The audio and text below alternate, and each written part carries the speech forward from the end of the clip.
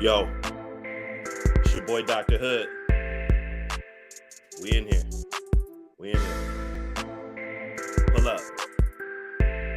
Pull up on me. Hit the like and subscribe button. It's gonna be a good show.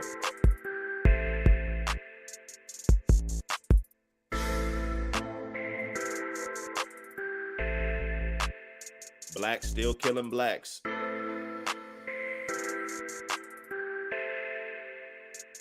We gotta take some accountability.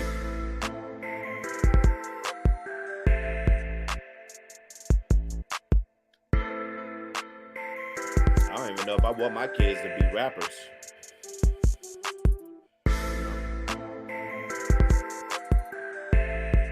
Not if they're gonna be getting gunned down like this. The link's in the chat. Come on up. You got something to say. You know what it is. Hit the like button. Appreciate everybody that come through. Fuck with Dr. Hood. You know, we're definitely trying to get this message out here. You know, rather we smoking weed or whatever we doing, man. You know, we talk about simps most of the time. You know, trying to rid the world of simps. Get men they swivel back. You know, get the men the steering wheel back of the families. You know, we getting on deadbeat ass dads. You know that ain't out here being there for their kids, letting their kids run wild. You know, as a culture, you know, we looking bad. You know, I'm gonna be honest with you. You dig? What it do? Walk 'em down Ram.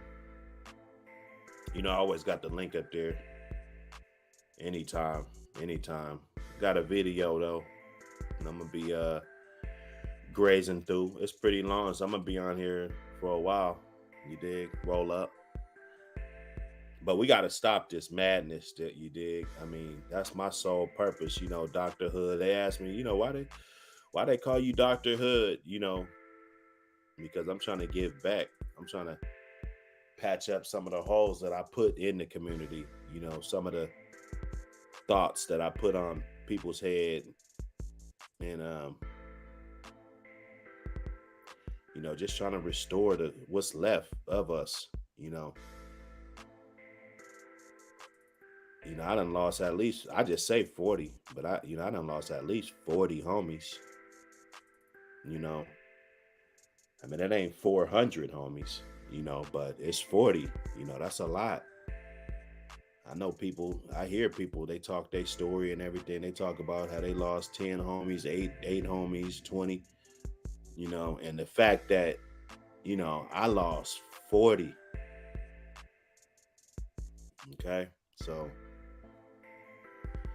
I don't really know what to do at this point. You know, do us guys that made it out the hood, do we just go back? Do we you know, just come back? Or is it safe? Is it even safe? You know, we kind of got out the way, and you know, we raising our family now, and is it really safe to come back to the hood and, you know, do this restoration project, you know, because the hood needs to get healed, you know. Um, you know, when you see a guy just, you know, I'm talking about P&B Rock. You know, I never heard of this guy's music. I never heard any of his fucking music. Unless it was just a song maybe I heard and, you know, didn't know it was him on there or something like that. But I never saw a thumbnail with him on it and said, hey, this is P&B Rock. Let me play this. You know, I never did that.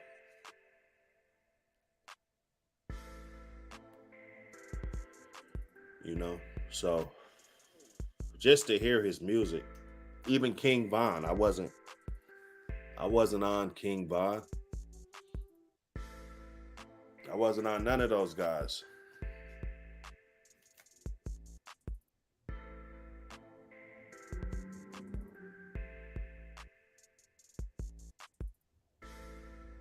Yeah.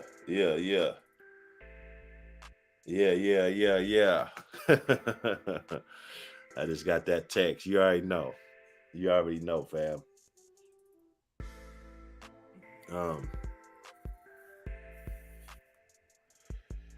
King Von, I wasn't really on King Von either. Like I said, the guy passed. I said, man, let me check out what the hype is. It's because I looked at his image. I really don't dig the image. I think that's what it is with this new day and age.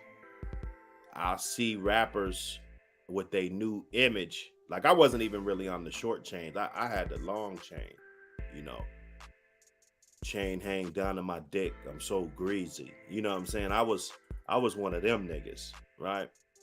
So I ain't even digging the short chains at all. So, I might get caught up in the image and not even want to give, these young cats a chance. Just like the extension, with the little French fry dreads, the little French fry, look like some French fries in the front, you know. It's the image. I ain't really fucking with it, right? I haven't seen Nipsey, rocking some shit, joggers and, different shit around when he was running around. I got a pair of joggers on right now. So it's just slowly but surely kind of getting there. But, just the rip cut up jeans and, the knee sticking out of the jeans and, all of this, I really never really got into it. So, it's hard for me.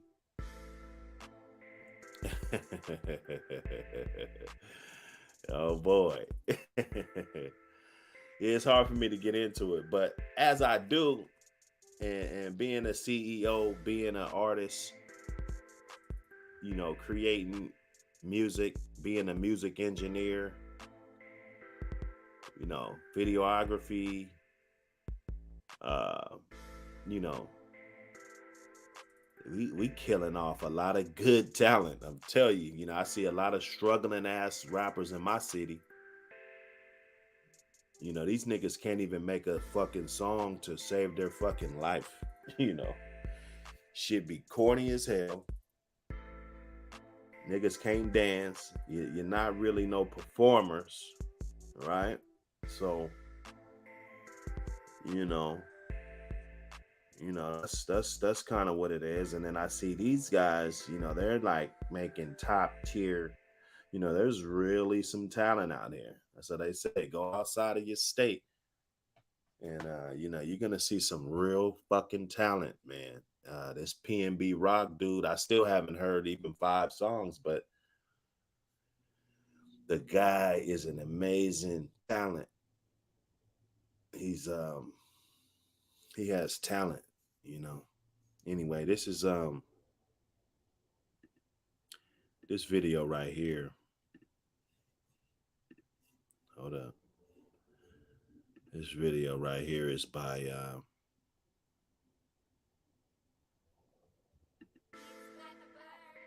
me see. Let me go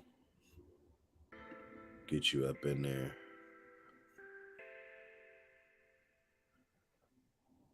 Okay. Red Supreme. That's who it is. It's by Red Supreme. And he had a good ass fucking perspective about this whole shit. He's talking about these gang members, and I know about the gang culture, but the question is this what we want for our children? You know, as much respect we got for our hoods, and as much, we don't want to shit on the game, because let's be honest. If you had an experiment that you were trying to do, let's just say for 20 years,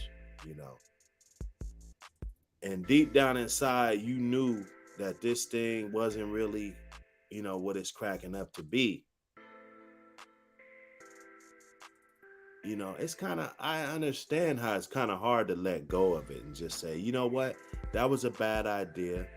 Yeah, I was wrapped up in that shit for 20 years. I done gave these motherfuckers years of my life. I done seen niggas give the 50 years. Niggas done gave 50 years. Probably longer than the gang been around. Niggas is giving up all these years, because they're targeting black people in this type of behavior. Nowadays with the technology, you're not just putting on a ski mask, just shooting up some shit and just running, and that's not happening. People got cell phones, people got phones. It's the response time is ridiculous. I was looking at I went to go get a burger.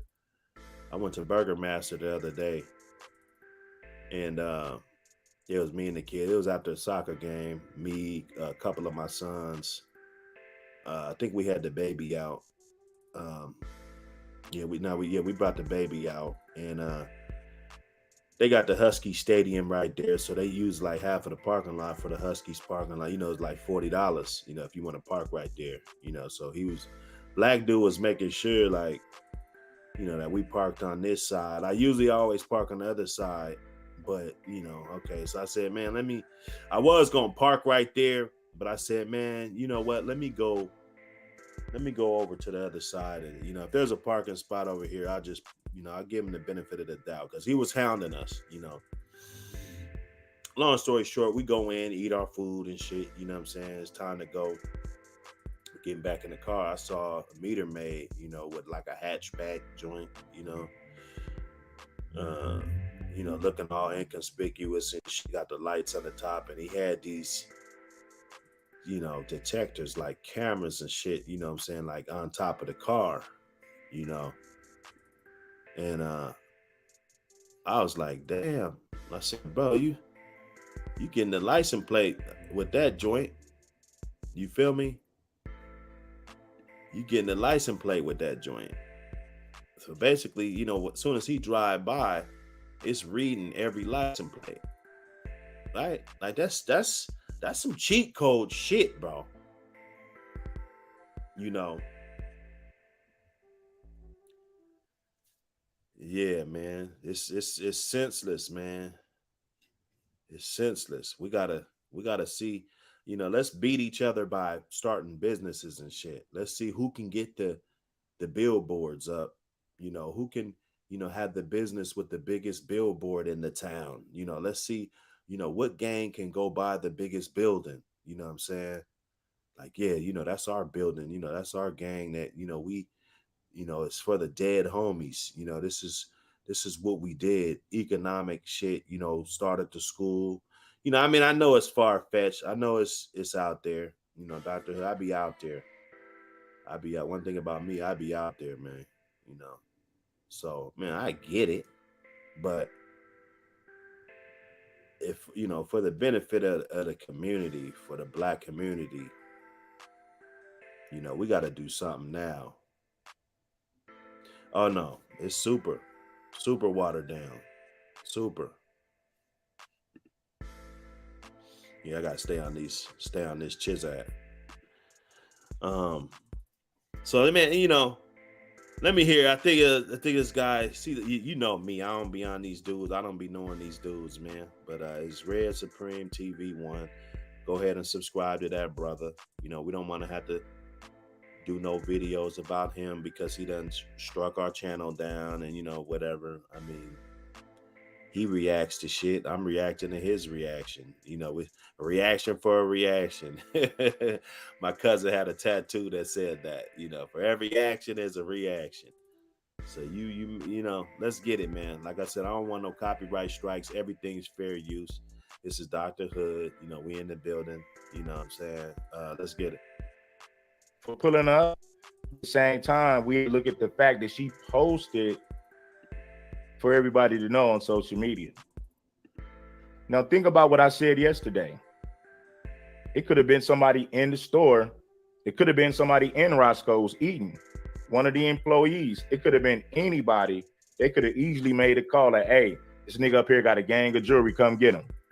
That could have happened as well. Furthermore, fellas, don't be out with your girl. And we already know this. We done had millions of streams. You go on YouTube, everybody's saying the same goddamn shit. Right? But just for the fucking life of me, man, please, don't go in no hood. Let's stop talking about South LA down there, Roscoe's, And I didn't go to that. I think I went to the one in Long Beach last time I was down there. It's been a while, maybe about 4 years since I've been down there, And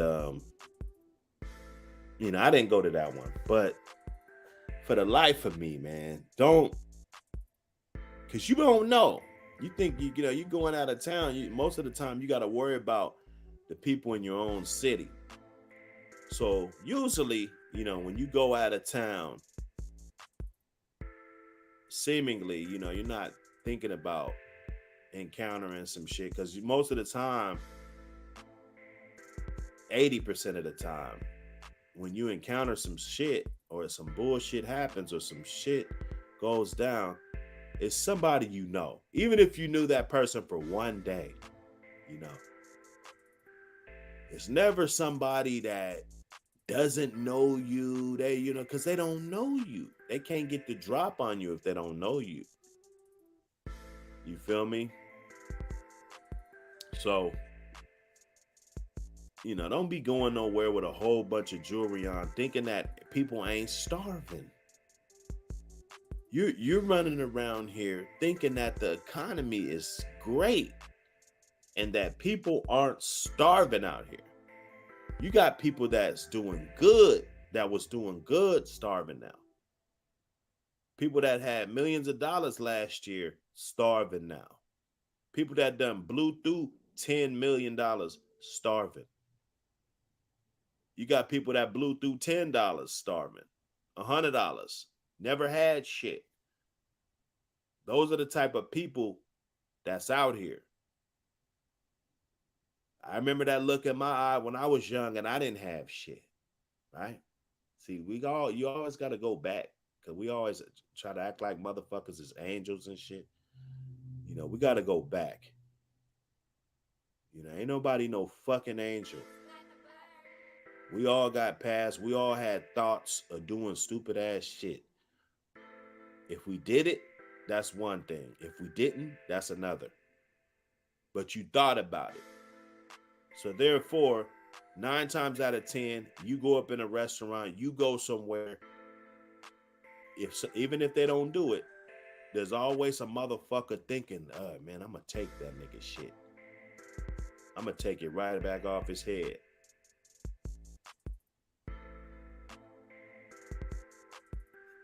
Yeah, I'm gonna take that chain right up off his head. You dig? And that's what they be thinking. So rather if they do it or not, just the thought that, when you wear that, you go into a place, even if it's 20 people there, if it's 200 people there, if it's 5 people there,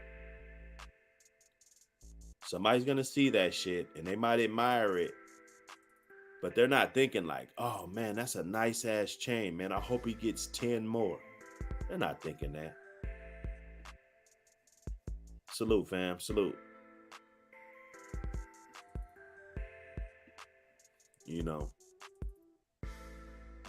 Yeah. And we come up and we do different things. We do different things with our time, different things with our life. But, it's a lot of jack boys that turn out to be good dads, good men. Back when I was 17, 18 years old, you couldn't really tell me shit. I'm going to just go ahead and, put it out there. I was dumb as fuck. Yeah, I had a little bit of smarts. Yeah, I was smarter than most of the dumbass niggas I was hanging around. If you hang around a whole bunch of dumbass niggas, there's got to be one smart one out of the group, or at least he's smarter than them. So I can't even say I was too smart, just smarter than them motherfuckers. I guess I could add,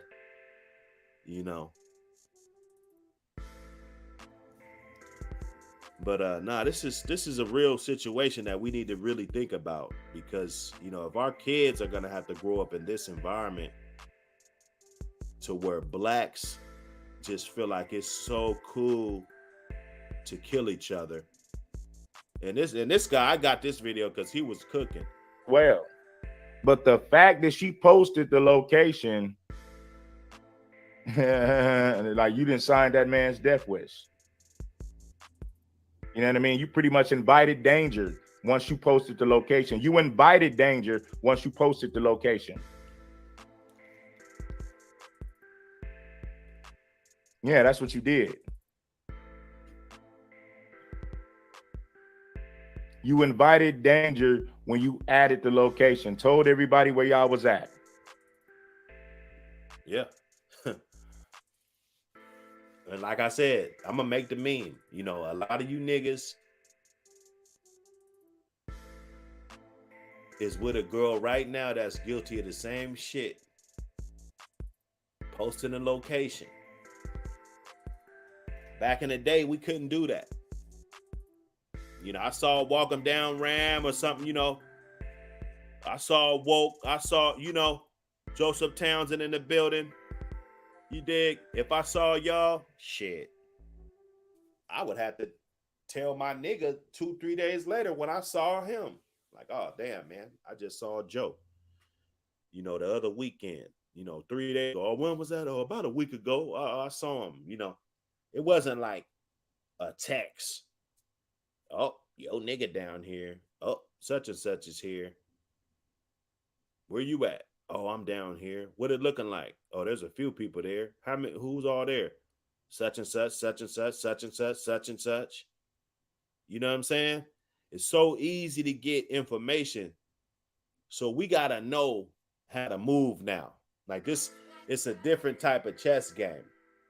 Like we always talk about chess and checkers and you know all of this shit. But the game has actually evolved from chess. You know, it's called something else now. It ain't just a regular little chessboard, you know, when you make a movement, you know, shit's moving a lot fucking faster. Information's getting around a lot faster. Okay? And I don't want to lock the kids up in the house. I don't want my daughters in the house, you know, that can't go nowhere. My sons, you know, my oldest son's 15. I got 13, 12. You know, so they get into that age where a kid could get to experimenting and getting the fuck around. I don't want to have to lock them in the house because of what the kids are running around with sticks and blowers and you know all of this shit. You know, I don't want to have to cram them into sports so they feel like they got to be a sports guru just to get any attention. I want them to be able to grow up and be regular kids. But to do that, we got to stop the way we look at each other. You know, the way we look at each other like you my enemy. Nah, man, you black, nigga, you definitely not my fucking enemy, nigga. Straight up. And I ain't on no racist shit. You know, if there's white boys out there, you know, want to get down with us, want to, you know, hey, you know, if you're genuine and you're for the cause, you know, I'm with you. You got something valuable to bring to the table, you know, that we both could eat off, everybody could eat off. But that's what it's all about. Like, if I'm not helping you eat, you know, what the fuck am I doing? If you're not helping me eat, what the, you know, like, we ain't young no more. We're not just sitting back, putting up 5 on the weed and shit no more. No, mortgages, kids got school, trying to put kids through college, you know, dealing with legal shit. All, you know, everybody got something they dealing with. Some traffic tickets, bills, you know. So it's got to make sense. You know, you dealing with motherfuckers that, you know, ain't about shit, then, you know, it's probably going to be some shit cracking off. 9 times out of 10, when you get into some conflict, it ain't somebody that you was doing some good business with. It ain't. So dropping them locations is a bad thing. I think this woman, I'm not saying that those guys got the drop on him from that, but if you're running around with a woman and she's doing that, rather if you got money or not, I think that's some of the dumbest shit you can do. You know, wait till you get done eating your food, get back in the car, do what you know, when you get out of the vicinity or even the next day, you post it, right? I see motherfuckers posting while they out of town. It's cool to take a picture. Back then, we take pictures. You get one of those little bullshit ass cameras, the disposable little orange Kodak joint, and you take 24 pictures or whatever, however the motherfucker take, you know, how many pictures it got. You drop it off at the store, get it developed. You don't know if the pictures came out good or not. Like, man, let me get these motherfuckers developed. You know, I mean, and that's how slow shit was. So I mean, this you can't do that. You know, you can't let everybody know where you at. You really can't fuck with a broad that got 500,000 fucking subs on goddamn Instagram. That ain't the bitch for you, bro. You better go get a hotel and fuck that bitch. I'm teaching niggas how to move, bro. Women don't come to my motherfucking channel. I got the DLG, and I do that. Women could come on, and you know, but over here, nah. They ain't about to just be stacks and stacks of women and shit agreeing to what the fuck I say. They gonna be pissed off because I'm on this bitch's head for posting a fucking location. Rather, if them niggas was there or not for that. You know? So I mean, we don't what all we know, you can't be running around. You can't be running around with all that jewelry on. That's why I got my comedic jewelry. Niggas know me. I ran around with that. I was one of the first niggas in my city rocking platinum shit, white gold shit, diamonds, Rolexes. So I ain't one of them niggas that want to go get some other shit just because I couldn't afford that shit. I'm not him. But I tell you what that jewelry did. It makes people look at you differently. It makes people not really see the true value in who you are. It makes you not have to work extra hard to crack that bitch. You feel me? You trying to develop something. It makes people, they only want to fall in line because you're the man with the big chain on. They're not really listening to what you're really saying. Your game is being dumbed down by the minute every time you wear that shit. Because there's no need for game when you got that. You got you a nice car, diamonds, you clean, you going out to eat, you doing shit. There's no need for game. So you lose that. It's like a lion that doesn't have to hunt. He sits up in the fucking cage all day at the zoo, and they give him big ass steaks, all day. And then he goes out there. Yeah, he's living a good life. It's plush. He living a good life. Controlled temperature, AC. They even got him a little bitch up in there that he could walk around with and lay around with. So what happens to that lion when he gets back out in the wild? They're not gonna put his ass out there. But what would happen? Because they ain't gonna put his ass out there. Because they know he can't survive. So you got this chain on your neck, getting all this dick riding. Everybody dick riding and shit. That don't mean nothing. And then you lose all of that. What is your real worth? What are you really worth when you don't have all of that? So I get my comedic jewelry, man. I go get my copper shit so I can get that energy from the sun. I go get some amethyst. I go get some chakra. Different stones and shit.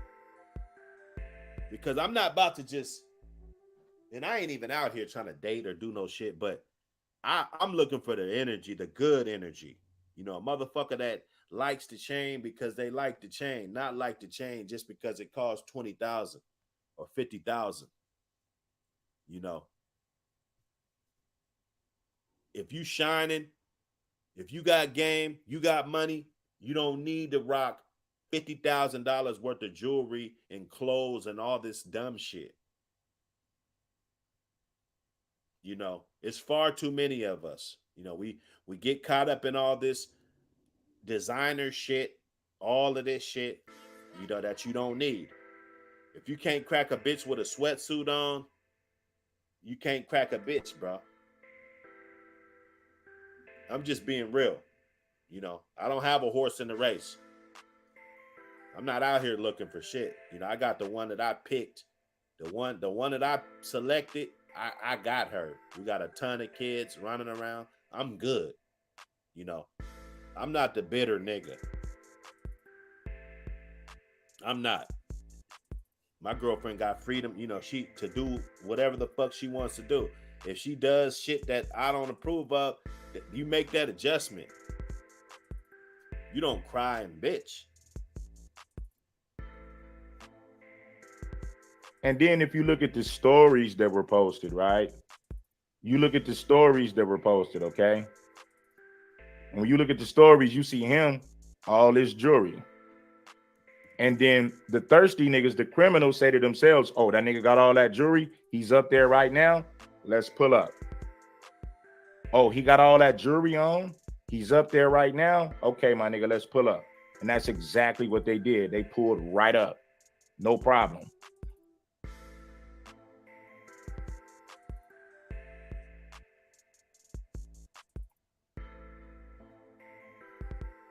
Yeah, that's unfortunate, man. It is.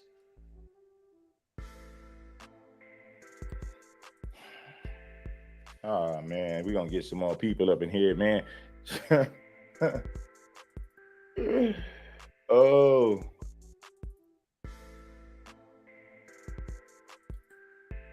Right. You know, we up in here speaking facts, man. It ain't no way around it. We speaking facts.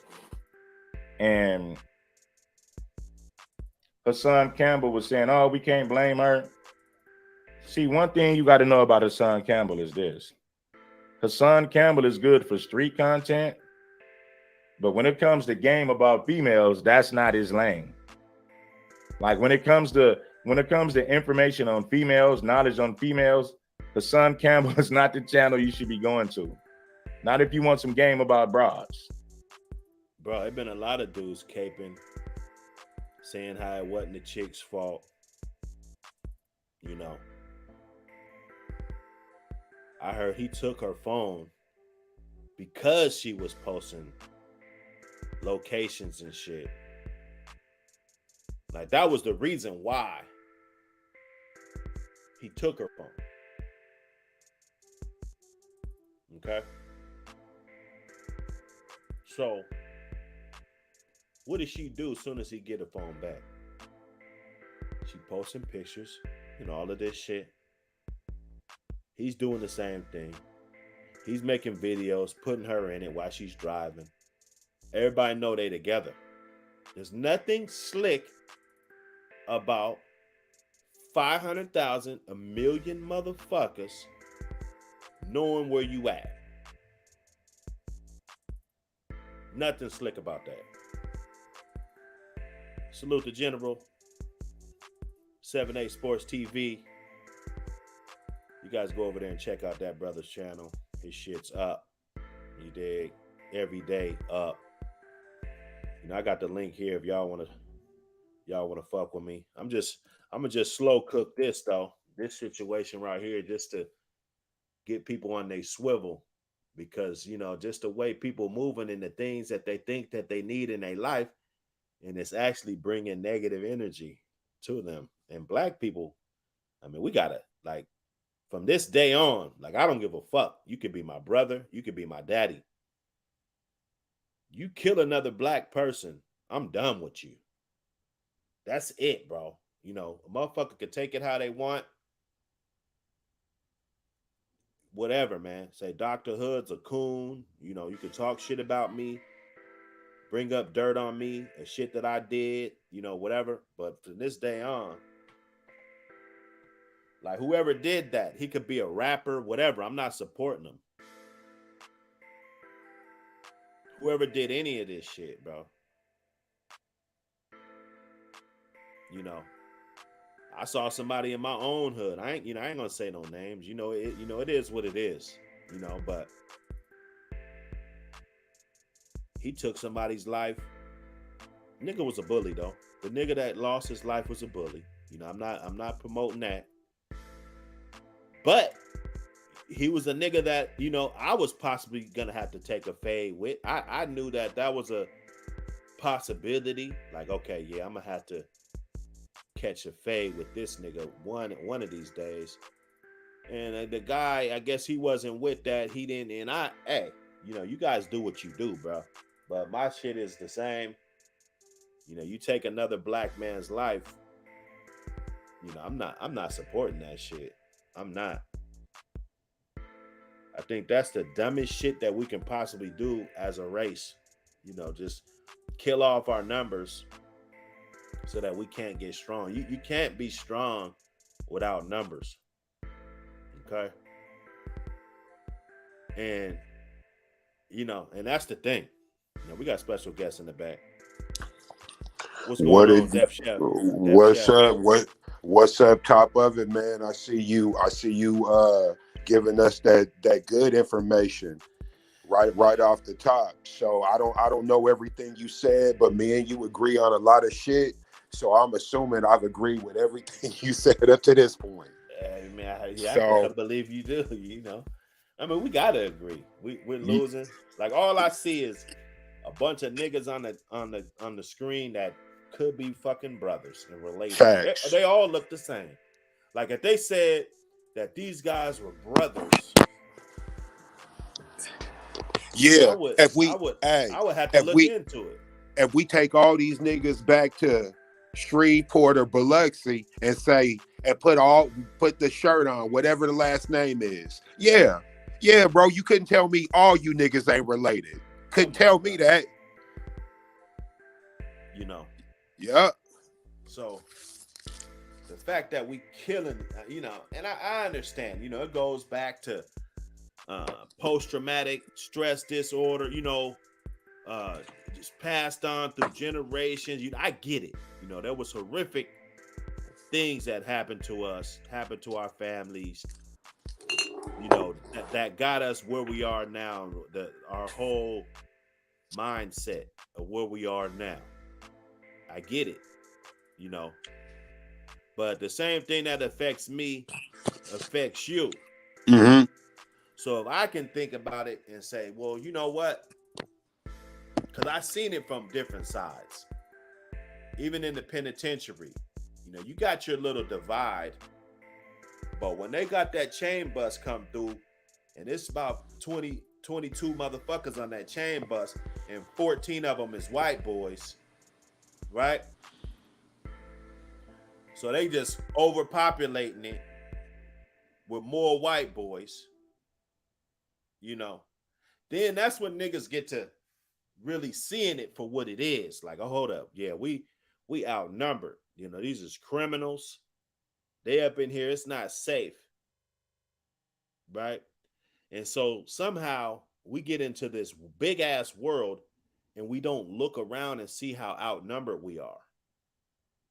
That shit baffles me. It really does. Hell nah. And that ain't no disrespect to Hussle, but that's really not his lane right there. You know, he covers street content, hip hop shit. You know, that's his lane. You know that, but as far as women, no, that's not his lane. We do gotta hold her accountable to a degree. Now I know what people are trying to say. Oh, well, she's going through some things, you know. Okay, we get that. But at the same time, we got to educate the public because what she did is the problem. That's the root of the problem right there. Telling everybody your business, posting everything. We got to get rid of. We're not blaming the whole situation on her because at the same time, he decided to pull up in the ghetto with a whole lot of jewelry and no security. So he's partially to blame as well. Right. But at the same time, why would you post a location knowing that your man is a public figure, knowing that he wears jewelry, knowing that he has expensive things on him? So at some point, it's like, how stupid could you be? We're talking about accountability. Hey, you know what? Can I say this real quick? Go ahead. Can I say this real quick? Because this is something that I've been wanting to really dissect and touch on for years now. And I have to admit, I noticed that men do it too. Men do it too. But men, I'm able to have a direct conversation and it kind of be understood and accepted for the most part, right? Most of the dudes who try to argue, they be dudes who you didn't really grow up with a man around. So you so caught up in being heard or being right, you don't really care about being safe. There's too many women. It's more important to be right in an argument than to be safe in reality. And you don't gotta post everything you do, what I ate, where I went, where I'm Right. going. Right. Here's what happened with my kids. Here's what's going on with my life. Like you can do that. I can't stop nobody from telling all their business. But when it comes full circle and we say, stop telling all your business, all of a sudden it becomes, I should be able to tell all my business if I want to. You should be able to, but you got robbed from telling all your business. So why you telling me that? Why you ain't telling the people that who fucking robbed you? I'm the one trying to prevent you from being in this crisis. You arguing with me. But the people who put you in this predicament, you wouldn't say a word to them. Right. Because they'll do what they did to you again. Right? And so this be the problem. When dudes like you come around and you got the science, right? Here's the thing about science. Science is supposed to be accurate. It doesn't mean you agree with it. You don't got to agree with the laws of gravity. Just all you got to do, jump off a bridge or something. And then you'll really know what's true with it. But do you really got to do that? And that be the thing. Somebody telling you, make good decisions. Don't show everything you holding. Right? Blah, blah, blah. This, that, and the third. Man, we find that offensive and we think that we could take these risks that we aren't prepared to follow through on. Anything you have, here's what our parents taught us, right? Especially our fathers, the men that raised us. Anything you have, you better be ready to protect it. I don't give a fuck if it's a chain or if it's your children. Anything that you bring into your life and call your own, you got to be prepared to protect it. And we got all this tangible shit. We got all this high price shit that we just ain't ready to protect. So why do we got it? And then when somebody say something, we get mad at the person trying to expand our lifespan. All Dr. Hood is giving us is the game to expand our lifespan, but we don't want to hear it because we want to be right. All right, well, we could be right, and we could, we could have our mom in that dress. I mean, but I guess we was right over some damn chains, nigga, over some chicken. Yeah. Over the idea of showing people who not only do they not have it, a lot of these people will never have the means to have it. They don't have the talent to turn the corner, or they don't have the grind, or they don't have the earning power, right? We throw large amounts of money around like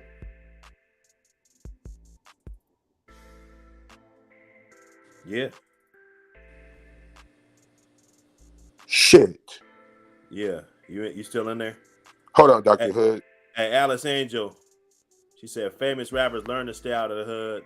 Going back to the hood is a death trap. P&B's girlfriend was sloppy and stupid for posting and dropping their location. I agree where they say wholeheartedly. I agree. I think it's a lot of dudes. They see her as a pretty chick. She's a pretty chick. And we're not gonna make this stream about her. I'm a. Hey, my bad. My bad. I hit a button. But we throw these large amounts of money around, right? Like on average, people got it like that. The average black household doesn't have $500 for an emergency. These are the facts. And these are the people who, this is where the best food is. The best food that we like is going to be in a neighborhood where the average person there ain't making even $40,000 a year. Right. So when you show up with $250,000 of anything on you in the open, and you're not feeding everybody around here, you know how it go. I'm not saying I agree with it. I mean, I clearly don't agree with it, but I also know that you can't go into a den of wolves with a pack of steaks. No. You just can't do it.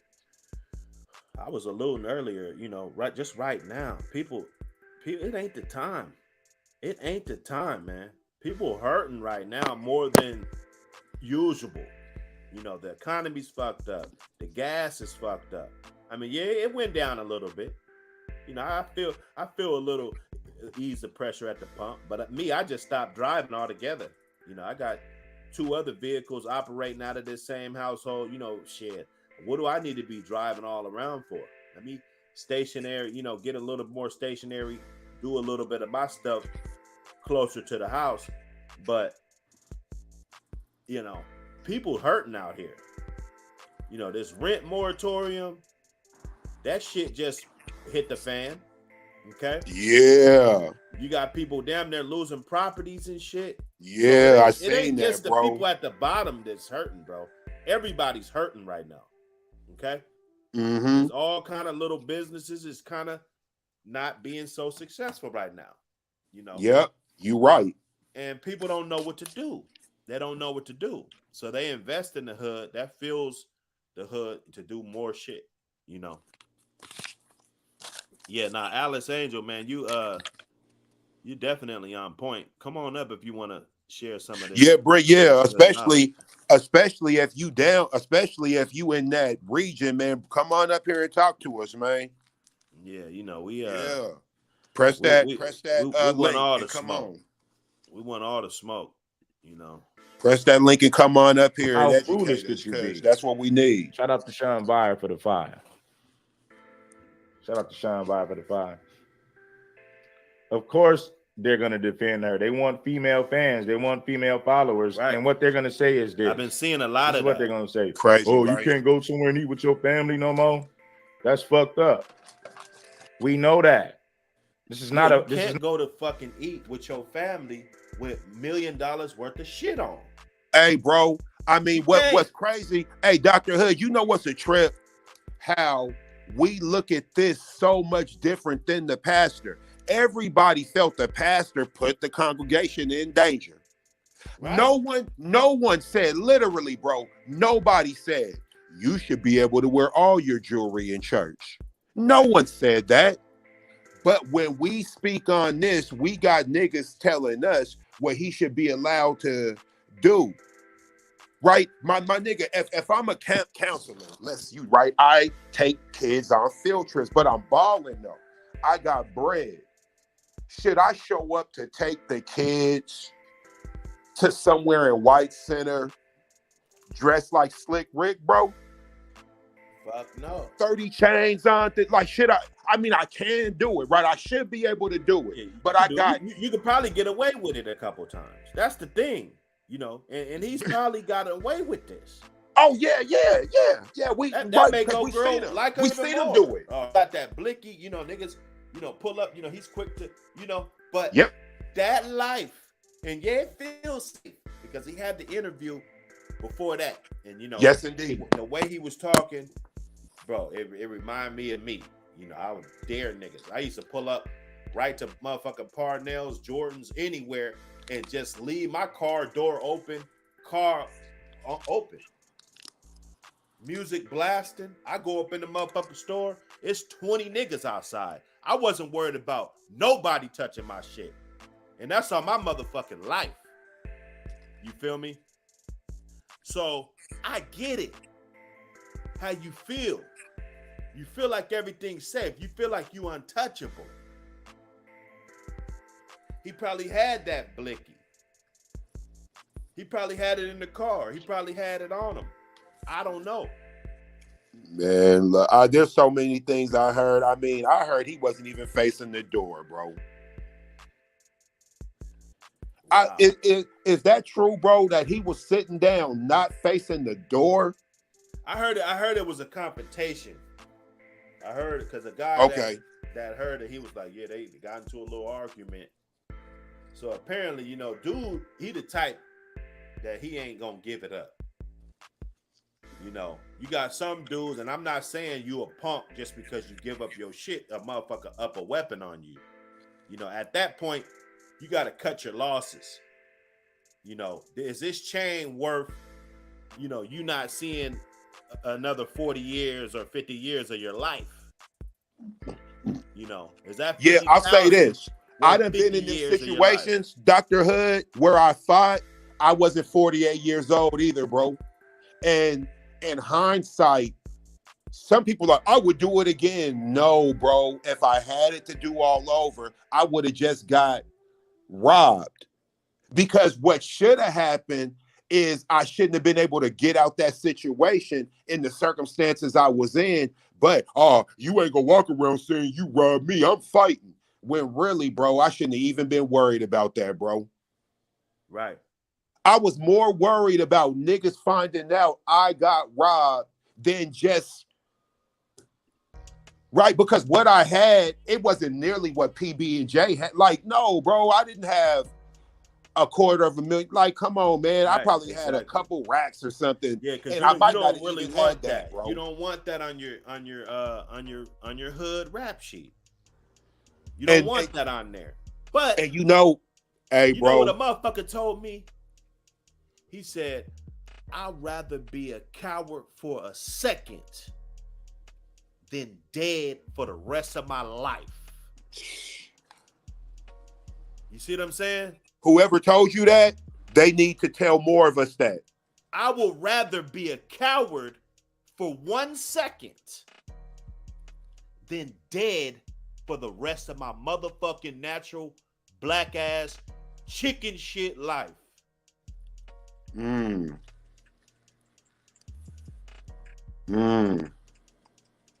Polo the Don in the building.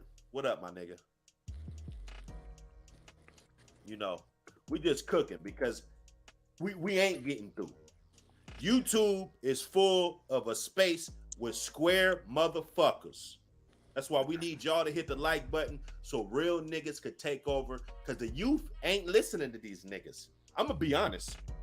They got all these motherfuckers in charge want to talk to the motherfucking youth, but the youth ain't listening to these motherfuckers. No, sure ain't. We got a special guest in the back. Big Bang Hank, salute. What it do, Dr. Hood? What it do? Big Bang Hank is an inspiration for the stream. That's my brother from another. You know what I'm saying? And he was like, man, Dr. Hood, we gotta get on this. There's gotta be a topic where we just sit down and break all of this shit down. So take these niggas to church, Big Bang. Appreciate you. Take these niggas to church, homie. You already know. I appreciate you, Dr. Hood. You know what I'm saying? You're an inspiration to me as well. You know what I'm saying? And I just like to hear your thoughts, you know what I'm saying, and your input on the stuff I see other people talking about, and I don't think they really know what they be talking about. You know what I'm saying? Yeah, I mean, it's some of it, I get bits and pieces. That's what I was always good at, getting the meat and spitting out the bones. I was always good at that. I just be able to take a motherfucking piece of chicken, nigga, put that motherfucker in my mouth, nigga, and just pull the bones right out that shit. So I'm gonna get the message, rather if they gonna be up here on some bullshit or not. But it need to be more real niggas on these platforms, running these platforms, because we're trying to get to the youth. I'm not talking to 40-year-olds, 35, 40-year-olds about not wearing jewelry. Them niggas already know. I mean, bro, look at all these chains on this goddamn thumbnail you got up. Bro, how many chains is on this thumbnail, nigga? Right. And I didn't even. Hold on. What type of watch is that, bro? What type of watch is that, bro? That's a fat rollie. That's a bust down rollie with a big old bezel. Damn. Date just, that's a date, Oyster Perpetual. I know, you know, he in there, you know. And you can't mob around like that. You can't. And I used to, so I feel, I don't want to seem like no hypocrite. I used to run around like that. Well, not quite like that. Like these niggas, like my rollie was not this. Man, bro, nah, bro. You I'm not gonna get into your business, but nah, bro, these dudes. Nah, I didn't have like Jake the ruler. What's his name? Draco the ruler. He got about 5 chains in his hand. I wasn't sitting like that. Nah, but what I'm saying I got 3 of them on right now, Dr. Hood. We got 3 of them on right now. Yeah. You was moving right, bro. So yeah. I don't know if you doing this stuff that these guys be doing. I don't know you to have mansion parties and then tell niggas who you don't fuck with, yeah, here's the Addy, pull up. I don't remember you doing that. I don't remember you going up. Well, I kept it low key. We kept it low key. We didn't take no pictures. We didn't do none of that shit. We didn't, what we say, we didn't even really get to enjoy it because it was so undercover. We wanted to keep that shit on the wraps. Motherfuckers that knew, that was it. Well, it wasn't none of this social media showing everything. Niggas got stacks of money. All this shit that they show on social media. I seen people have conversations with bitches. Cause bitches ain't shit. I'm gonna tell y'all. These bitches ain't shit. When it comes to your safety, they don't give a fuck. No. They not getting shot. No. Right? There's some situation where a woman gets shot, but they not getting shot. They gonna tell your fucking business.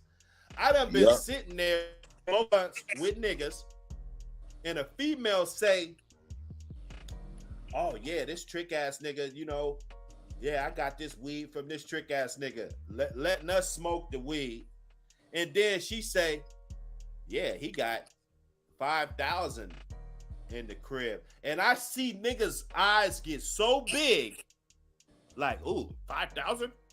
Shit, if he got 10,000, I'll pop his ass." Like I hear man, bro. Hey. Like 20,000, they kill you. Yeah, bro. Come on, you bro. Get 10,000, I get 10,000, nigga. Let me go. Let me go. I'ma pop this nigga. Over 10 beds, bro. 10 G's, nigga. Here's a question I got for you, Dr. Hood. Do you think these guys that's getting killed, you know what I'm saying? I would say minus like Nipsey Hussle and Mo3. But like these cats is getting robbed, do you think they was once one of them cats sitting back talking about they would rob somebody, or was they out in music class playing the trombone and everything else, not really paying attention to the streets? So now they get money and get this stuff and they don't know how to move.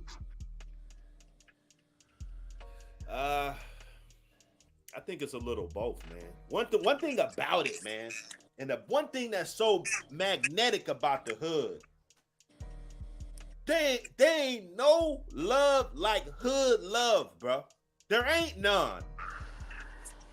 Nigga, I don't want to have to get into no bar fight up on this panel, bro. Listen, there ain't no love like hood love. There's nothing, but there's never been a better feeling than being accepted, being that nigga from your hood, bro. Never. Okay, so people, even if they didn't have it, even if they was jack boys, once they get it, man, they gonna flaunt that shit, man. You can't stop it. The rappers, I mean, there's some rappers that have some fat chains on, there's some shit, but like nowadays, just like I looked at Lil Baby's net worth, and I think it only said about 5 million. Man, that nigga, the way that nigga looked like million to me. Well, we know, I'm pretty sure that's a little bit, underinflated, like 5 million, because what he charged for a show is crazy, and that nigga's always on stage. He got endorsements, so I think he got more than 5 million. But he definitely, yeah, like you were Got saying, 3 of how it he in be jewelry. dressing, And what he he be looked like, well, wearing. the nigga looked like 50 fucking million Yeah, to me. right, definitely. He definitely wears So some crazy shit. this is what we do. And I know there's niggas that just get $1 million and they go blow 400. Well, of course, they got to give Sam 400. So they got 600. They go spend 200-300 on jewelry.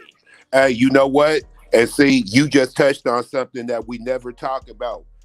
We talk these numbers, but if you a motherfucker who's getting your money a certain way, that ain't what you touching, right? You Right. might run around, oh, I make 100,000 a year.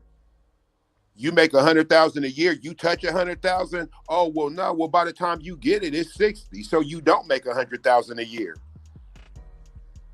If you don't get it, that ain't what you made. Right. We need to start understanding that. That's probably why they net worth ain't up, because after you subtract the jewelry, the clothes, they didn't go buy the crib to own that for their net worth, or their cars. They leased the cars, shit like that. So they probably net worth. If the show stopped, that's why during the pandemic they was broke. Well, yeah, you got to subtract what you owe. So if they got the houses and shit ain't paid for and all of that, they can't add that to their net worth. Mm-mm. Let me get on here because this motherfucker was cooking. I'm gonna speed it up a little bit. He was cooking, man. He was digging in the gang members. And hey, what are we gonna do as a community? I think this is a good time because it's gonna be 10, 20 more murders. Like I said, when I first got on this YouTube shit, knowing about these murders and people running it up, when was that? Young dog, right? We all saw that. That was a big deal. I saw YouTube subscribers on some people's channel go up thousands and thousands. Oh yeah, during the pandemic for sure. Out there and just instead of just saying everything, instead of just saying the same thing that everybody is saying, you can have integrity as a journalist, brother. Let me say that again. You can have integrity as a journalist. Yes, you can. You ain't got to hop on everything that people say and put it out there before you investigate the shit for yourself. So you can have integrity as a journalist. I don't want to hear that shit. Oh, I'm just going to put whatever's out there, but you ain't going to do your research on it. You just going to put it out there. Yeah. A lot of these motherfuckers lack integrity, and that's the problem. I'm just gonna put it out there because it's already in the public. My nigga, I don't put shit out there that's always in the public. I look at this shit and see if it's true first. And if it's true, then I might speak on it. But if it's bullshit, I'm definitely not speaking on it. Oh, well, I'm just speaking on it because it's already out there. Where's your integrity as a journalist, brother? Your own decisions when it comes to that. In terms of my personal opinion and what I believe, I'll need a little bit more for me to even provide any credibility to that particular story. Okay, that sounds better, Flacco. That sounds better, Flacco. I feel what you're saying. I ain't mad at you, brother. Evidence that this person is legit, or they were actually there, or they even know Baby Rock's ex-girlfriend or current girlfriend, I should say. I would need more proof. However, if this story is true, this is probably one of the most heinous and deplorable things that could ever be done. However, people, there's still a long way. Right? We still have a long way. And you know what's crazy? Another thing is crazy is this nigga was arguing. This nigga was arguing with Hey, bro,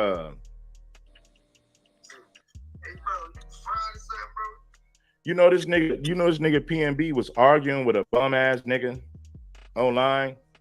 You know what's so sorry about black people? What I don't respect about us? I gotta get on camera and say this, man, because you niggas is bitches, man. I gotta criticize the black man for a minute. Hit that Cash App, hit the PayPal, man. I'm getting ready to come through with this gang, baby. I'm finna spank you niggas, man. I'm finna verbally spank you niggas. Yes, the fuck I am. That's why I wanted to play this, because he went off. He went off. This is why you niggas ain't shit, and you ain't gonna never be shit. And I'm gonna get up there. I'm gonna sit up here and say it. This is why you niggas ain't shit. All you niggas want to do is pull up on other black men and cause harm to black men. George Zimmerman was sitting at a restaurant. Did nobody pull up and take his life? Right. George Zimmerman was sitting at a restaurant. Did nobody pull up and take his life? All you bitch ass niggas want to do is pull up on each other, rob one another, kill one another. But when it comes to the people that we should have smoke for, you niggas ain't nowhere to be found. George Zimmerman has got wealthy. George Zimmerman has became rich ever since he killed Trayvon. I ain't seen nobody pull up on George Zimmerman and give him that work. When are you so-called hard niggas gonna pull up on George Zimmerman since you want to pull up on everybody else just because they might be doing a little bit better than you on the internet or in real life? Answer the question, niggas. Answer the question. Right? We ain't condoning no violence in here, man. You know, we ain't condoning no violence. Or nothing like that. But why the fuck are we pulling up on niggas that look just like us? And that's all you do? Like, let's think about it. So you mean to tell me your gang has done nothing but terrorize blacks? And that's it? I think we need to think about that for a second. You know, how are we supposed to get money if we can't even set up shop because we worried about our own people fucking with us? But then the Arabs, everybody could come from all these other countries, come over here, and nobody's pulling up on them. They come to our neighborhoods. They buy all the beauty shops. They do all of this shit. They go into poverty-stricken black neighborhoods on purpose. That's like the key to America. If you don't live here, you can come from another country, open up a store in a fucked up neighborhood, and put all your kids through college. And then now you can move to the good neighborhood. You know. So I don't know, man. I'm agreeing with this dude.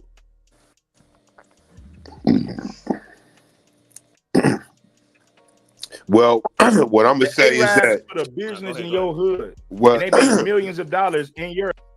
What I'm gonna say is that, see, with what you said, that's extremely profound, and that's along my line of thinking, right? The Zimmerman shit, to me, that's just some trigger shit. Because the way I look at that, Zimmerman didn't even kill a gangster. So any of us could get at him. Like this whole, oh, let's challenge it. Nah, like, if that's the way, if he is the bargaining chip for everything, then any of us could knock him off. Like, we don't need the hard niggas to do that. Any of us could do that. But as far as like the deeper shit that you getting into, see, that's my take on it. The Zimmerman shit, yeah, he definitely should be dealt with, but we've been having Zimmermans. You know what I'm saying? The Klan does rallies and whatever, and they rarely get attacked. So that's the wide thing. The bigger thing is how we're just able to always get exploited, and we always at war with ourselves. Like you said, we mad at the person who looked just like us with our same struggle, but we going to the Arabs, getting our food the Aki way. We buying our daughters barrettes. We doing all that. How we gonna get to Zimmerman, right, when we don't even have the courage to go a little bit further and maybe go to the black spot. But we can't go over there because we at war with that neighborhood. So the neighborhood that do got the black corner store, we can't really go over there because it's up with them niggas. Right? We need to get that in order before we keep talking all this trigger shit. But I get it. I understand your point. So I just don't say nothing about it. But like I say, shit, any of us could knock down Zimmerman, whoever our best of the best is, who's an activist and care about black people. If you run into Zimmerman, you could jump on him. You don't got to say, oh, well, what the people, they're going to be another activist to replace you. If you really feel that strong about it, get it. That's where I'm at with the Zimmerman shit. We all could touch him if we really feel that way. Well, no, it's just the fact that it ain't the fact that it's like touch Zimmerman. It's like, why can't? Okay, so Zimmerman did this heinous shit and chased the fucking 16-year-old, 17-year-old black boy, 15, however old Trayvon was, right? My son's 15 now.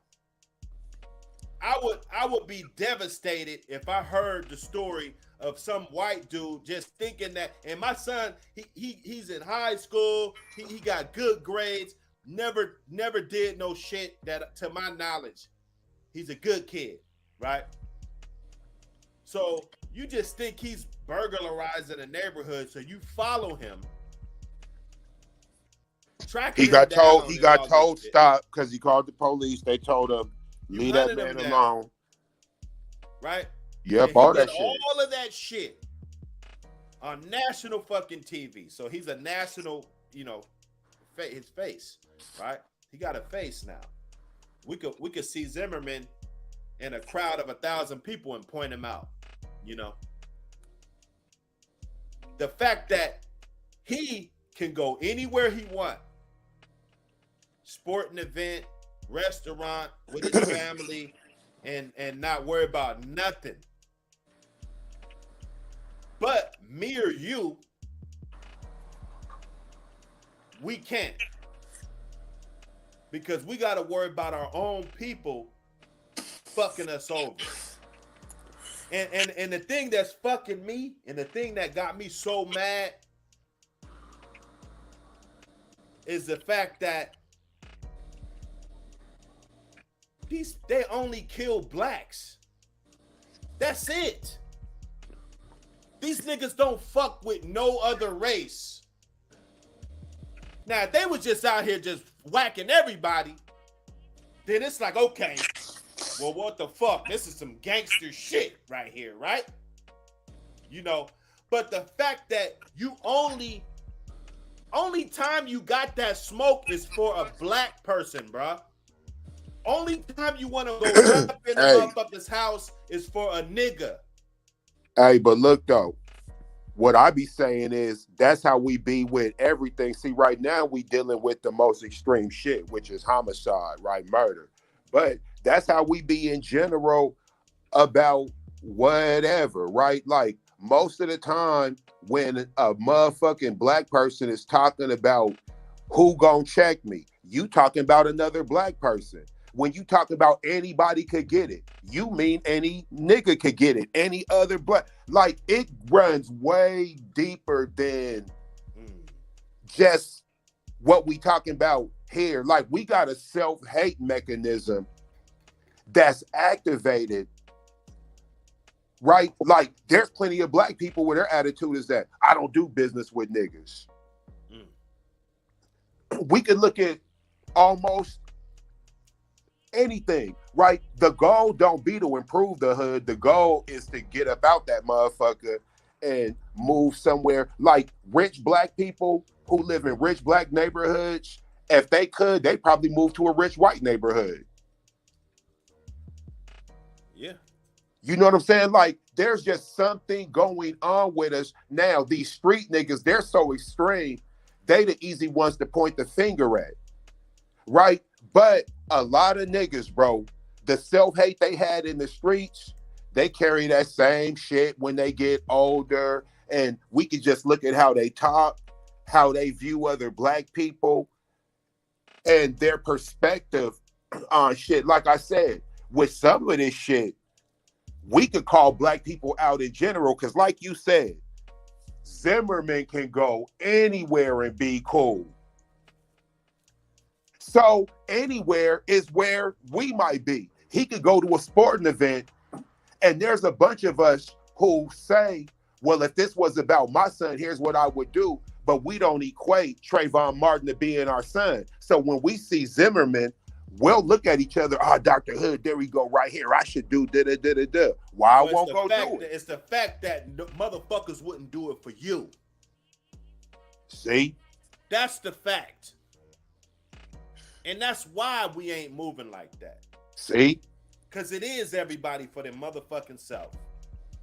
You know, if that was your son, yeah, you would do some shit. The other niggas won't do it. But if that was their son, they gonna be expecting you to do some shit. Yep. And you know what? See, and that simple shit, we got to change that. We got to get in the attitude of stuff like, when you commit certain violations, I might not be able to rally the homies, but I can rally the bloodline. And it'll really be up with that, because we move our frequency. We got this frequency of obviously, we ain't scared of no niggas, right? We be taught at home, don't be scared of no nigga. But we be also taught, oh, these other races, you can't do that with them, because here's how you gonna get dealt with legally. Oh, here's what's gonna happen. Right. Right? And we fear the repercussions of white people, whatever those may be, more than another black man having enough of an issue with us to where it becomes that personal or it becomes that critical. And it should be the latter. Right? Nobody's scared of what could happen if me and Dr. Hood get into it. They know. Oh, but if Zimmerman, whoa, hold on. Why is he so comfortable? Like I said, just the idea that we use that example all the time tells me a lot. Because honestly, you know, I look at this stuff and I be wondering, like, do we really want certain things? Right. Like, as much as we talk about it, do we really want Zimmerman's head knocked off? Because it could happen. Well, I just don't want me. Zimmerman can stay alive, right? My thing is this. It can't be cool to kill black people, period. No matter what fucking race you are. You know. It's because the coolest thing in the world is to kill a black motherfucker. Facts. I get it. I get Facts. it. If this was a video game, everybody's killing Facts.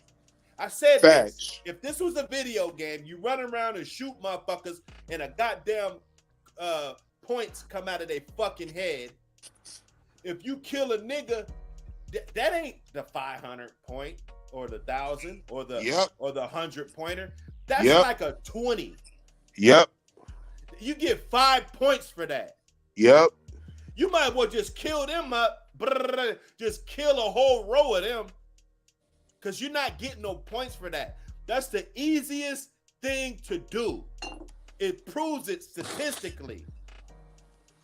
Our women throw away 2,000 fucking black babies a day. It ain't nothing to kill a black. Police officers do it all the time. We do it all the time to each other. We don't give a fuck about each other. We talk shit about each other. White people doing the same fucking shit. You know, I heard this guy talk about 1090J, about how he's getting paid and he's getting rich off of the black struggle or the black misery and fucking trauma. Right. And he said, name one of those guys name a black guy that only covers white people shit, white people crimes. I said, that might be a good idea, fam. You know what I'm saying? Do that, Dr. Hood. Jump on that. Because, bruh, them motherfuckers be fucking shit up too. Now, I mean, shit. We could look at Vlad. I mean, shit like no jumper. You know what I'm saying? Like hell yeah. We could look at Lior. You know, Jimmy Iovine. But look, I think you also got to look at it like this. You know, like, all right, my frequency don't fly as fast as y'all two brothers on the panel. Like, y'all think, and you know what I'm saying, and can comprehend things a little quicker and faster than I can. Like, so, but I look at it like this. If we talking about like the rappers and stuff, let's just say P&B Rock, how many white people do you know that's going to go to Roscoe's right there by the Wolves sitting with Man. $500,000 worth of jewelry? It's not always about, we wouldn't do it to white people, because you know if a white boy walk in the hood with a diamond chain, oh, you a lick, you hit before you hit the corner. You know what I'm saying? But at the same time, how many of them put themselves in that situation? Like, yeah, we could move into an area and buy the block and try to set up shop, but how do you carry yourself? Did you come from carrying yourself as a banger from some other place or somewhere in that hood, and now you trying to open up? Yeah, people gonna try you and shit. It's gonna be a little different. You know what I'm saying? Like the Zimmerman situation. Like, we got to quit looking for people to step up and handle your own business. You know what I'm saying? I can only say what I would have done. Like, if it was my son, Trayvon, and I hear the tape and you was told to fall back, you're not living to go through trial and shit. When you show up to court, I'm showing up and I'm splatting your shit. Now, then it'll be as our turn as a people to stand up and defend me and say that man wasn't wrong for doing that man like that. You know what I'm saying? Like, I feel like we just got to start handling your business and forget what the legal outcome is going to be. Oh, they're going to lie. Fuck it. You done took my son's life. I ain't tripping. I'm finna go ahead and end your shit, and I'll do the sentence. I'll do the crime, but you know what I'm saying? I'll do the time behind it. But our people should stand up and be like, yo, he shouldn't be in jail for life for splatting his shit and broad day, like when he was chased his son and gunned him down. You know what I'm saying? Like, right. I don't know. I look at shit a little different without the thinking all the time. You know what I'm saying? Just act. Nah, bro, that's that. I mean, yeah, I hear you on the act, but like, to me, that's well done. See, we scared of niggas who talk like that. That frightens us. Fuck white people. That make us scared. But that's how we gotta do this thing, because we ain't getting results no other way. Right? There has to be reactions behind some of the actions going on with certain things that transpire. And if we're not gonna do it, then this shit ain't gonna change. That's real talk. We niggas gotta start handling their business. Hey, if you bad with money, you need to learn how to get good with money. Nigga can't wait for Big Bang Hank to show up with the manual. Right. But that like we was talking about, the Money Making Mondays, that's a good show that we're gonna have to put together, because just bouncing ideas off of each other, and if some youth, if they listening, cause they smart, man. Like, if we could be 10 niggas sitting around trying to find out how to rob niggas, we could be 10 niggas trying to find out how to open up this hot dog stand or this breakfast sandwich spot. You know what I'm saying? Or you see what I'm saying? So yep. I think it's the time that we're utilizing, and we're watching like all this glamorous shit, these chains, and you're far behind. If you're getting started today, look how far behind you are. So just doing it the right way and getting a pencil and paper and writing some shit down and dreaming and sleeping on it. People don't have that kind of patience. You know, the attention span ain't there. You know, everybody ain't gonna get the message. Motherfuckers, hey man, that money ain't fast enough. How many times have you said that? Like, man, fuck, man, I ain't trying to do that. Man, shit. I done said that, but I ain't trying to sell no nickel bag. That's too slow. I gotta sell a million of them motherfuckers. If you learn certain shit, like, okay, back then, if I would have known I could make this type of bread selling chicken and burgers and whatever, and a nigga be busy and you making bread all the time, you might have multiple events in the day. Like, it's a trip how it was easier for me to find out about the pink door or some little wild shit like that than it was for me to understand, yo, nigga, get you a grill, get you some propane, get you get you enough money where you can rent a U-Haul, get you a truck, start getting in these events, start getting known doing that. You know, like, that's the type of shit we gotta make our babies understand. You could still make that type of money. It ain't gonna be as dangerous. Nah, you ain't gonna, you know, hey, selling a hamburger probably ain't gonna give you the rushes selling something hand to hand. It probably ain't, but you still getting that $10, you still getting the $20. Right. You know, and like you guys just said, you see these dudes living a certain way. Somebody can make the same amount of money as them, but if you see them looking dirty, nah, you want to wear the chains. But, you know, whatever. Why do we like danger so much? As a matter of fact, I want to ask y'all a question. Why do we love danger so much? Because it separates you from the regular guy, you know. And that's for a majority. Yeah, that's not the way I want to do it right now. No, that's not the way to go. But that's what it is. P&B Rock, you know, the way he could go to the waffle spot, and you know, he could do that. Because that bitch knew that the last nigga that she fucked with wouldn't do that. So in her bird brain, you know, because every time she take a shit, she gonna post her location. I know bitches like this, okay? You know, and that's all they do. Let me ask y'all, what would y'all have did? You know what I'm saying? Like P&B, they said he argued with him and said, you're gonna have to kill me. And dude shot him and then took his shit. So what would y'all did? Would y'all just came up off y'all shit? Man, I'm 48 years old, man. Yeah. I'm coming up off of that. For one, I'm 48 years old. Yeah, I'm not gonna go in there with, especially in LA. Like, because I got. But you know this, right? As a rapper, giving up your chain that get broadcast on the internet, that's career suicide, right? Like, oh, he ain't about that shit. You know what I'm saying? Man, other than that, I make a song about it. Make a song about it.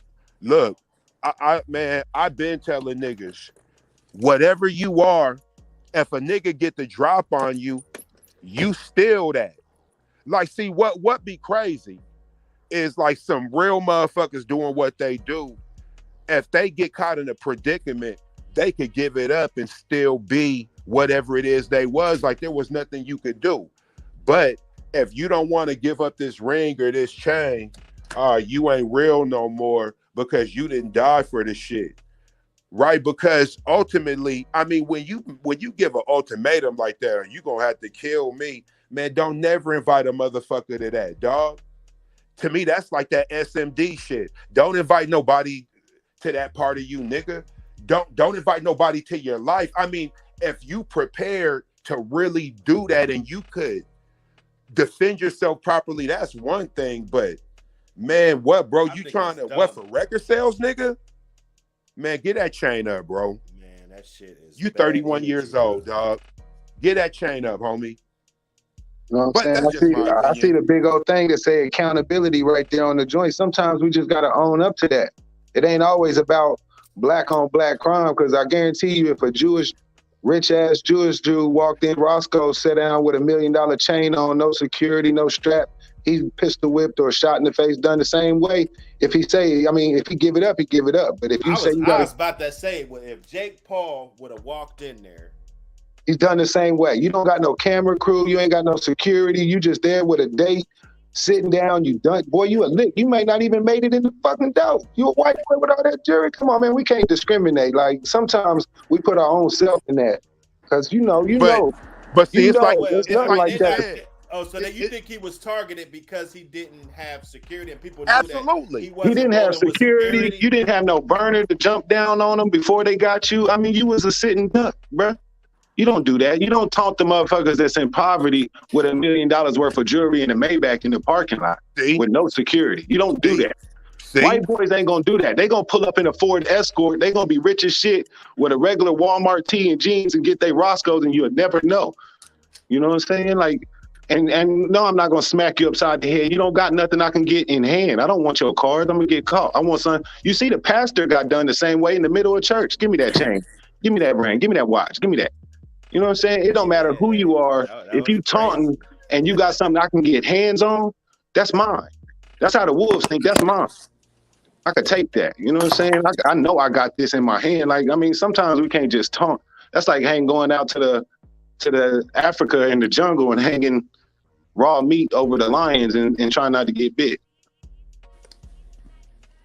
Yeah. And see, now he just hit it on the head. Like, we could even get into this. Other ethnicities, they ain't doing shit like that. Because, you know, I completely understand the predicament we in and what's going on. But like we talked about before, Dr. Hood, we have to make provisions to protect ourselves. Right? So- We have to be proactive and not reactive. If you gonna go there, like nigga said, how you gonna have a Maybach in the parking lot? You got $250,000 of jewelry on, no secure. First of all, that's fine if you got security. You still don't need all that shit. Security, man. It's gonna be a matter of time before we start hearing about these dudes getting dropped with their security there. You know, for real. Man, you don't need to that show security up. shit, man. If you, Well, I don't get it, man. But if you're young, I do. So when I put myself, you roll it back 20 years. There's nothing you niggas. I wouldn't listen to this shit. What the fuck are you niggas talking about? You know, like, yeah, that's what I'm saying. I'm 48, my nigga. I want to Like, be like this nigga right here with the rings on, the ice, the nigga in the back. You know, I want to be like them niggas. I ain't trying to hear this nigga with his little comedic shit on talking about, oh man, you shouldn't even do that. You shouldn't do that. But this nigga knows. Nigga knows though. He telling you some real shit, but you ain't trying to hear that shit, man. I know. Come on, I man. know. But Hey, in the man. reality, because niggas is dumb. Man, the OG nigga from our hood, I respect this nigga. I won't say his name, but I was a young dumbass nigga, and I remember I went to the bank with a shoebox full of money, and I swear nobody saw me. It was like 10 years later, because I started actually fucking with him. We started getting down with each other, right? So he told me, he was like, man, I remember you. He said, man, I knew you was gonna be a boss. He said, you was wild though. You made some silly moves and shit. He said that one day I saw you go up to the bank with a shoebox full of money, and all I was thinking like damn, because he said he knew you guys was getting money, but he was like, damn, them niggas. And I was only probably like 20, 21. You know what I'm saying? But just that dumbass move that a motherfucker make. Motherfucker saw that. Niggas saw me. You feel me? So when you young, man, and it's all about some pussy, dude's bitch. She's a tight little, a little something. I heard she got 500,000 followers on Instagram. I believe that too. I don't even need to do the research. Just looking at her, right? So when my thing is this, because this is all like it's a nigga mentality. I don't want to go all into the research and everything, but back in the pimp days when the pimps used to buy the big Cadillacs and shit, the police, and you know how they used to do us, they roll it up on you. They taking that cash and shit. They taking that, right? Drugs, cash, they taking that. Even when you go to jail, you might go to prison. Only thing niggas had left on these streets was whatever they had stashed, some motherfucking jewelry that you gave your mama, and your car. That's a mentality that we've had, and motherfuckers don't even know it. And why we do that? So my question is, when do we get to the point to where we got to stop proving? That's what the chains are, because they brought us over here with chains on our necks and shackles. That's why we feel like we got to have this shit on. And it's really to show the white man, like, look, I came all the way from the bottom. Look, you know. So when do we get to the point to where we don't have anything to prove anymore? I think that's when the evolution is going to change. We can be regular. You could go wear some sweats and the regular tennis shoes. You know, you don't need the Yeezys. You don't need the foams. You know, $250. I think I paid like $250 for them motherfuckers. Right? You know, that's when we're never gonna grow. stop, though. That'll never stop. Grow. We come from that. You know what I'm saying? Our ancestors, the kings, the pharaohs, and everything was golded down. You know what I'm saying? Like the gold pulled toxins out of your body. You know what I'm saying? I don't know about the diamonds, but the gold pulled toxins out of your body. You know what I'm saying? So it's encoded in our DNA to wear all that gold. Yeah, but it's encoded in niggas getting robbed and shit though. Because I ain't went to P&B shit, but just a couple clips that the nigga will post, and we already said this shit, and it was looking goofy as fuck when I saw niggas on Facebook posting packs, loud packs, even young niggas selling weed on the internet. You know, I used to see that shit and be like, man, what is really going on? So I see P&B shit, and like I said, the boy's iced up. He don't have no regular shit. That's not no starter kit. This boy got pieces. He's smoking big, loud, clean, bad bitch. At what? I know it's promotion. That's how he gets his music heard. That's what he's got to do.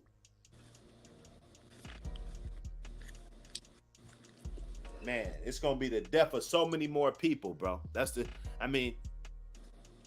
We're gonna be here in 2 weeks talking about this. His face, you know, he right there, you know. It's gonna be smeared in, man. You ain't even gonna recognize him after a while. It's gonna be so many more people we could just make a collage out of. I think all these guys died in LA, if I'm not mistaken, or Hollywood, LA, you know. All these guys. That's where Extension he got killed in LA too. Damn. LA, bro. Remember, he came out of the car lot. He was in the car lot. The two dudes walked in, and then they went to their car. Some reason I thought he was in Florida when that happened. But yeah, shit. All these niggas died in LA. Yep. Yep. You know, Nip, this guy, the Draco the Ruler. You know, he might have been in another city, but I thought, you know, it was Stockton, or, you know, it's somewhere, you know, it's Draco the Ruler got killed at a festival at like a summer jam type of thing. Was it in LA? So is LA targeting rappers? You know what I'm saying? That was my next, you know what I'm saying? Do y'all think LA is targeting the out of towners coming in, like, oh, y'all not kicking back to the neighborhood? For sure. They own that, because I swear I went down there the All-Star weekend that Cameron, I'm an old nigga. The one that Cameron got shot at. This was like in 04, 05. You know what I'm saying? And I went to the All-Star weekend with my partner, and I told my cousin, I flew down, I got down there, then I told my cousins. You know, they jumped on my head about that. They busted through my hotel room and picked me up, threw me on the bed and shit. Like, nigga, you didn't tell us you was down here and shit. You know what I'm saying? And I didn't know what the fuck they were talking about. You know, like, what the fuck you talk about, niggas? And you know, I had my ice on and shit. They ain't seen me in a minute. They was like, oh, that shit. Oh, you got some nice shit. You know, they was loving my shit. They was like, you better talk that shit. That's what my cousin told me. My cousin Bob, no, my cousin Bill, my cousin RL, and there was a couple more that was there. And they was like, you better tuck that shit. These niggas is hungry. This was 05, bro. And I tucked it. That's the moral of the story. I tucked it. Like if I was in my town, I wouldn't have. You know. But they told me, they was like, man, these niggas ain't playing. These niggas is hungry. They looking for out-of-towners. That's what they looking for. You know. And now you got this social media thing where people could get the drop on you within a blink of an eye. Like I said, if I saw Ram fucking on the weekend, let's say I see Ram tonight, I won't be able to tell Bank till Monday if I call him. You feel what I'm saying? Like, oh yeah, where you see Ram at? Oh man, he was up there at the, you know, but nigga could call my phone and say, where you at? Oh, I'm up here at the festival. Oh shit, what's it looking like? Who's all up there? Oh shit, just a bunch of bitches and shit. Oh shit, I saw Def Chef down there. I saw, you feel me? Oh shit, Def Chef down there? Let me talk to him. Like technology, I don't think we realize how advanced this shit is. We in the age of information. Shit. Bro, they know your face. It's facial recognition. You can go through your phone right now. They got niggas sorted out. They got your face cut out. You could just put the face in, bro. They know you. Remember Facebook used to do that shit. Tag other niggas in your pictures and shit. You know. They know. They know, man. They looking at hours and hours of footage and shit from the corner store you went to a week ago and find your black ass. You know? Mm-hmm. So, you know, we just got to move different, man. I think that the gang culture, I mean, I know it's deeply engraved in the way we roll, but we got to really, because everybody's talking about this and everybody's sick, and most of it is people that really don't come from that culture.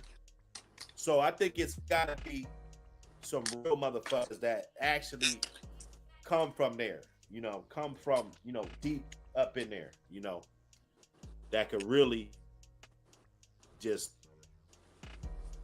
let people know, bro. It's not, the shit ain't just, it ain't like it used to be, bro. And we losing. I can see if we winning. We losing though.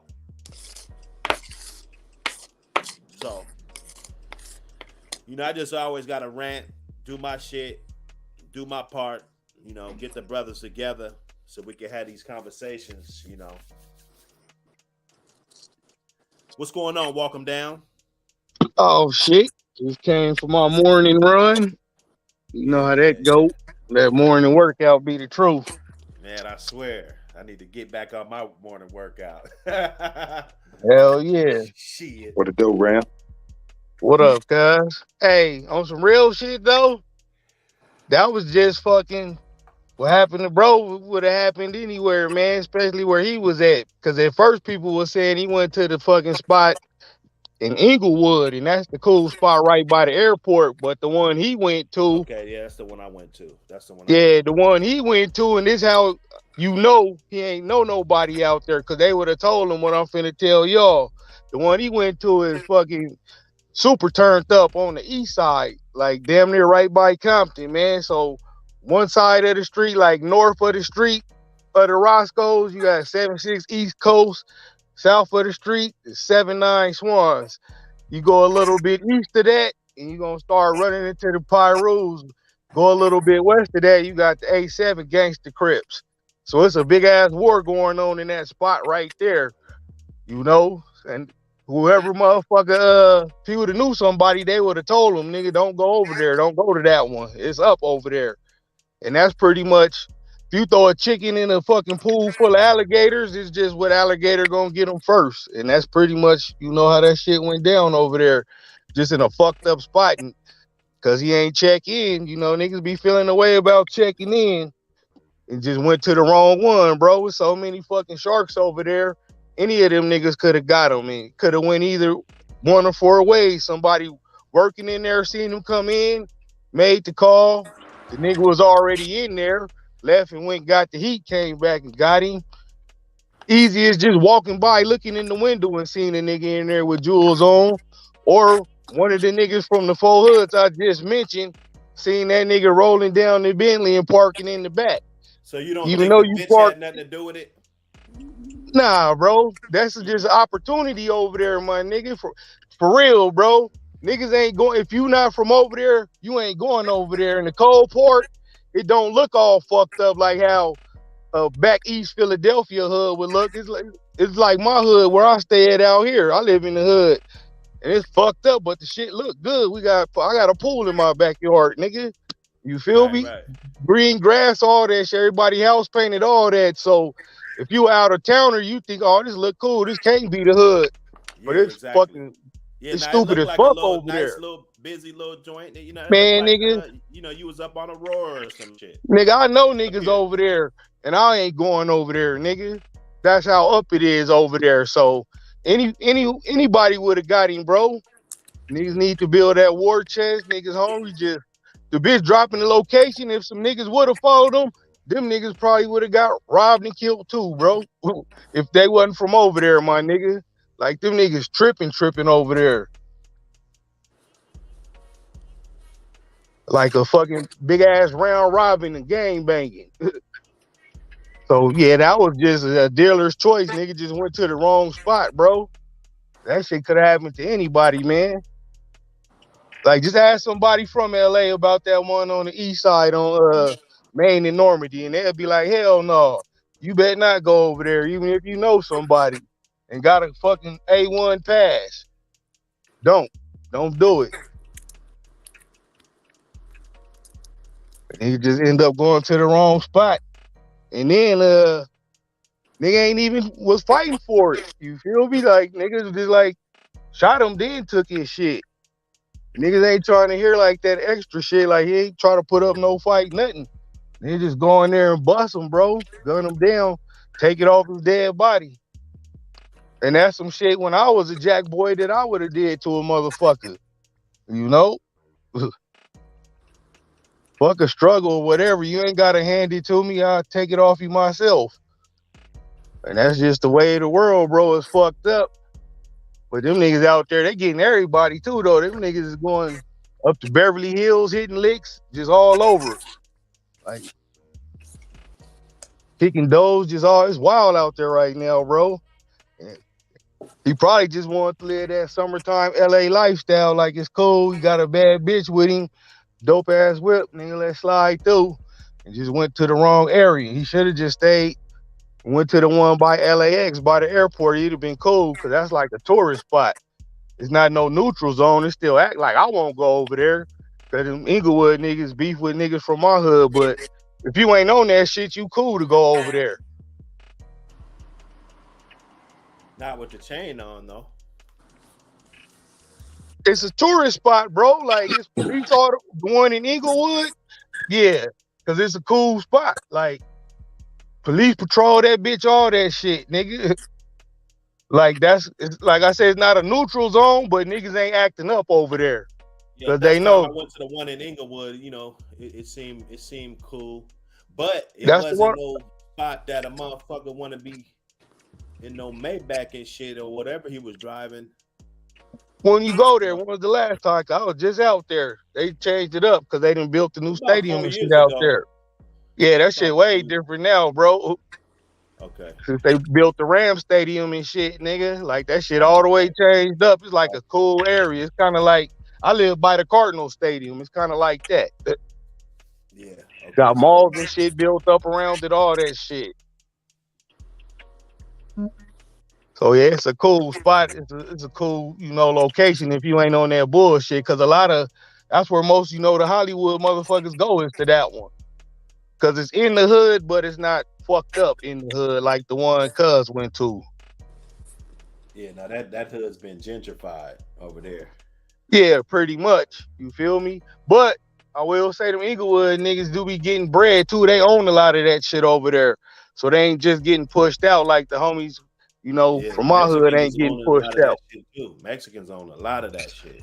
Yeah. A lot of them houses, man. It's crazy. Yeah, I'm talking about the buildings, the actual properties that gonna make you some money, the buildings and shit. A lot of the Yeah. brothers own that shit.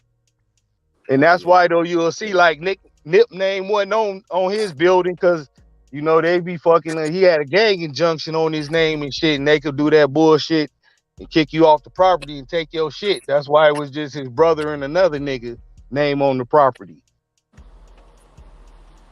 It'd be like he wasn't the only nigga that owned, a big chunk of a spot like that in the hood. Like West Side niggas we get to the bag for real. Yeah, that's crazy, man. Yeah, it's stupid as fuck though, bro. You know? This dude was going in, man. He said, why are niggas sliding on each other like this? But a motherfucker like Zimmerman, he could just roll through and do his shit. What you think Man, about that? Zimmerman should have got handled by Trayvon, daddy, bro. That's his fault, nigga. I slide with you, but I ain't gonna slide for you. You scared to slide, nigga. That's your son. You gotta avenge that. Good morning. Yeah, he ain't do nothing but let it have been my son. Wouldn't be no George Zimmerman, and I wouldn't be on here talking to you. I'll be back in the feds. Happy. Yeah, I agree on that. Hey man, because I can't imagine nothing else. I mean, I love my babies, man. So shit.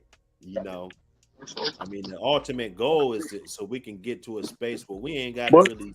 But you also got to look where we come from too. So you can't really put our mentality and how we was raised on to him and expect him to move how we would have moved. Because his come up wasn't like ours. I heard you saying when you was like fucking 17, you wouldn't listen to nobody, but you had big homies to show you the way up until then, show you the right way. And if they seen you out there, they would still pull your coattail because we might not have listened to nobody, but we still had motherfuckers who we would listen to. You feel me? Yes, please. But it's not a lot of good big homies out there either today. Yeah, nah. To give them the guidance and give them the game and tell them don't do that. Thank you. No, I trust y'all. Your hood in your community. They ain't got to check in. They ain't got to pay no tax. They ain't got to worry about being harmed. You ain't talking, hey nigga. They ain't got to worry about you pulling up, and they make millions. They make millions of dollars in your hood off of your. He's talking about all these foreigners that come to our neighborhoods, but they don't got to check in. They don't got to do all of this. So PNB Rock, he wants to come through and get a bag and try to do his thing, and it's an issue. I mean, you can't say that though, because in my hood, when every store they open, we was pressing on them. You feel me? Like it's a fucking property tax over here, so I don't know. You can't say that for everybody, because some motherfuckers like, nah, you can't be over here, homie. This how much it's gonna cost for us to not fuck your shit up every time we come in this bitch. Some people don't. That shit is case by case. Cause all of us ain't hoes, We all ain't scared of white people.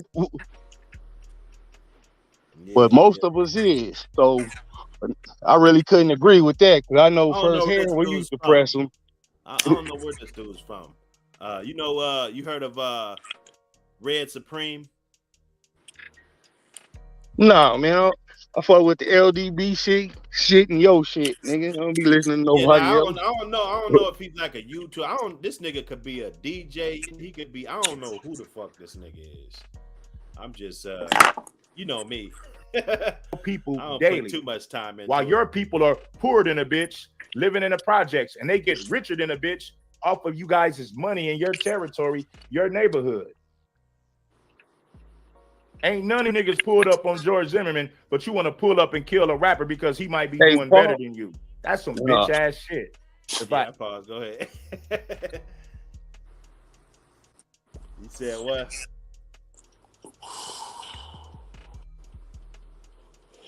Ever seen it? Hit the like button if you haven't already. You niggas are cowards. You're quick to run up on a black man, rob him, kill him, tell him it's a no-fly zone. You can't come to my hood, nigga. This is a no-fly zone. And what do the Arabs do? What do the Asians do? They put businesses in your community and get richer than a son of a bitch. What do Asians and Arabs and foreigners do in black communities? They put businesses there and get richer than a son of a bitch off of the people. Hit the like button. And you do nothing.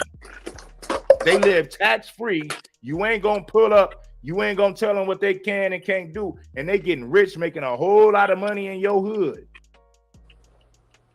They're getting rich, making a whole lot of money in your hood. Hey, is he gaslighting or is he got some facts he's speaking? I mean, he do, because again, I could only speak from my neighborhood experience, and we wasn't going, you know. Right. Now, was everybody doing that? I don't know, you know. So it could be. Let's say no, because they sure wasn't doing it up here. You know, they love the motherfucker. I mean, you know, and that's what it is. But just to hate your own kind only. Well, I don't even think it's that. I think it's just easy pickings, you know. Easy pickings, huh? That's all. And what they don't get is, nigga, you still going to prison forever. And the shitty cuz killed the homeboy, Nip, nigga, he going to jail forever. God damn, she got a big old booty, man. Fucking horn dog, stud dog around this bitch. But yeah, you still gonna get the same amount of time, man. So, and start licking somebody else, shit. You know, you taking away the good ones. He said it's easy. Start licking the others and not the brothers. Shit, we ain't even got that much money. Them motherfuckers got the whole bag over there. Go get that. Man, or go get your own bag. I ain't never really, just thought that was just a cool thing to do, man. Again, though, you was a hustler, though. You feel me? Man. Like, I refused to sell dope because I seen how it fucked my family up and other families that was solid up. But I was an A1 jack boy, you know? And I ain't talking about just jacking regular people. Like, nigga, I go get the dope boys and graduated to banks, you know? All the way up till I fucking got caught and went to the feds. That was my whole shit. But everybody, you know, ain't got the wherewithal to put that shit down and change it up. And that's why, though, my little homies listen to me, because they seen me get out the pen and not struggle and go back to no bullshit, you know? They seen me work a bunch of different jobs, work for my family company for 12 years as a foreman on a construction company, then go back to school and start my own company. You feel me? Yeah. And then got 4 or 5 companies. So they see that shit and it's some good inspiration. Like, you ain't got to be out here, you know, fucking around. So they ain't allowed to sell homies, no dope in the hood. Got to do it bigger then. The big well, or just do it right and show them how to do it, you know? Because they, much as they say, oh, fuck the old heads and all, they still, that respect's still there, bro. You know, they just need somebody to respect. They need an OG and not an old nigga. It's a difference between the two. You don't want the old dude on the corner trying to tell you life lessons. You want the motherfucker in the mansion. No, that's an old nigga. Yeah, you want an OG who've been through the strife and made it out through the other side to show you how to do it, you know, and not fucking stay fucked up in the game. But that's why I was saying, like, nigga, little homies ain't allowed to sell no dope in the hood, nothing, because weed legal out here. You want to hustle, nigga, sell weed, shit. But don't fucking make the whole neighborhood hot, nigga, because you want to call yourself over here fucking getting pills off or whatever these niggas is on. Like, nah, bro. Because you get hot, nigga, you make the whole hood hot. Get a fucking gang injunction because a motherfucker doing some dumb shit when you ain't got to. So just need, you know, big homies who ain't scared to run the fade, you know, ain't just gonna DP out in the butt. They successful at what they do, other than some illegal shit. You feel me?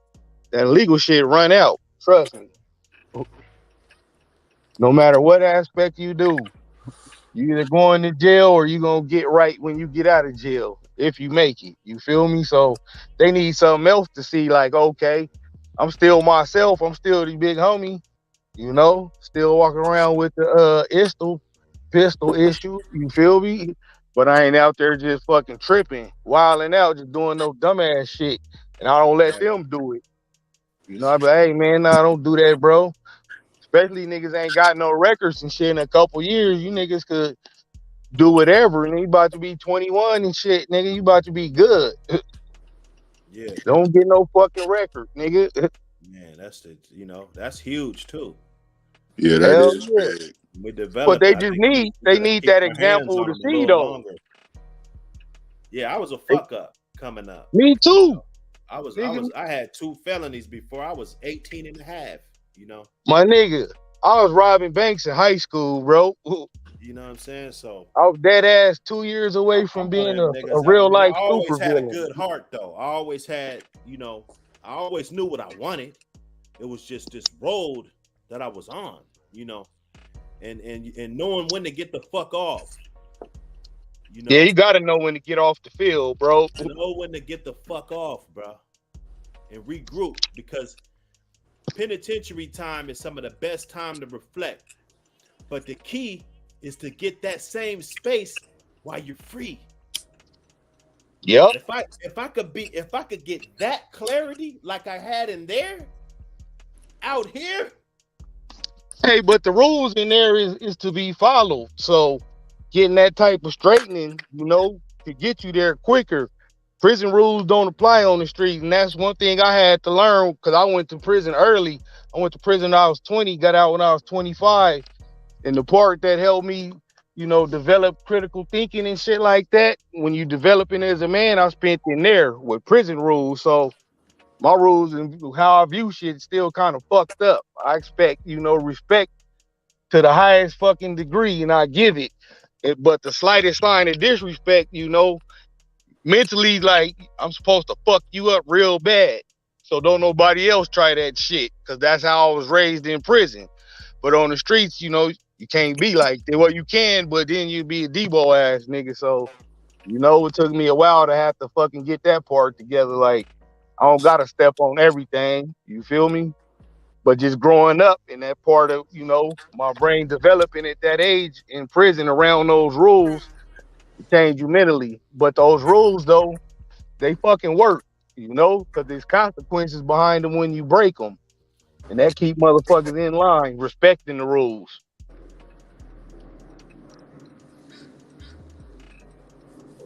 man. Let's see. Let me hear what he's But yeah, saying. look at him. You could tell he ain't no gangster like that, bro. He ain't know where he was at, man. He ain't know nobody out there to talk to tell him don't go over there. Cause I Somebody ain't that even shit's from gonna over there, bro. And come I to him. I know what's up over there, nigga. Not to go over there. Them niggas over there tripping. But if you ain't from there and that shit look cool, you just think you in the fucking East LA, the East Side, not East LA, But but he the he East probably Side, he probably wanted to drop the location though. huh? He probably wanted her to drop the location. Bro, he dropped his on the way up there. He was doing videos and then did another one in the parking lot with money all on the car. That's why he parked in the back. See, knowing just having niggas who I know from over there, I kind of get the inside scoop on shit. Like he did, she just follow his lead. Mm, Your girl gonna man. follow your lead. It's up to you to be, a right type of leader. If she see you doing it, she gonna do it. Just like your kid would. Even though he didn't told her, before don't do that, but then turn around and do it while she in the car with you. What you expect her to do? And Yeah. again, where he was at, bro. If you're not from over there, you ain't finna follow no nigga over there, bro. For real. Cause you gonna get killed too, nigga. 'Cause that's what them niggas is doing over there right now. It's fucked up over there right now. Shit look like the 90s over there right now.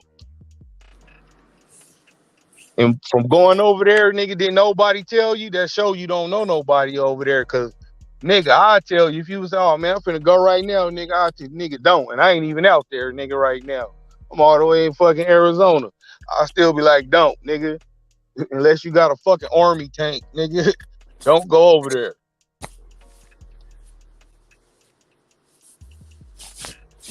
Yeah, that's crazy, man. And your people broke, your people starving. You got generations and generations of families that's been living here for 40 to 60 years, and they're still poor. And the foreigners move in within 5 years and get richer than a son of a bitch off of the people in the projects. The foreigners pull in and get richer than a son of a bitch off of the people in the projects. Hey, But but you're gonna tell a black man who wants to visit pause your them, town to do a concert, it's pause no. them, bro. Yeah, man. Whose fault is it the foreigners is getting rich though? We ain't fucking forcing them to go in there and let us buy your shit. We don't gotta shop in there. Well, that's what he's saying, you know.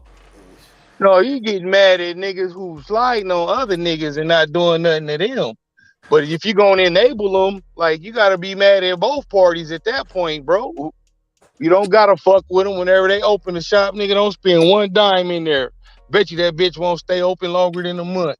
When we was funking with the Chinese when they was pushing that propaganda out, nigga, all type of Chinese spots around the hood shut down because niggas wasn't even going in there harassing them nothing. We just ain't spending no money in there, nigga. Fuck you and fuck your people. Fuck your store, all that shit. Them niggas is closed today. There's something else in them buildings, bro. Just niggas gotta have a code of ethics or something, man. But Yeah, see, and then hey man, I've been saying that. They fuck with each other's restaurants, you know. Like the Mexicans, they go to Mexican restaurants, bro. Bro, you ain't never seen nobody, no Chinese, nobody other than white folks going to a black folks restaurant. But we fucking always want to go in they shit, man. Right. They could cuss us out, tell us fuck you, jump on the ladies, and it'll be a line of motherfuckers out there the next day and want to look at me crazy because I show up with a Molotov cocktail like let's burn this bitch down. To go back to what I just said and what the brother agreed with, we need a fucking code of ethics and it gotta be enforced. We used to have a code before crack. Niggas was on code all the time, bro. It was chocolate cities all over the place. I was talking to my boy here, Mexican, the other day. Cool dude. And he told me that somebody had a product or whatever. You know, he's trying to get his stuff going. And brothers got this same product, you know, different brand, you know, whatever, different spin on it. He said that, and this was a white boy. The white boy said he wouldn't get it from the brothers, right? So immediately, I was like, and he gets it from a white boy. He gets all his shit from a white boy. He wouldn't get it from the brothers. So immediately, I was like, oh man, fuck him. You know, that's some racist shit. Like, you know, you can't, you know, judge this product based on what race it comes from. And then the Mexican dude, he wasn't really feeling me like I thought he should have been, right? And I was like, well, what if he said that he didn't want to get it from Mexicans? He said that, I don't know. He said, I don't know. I probably just think that he just wants to spin with somebody that looks like him. You feel me? Yep, and ain't nothing wrong with that. I'm the And same way. that's what it is. I'm the We exact same way. we don't do that, bro. Like, you mean to tell me Not all as a these whole. broads and nobody could do nails? Like, there's all these broads running around and none of you bitches could do feet and nails?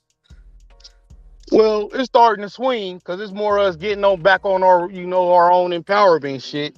There's a bunch of black nail salons and shit out here now, bro. But it It wasn't needs to in swing. 2018, 2019. So we slowly getting there. We just need a critical mass to get there. Like, we don't need everybody. We just need that critical mass and we can make a real push, bro.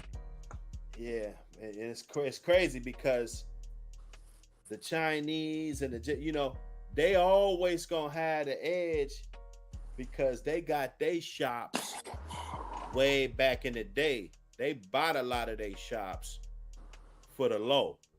When we wasn't buying shops, strip malls and shit But think back when you was a kid, it was a bunch of black shops. We just sold them. That's all. Like for the the low, next for the generation but after I'm the people saying who owned them our wasn't shit shit. got bought and sold for 10 times fucking less than what it's worth today. So let's say Yep. we do go get a bunch of buildings and we about to do all this shit. Shit, look at the premium. Look what we gotta pay to be in But that we could same pay it. shop. We could all piece up. We could pay it, bro. For real. Much fucking money black people spend in the trillions a year. Again, just need that code of conduct to unite to do it. It's enough money in our community. We just don't keep it in our community long enough for it to do nothing, bro. Right. Like we spend trillions of dollars a year, and I know I contribute to that shit because I buy a lot of shit, nigga. Race cars, all kind of shit, bro. Race car parts. Bought a house. You feel like I know I spend bread, my nigga, cause I'll make it too. But if we all we need, like you said, like 10 niggas with the same goal and the same money, just to start it, to give niggas an example. Like nigga, we all like 10 millionaires. We go buy some strip malls and put stores in them and hire all black people. Or I open up a Chinese restaurant and hire all Asians, but still run it. Cause niggas be thinking white ice is colder, Asian rice is whiter. You feel me? But it'll still be ours. Like nigga, we own all of this. You could too. Just a little bit of work and teamwork, nigga.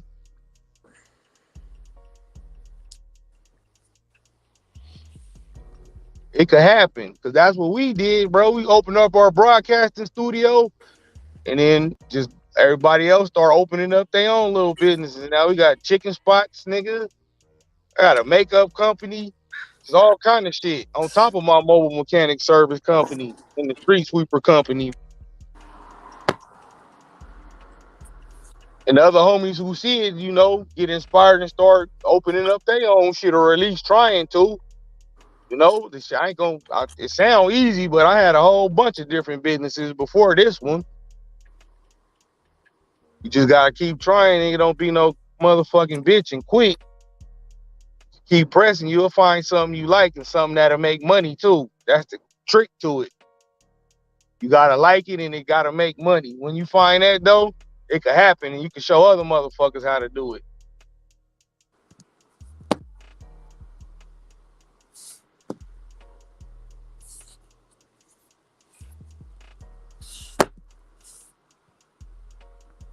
Yeah, yeah. Fly zone, nigga, you got to check in. You tell a rapper that's not from your town, he just want to come in and do a concert. Maybe even pull a few ladies. Maybe even floss a little bit of jewelry. Yeah, nigga, it's a no-fly zone. You can't come to my hood, nigga. And he's just coming to visit. But what about the foreigners who create businesses in your community? And the people in the community are poor. They have nothing, but the foreigners move there, and within 5 years, they are richer than the son of a bitch off of the people living in the projects. Hit the like button if you haven't already.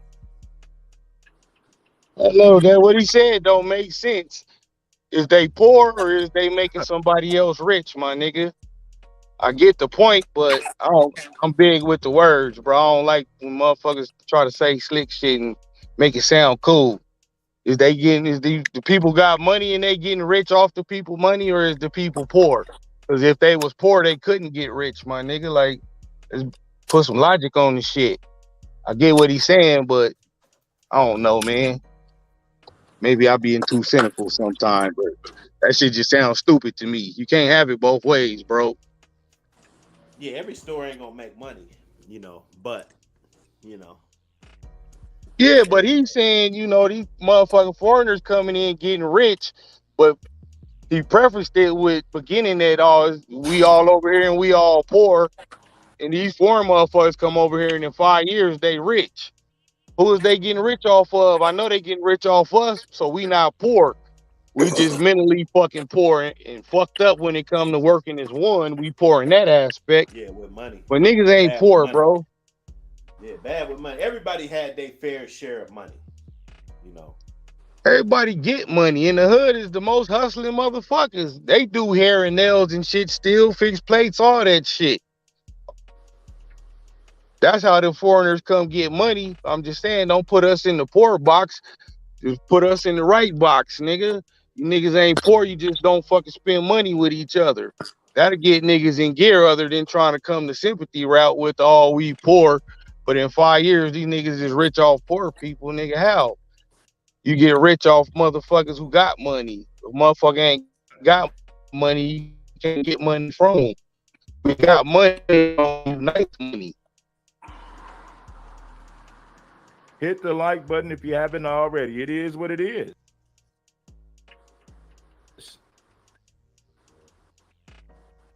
You shouldn't have to tell niggas to support game like this. You shouldn't have to tell black people to support game like this. You niggas should automatically come through showing love and support to the game because it's that real, baby. You shouldn't have to tell niggas to hit that like button. You shouldn't have to tell niggas to support the show. You should automatically do it just because you know it's the right thing to do. Because we dropping heavy game, giving you knowledge that's not taught in college over here on Red Supreme TV1. Now these foreigners, I don't trust no nigga without no money. Gas stations, mini marts, weave shops. They can put all this shit in the black community.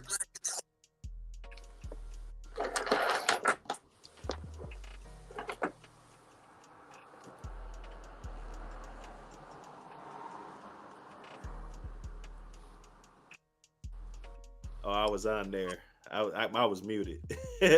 So I was wondering. I was like, "What going?" Okay, they ain't got to worry about. Yeah, nah. If you guys go cook, let me. I'm gonna just play it. We just ad lib. Being taxed by the community, they ain't got to worry about checking in. They barely got to worry. They barely got to worry about being harmed. They ain't got to worry about being. They ain't got to worry about checking in. They ain't got to worry about paying no tax.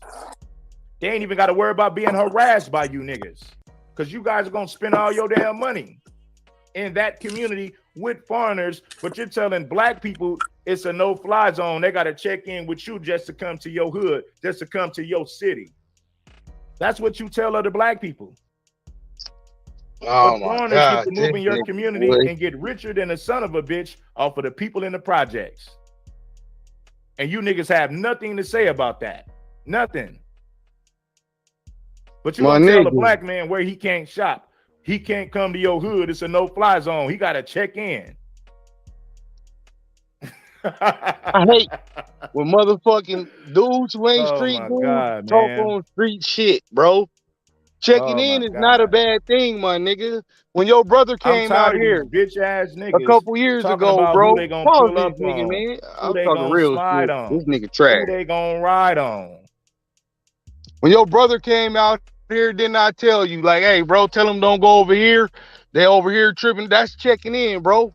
There's nothing wrong with that, my nigga. If you want to be safe, it's better to ask somebody in the city who you know, nigga, what's going on out there, and I'll give you the rundown on where not to go. But what he's saying, and that's the best.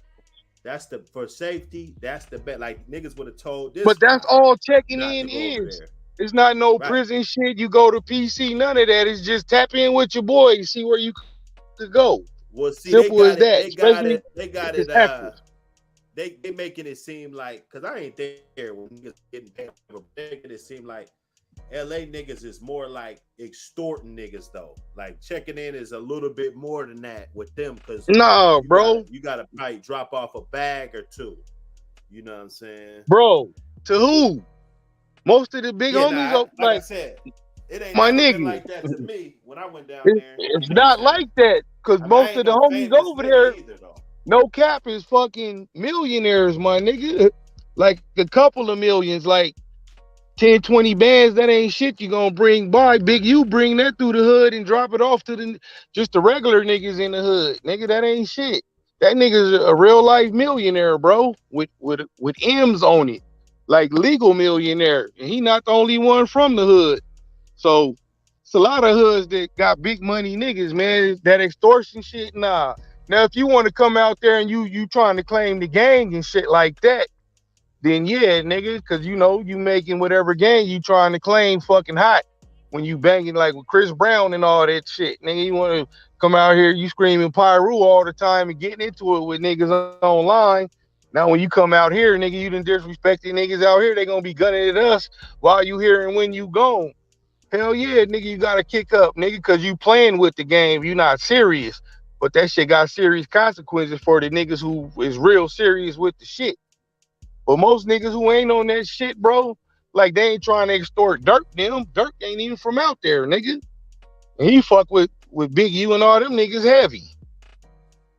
But Them they niggas know ain't. that Dirk. They know that Dirk is valuable though. You know. But nigga, if they You know he a would be nigga's the one to valuable. extort, nigga, because he got the biggest bag. Am I right or am I wrong?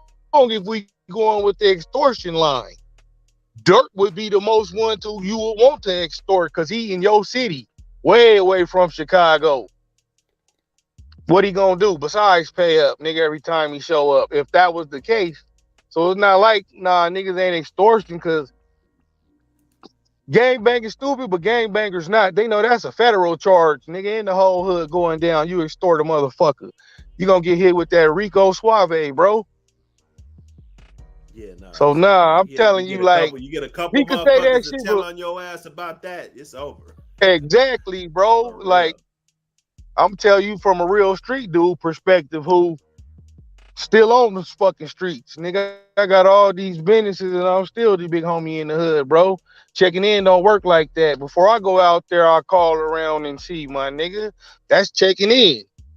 Duh, it's not nothing bad. Now checking in prison, like, yeah, that's bad. Nigga, you went to PC, you a bitch. But checking in on the streets is just, nigga, check in with your boy, man. Let me know you cool. Yo, daddy will tell you shit, check in. You don't get mad at that because he care about you. He want to see you make it. Niggas ain't fucking saying check in and talking about extorting a nigga, especially online like that. And ain't nobody going to jail. I'm gonna play this. Give me a second. It's ridiculous. Man, I hate this nigga, man. I don't even know him. This first is time hearing downright because ridiculous. it's just bullshit, bro. Like you talking street shit and you not a These street stupid dude. ass son of a bitches want to kill black men for the blood, just for the sport of it.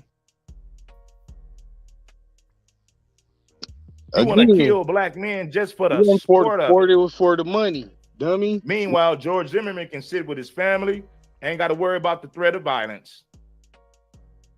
Meanwhile, George Zimmerman can have breakfast, lunch, or dinner with his family at a public restaurant and not have to worry about being harmed by nobody. Ain't got to worry about niggas pulling up.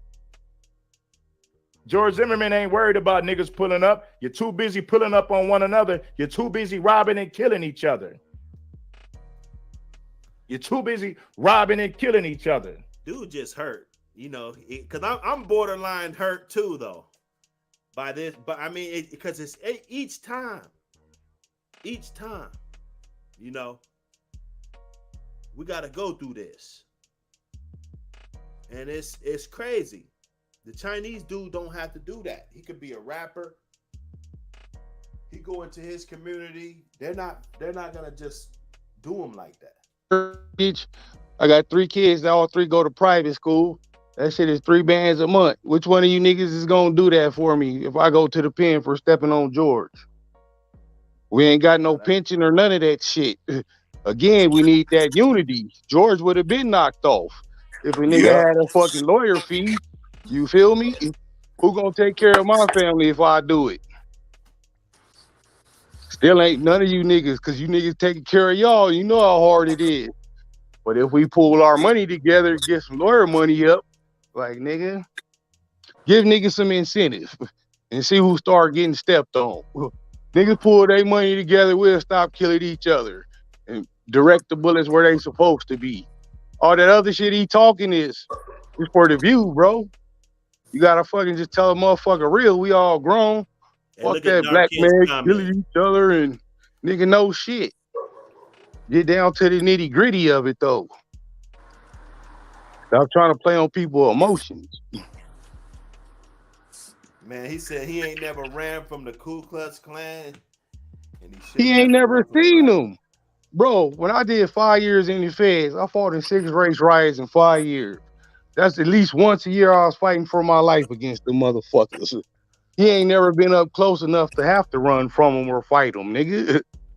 He's not a street. You could tell because he's talking about street shit, not knowing what he's talking about. Just with the That's check-in shit. That's Dark Kent in the comments. That's Dark Kent. That's a bar from Como D, self-destruction. Yeah, that's Kumo D. George Zimmerman can sit down and have dinner with his family without worried about. He ain't even got to worry about niggas pulling up, and he can go sit down and have dinner with his family today, right now. Ain't no nigga gonna pull up on George Zimmerman. But if a rapper tell everybody he's at the restaurant, niggas gonna pull up in a heartbeat.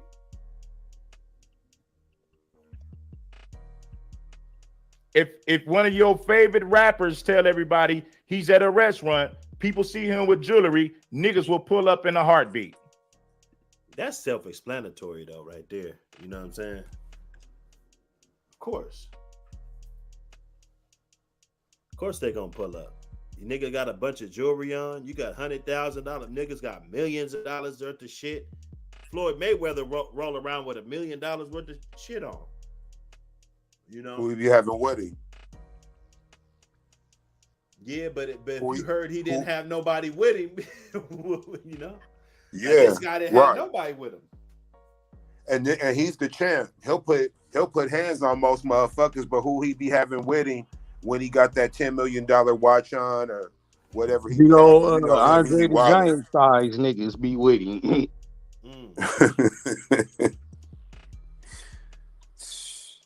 So I hear what you're saying though. Now, I'm just playing devil's advocate. You know? Oh, for sure. Yeah. You know, I'm just, because I'm just aggravating y'all so y'all could keep cooking. You know, strike the conversation. I got this dude up here. You know, I got this video from different perspective. You know, you know, maybe this dude's not from the hood. And what be funny is though. But he's black, right? And he don't seem like he's with blacks killing blacks. So for just that little bit, I'm gonna fuck with him. What I've been noticing is the LA niggas is saying what they saying. The whole he might world be from LA. I don't know. I gotta look this dude up. That nigga's not from LA, nigga. You know him? Cause you know he not from Cali. Cuz quit playing, bro. He got a California. He might. I mean, I don't know. He might be from Cali, but he ain't from LA. Yeah, I don't know, man. He might be. Bro, he's not. That nigga from San Bernardino County. Hey, bro. You said San His Bernardino? perspective. Yeah, that's right there. That's not the hood though. That's not LA. What nigga? The spot where we talking about where Cuddy got killed at. Everybody moved out there now. San Bernardino. Cause it's safe, nigga. That ain't no LA dude, bro. Just telling you, nigga, I check in. I'll roll with the heat everywhere I go. I ain't scared of shit and still, nigga. Niggas from all over the United States. Nigga wouldn't even talk niggas like that, from all over the United States and the world is trying to talk about what they should be able to do and all this other shit. All LA niggas is like, listen, here's what's going on. You can't go over here doing that. As a matter of fact, you shouldn't be there, period. We get told everything. Like, exactly. I don't know what we want to hear. Bro, I just was in Chicago last week in the hood fucking with the homeboys. Before I got there, I called, nigga, what's going on? Before I even come over there, get off the plane, nigga, is it up over there? What's cracking, nigga? Where is it safe? There's nothing wrong with that shit. You want to fucking make it, they'll tell you. You know, when I first went there, I went to Crip shit, blued up and all that. Hat to the left. Everybody pressing me because I lived in the Blackstone hood. They're like, nigga, where you from? Like, it's like that everywhere, bro. If it's fucking up, nigga, Just call, make a call wherever you're going. There's nothing wrong with that. You don't lose no man points, nothing. What you do get to do is live, nigga. See? And we don't, and then I think we losing sight. Well, not we, but I'm talking about the people who's trying to be contrarians and argue these other perspectives. I'm all like, niggas is talking about you living though. Like, I don't really see what's over that. You know, now if you got your manhood, but this ain't what we talking about. Like, yeah, tucking your chain or not having it on or going to the safest spot when you ain't prepared to be dangerous, man, there ain't nothing wrong Exactly. with it, man. But it seems like social media is trying to say there is. It's the weirdest shit to me right now. I'm not getting it. Everybody tough right now, bro. It's a lot of tough Tonys online, man. I see that shit a lot when I do my other shows, bro. A lot of tough motherfuckers who wouldn't even look me in my eye if they seen me in person. I could bitch them out in front of their woman, but online they just know everything just because they done watched all the gangster movies and all the UFC and boxing matches. You know, now they in their mind they tough and their opinion matter. You nigga never even jumped off the porch. Most of the motherfuckers still live at home, bro. So I'll be like, and you could tell just from the shit they saying, they ain't really, from that, bro. You could tell when you talk to a real street motherfucker, man. Even one who changed his ways, you could tell that shit's still there because that's who made him a person. And the street shit, nigga, is good. When it's up, it's up. When it's peaceful, it's cool. It ain't always like that over there, but right now it is.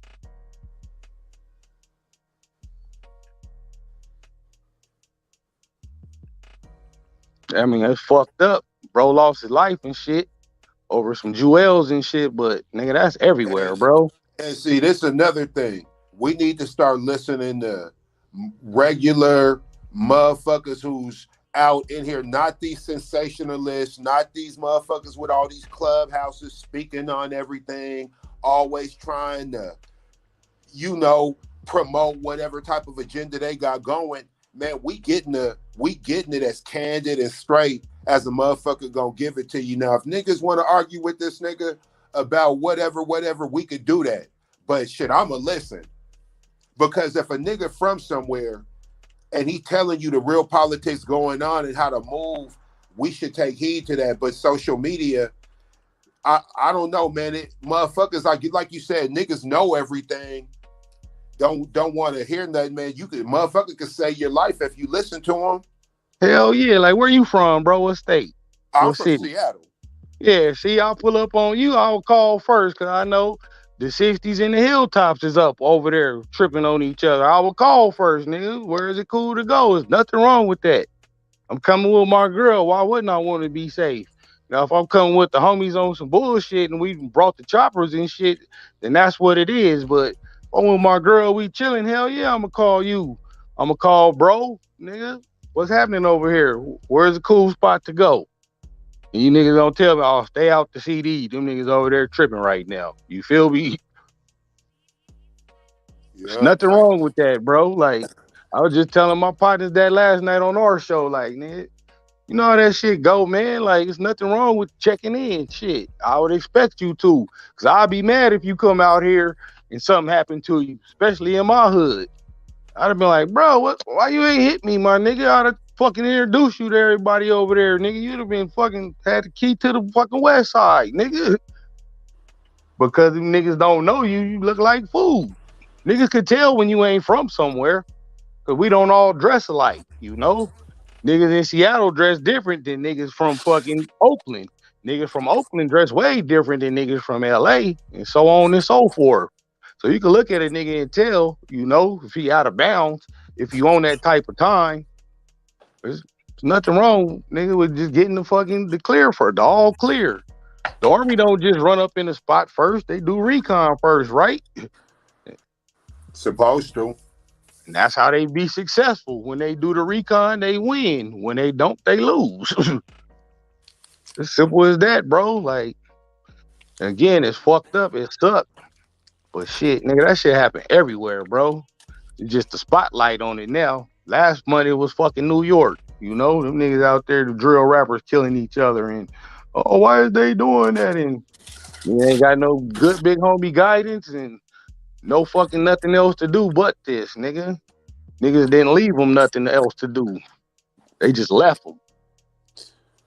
Yeah, man, this is a real good show. I hope some of these younger motherfuckers whose minds are a little bit more open to making some positive changes in their life get a hold to this. The these is older niggas who done did everything you did, everything you want to be now. They that already, man. You niggas better tap in and get this free information, man. Hell yeah, You bro. know, that's all I could tell them.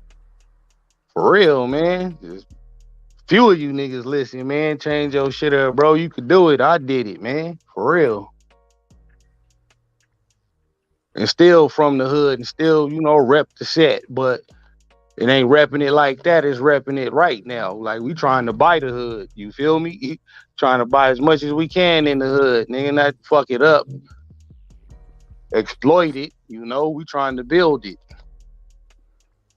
And that's what these motherfuckers be scared of. They be scared of that part of it where the light comes on and niggas all like the same energy I was putting into the bullshit, I could put into this real shit. I still am what I am, but we gonna bring this thing full circle and we gonna correct some shit. See that's Exactly. scary because Because that's the how you same really get rules them apply, moving. bro. If you could sell dope, you could run a company, bro. Yeah, The yeah. same fucking rules apply, my nigga. If you got that hustle in you, you could apply that same fucking motivational hustle to something else and get bread, bro. Mm-hmm. You just gotta have that example and somebody you could talk to and that'll show you how to do it, you know? That shit go a long way. That's why I'm glad I had, you know, good big homies. All of them ain't good big homies, but most of them, nigga, you know, had the wherewithal to be like, you can't do this shit forever. We got to be better than this, you know? Right.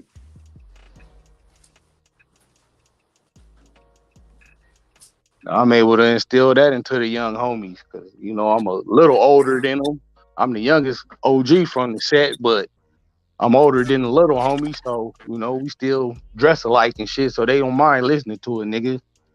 But I ain't telling them nothing wrong or nothing stupid either. I ain't sending them on no crash out missions, none of that. I won't even let them go on one. Like, you better not even talk about you crashing out around me or it's fucking, we finna line it up, nigga, because you tripping. You take that energy, nigga, do something else. You go to work with my brother at the chicken spot, nigga, go learn how to bread some chicken or get under one of these cars with me. Mm-hmm. You do anything besides crashing out. Anything. Mm-hmm.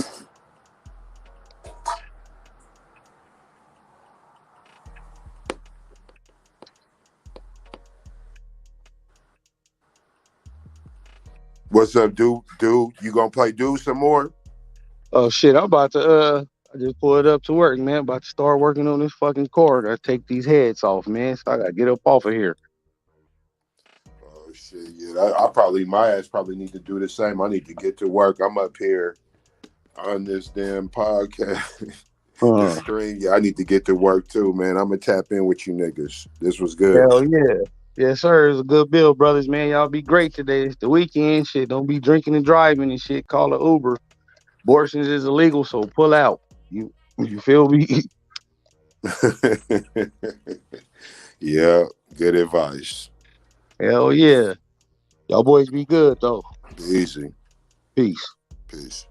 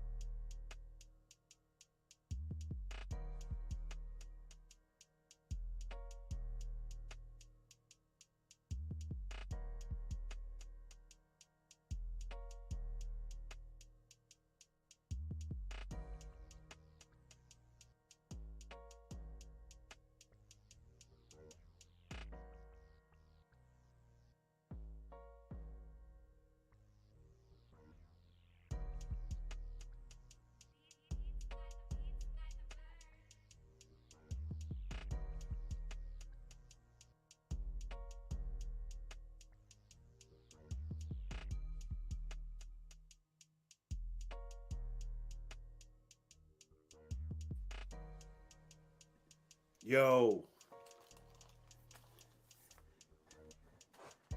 where they go? Where they go?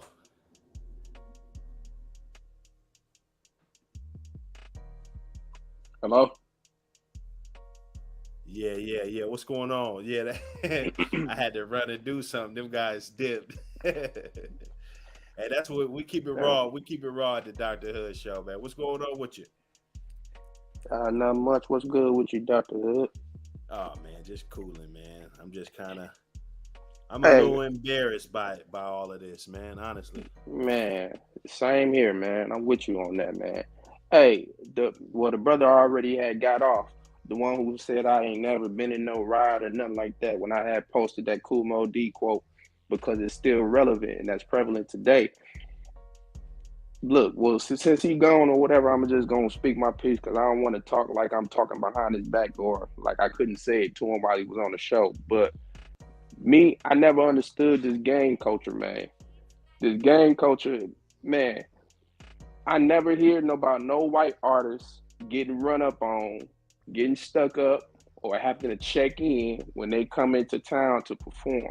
It's always us. It's always brothers got to check in with some group or some gang or what have you. We got to check in. Check in for what? As a grown man, you should be able to walk this green earth, you know what I'm saying, freely. You dig what I'm saying? Especially if people in that city want to see you perform.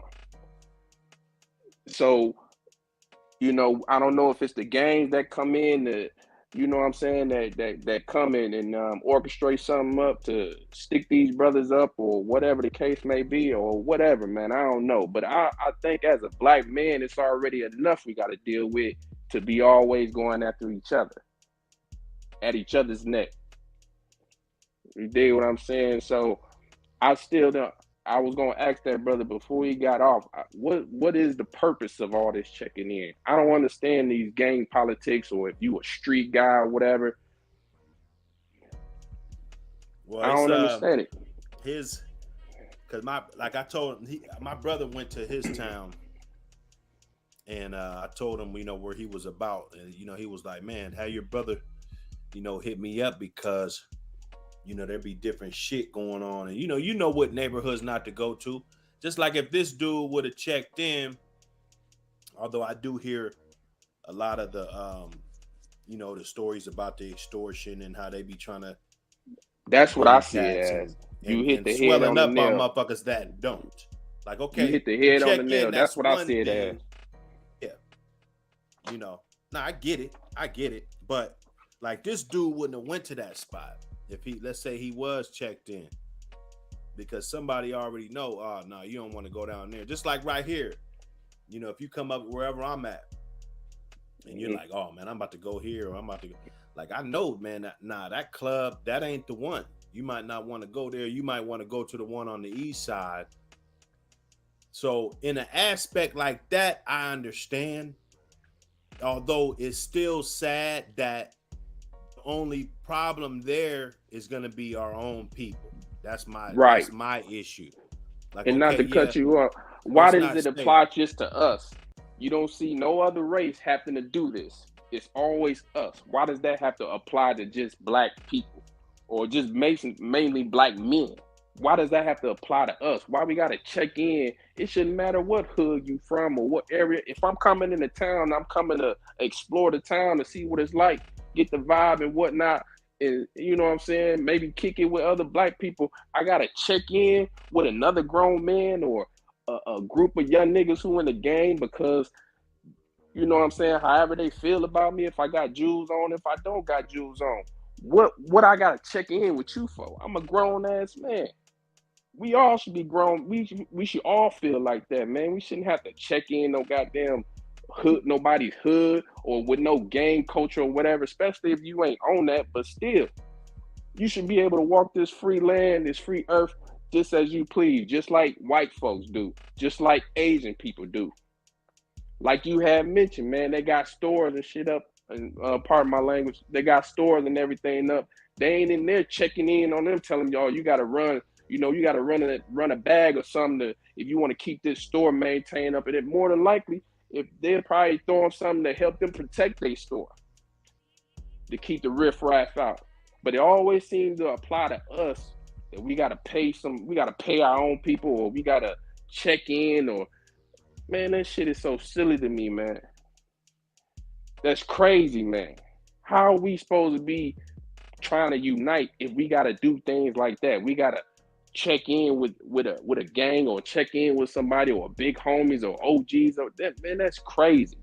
That is crazy, man. But all these other races, they walk freely as they feel, no pressure. You dig what I'm saying? Or if they're an entertainer, they come to perform. They ain't got to drop no hood, no bag. They ain't got to drop nobody no bag. They come perform, make their money, and they out. And you got white rappers too. You got Caucasian rappers now. They ain't checking in. They come perform they material, then they out. But nah, a brother who's a rapper or what, an entertainer or whatever, he got to check in with all these different, man, that's crazy, man. Why are we constantly doing that to each other? That's what's not making sense to me. That brother, whatever that happened to that brother out in LA, man, that shit shouldn't have happened. He should have, it don't matter what hood or what area that Roscoe's Chicken and Waffle was in. What do you got to check in for? The man, whatever he had on him, obviously he earned it. So I gotta, you know what I'm saying? I gotta come out my jewels and money and give it to you because, nigga, you don't want to work. You don't want to work for it. You don't want to earn it.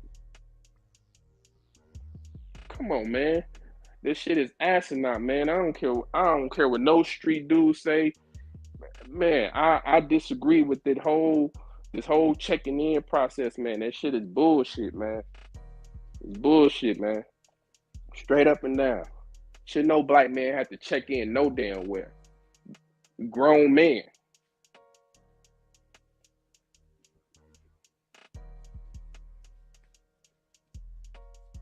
That's just how I see it, man. No, I feel you, man. You know. That's anywhere. It shouldn't even, whether you a Crip, Blood, Gangster Disciple, Vice Lord, whatever you claim. You want to charge your own people, or you want to hem us up. But yeah, like the y'all had mentioned earlier, you got Zimmerman walking around here free. Cats like that. Don't nobody want to be hemming them up. Don't nobody want to, you know what I'm saying, go after no Caucasian rapper taking their jewelry, and they already know the business. You already know. You scared of them people. That's why I posted that quote. We so quick to fight each other and be at each other's neck. But when it comes to them other folks, we stand down because we already know the business. We don't want to get the consequences. We don't want to go to jail talking back to the police, especially if you know what I'm saying, if you know you in the right and you know you ain't did nothing. Them motherfuckers can talk crazy. White folks talk crazy to the police all the time. Yeah. And I seen that video, that pic with it. This motherfucker, he finna reach for a gun right in front of the officer. If that was us, we would have been dead. Hell, we would have been dead just for having it on us. Yeah, no, that's a lot of self-hate, though. Yeah, man, you can't. It's self-hate, man. It is, dog. You can't explain no logic to me about all that street stuff dude was talking about, man. You can't explain that logic to me, man. That really is don't crazy.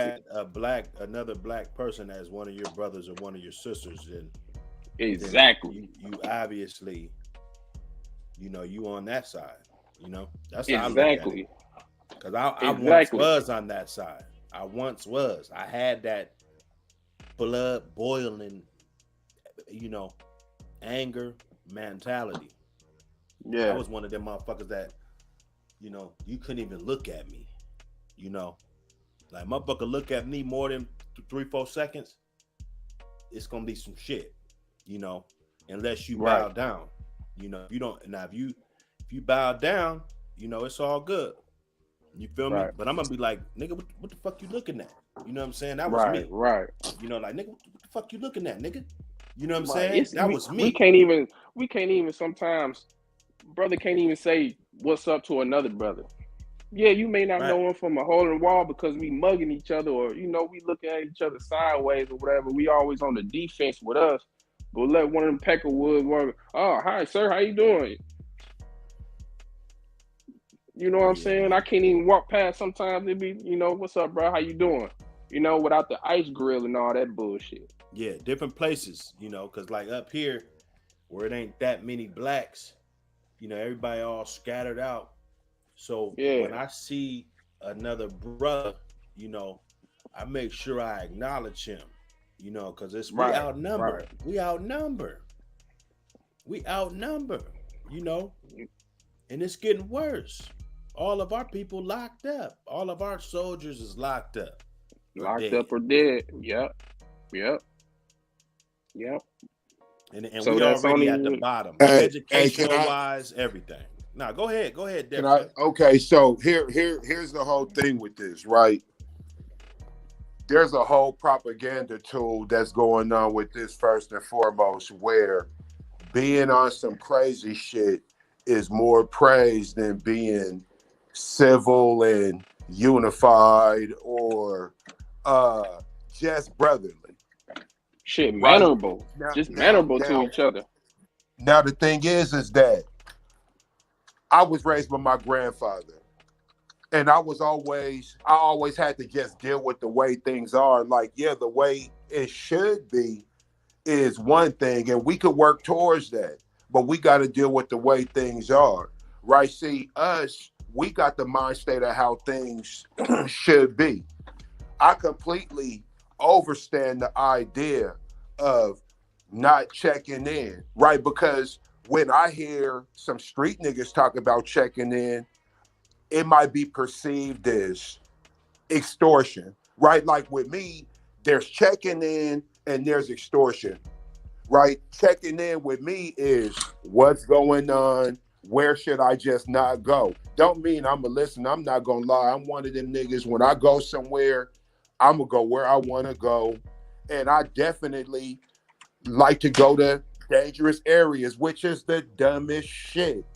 Why do I want to go where it's dangerous? But one thing I can say, I still be knowing. If I go, I still have an idea, right? So to me, that's checking in. Now, a grown man, you shouldn't have to fear certain things, right? Your own kind stealing from you. But we know that's been going on way before we was ever thought of. And the reality of it is you shouldn't have to lock the door to your house. But I know when you go to work, you don't just leave your shit unlocked, because these motherfuckers will come up in your shit. And it'll be somebody smiling up in your face. It won't even be nobody who'll just run your pockets. It'll be your neighbor. Your families know each other. So what we have to kind of separate that, right? The way things should be, yeah, definitely ain't the way things are. Like, we shouldn't have to lock our doors. You should be able to, whatever, bro, whatever you got on you, it should be safe. But I'm pretty sure you take precautions to protect yourself, because you know how people are out here.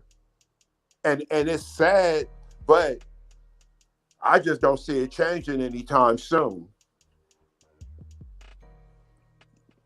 So I completely agree with you with the whole, you shouldn't have to check in or whatever, this and that, or a person shouldn't be able to just come up and take your shit.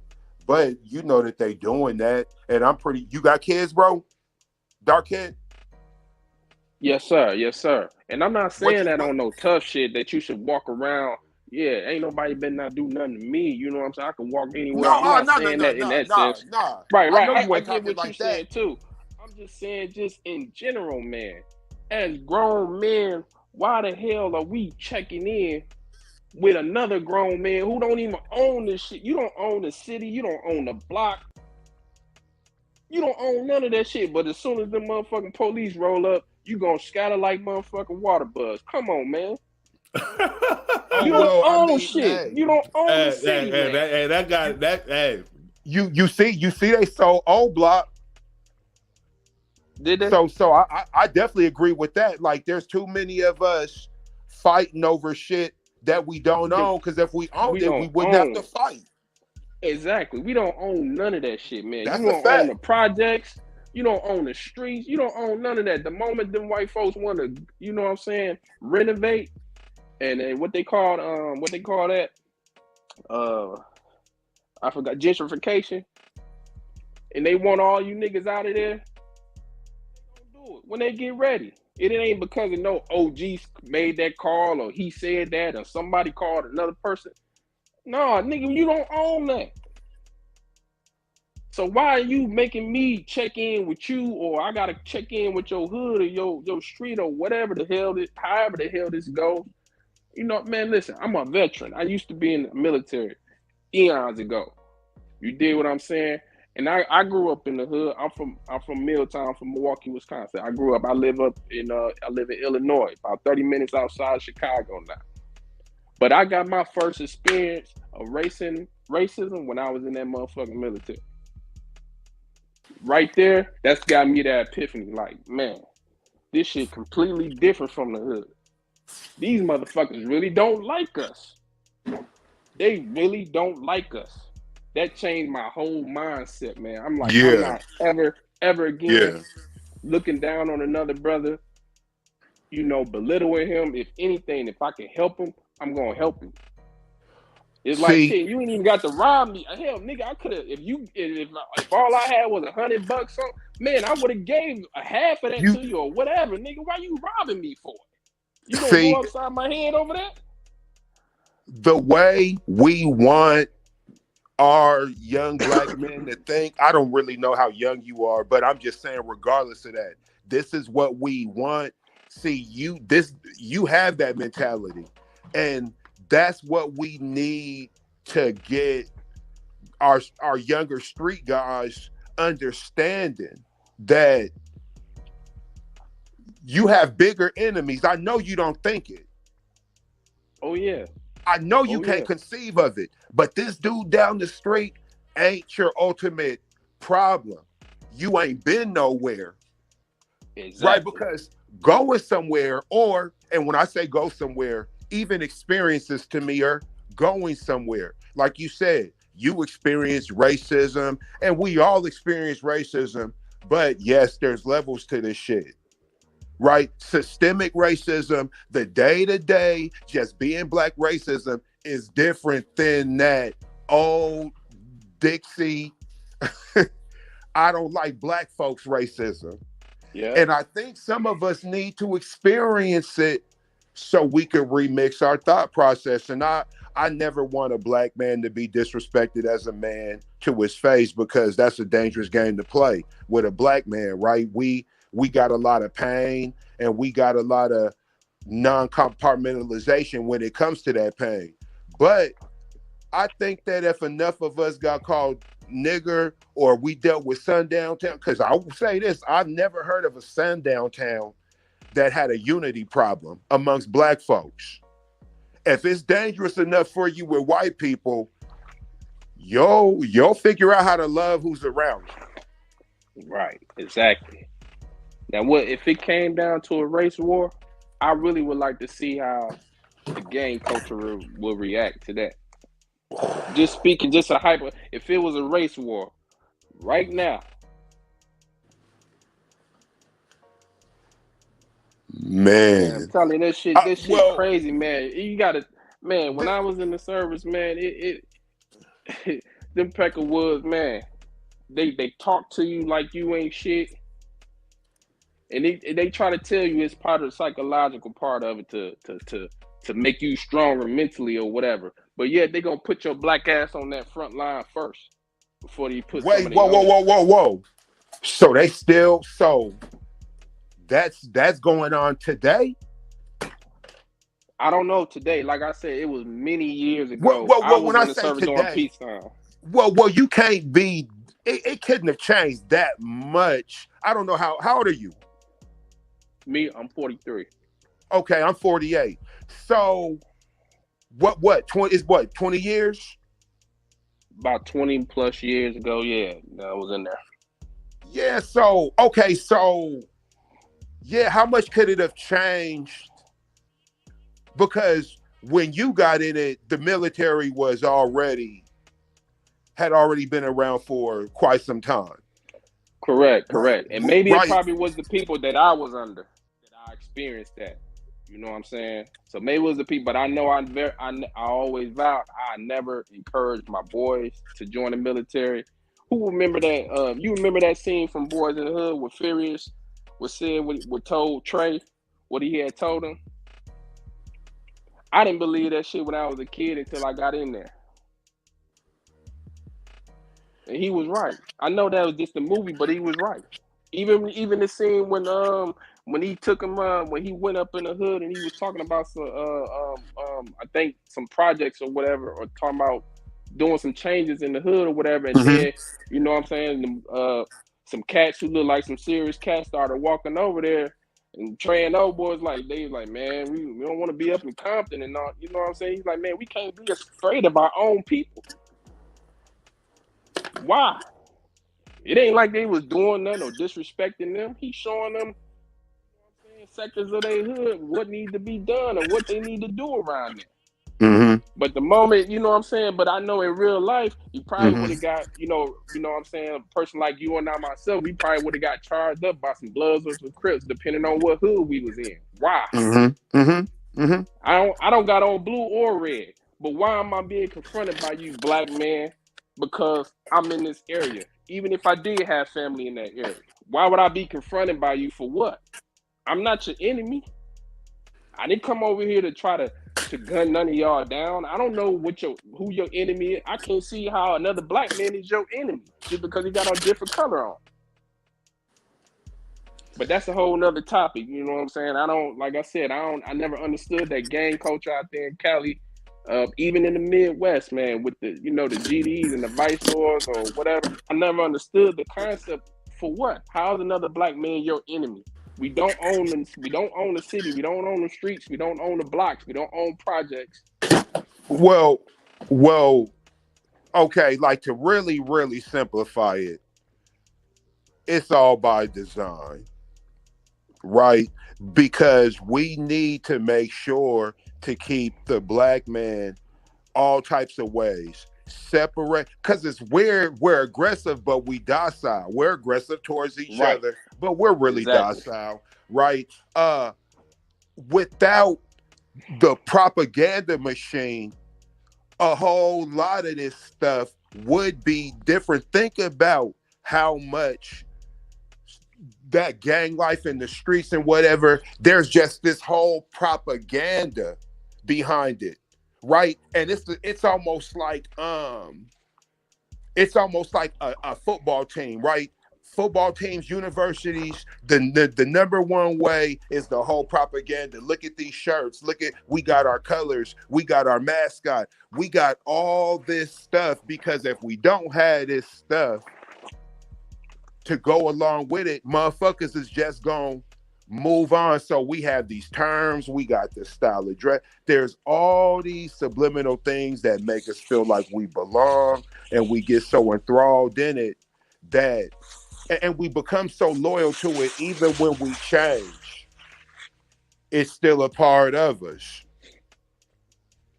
right? Like, and we can look at it all type of ways. With college motherfuckers, they do that shit with the fraternities and sororities and shit. With the streets, they do it with the gangs and all this stuff. But really what it is, man, we be looking to be led. We be wanting to be part of something. We be wanting to be part of something meaningful.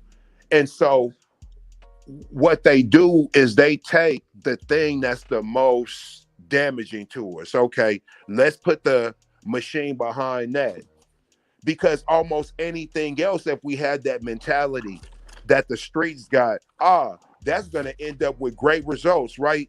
Think about when we hear the stories of when every black person wanted to own something, whether you was a street guy or whether you was just a straight worker, but the whole deal was to control something, right? I could call it mine. And when we was doing that, we was just successful everywhere. Oh man, they had to get rid of that. See, the average black man used to think like you, openly, right? We used to know the average black man probably thinks the way you think. Nigga, we had to get rid of you. Mm-hmm. And it's fucked up. But when we simplify it, so we need to like, we got to deal with each other first, I guess, because before we Yeah. even deal with the Yep. machine got us We so do. gone. We Yep. can't even deal with the machine. We got to deal with our people, I guess. So let me ask you, brother, do you ever think it would ever be a Black Wall Street? If we can ever have that again, our own banks, own schools, Hell yeah, grocery stores. But it gotta be spearheaded by the right brothers. And what's crazy, it gotta be y'all. It gotta be all the elements together, right? Because you and Walk 'em Down Ram talk the same.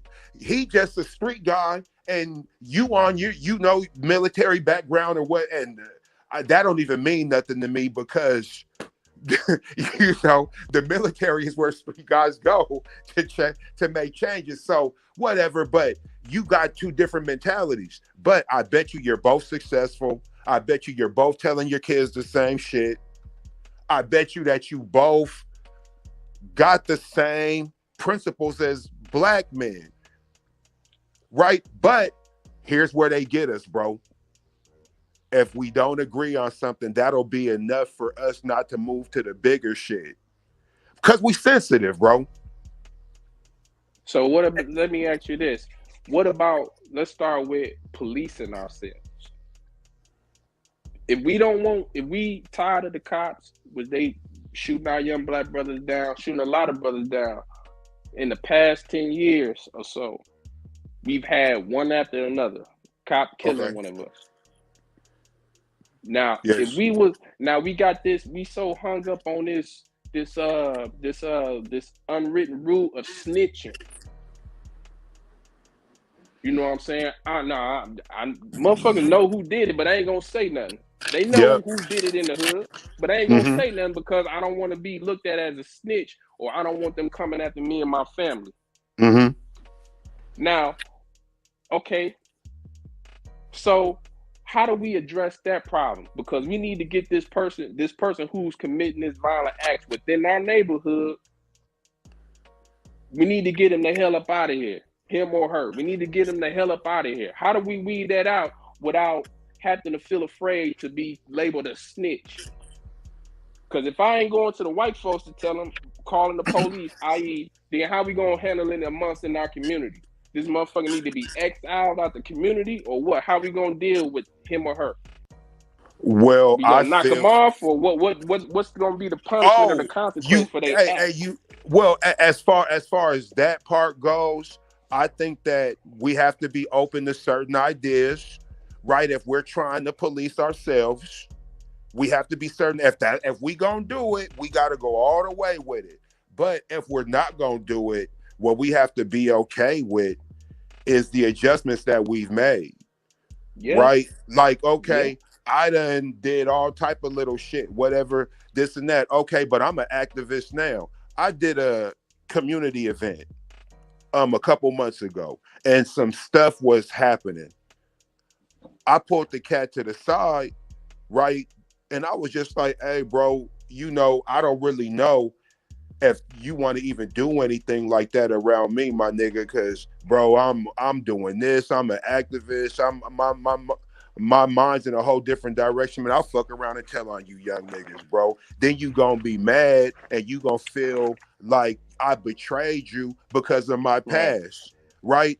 But I'm prepared to deal with that because my name is gonna be attached to this. You could have did this at any other time, but you choose to come when I'm doing something for my people, right? So what I'm telling you is not that my bro. If you do, I'm telling. Like, I didn't go that far, but I'm telling you, bro. Like, you don't even want to do that around me, bro. Right. Don't put you in that position to have to do that. Don't put me in it. Don't put you in that position to have to do that. And the thing is this: when we make changes, we've made the changes. You know what I'm saying? Like, man, come on, bro. I fry chicken and I make school lunches and all that shit and promote education for, man, bro, look, you do something heinous like that around me, the decision's already been made. And I also know everybody gonna be mad. Oh man, snitch. All right. Right, right, I right. mean, Hey, that snitching rule don't apply to civilians though, bro. Like if I'm What is over a here, but here's what what here's what what they is a say. civilian? We Here's all what they a try to civilians. say. civilian is like, say, I'm finna tell you, I'm gonna give you the example. Like if I'm selling dope out of my house, my neighbors go to work every day. You know, they fucking raise their kid, they regular everyday people. They call the police on me. I ain't gonna be mad at them because I'm bringing heat to around they shit, and they ain't like that. They civilians. They not in the But game. They didn't say if I'm gonna do this gangster shit, and if I get caught, I'm gonna shut the fuck up. You but the know? way it's But you're a supposed to civilian go too, brother. for What makes you not a civilian? Are you not a civilian? oh No, well because I'm still in the streets. I still control my neighborhood. That's why I was saying, like my little homies, to keep the police out the hood, you can't sell dope in the neighborhood at all. You can get a But just job, like, but just or like you you can said, sell that weed brother because who weed is legal out here. But you can't sell no said pills, that. none of that in the neighborhood because you're gonna make the whole neighborhood hot. And the police gonna be fucking with everybody, even the regular people who live in the neighborhood but ain't from the set. That's not fair to them. But everybody don't got me as a big homie. You know, I can only control my little section of the hood like that and show them a positive way on how to do the shit, you know? And we ain't really active because I live in an all Crip area. We ain't banging on no other Crips. Like my city, like it's like Long Beach, just all Crips. Like only Bloods that was over there, my hood ran them off. That's why my hood came about was because they was pressing on us when we moved over there in '89 as kids, 8 years old. So we formed our shit, just the kids in the neighborhood, and that's how our shit got started. And once we took care of them, it wasn't no other need to keep gang banging. Like Now let me so, ask you something, brother. If they, but that man that you just said that you said that the cat who, as we call them squares, right? The ones who not into street shit. I guess I'm a square because I ain't in the well, no, street I shit. I wouldn't even never call been. you a square because No, no, no, a no, no, square no. nigga I is know like you're a not. nerd. You feel me? Like a geek. Like you could be a What cool I'm saying motherfucker is, and not be but we no both, gangster. Like I don't but just we hang both around can. gangsters. But I'm saying if the police show up, we both could still get locked up together. We both still, because you still considered a citizen, my brother. That's what I'm saying. You still considered a Yeah, citizen. but Now, because I whatever took you on the do in the gangster streets is whatever role, you and do if in the it's streets. my bag, I would say, oh no, this is my dope, officer. He ain't have nothing to do with it. But I come up under them old school gangster rules though. Like you take your hit. So say like me and you just homeboys, you know, and we just go to the game one day, and on the way back from the game, I go pick up 10 pounds of dope and get pulled over on the way. I ain't gonna let you get put in no handcuffs. I'm gonna say this is my shit. You feel me? Okay, well, Gonna let me cause ask some. you this. And this, I bring up these hypotheticals because I'm trying to. So, if a police roll up and they caught you doing what you doing, whatever you know, your street shit, whatever you doing, and they And you treated ain't you got like that, nothing to bro. do with it. Right. Hold on. Let me finish. I ain't got nothing to do with it, but I'm me and some other people are just we watching it as it transpired. Police hemming you up, and they treated you like they did that brother George Floyd. Got they foot on your neck and shit like that, and you like, man, somebody help. And we just all just standing there. No, I ain't gonna help him because he a street dude. I couldn't believe that shit that they did. People just standing there with camera phones while this man is dying in front of us on live I TV. mean that shit whack as fuck. So No yeah, they cap. was right, My but what wrong first for I'm case that. saying though, ever but as a ever brother, was if for I see jumping that on the shit, and I police. swear Like for God, right, and I swear for God, man, I can't just stand there and watch that. I don't care if you a yeah, me gangbanger. You neither. see Me another me brother, you got your fucking foot on it or your knee on his neck. I can't stand there, and whatever happened to me happened to me. But I'm not finna stand here and watch you kill another brother I'm holding a not fucking either. camera But phone. I will say But before I'm I not went gonna to dismiss it either because you do what you do in the streets. I know, Say, but well, he ain't I a would have civilian. I ain't before gonna I do that. went to the pen. I No, ain't I gonna get didn't learn involved. that unity. No matter where you from, like these is our real enemies. Until I was in the federal facility and having to physically fight the motherfuckers with knives and shit, and they coming and it's 100 of them and fucking 50 of us. You know, I don't give a. you had to put all that hood shit aside, you know. And when I So came you had to home, fight I kept with that other mentality. different. You had to fight Oh with other yeah, different gang members, yeah, even if hell they yeah, in the wasn't from your pen, cause set or we whatever. short out here. It's not a lot of us out here, so we gotta stick together or we fucking fool. Cause So why everybody y'all is can't? against us. So why you can't keep the same mindset? You know, just for being locked in the clink. Like, damn, man, you know, that was a fucked up experience I had. I don't even want to do this shit no more. Because Denounce your rag or whatever, whatever I y'all got a probably use. responsibility though now because before I went in, I had little homies.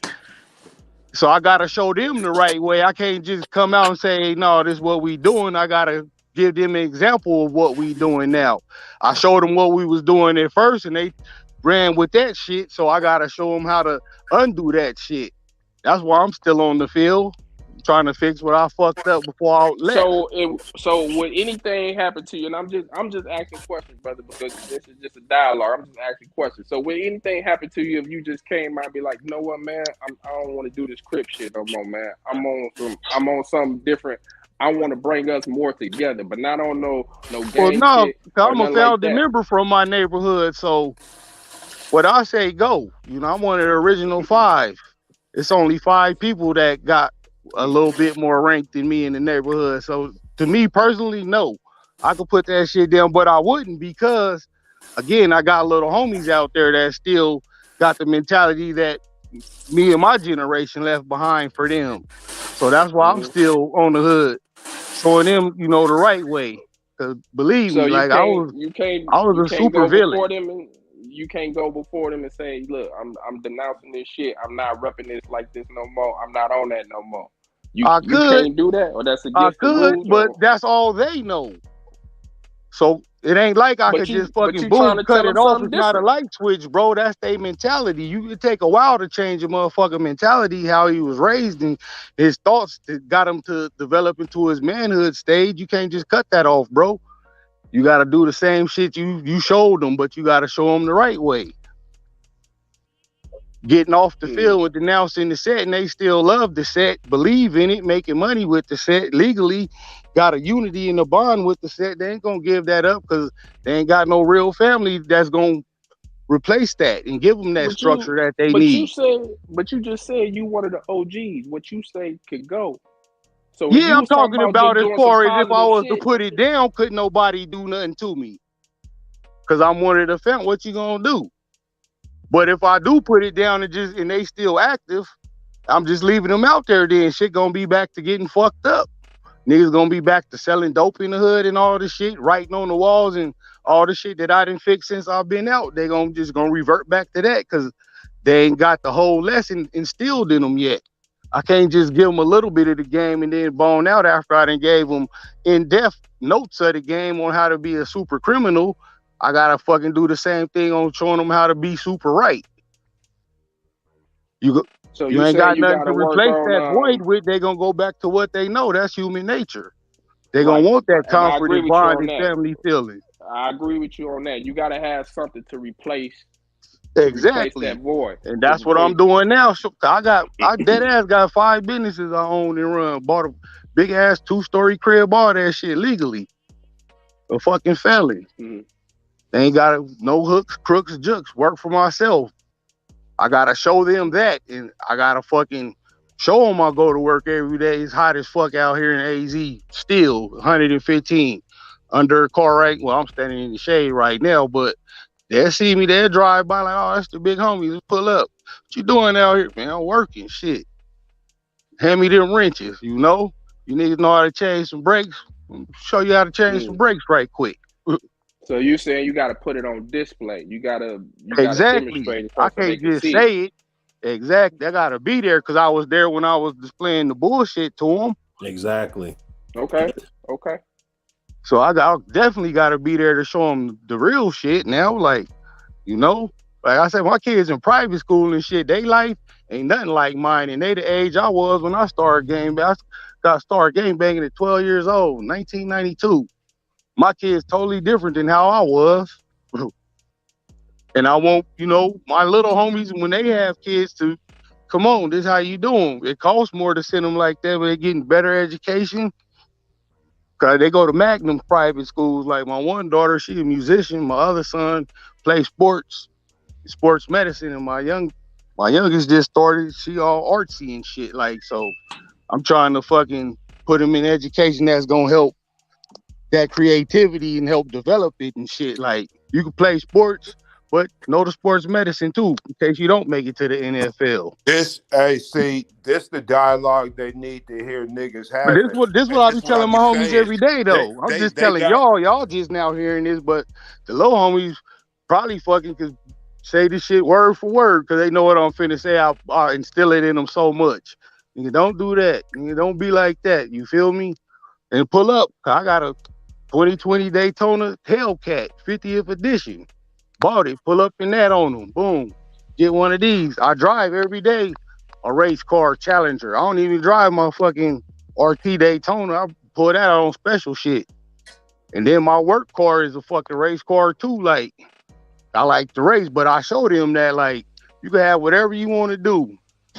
You can do it the right way. You can do it without no felonies on your record.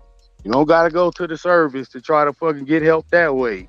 You can fucking No, man you up definitely don't. You and definitely build that don't. shit up yourself like I did. It was hard as fuck because I'm a felon, but I did it. If you ain't got no felonies, it's gonna be way easier for you. And that's what I be telling them.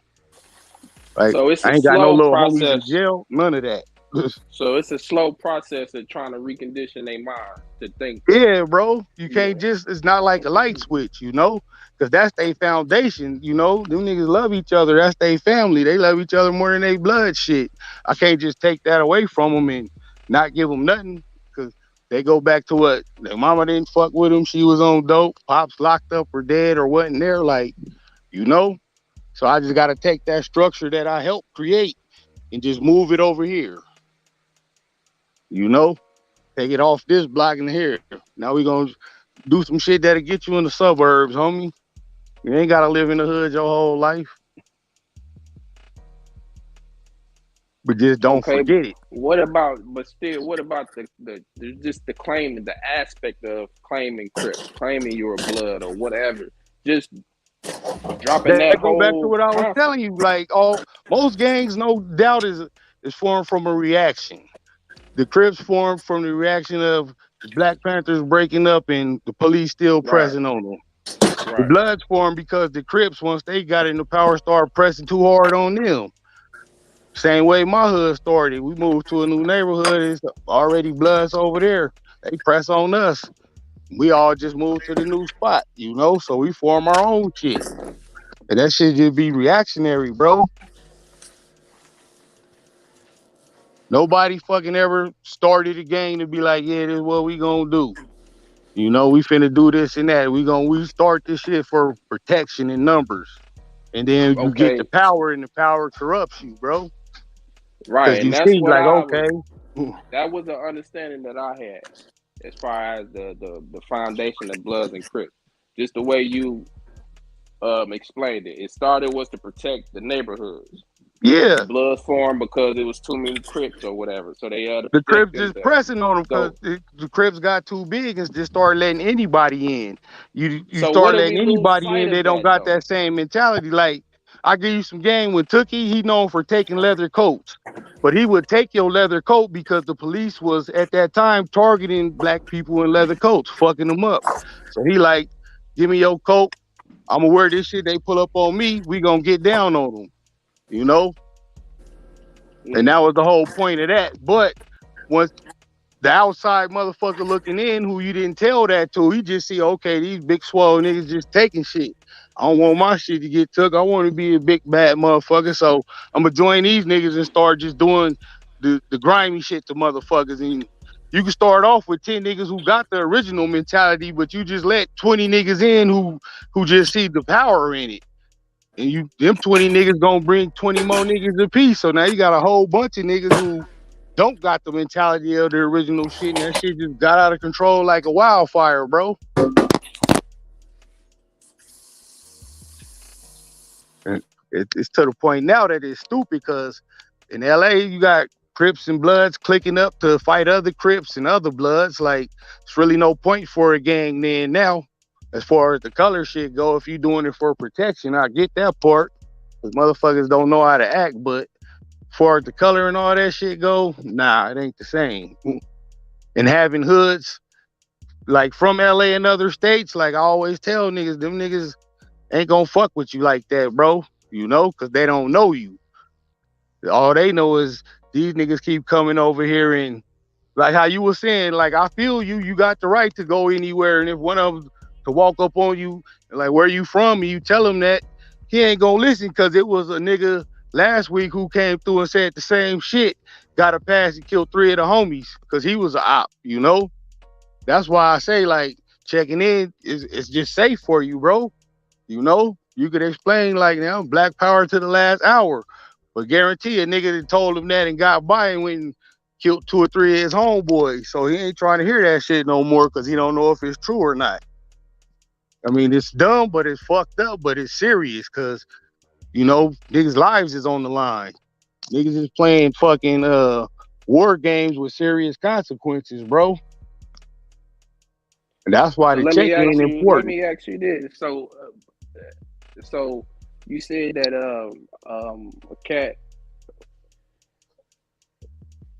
Okay, you go to somebody's city or whatever. Now I'm just a regular Joe. I don't know what neighborhoods is Bloods or Crip, but I'm just in the if I'm visiting family. Don't got on neutral colors, and I get approached. Where you from? Yeah, I'm from out of town, man. You know what I'm saying? What is this about? Why am I still gonna get? I'm still gonna get Yeah, pressed for because it what? go Just back being another to black man? what I just told you. Like a nigga then already came through and told them that, and it wasn't true. And they let him pass, and he go and kill 2 or 3 of their homeboys with that same. I'm from out of town. I ain't know none of this shit. They're like, all right, he cool. Give him a pass. Nigga walk up the block and turn the corner and down 3 of the homeboys. You know how many times is So he gonna fall for that one? does that apply to every person, no matter what color they are? Oh yeah, bro. See what the Or dudes does don't that say only be up. apply to It black be up. folks? Like it be up, bro. Like it be up for real with every like the race war be up for real.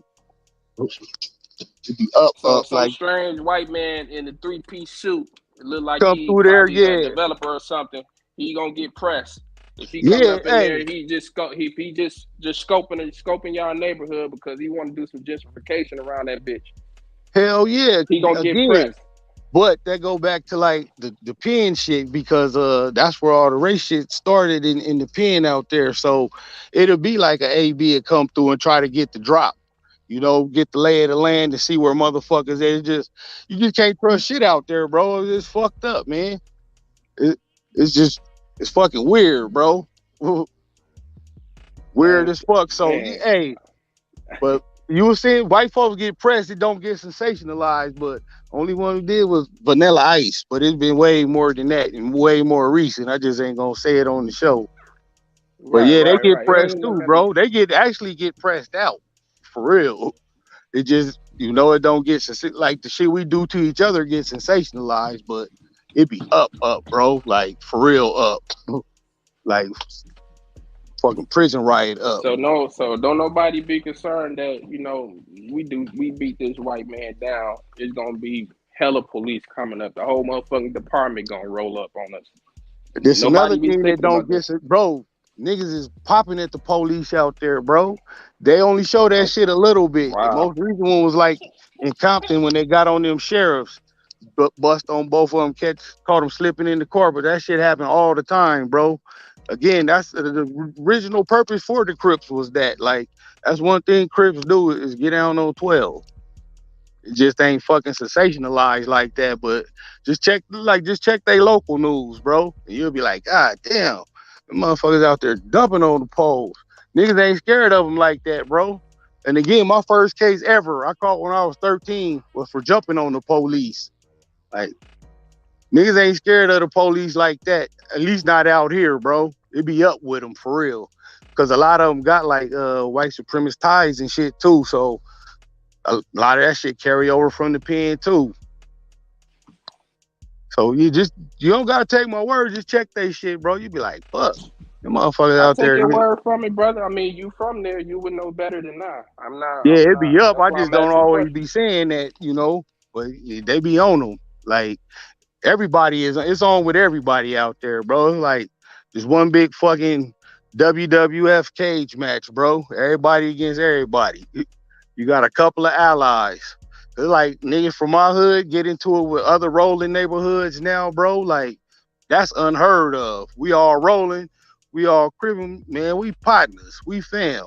That never happened when I was coming up, but now it's just everybody is more clicked up. The big homies again, that's everywhere. They just abandoned the field, bro, and just left the generation after me and the generation after them to just have at it. So what was the purpose of the peace treaty then that between Bloods and Crips at one point in time? Was that back in the early 90s when the Yeah, Rocky that was King the shit truth in happened? 9 Deuce, and that was a result from the LA riots. Like they the Rodney finally King seen shit? like together we stronger. But then you got like the opposite slide through, and the cops are dirty like that. They come through and drop one of your homeboys and yell out my hood, maybe Now was throw a that blue rag behind down. the They'll do whole some Rodney shit like King that, stuff? and then you niggas gonna be like, "Oh, the truth's off," and come back and do something to me, and I'm gonna be like, "Why y'all do that to me? Why y'all kill my homeboy?" Now the truth is off on me too, but all the time 12 did it, Right. So and did that's that stem from the whole Rodney King thing? yeah. And The niggas seen together we were strong. Together we could change the world, Now and has that there shit been lasted for a long time. But again, like you get one just mysterious homeboy got killed, and they yelled out neighborhood and scared it off. So now you come through right on my homeboys thinking we did it. so So now only have you get ever back is to thought get that at you because we thinking y'all just said fuck the truth. It's back on with these niggas. so did you ever think that it probably was somebody other than that looked like yourself that probably kicked that off to keep y'all back at each other's neck? Because if y'all was able to do that back then, and it's like, okay, now we in 2022 and it don't seem like it helped because we still knocking each other off. Well, yeah. And it could have been So somebody who didn't look like us, or either way, they worked for some police department, bro, to because get they it don't kicked want back us to off. unify. They Yeah, don't I want us to totally get unite. that. I They gonna totally get infiltrate that. to keep it just like they just dropped off crates of mysterious guns and shit in the alleys of Chicago. Oh, Don't they used to nobody do know that where shit this out shit here, come bro. from. Right. Yeah, they used to do that So out here. That's how I got my first AK. Was off a train. so that's what I'm saying, man. Y'all, if you have an idea, a brother like yourself who's an OG, you say you one of the founding members who started it, y'all know that shit like this is happening, man. You know what I'm saying? I just don't understand why y'all, well, I'm not gonna say y'all, or why some of the young brothers are still out there want to gang bang or want to be, you know what I'm saying, we want to go at each other's neck. It go back to what I said earlier. Everybody don't got a big homie like me that seen the bigger picture and was able to apply something else and be successful as I was when I was a active game banger, when I was on the And, field. They and got you can't cross them over, bitter OGs, you know.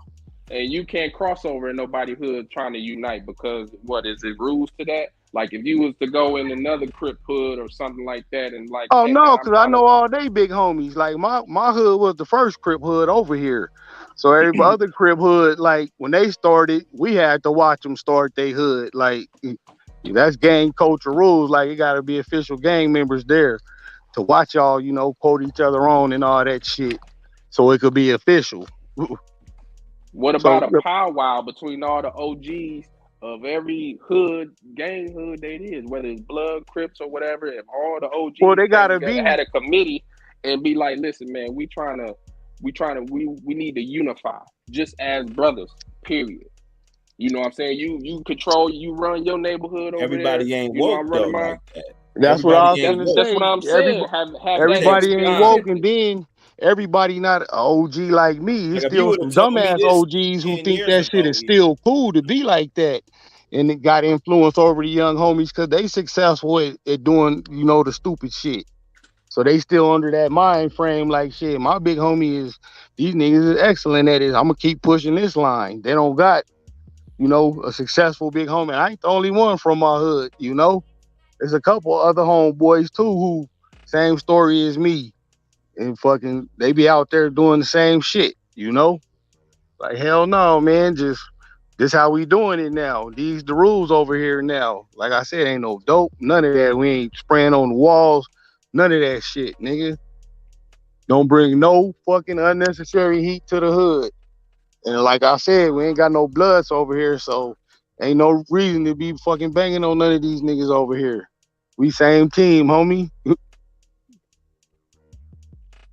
And the other sides is so far away, like it'd be asinine to try to come over here and do some shit, because you got to get way back to the south side or way back to the east side.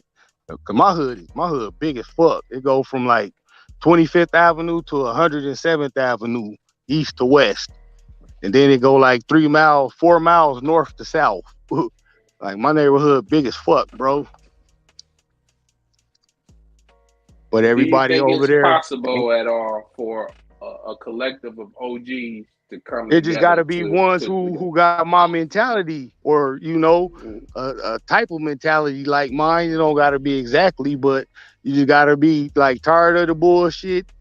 But you got to be doing something positive that you could give them too. Like I said, I can't just fucking hear, nigga. Nah, don't do that, don't do that, don't do that, and don't give them nothing else to replace what I just took from them. They gonna revert back to what they was doing, and they gonna start doing it behind my back, sneaking and doing shit, and that's where a lot of bullshit come into play. So you just gotta man up with them, bro. It's not a whole bunch of manly men left to get out there, and don't be scared and fucking talk to them.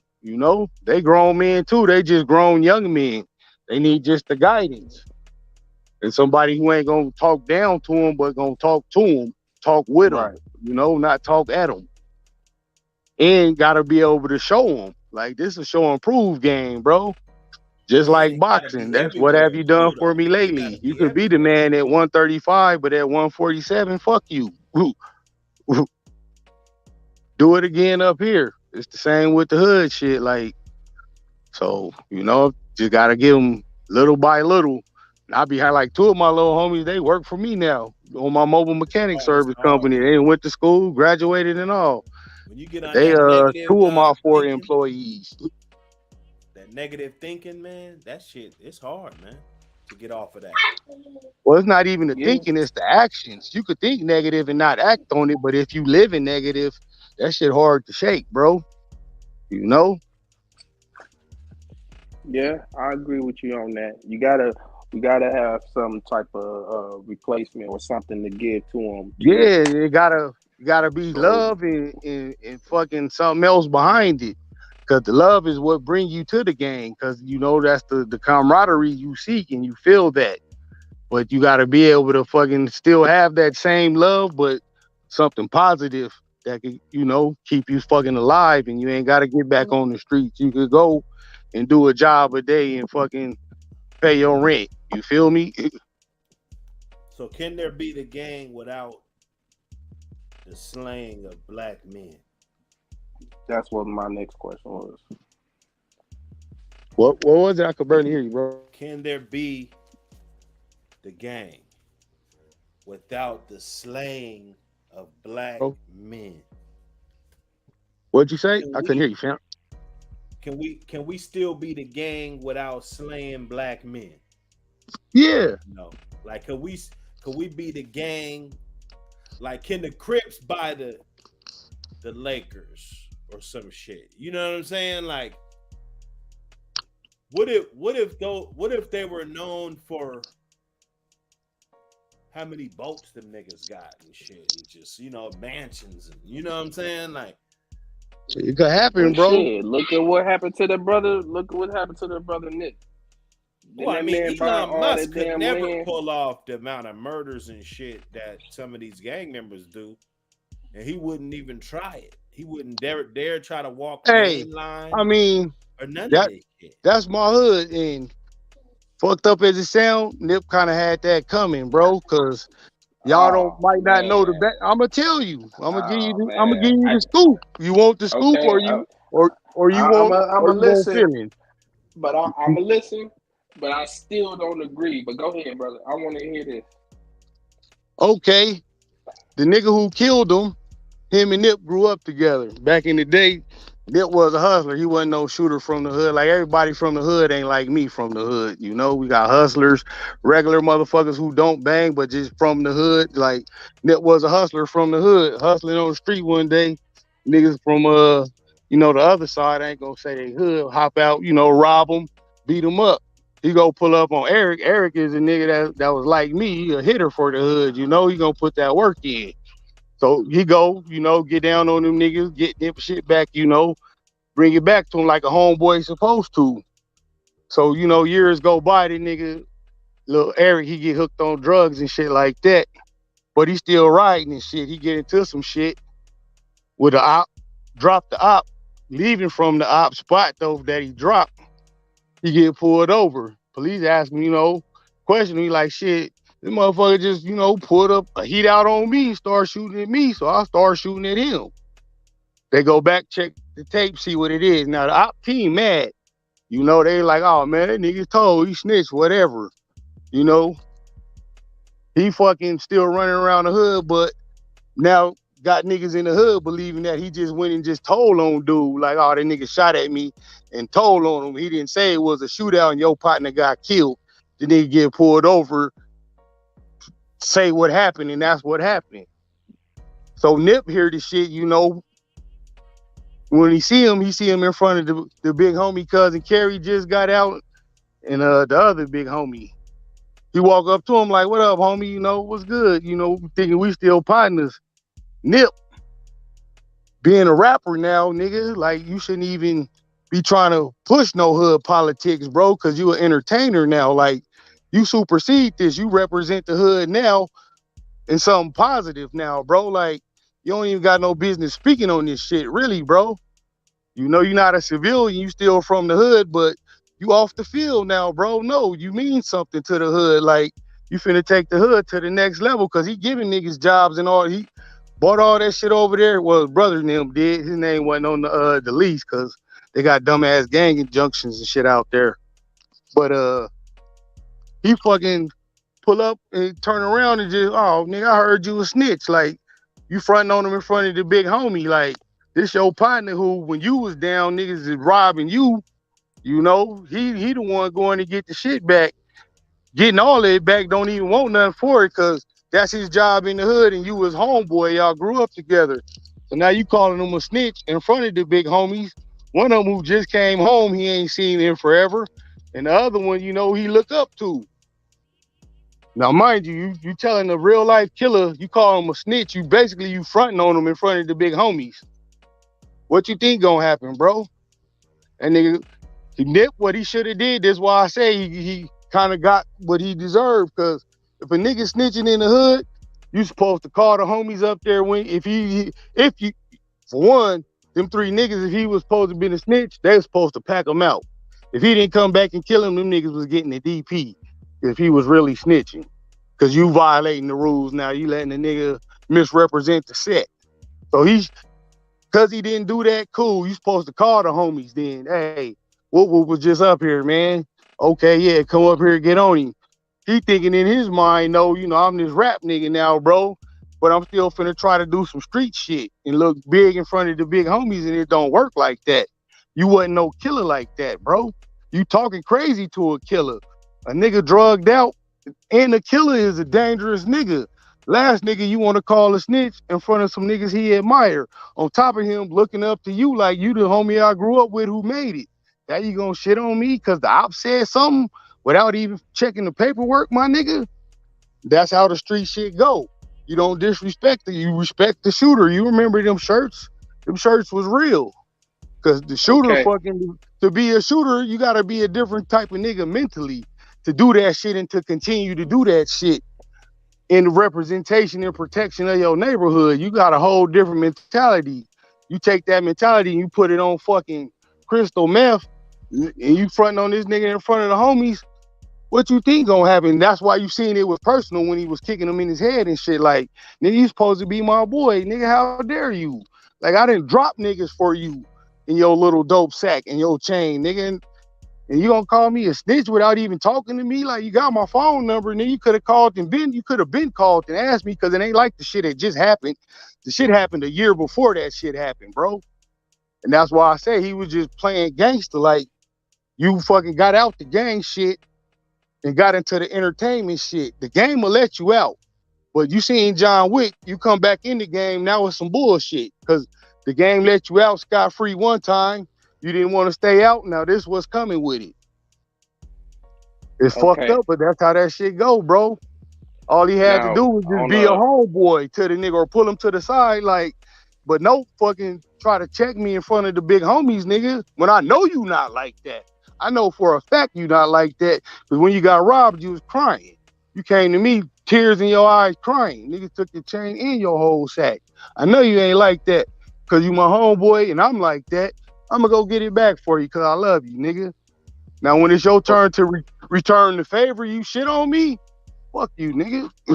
Okay, so for people like myself and many others who not part of gang culture or didn't understand that, now that's obviously that's some gang shit, that's some street shit that nobody didn't know until you take told that us. and apply it to if you pay a motherfucker bills and you fall on hard times and he shitting on you at the next family reunion. You would be like, you wouldn't kill him, but you wouldn't fuck with him. Exactly. See what I'm saying? And that's why I was going with that, brother. So yeah, but you're not a killer or a gangster. Hold on, brother. Hold on.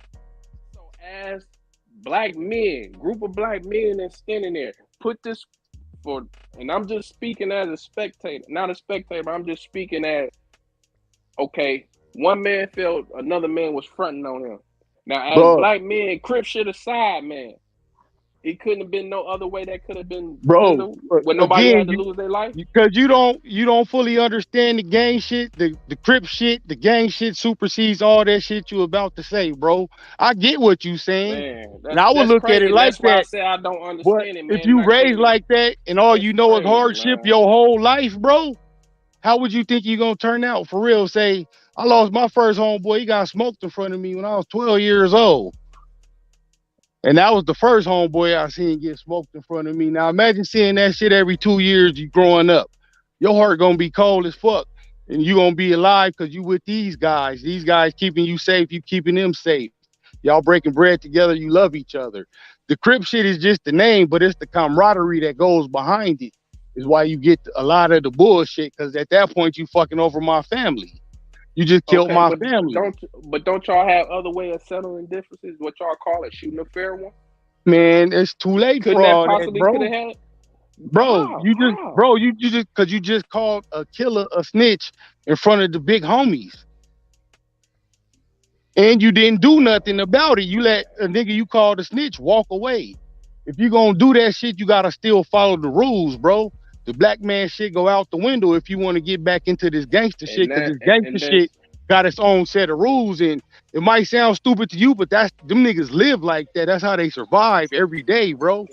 Without that mentality, them niggas is dead in the water. How is that being productive though to our race as far as building and trying to move bro, forward? It's not dealing with you saying race shit, and gangsters ain't looking at the race. They gang is they race, because that's their family, my nigga. That's who they know show them love. They don't know no other. Every other black person they seen from an opposite hood then killed or did something fucked up to them. So that race shit go out the window. Mindsets? Right. So like I'm telling you how I do. You said yourself though, when y'all go inside the clink though, that race shit, y'all come together when on some race shit too, right? I know that, and I respect that still to this day, but everybody don't. Because nigga, if you just get out, you got that same mentality, but these niggas just come through and killed your cousin you ain't seen in 5 years. Is you gonna respect them as a black man, or you gonna be back on that killer shit? You know you already a killer. If you're not a killer, you ain't gonna get it. But if you trying to reform from being a killer and this nigga just killed somebody you love, you going right back to that, bro. Because that's all you know. So would you have that same energy if the police killed your cousin? Or killed your uncle, or killed somebody you really love close to you? Did you not hear me say 3 times, my nigga? My first case ever was for jumping on the police. I'm not scared of the police ever. I'm talking about any gang member would have that same energy. You said if an op or something come and kill one of your loved ones or one of your close well, that shit go case by case basis, bro, because everybody not like me, but it is niggas that is, and they do get down on the police. on the streets Yeah. and in the pen. Like you could go look at my great uncle. His name Joe Rockhead. You could look him up on YouTube, and he'll see him on Cav Mac video. He was like, "Shit." When I hit Tracy, I told them niggas I was there for two things: the Mexicans and the police. Everything else fucked. And that's a lot of mentalities, because that's what the Crip shit originate is for, is to defend against these niggas. And like I explained to you, it just got corrupted with too many niggas and too much power. And it fucking, the Pyrus was a byproduct of that, the Bishops, the Swans, all of them, because they didn't want to get pressed. Like how we didn't want to get pressed when my hood formed. That's why I told you, all gangs is a reaction of something, bro. And it just get out of hand. So I get the Black Power shit. I love it. I push it hard as fuck. But man, I'm far and few in between, bro. Most motherfuckers go back to all they know, and that's human nature. If that's all you know is hardship and only loving these group of guys, what you gonna do to survive? You went out and tried to. I gave you the example of, oh, I'm just a black man. I'm visiting family. A nigga didn't said that before and then got off and killed 3 of their homeboys. So a nigga ain't trying to hear none of that no more. You better be from a fucking hood we cool with or a song, my nigga. So y'all only, so that type of mentality of unity only applies if y'all in the clink and you gotta fight a race war, fight a whole nother group of race. But when you get back on the streets, all that shit go out the window. If you was For my most op and I was in the clink with you, and goddamn it, okay, well, if we I gotta was in put the our clique with differences you, aside. like, and we fight like we'd be cool, I might not fuck with your homeboys. I might could still be at them, but if I see you with them, they'll get a pass. It just be weird shit. Like everybody, I'm telling you, bro, everybody don't got the foresight to look ahead and. But before I was And that's gang what banging, we I trying to was work raised on, up on man. that shit. Like, like I was raised. My name is That's what we trying Ramesses to Hooten work the on. Third. Like that's my real name. So I was raised with having a name like that and learning the knowledge that come with it. But again, being pressed on by motherfuckers in the red in the essays, fuck it. You want to be the opposition, then we gonna be the opposition of y'all. So now we neighborhood Crips, nigga. Fuck you. What's up? Just cause I ain't no punk, I ain't gonna let you bully me. And that's what it is now. And ain't no mistaking when you see me and I'm blued down now. It's on. Because when I see you, it's on. Because I came to live in peace, but you kept fucking with me. So much so to the point to where when the lead started flying and we losing homies, now it's up forever until y'all is eradicated off the hood. But do you ever think about, bro? You said even you said y'all even the gangbangers may go at the police at times. You said you've done it before. So if that's the case, then if they just only know we only killing and knocking each other off or whatever, they ain't gonna do too much shit about it. But if it really got down to business, if they really wanted to keep y'all in check, bro, and they come National Guard, Army, and break up all y'all, take over all your neighborhoods, are y'all prepared to to fight that type of battle? If they be like, okay, this ain't no more hood, this ain't rolling sissies no more, this is our shit, we finna take over Bro, your shit. This ain't none of y'all crip hood, this ain't no blood, my so we nigga, coming over here and listen, we taking over. listen to me well. Couple summers ago, it was up. They had 100 days and 100 nights. All the gangs was out killing each other every day, every night for 100 days. And that's just in one area. That's how many guns these niggas got, bro. Motherfuckers got niggas got shit to fight back with, bro. It's just will niggas do it is the question. We got it. We Yeah, got the that too. artillery to do it to each other. Will they do it to them is the question. Right, Trust me, the exactly. weapons is So there. If with you got that, enough heats to bust different guns every day to kill 100, kill as many people as you can in 100 days, niggas got guns, bro. It's but you just know what, who brother? you aiming them They at. can. But you know what, brother? They can stop that supply. They can stop providing y'all that. Just like we was I talking about mean, putting the you guns in the say hoods that and shit. and They can could, stop that. So then that but limits but your look, firepower because you that forgetting comes from them. you forgetting one key thing though when it comes to white supremacy, and that's greed. Somebody will sell you some fucking shit, bro. For real. The No, I'm Armenians saying mainly. right. I'm saying if they really want to put us in control, if they say we finna go back to slavery, nobody's excluded. Everybody going back to slavery. Common black folks, gang members, everybody, we finna go back to slavery. Do you think that we equipped enough because we so divided and we so in our own little sections to fight that type of shit off? Yeah, because when we are forced to, we will, and that go back to 6 prison riots in 5 years. We had no choice. You either fight back or die. When you presented with just that option, you want to live. Fuck where this nigga from. I'm trying I'm to talking live. about outside the prisons. I'm talking about outside the That's what I'm prison, if you saying. will. You got to take that same pressure and apply it to that situation you just said. When we're forced to have to do it, we will. I've seen it. You ain't got no choice to, motherfucker. Or you don't fucking help me, we all gonna die. Because they don't give a fuck So about yo, me and you, where so we your from. op so your op that y'all consider ops or whatever, you know what I'm saying, as gang member, y'all are ops or whatever, but you in But I that don't, clink, you may have to me unify because personally, we don't got ops, bro. Like, I'm from a whole Crip city. We not banging on each other like that. Our shit be more racially divided, if anything. You feel me? Because it's just all Crips where I'm from. We ain't fucking back because we all fucking grew up with each other. We all know each other. All our big homies grew up with each other. All that shit, bro. So we don't got ops like that. All our ops is other races, bro. That's like, I don't know if you ever okay. been to Long Beach. That city is just all Crips. North, east, south, west. I'm from the west side of my city, but I just told you how big it was, and we all just Crips over here, bro. We cool. Right, We I get think I along. If heard there's any discrepancies, we'll shoot a fair one, like right, men, I heard and shake hands Snoop say after that that. before. Yeah, Yeah, I've heard Snoop say that it's all Crips, no Bloods out yeah. there. And my So city is just like that. That's what I'm saying. Like, my side of town is just like that. Like, we got to go way to the south side if we want to funk with some Bloods. That's too far to be funking with a nigga. We ain't never crossing paths with these motherfuckers. We ain't got no beef. We don't even go over there. We kind of uppity, West side needs to I get think money. me personally, I don't think as a race we equipped to take on the challenge like that. I don't care how many firearms we all individually may have in our homes or whatever, but we gotta keep getting the running supply. And who controls that supply of that shit? They do. And They again, control them all the motherfuckers resources. is willing to break code for the bread, though, bro. I done seen them motherfuckers sell each other out, bro, for the bread. They don't give a fuck. I mean, that shit, the white power shit, they use it for the power, not the white. The white unifies them. They all in it for the power. And another thing I tell you too, in them prison riots, even though we was outnumbered, how we always won, how I ain't been stabbed up, my head ain't scarred up, none of that. Cause we win, cause we're unified.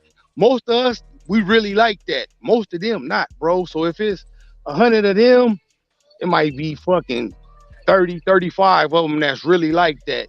The rest just fillers. You drop a couple of them, couple of them gonna take off.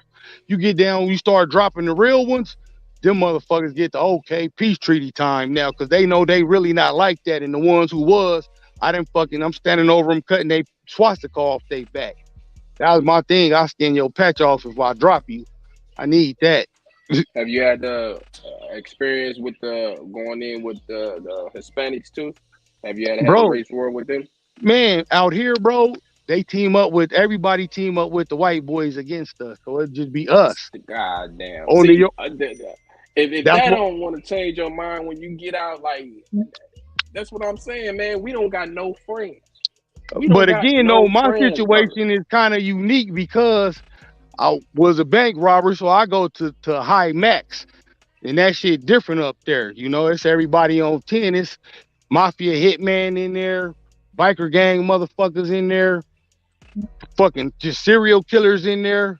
So you better because these niggas is the real deal. They coming. You know, the ones who really like that, they coming. And again, too, I spent 5 years in there. I had to live like that from the time I was 20 till I was 25. That developed my mind different. As opposed to I had a whole bunch of motherfuckers I knew who be in there 6 months, a year, ain't even experienced shit. To them, prison was a breeze, so they didn't get that hard lesson of you got to unify or die. They was in there and just okay, this the whole Crip car over here, and we got the yard under control. I'm only here for 6 months. On the 7th month, though, after you left, the riot crack off. So a lot of people didn't get that experience on that high level security yard either, bro, to get that mentality. And that's why a lot of cats would get out and go revert back to what the shit they was doing, or they could have spent their time on a fucking low level, and there ain't nobody rioting on there because everybody finna go home in 2 years or less. So them yards be peaceful as fuck. Niggas got town jobs and shit. If you do that type of time, it's nothing that's gonna develop that mentality because you're not forced into that situation. You feel me? That shit, it gotta be forced for it to work, and that's the only way we'll see it. To get up out of this slumber and seeing each other as a op, like you get to see like your real enemy, and he really coming because you really look like this, and that's his only reason for fucking trying to get you off the top side of the soil. You feel me? But if you didn't have that experience, bro, you gonna have to do like me and slow walk it. Come back to the hood, show to the hood, but show up, on some man shit, on some real shit, some tangible shit, some shit I could put in your hand and show you that this will work. Like sometimes I just go grab one of the little homies and take them to work with me and fucking make them work with me all day and cash him out like $200-$300 because I done made $800 in fucking 6 hours just from doing a couple head jobs, breaks, and just little shit. Not in the hood, just fucking all my clients is females. I'm a dog ass nigga like that. So you get to be around bad bitches that's paying and bringing you drinks and coming out, half naked, all the fly player shit niggas dream of. To think you gotta have a big dope sack or, just be that nigga to get like, nigga, I still do all the fly shit. And I go to work, like you see me make $800. Now I just made $400 talking to you niggas. I'm fucking done. Now I'm just standing here talking. I could have been boned out. You feel me? But you got to be able to show them something like that. Like you could get quick money too for working, motherfucker. You don't gotta work for nobody. Yeah, niggas Some will weeks I do definitely. one job and just Niggas will work if you make that shit look good. That's for sure. That's So why I with said. that, so with everything that you just said, brother, with the back to, I'm gonna go back to Nip. Now, most of the world or fans in here, and I'm not gonna say that I'm this big Nipsey Hussle fan or whatever, but just knowing what that brother was trying to do, you know what I'm saying, made me respect it. Now, as far as the gang stuff, I ain't off into that. But seeing what that brother was trying to do, no one had that in mind to, okay, why I want to off this brother, why I want to slay him. Bro, and I understand what you just said about your rules and whatnot. My But nigga, he shouldn't have that could fucking not said have. that, bro. He knew how important he was to the hood. He should have left the hood politics on the hood shit and just stuck with the entertainment. If he never would have said that, he would have still been alive right now, bro. He knew the rules of the game. And the nigga who he was talking to, he knew very well. He's an active shooter for the hood. Nip wasn't the only nigga he didn't kill, and then the other nigga he killed wasn't the only nigga he didn't kill. He was a real fucking driller from the hood. And you gonna talk that shit to him, and then nigga not leave, not tell them, like, you brought that on yourself because you know the rules, bro. You know you supposed to smash this nigga or have the homies come up here and smash him. You're not supposed to let this crazy motherfucker go because you don't know what the fuck he gonna do. Sober, he a fucking killer. This nigga strung out on drugs now. What you think he is? A fucking werewolf, bro. Nip knew that, my nigga. So he knew that. If this particular guy is respected and he has a rep of being a killer, then why they beat the hell out of him in jail then? Because you killed the homie. See, that's what I'm saying, brother. I don't understand his logic. It's bro, like you didn't grow up in the gang, no, bro. It's nothing I can tell you to make you understand because you didn't grow up in those circumstances under those weird ass rules, my nigga. But you'll never we trying get to that. make it make sense as far as black people. Bro, I'm telling you right now, it don't make sense. I'm in the shit and I'm telling you the shit don't make sense, my nigga. If you don't get it, you'll never get it, my nigga. But what makes it supposed to be like honorary or it was, you know, nothing when you honorary said that, about it. You said that kind of Nip brought that on itself. Because you called like, what? Because bro, if you out the game, you don't fucking get back in the game to try to do no gangster shit, bro. You know what come with that. It's not like he was no nouveau nigga, like, oh, I was protected and I really wasn't in it. Like, you an active gang member, my nigga. You know the rules. They stupid ass rules, but you know them. Even though they stupid, they still come with dire consequences, bro. That's like if we could play fucking jacks, nigga, for fucking headshots. It's stupid as fuck, but if I beat you in jacks, I get to shoot you in the head. That's the rules. See how dumb that shit sound? But if we play by those rules and you lose in jacks and I shoot you in the head, whose fault is it? Mine or yours? You agreed to it, right? Don't have Right to or carry wrong, it brother? out. You don't have to I'm carry that saying out though, though. Something but like something of that magnitude, you ain't got to carry hey, that but act I out. agreed to the rules too. And if we both call ourselves abiding by and sticking to these rules, them is the rules, bro. Dumb as I fuck as understand. they Hey, I'm sound, all for being a stand-up guy and honoring your word about something. But that shit right there, that ain't honoring, man. You killing another brother because of your game rules and whatnot, or bro. The taking him niggas is out for killing that each purpose. other just because they across the street from a different, literally across the street, my nigga. When I lived in Chicago, I used to go to the Cabrini Greens and trip out because the Cabrini Greens, you know how them shits was. They was literally right next to each other. Each building was a different hood. And the motherfuckers used to shoot from building to building at each other, bro. You niggas live in the same fucking courtyard, my nigga. How is y'all having shootouts like that? Dumb as hell, but them the rules niggas grew up in, bro. I'm glad you don't get it. I would want you to not get it because you didn't come up like that, bro. So you gotta stay uncorrupted like that so you can push your message. Because I've been corrupted, I understand this shit because I agreed to the rules when I signed up. And the longer I was in it, I helped write some of the rules. So I I'm can't late just to the I'm late to the drop party. Welcome down, Ram. Where are you from? West Side neighborhood rolling 60s. Okay. Dark Kent, where are you from? Dark Kenny just a good brother trying to understand the illogical logic of the hood shit. I'm trying to break it down to him. Yeah, Dumb as fuck, but the fucking I rules is am Dr. fucking Hood. is all or nothing. I'm from Seattle, Washington. You dig? Okay, Dr. Hood. I bet you I Dr. was I Hood was didn't tell Fox to shoot me her number. Oh, Fox. uh, Dr. Hood over there with the Manute Bowl. No.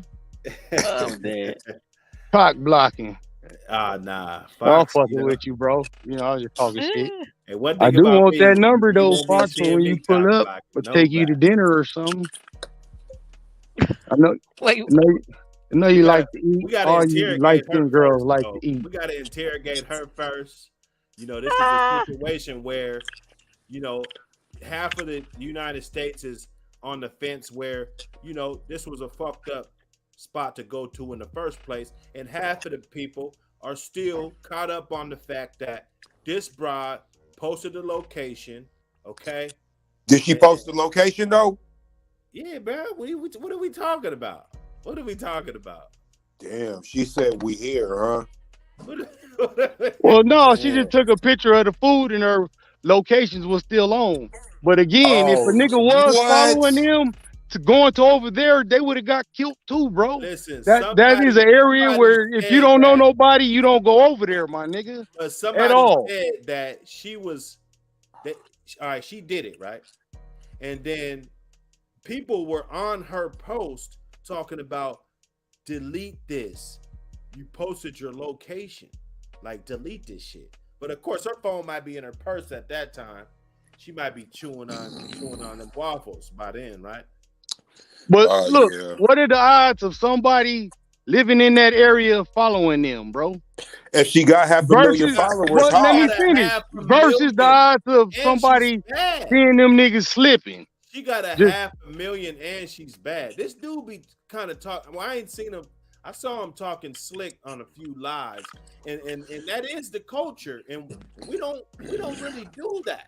Our age group, most of the time.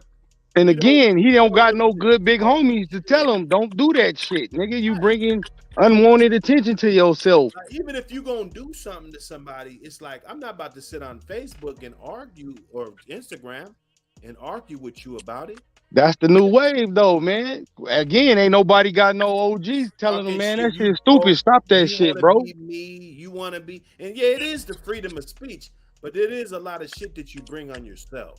I mean, yeah, you kick my fucking gate every day trying to incite my dog, and one day you kick it open, he come out and bite your ass. That's your fault. So with that being said, Fox, and we're Yeah. talking about accountability. That's what the title of the show is called. It's called accountability. So what do you hold this chick accountable, or what's up? What's up? Because I haven't heard from you about this. I I can't I say heard from I'm Genesis. gonna. I ain't heard from you. So what's up? Can you hear me? Yeah, I hear you. Great. Okay. Well, I don't know if I can hold her accountable because I don't know their history. I don't know nothing about him, where he came from, what he's doing, who he may have had issues with or not, or any type of. I don't even know the chick. I don't know anything like that. But if you want me to speak in general about saying just the situation, then okay. um from what I've heard, supposedly she posted, you're out with the nigga and you're like, oh, you take a picture, or you know what I'm saying. Me personally, I don't have my location on. I don't really like people knowing where I'm at unless I say that's where I'm at. But I don't really have that feature on my phone. So if you're with somebody who's high profile, this, and I'm pretty sure they know more information than I do. So she must know her nigga and what's going on with his personal life, personal issues and shit like that or whatever. So then she should have been on her P's and Q's, because at the end of the day, if he's out here and he's making his money, he's doing this or whatever, and you're his chick, you got to be the person that's looking at all the shit in the rearview mirror. You got to make sure that nigga staying on his P's and Q's and making sure that, you know what I'm saying, that, safety, number one. You know what I'm saying? I mean, you got to look at all them type of things. You just can't be loose. You just can't be loose with everything. You know what I'm But saying? Fox, you got that game from being out there and experiencing and learning life lessons. Them, they not like us how we came up. These niggas think everything is a game and a joke and shit ain't real. And you can Well, get up well, off the ground if you get shot, like Call of Duty. Like ain't no med pack to run up and save you. well. Plus, I mean, this generation up under us, they lack all that type of stuff. They do. You know what I'm saying? They're in a whole new time zone. They're in a whole new everything, where they think all this shit is cute and all this shit. You know what I'm saying? They're not looking at anything but the shit that's right now. and that Yeah, go back to what I was saying about big a bunch homies. of They don't sprinters. got no real big homies to show them the right way to do it. Like real big homies is far and few in between. You got like a bunch of old niggas in control, but they not OGs. They just old I niggas mean, from the we hood. we came we came from the era where everything was trial and error, so we already know our errors. We already been Yep. through our trials. They don't know this, but this shit is way more. It's way more bigger than what we. You know what I'm saying? Our shit was we was introduced into a lot of new shit. You know what Yep. I'm saying? And But so those we same rules still apply today, though. You can still the live, same, survive, and thrive with those same rules if you right, got but somebody to show everybody's. you how to apply them. Is what I'm I know, saying. but Like, they might even have somebody to show them. They just don't be these niggas don't be listening. They oh, want to do their own thing. They want to have their own lane. They don't want to be in the old. They don't want to be in the old way lanes. They don't want to be like that. They don't think a lot of these people, even these chicks, they don't want to do like how us old school chicks, you know what I'm saying, came up. They're into some other stuff. They're real greasy. They're real greasy with it. well, They don't. everything is instant gratification now. Everybody want to be gratified for the least amount of shit. You woke up and you combed your hair today, so you deserve 1,000 likes on your picture. Like you supposed to They wake want up and they, comb your they hair, want to dummy. they want all the glory now. They don't know about working for that shit. They Yeah, they don't know want nothing about that. all They the want all glory, the glory none now. of the guts. They don't want none of No. the guts. So I mean, as far as speaking on this, I think that a lot of these dudes who are rappers, whatever, all these niggas that are out here and they want these bad bitches, they need to start understanding what a bad bitch is. It's not just looks. You need somebody that's gonna be on her P's and Q's. You're gonna need And, somebody that wants and I totally that's agree. looking out for you. That's like, you know what I'm saying? Yeah, you can be bad, but you can still be on your P's and Q's, and you can still, you know what I'm saying, have your niggas back and be up on all the shit and all the stuff so that this nigga's going to go get the bag. He Hey, shouldn't have to be worrying about, but I bitch, you will got your say, location on, you're this, that, and you're but doing she all was this and following through to checking the him bitch. though, because he was taking pictures and flossing and shit on the way up there and in the parking lot. So a chick gonna follow what her dude doing. If he say it's cool, then it's cool type shit, you know. So Well, well, at the end of the day, you got to figure out what kind of nigga and bitch that you want. Cause exactly. it's cool to be like, hey, you know what I'm saying? We done came up, we done did this and woo whatever. But at some point in time, when you didn't establish yourself, you gotta, you know what I'm saying? You don't have to keep reestablishing yourself. You don't have to But keep reiterating to the world that guess what? I got this and I got that and I'm doing this and I'm doing that or whatever. These aren't even milestones for these niggas. at all. These are just everyday little activities. These is nothing greater than what they did last week.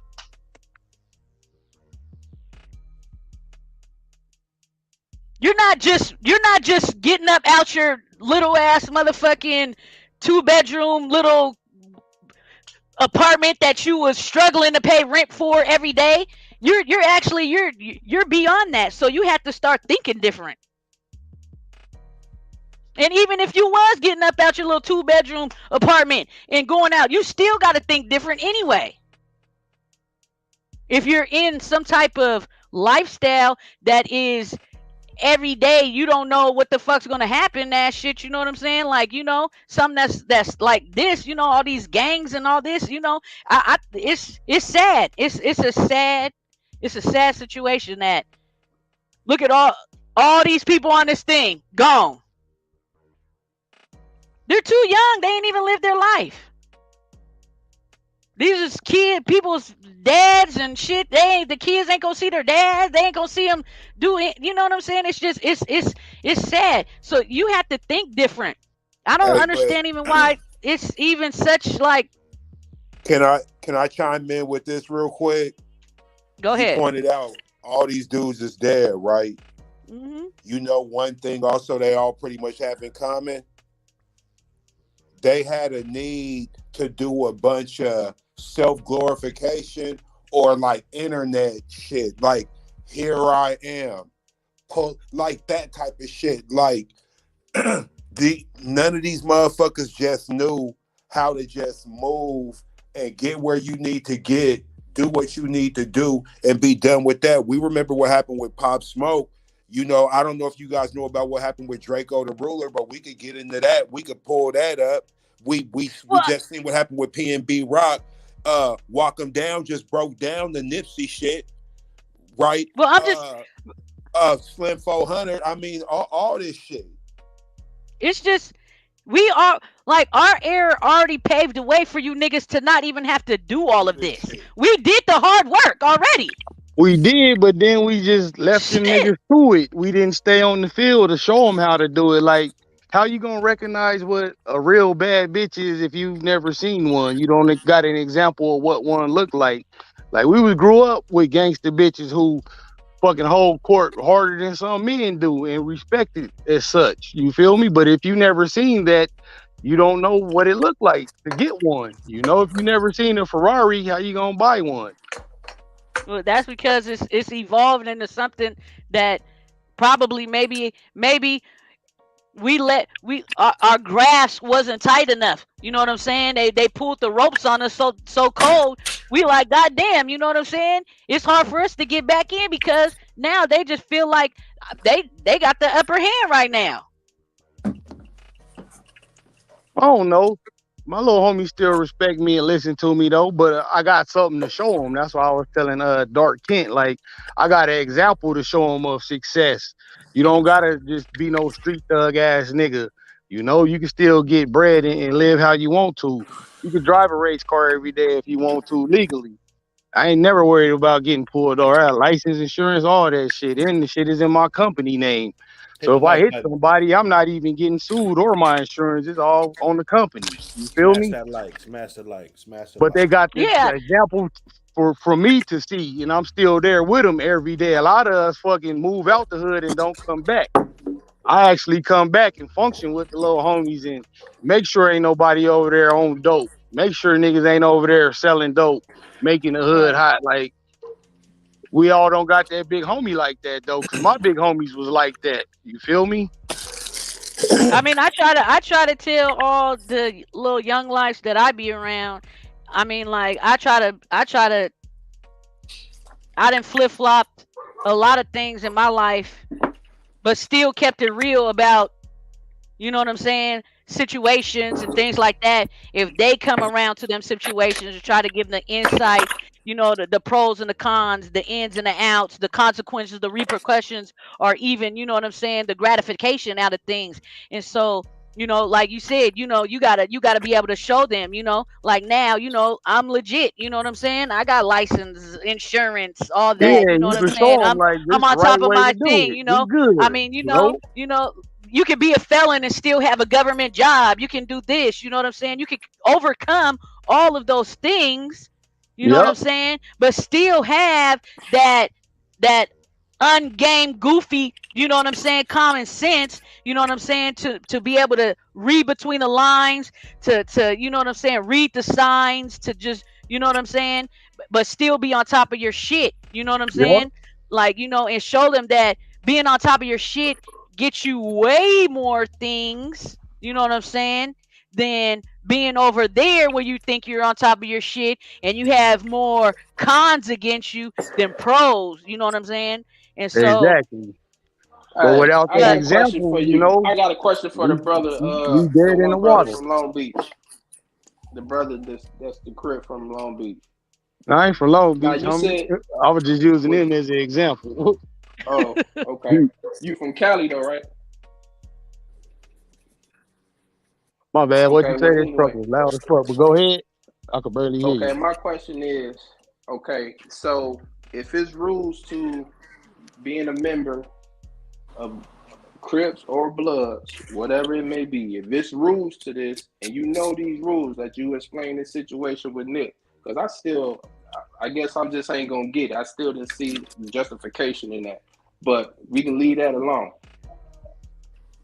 How do you keep from young men who want to become new members or whatever? If you already know that the rules is fucked up and they, you know Oh what I'm no, saying, this yeah, ain't for the no. The life. little homies Like I if got now, somebody, like if the books is a young closed cat over here for who my jump, because section. I look at, hold on, because I look at it as, you know who could be your OGs? Your mama, your daddy. Those are your OGs where you should be listening to first and foremost. But then you But got if they some not kids who there, probably just then that don't. void is Right, there. and Like then my it mom was on right. drugs and my pops was locked up.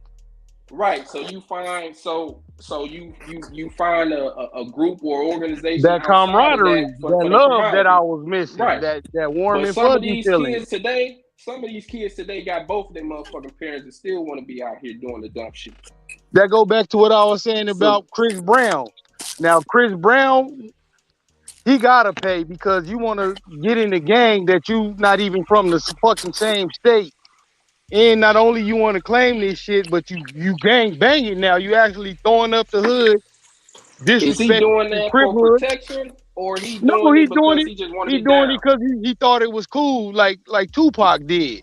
Like Tupac jumped into the Pyru car and then jumped on fucking Baby Lane, who a real life motherfucking Southside killer. You just jumped on this nigga in public, he gonna come back and kill you because you don't understand the politics. If you did, you would have known. Suge, that may be not the nigga you want to try to jump on. And if Suge did, he could do that because he Paru. He really from there. He lived there. He know what's come with that shit. Pac didn't. Right. Pac was a guest. But because you a guest and you want to ride on the real rider, you gonna get the real rider response. That's how that shit goes. Dumb as fuck, but that's what it is, bro. Now, what I So was that's what I'm saying, saying. in So my so hood, new no, I cat. don't. The books is closed. Ain't no new members at all. Whoever the youngest in the hood, that's where it ends, right there, bro. My goal is to Okay. eventually get the hood all the way off the board and get it Cause you back to keep the camaraderie, but leave the bullshit. You feel me? right, because you said at one point that if you said at one point that you know you one of the original one of the members and whatnot, and you even made some of the rules. So Yep. you just made a rule of like we ain't accepting no more members to this shit because this shit is detrimental to just us as a race, as black men. Period.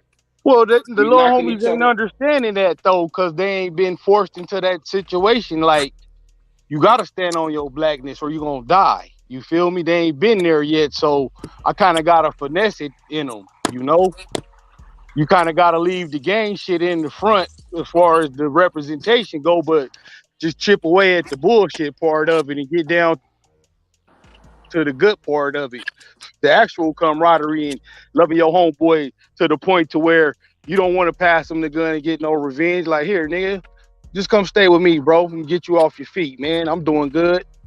I'm gonna get you to do good. So the next little homie you can help. And once we all doing good, the hood is over. You feel me? I'll probably be like 50, maybe 60 by then, but the hood is over by then, bro. That's it. Yeah. But I gotta Okay, leave so the with that hood shit said, there because that's all they know. You know, that's what this they is something love. I always wondered too about Crips and Blood. If y'all got man, y'all got so much power that you got young kids now today that want to be a part of something. And if you can pull in a lot of youth like that, sit down with them and you know, doing some mentoring versus trying to put them on. You know what I'm saying? That's Mentoring what as far that's as the shit I do, but I'm only one man from one hood, bro. I only got say But so in right, my right, but right. hood. I'm I'm not gonna saying be you. real. I'm gonna be real, Dark Kent, because that's a good question, and it's a good, everything about it. But what about the rest of the world? Because a lot of times, and the people that I've been seeing that are drawn to these gangs, a lot of time they outcast from society. You know what I'm saying? They back was turned on the good, like all the good people that don't want this shit to happen, turn their back on these type of people. And the Or at least hood, a that's how lot they of time, perceive it and feel. yeah, exactly. What a hood is pretty much the only place where they can come to and And feel get that love that accepted. they feel that they Right, missing. Even right, though it ain't the right kind of love, it's still love. exactly, Somebody on this planet actually fucking give a fuck if you fucking right. eat today. Because So how because can we the correct good, that? How can we well, correct that? well, it got to be on both sides. It got to be people that's down on the ground, OGs that's on the ground that could speak it into them. Knowledge, that's Right another on, one. bro. Thank you. And Thank you. Appreciate that, bro. just gotta, it's just that culture, man.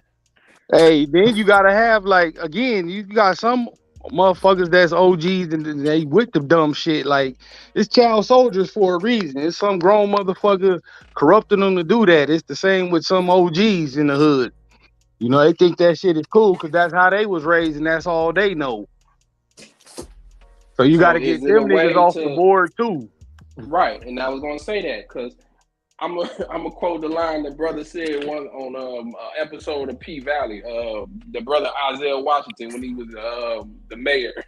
He said some niggas need to be erased, and I if they ain't totally part of agree. being productive, yeah, some niggas I need to be totally erased. agree, but Some niggas but the need to flip be side out of the that way. is That's not being positive. That's not but bringing something that can be but you gonna productive cause and the trying to beginning of the build. chain reaction again. Though, if I go knock off your big homies that you love, and you don't understand the reason why I do it, you gonna come try to knock me off. Then my little homies gonna come knock a couple of y'all off, and it's gonna go back to where we started at, bro.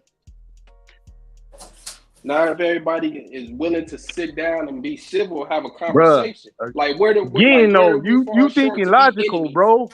You Right. not thinking like a nigga who grew up like that. That's all he know. He ain't trying to hear that shit because for his 45 years on earth, this mentality and the lifestyle he think been keeping him alive. But you said yourself, bro. You said talk to him instead of talking at him or fussing at him. Like, dude, what makes me your enemy? Why But a am I your grown enemy? man Because though, I bro, live on the south side, you live on the north side. I get A that. lot We of So still kids you black. can just no, turn what straight to makes you gang my stuff. enemy is because two of your homeboys killed two of mine, and then we go over there and kill three of yours. After that, the color shit is just a fucking byproduct of the fucking you just killed my family member. This all I know. This like you just killed my Okay. So brother. what if the homeboys, somebody that I knew and somebody you knew or whatever, the cat I knew knocked off one of your guys. Maybe it was a beef between just them two. Why is it gotta go? I gotta go kill for my I gotta go kill for my homie now. You too, He just thank you, knocked him because off. Maybe it was an issue. Maybe it was a one-on-one, a it could difference be, that they but couldn't resolve, in and it our was mind, between that's You them. in like there, Polo? You in Why we in there? our gotta take mind, a that's whole like pack of us to my go little knock each other homie to off? me is like Salute, salute. you done killed one of my Yeah. sons. Now you done killed my son. That's how I would take that. It's gonna supersede whatever personal shit, whatever. Cause if a nigga kill your son, you ain't gonna try to hear none of that personal beef they had. Your But that's son what could I'm be saying, wrong. though, Your bro. son could be the If one it, fucking his man wife and that's disrespecting like him, and he come kill him. You ain't that's gonna like if go for that. you that's like if you had a head up fight, you lost to the guy. Now I'm finna go get my homeboys because I'm mad I lost. This nigga whooped me. You go tell your homeboys a gang of niggas jumped you, but it was just only one nigga that whooped you. And that Now you shit finna go happens get your too, homeboy. bro. But And that's what that's I'm saying. bullshit. But And once that's what the I'm but saying. once How the do we get killing back to start standing though, as a man? but once the killing start, You ain't won the nobody fight. trying to hear none of that man talk, bro. We just went That's over what I'm there and saying, killed man. 5 of your homies. Even though one of your homies whooped my homie in the head up, he didn't tell us that. Because he didn't tell us that, we go over there and kill 5 of you niggas. Now you like, Okay, what but the that's what fuck? I'm Off a saying. fair That's one? what I'm saying. So if your homie came and told you, yeah, man, I just got jumped by a bunch of such and such a crew or whatever, but it was only one dude. Yeah, he from the opposing side of the hood or whatnot. Okay, I ain't trying to look, fam. I ain't trying to question your saying that you got whooped, but let's go check into this. Let's go talk to one of them homies to see how it really went down. Oh, Now homie, you you saying, lying, now man. It I was would only a say head that up fight, because I dude. got the experience and the knowledge and the wisdom through age, just from living long enough to be able to think ahead and figure shit out. These little niggas, if you just show up to these niggas jump me and I ain't there, or another responsible big homie ain't there, they just grabbing guns and going to do it. By the time I get off work and go to the hood, we got 5 new bodies on the fucking scoreboard. Ain't no fucking talking after that, bro. Nope. If I just gave you the example, if your son, grown man doing dirty shit, fucking another nigga wife, and another nigga come and kill him, if you get the chance, you gonna kill that nigga too, yes or no? Whether your son was right No, or wrong, that's your no. son, right? No, that's my son. That's right. No, I'm And not that's finna go and kill how this you man feel about because your son is how we he feel killed. about each other, bro. Is what I'm That's trying to what I'm tell saying. you. I said I wouldn't. I wouldn't go kill another man because my son was out. He out there living But I'm reckless, and saying you you out didn't there know he fucking was another doing man. none of that. No, I You didn't didn't know. know. I don't know, but I'm gonna find out first. Then that's just me because I like to use logic and reason. Because sometimes it ain't always what things And appear. and You know what I'm again, like saying? And sometimes it be you shouldn't extra try shit to that put you didn't know yourself about. in the I don't like to jump gangbangers out the fucking window. lane I don't because like to jump out the we window don't without getting use all the no logic, facts. bro. Like that's why I was That's telling what you, I'm you gotta saying. stay uncorrupted. Like don't try to think like us, none of that shit, bro.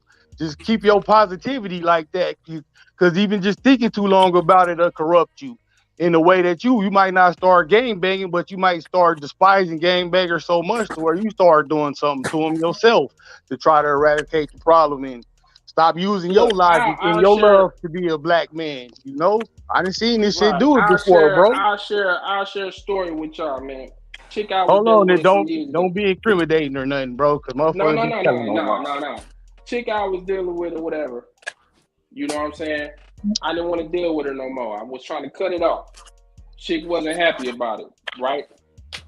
So she kept on coming around, like harassing, ringing the doorbell, whatever, you know, this and that and the third. One day she called me and another chick coming out my place, right? She ran up, her and the chick fight head up. She lost, right? Somebody called the police that was in the neighborhood that seen it. She lost, right? I ain't want to press no charges. I thought it was dead and gone. So everything after that, like 30 minutes later, niggas pulled up. Hey, you so and so that had a fight with my sister? I'm like, nah. I said my girl I was dealing with had a fight. Them niggas jumped on me because she went back and told them me and the other girl jumped her. And now it was a head-up fight. Nobody jumped nobody. It was a head-up fight. So niggas would jump me, hit me up, right? So that's why I'm saying I like to listen to facts before I want to get the whole story before I just jump all out here, all war here, mercenary type. You know what I'm saying? I got to get all the facts first before I jump out this window and go all in. And that included for my kids too, because if you was in the wrong, you in the wrong. Now, in that moment, in the heat of the moment or whatever, and we got to get down or whatever, and hopefully we all come out alive, I'm going to get the facts for after the fact.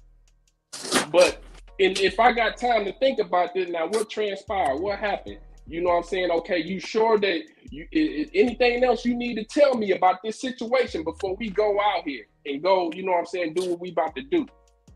Don't leave out no details. If you was on some bullshit and you got caught up in, well, accept that bullshit and accept it as it is.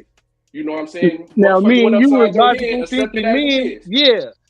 Now that go back to the second part of my answer. Now, if that shit do take place and I find out the little homie did some shit like that, then yeah, you know, it's rules and regulations to that, because now you putting the whole hood in jeopardy because you fucking took Exactly. the L.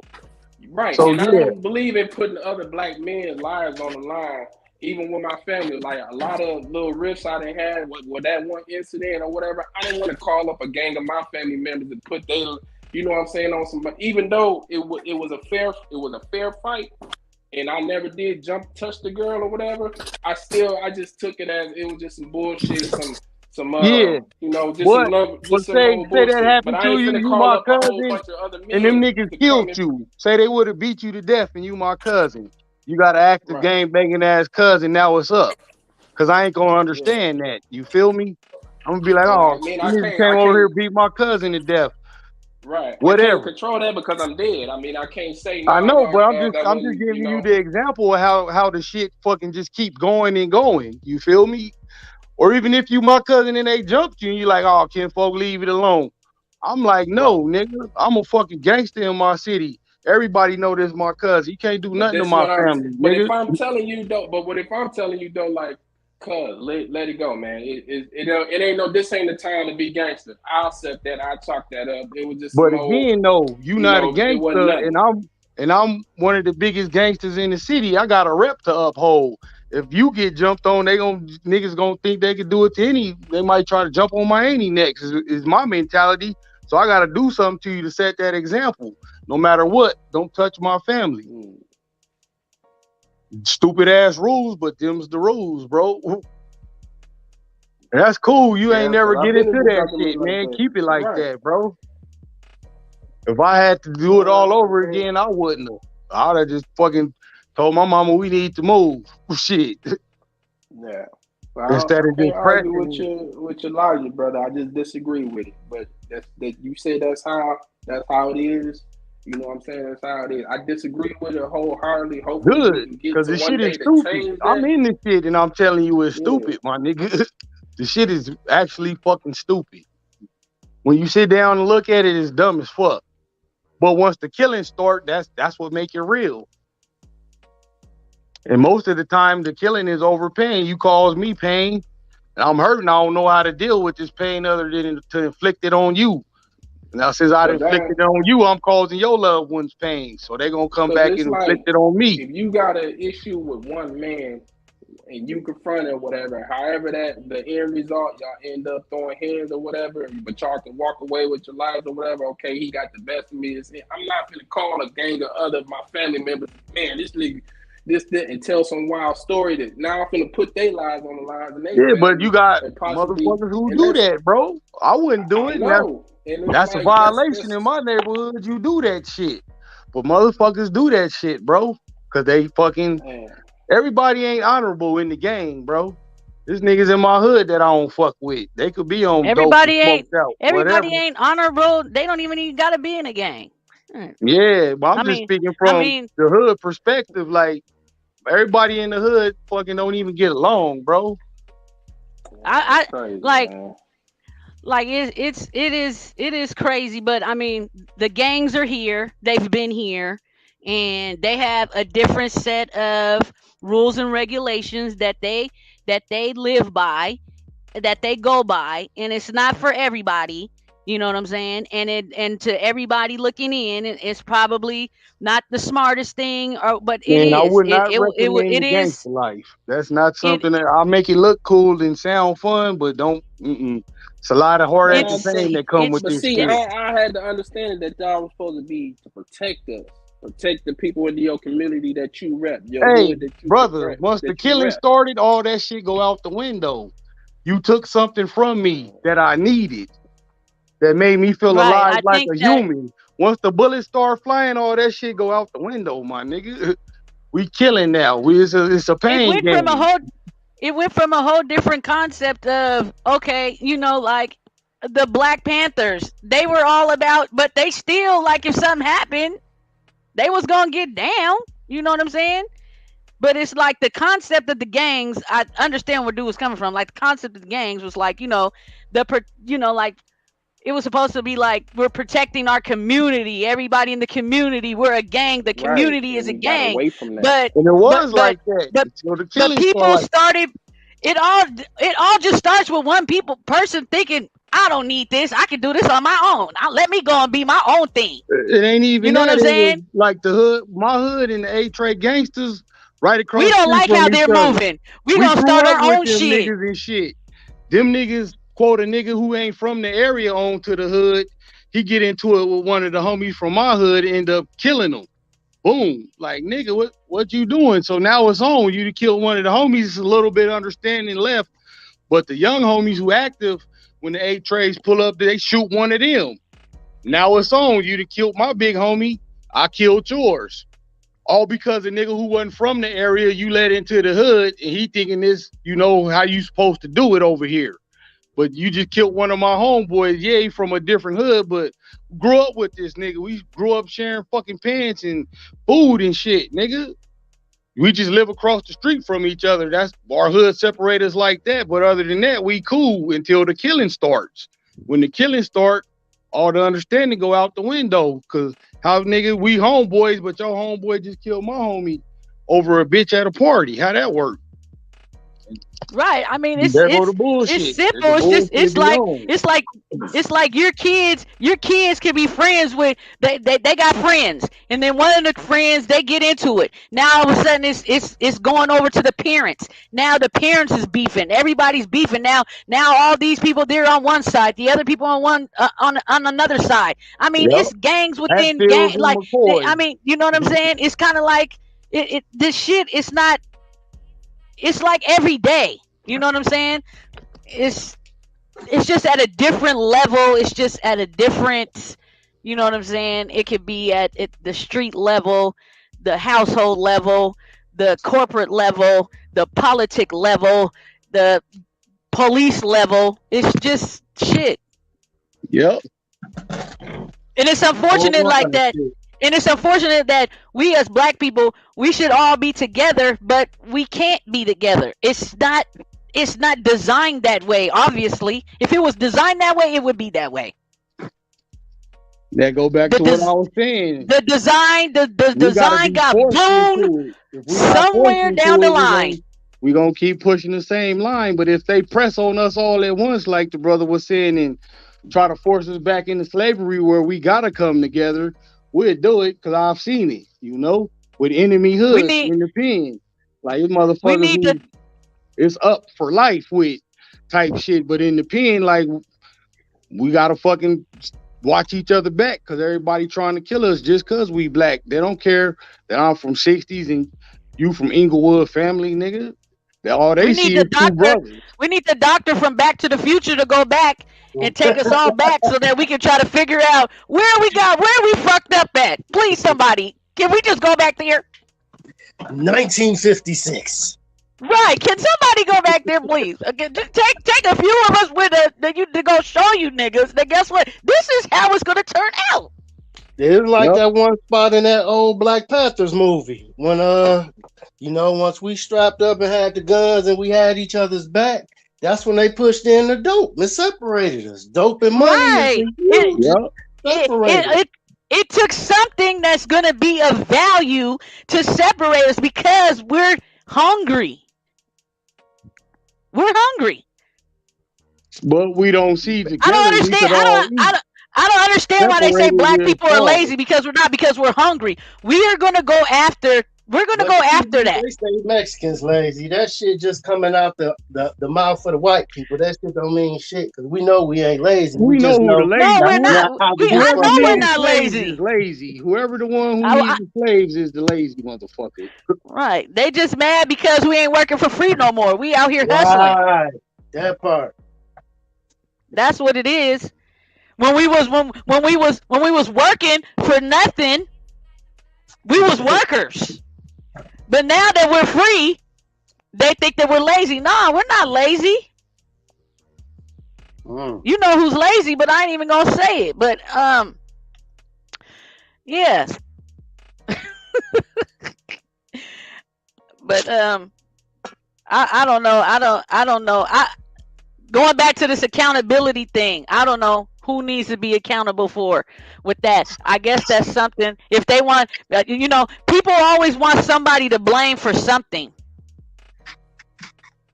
And so what they have to do is look inside their own self and see, are they really to blame? So as the young lady is still alive, she's probably getting a whole lot of feedback, a whole bunch of pushback, a whole bunch of where, you know what I'm saying? She has to look at herself and feel like, you know what I'm saying? What could she have done differently?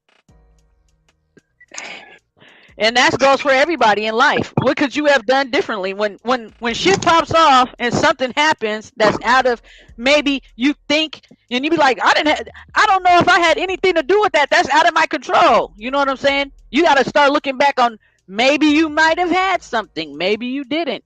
I don't know, but I'm pretty sure somebody wants to hold somebody accountable for, because that's just what motherfuckers do. When something happens, it's always somebody's fault.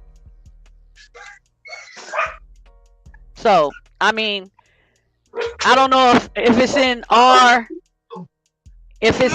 area expertise to say who's accountable for in this situation, because this is out of our area. Basically, this is above my pay grade right here.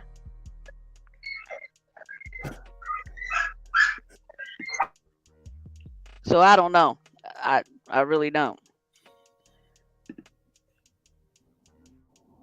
But everybody's here? No, everybody left? What happened? No, I'm right No. here. I was Oh, checking okay. something out. I ain't You went know, nowhere. 'cause I'm you just know me, listening. I can get to talking. I got, I got Red I'm Supreme. heard everything you niggas said. I'm ready. Okay. I was like, okay, hold on. What's up, Polo the Don? Polo the Don, you on mute.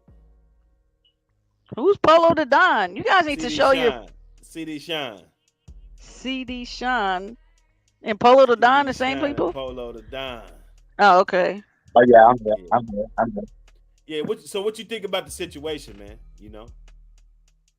We up here. What do you think about this P&B Rock situation? Rapper P&B Rock shot, killed at restaurant in Los Angeles. What do you think about the situation, man?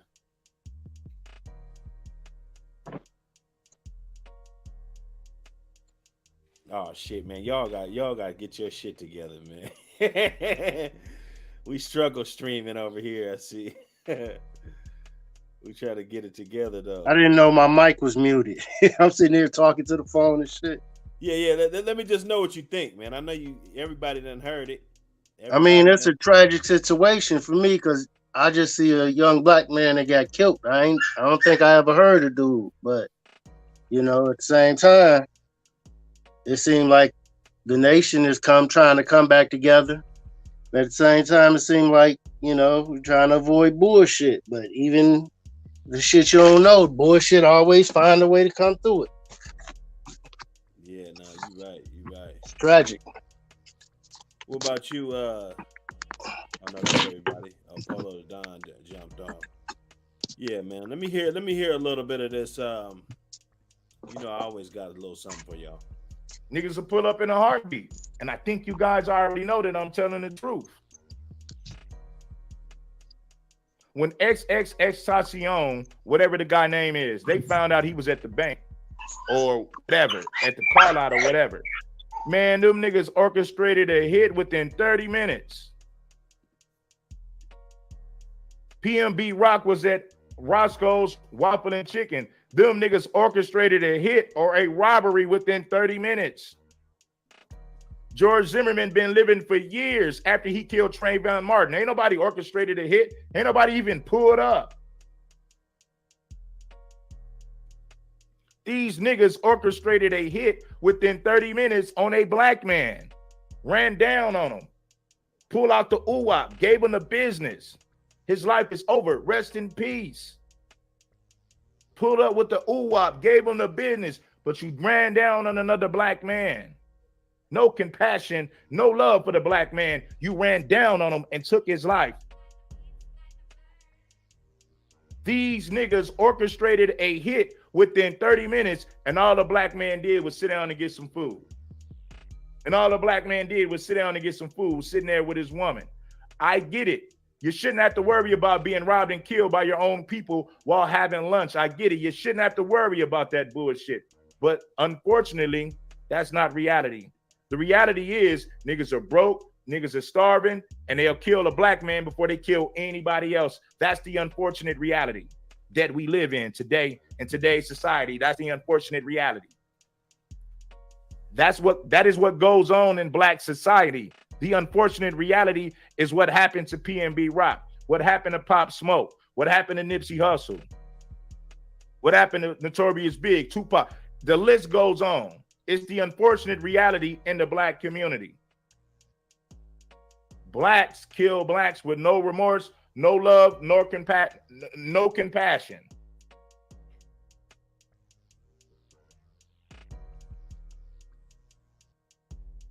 Some of the realest content you're going to get on the internet this morning, man. Hit that like button. Show some real love to the show, man. We got to get some more supporters.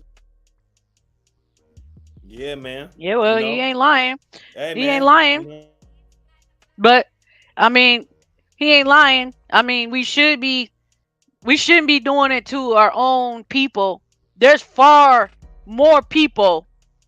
I don't even want to, you know what I'm saying? I'm just saying, like, there is, we shouldn't be doing it to our man. We should be together, stronger. We should be able to go. You know, the thing about it is that that they're either gonna, if it was against another race, they're either gonna kill us or we're gonna be doing Buck Rogers time, right? And so if we're gonna be doing these type of things, we should be able to be like this. Okay, these are the things that I'm gonna have to, because if you go do it to our own people, those are the same things that you're gonna have to worry about anyway. So why come we can't do it to the other people? That's what I don't understand. And then it's like they don't even we know that they're going to investigate it to the extent of the law if it's against the other races. But with our race, they're going to be like, okay, it's going to take a long time. You know what I'm saying? Oh, just another black on black crime. Wooty woo. Da-da-da-da-da. Lollygag around. Or if it's real high profile and because they got to go with the masses, then they'll be like, okay, well, we got to go into this a little bit further and bigger and better, or wooty woo, whatever.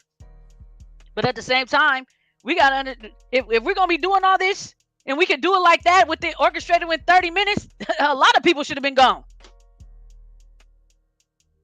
Not of our own kind. Just like he said, George Zimmerman. Why? I don't understand. Why he walking around doing whatever?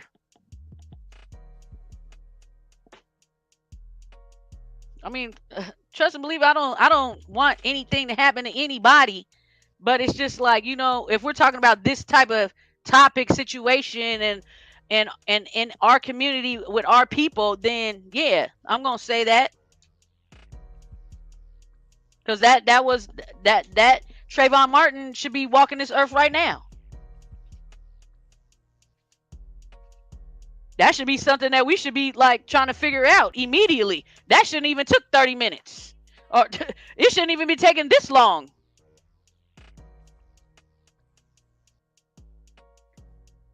That would have been a no-brainer. Common sense. But hey, we rather go and gun down somebody that's in competition trying to. I don't even understand this. The money is gonna go. The money's not going nowhere. It's enough to spread around evenly, abundantly. I don't know what it is. I mean, even clout changes every day. You may be on top one day, the bottom the next, in the middle. You may be first. You may turn into fourth within 15 minutes. So I don't understand that. I wouldn't understand that either. It's just it's kind of like some weird method of madness that we got going on within the black people. You know what I'm saying? Like I don't understand. I wish somebody could really like break it down. Like, what is your real hate towards another black person that is actually trying to get some money, or you know what I'm saying? Is it words? Is it? I mean, because I know sometimes black people, they flip off. Somebody be like, oh, all they have to do is call you a certain word, and you're just like, what? Oh my God, you know what I'm saying? Well, yeah, sloganism been big with us. You just said something that really got me thinking. You brought up clout, right, Fox? And right. I was talking to your nephew, and this nigga just was all like, yeah, bro. He was all like, clout, that's like a EBT card or something, except there's no EBT dollars on it. There's no TANF, but you could somehow get something out of clout, even though it has no monetary value, right? And right. we got all the clout and put it on a scale. What could we weigh it against? Yet, clout is hella important. Not with us. Like, us, we fucking parents and grandparents. We on some whole other shit, but we having the discussion. And I'm trying to figure out what's going on, because some of this shit, I used to think it was just like self-hate or ignorance or da-da-da. Then this whole clout movement came. And I'm all like, well, what is it? I know what clout means. I know what it used to mean with us. And my son broke it down. And that's pretty much what I relegated to, where it's like a fucking charge card or something, but there's nothing on it, but we all want one. Like, clout is the black card with no value. Right. Exactly. That's what it is. I mean, it's like a imaginary scale of who the fuck you are. You know what I'm saying? Like, like really, at the end of the day, nobody gives a fuck. You know what I'm saying? It's who knows you. It's how many people know you. Right. It's like your followers. You don't even know these people, but they're your followers. But that's your clout. You know what I'm saying? You can't walk outside and all these niggas is waiting on you to follow you everywhere the fuck you go. Not the physical. It's just me looking on this here internet, that, you know what I'm saying? And that is, it's just it's not imaginary, it's just faulty. It's faulty to some degree. Cause you got it's not like, it's like all these extras that come with it. It's not your basic package of internet service anymore.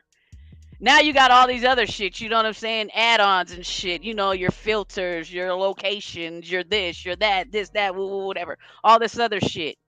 You know, when you walk out the door, it's just you, nigga. That's it.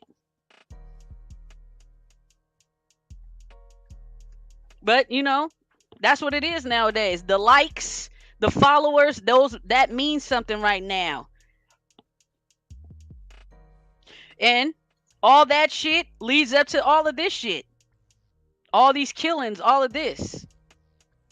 Back in the day, they'd had to catch you outside. You know what I'm saying? I mean, they didn't know where the hell you was gonna be at. They didn't know anything. They just bumped into you one day. Oh, okay. Now they can just tap in somewhere. Oh, yep. They could just be like this. Oh, that person connected to that person connected to this person. We could just go over here, bang, bang, bang. Oh yeah, I'm tapped into everything. Or I could just act like it's not me and act like you don't even know who I am, and then I'm just following you and watching everything that you do.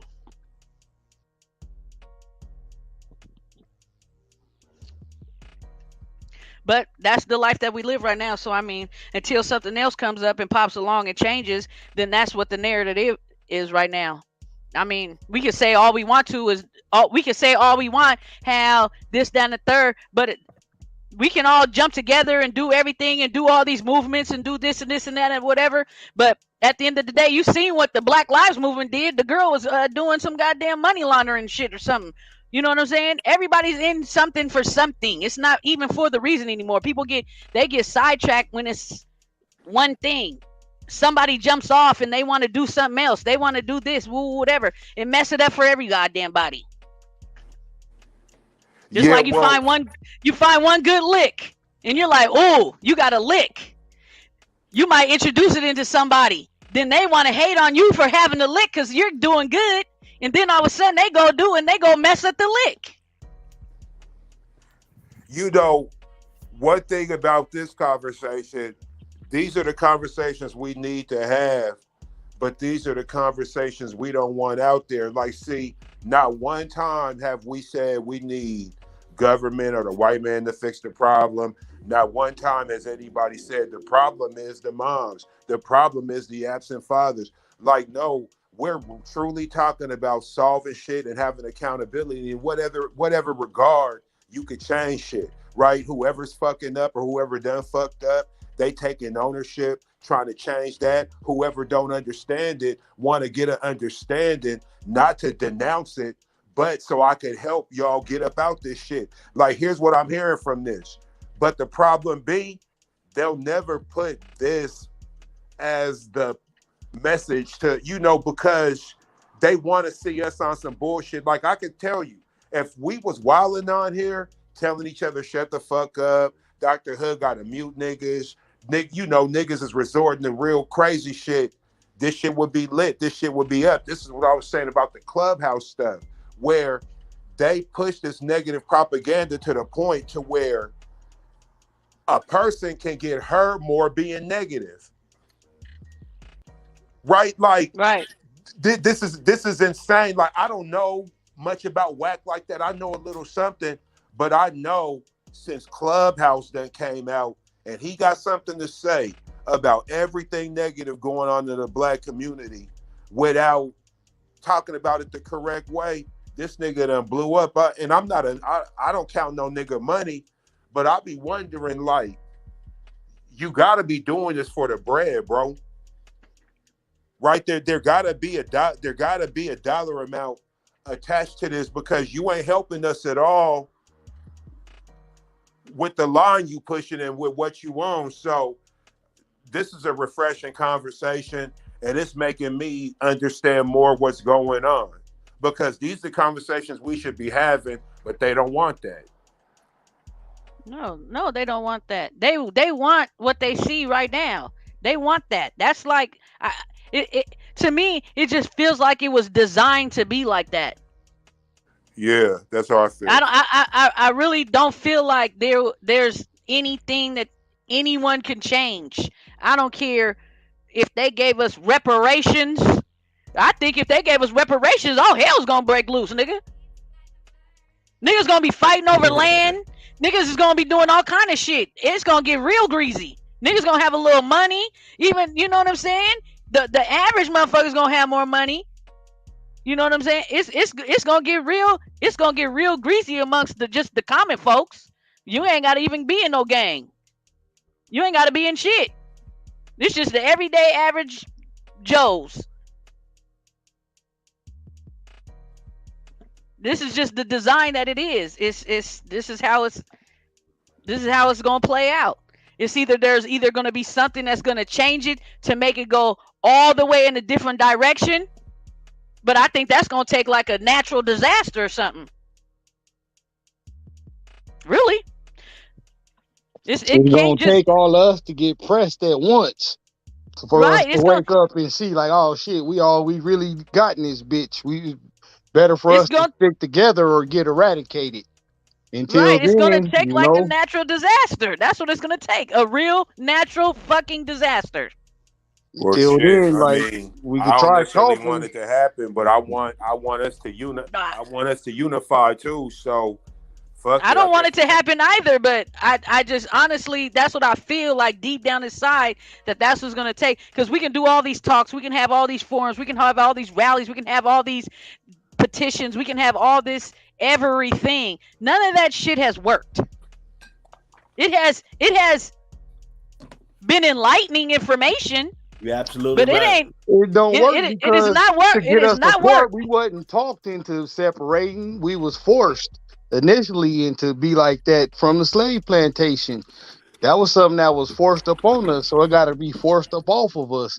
You can't talk. It's like a bully. You can't reason with a bully. You got to punch his That's ass in why the I mouth. said it was designed. It was designed. It was designed from when they said, you know what, you niggas is free.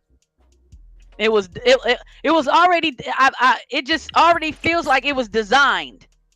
It was designed for this to happen. It's to go down. This is our history. When they pull out the nigga history books, this is what you're gonna look at.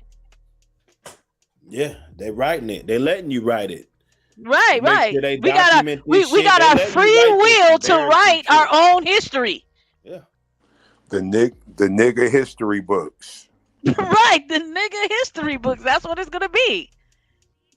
They're gonna have a whole. They gonna have a whole. It's not gonna be African American. It's gonna be nigga. Yeah. It's not gonna be Negro. It's gonna be nigga. Yeah. The nigga handbook. Man, Right. big That's what step it's in gonna be. 101. Show love on Like, the show because this is some of the realest game you're gonna get. Share this shit, like it. All For I'm real. saying is this: George Zimmerman been walking around for years. He been walking around for years. Ain't nobody orchestrated a hit. Ain't nobody even pulled up. but again, I pose the Listen to this question: goofy shit with PNB and if his I go bum ass step nigga. on him right now, who gonna take care of my bills and my family and make sure my kids stay in private school? Nobody on the panel could afford to do that. We George don't got. Zimmerman an enemy to black people. Anybody, if I know that's how that, we but looking at what I'm that, saying, anybody niggas can knock need that him down. assurance that I'm gonna be okay if I do this and lose the rest of my life behind the bars for standing up for something. They gotta know that we as a people ain't just gonna leave them in there. We gonna You Well, look know out what? if you this got is kids. this It's this is what interesting that you say that, brother. It's interesting that you say that because you said who's gonna take care of your family, and back then we used to have community, a village Exactly, to but I'm take talking care of about Exactly. people right that. now we don't But got that. but we'll So go George knock each other Zimmerman off in gonna a stay heartbeat. walking around because we don't got that support system that's gonna be like, that's all because right, Right. we don't have orchestrated hits. That's the reason why.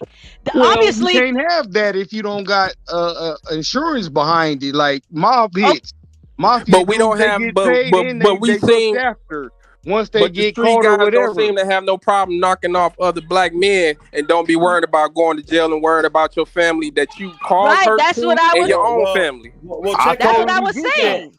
But to get on I'm gonna be George honest with Zimmerman you. ass, that's what it would take. It would I'm gonna take tell something you. like that All insurance it that all it if I takes is lose one. my All family, it it's takes gonna is be one cool. person. All it takes is for one person to step up and go handle that. And I bet you there'll be a fund Listen. But for that's your just a family. bet. There, like you can't tell me, all right, Ram, you go do that. I If bet we somebody gonna just have ran, some bread. if somebody I'm randomly just did this, do you know how much support they would get from the black community just because you did that? Their Isn't family it would be enough taken support care of. to sustain their family up till college like they was doing? Is my thing. Man, please. If If that was to happen, if just some random black person just went and handled that situation, they would have their family would be taken care of. I put money on that. This is what I do know. And I will contribute to that too, because just like white folks can do that for Dylan Roof when he killed them 9 black people in the church.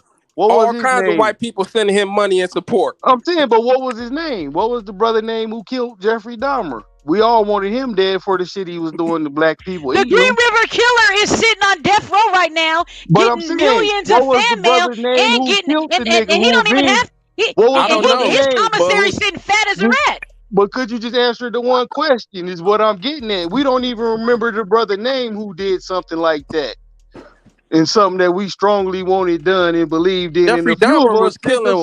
He was killing gay white folks and the Hispanic man. I don't remember him killing no black man. Go back and read the shit, bro. Like, go back. He had a bunch of dead black people in his fucking house in the refrigerator, my nigga. Yeah, Jeffrey Dahmer. Yeah, he did that. I don't remember it that well, but okay. Killed him is all I'm asking. We don't even remember his name, and he got vengeance for that fuck shit. So how we didn't have no GoFundMe back then. We don't remember. We didn't have no GoFundMe. It wasn't no social media back then. Bro, do that Jeffrey type of stuff. Dahmer killed 17 men. But when he got killed by the brother, it was social media was out, MySpace was out, Black Planet. That's social media. I don't think that was out back then for a little while. Nah, hell no, that shit wasn't out with Jeffrey Dahmer. That wasn't out back then. Bro, Jeffrey Dahmer got killed in the 2000s, my nigga. No, he's talking about when the dude killed him in prison.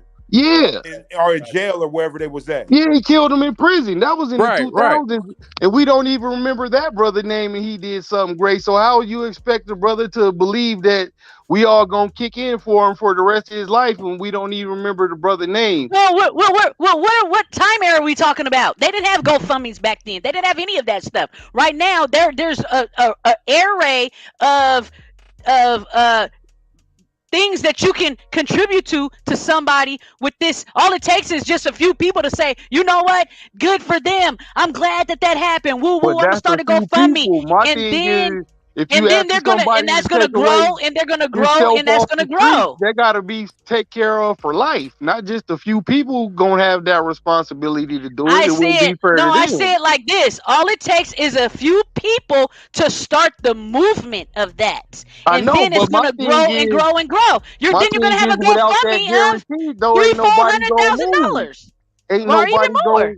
Ain't nobody gonna do it without the guarantee that they would be taken care of if they put their life on the line. The thing about that is you don't know that. You don't know what's gonna happen until it's done. I'm a former stepper, and I wouldn't do that shit if it wasn't no guarantee.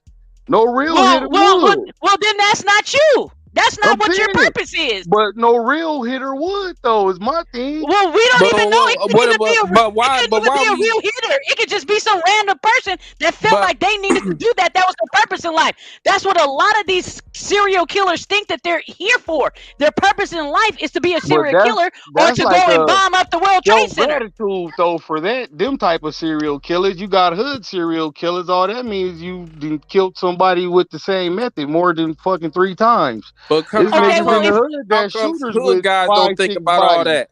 They don't think about all that when they go slaying and kill another black man. But if you asking them to do something about who's gonna take care of my family and all that. Nobody's asking anybody. All we're saying if they did do it, nobody's asking anybody to do anything. I'm saying if somebody had a bright ass fucking idea and they were like, you know what, this is what I'm about to go to do, they would be a hero to us. We can't have heroes? I'm not denying that, but I'm saying who's gonna be willing to do that?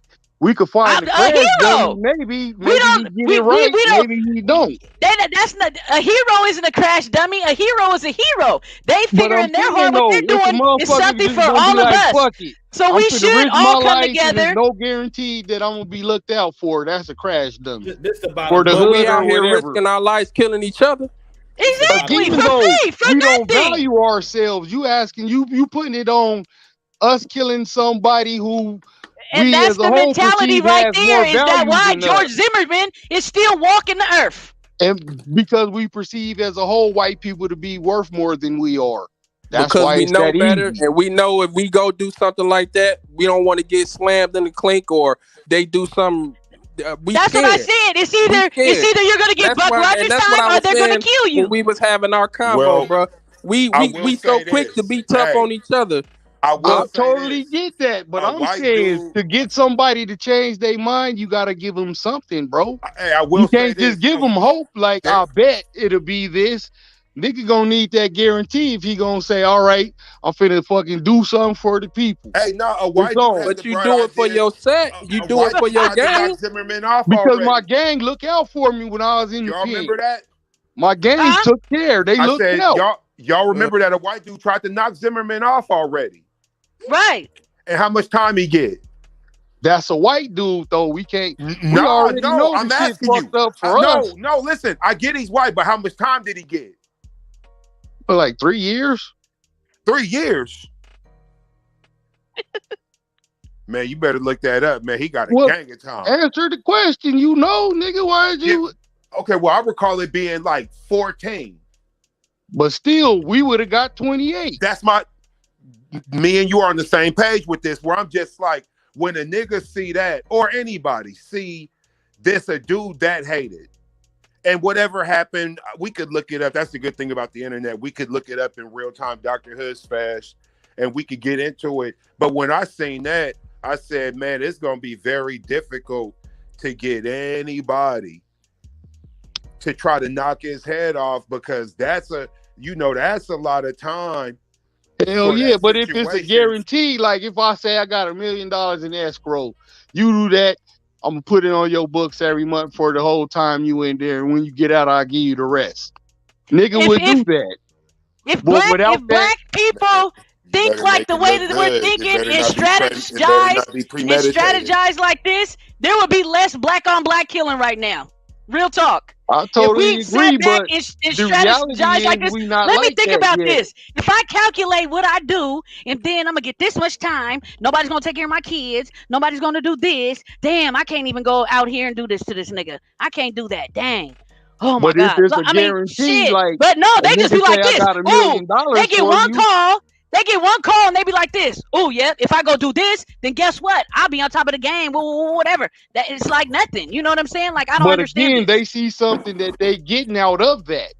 What did they get? Fucking doing something for whatever they can say. I'm going to do because it. We're going to take over the spot. Because we're going to go get money, or we going to get revenge. They getting something personal out of that. You gotta something be that they feel is worth it. for some money. And see, serial killers think like this.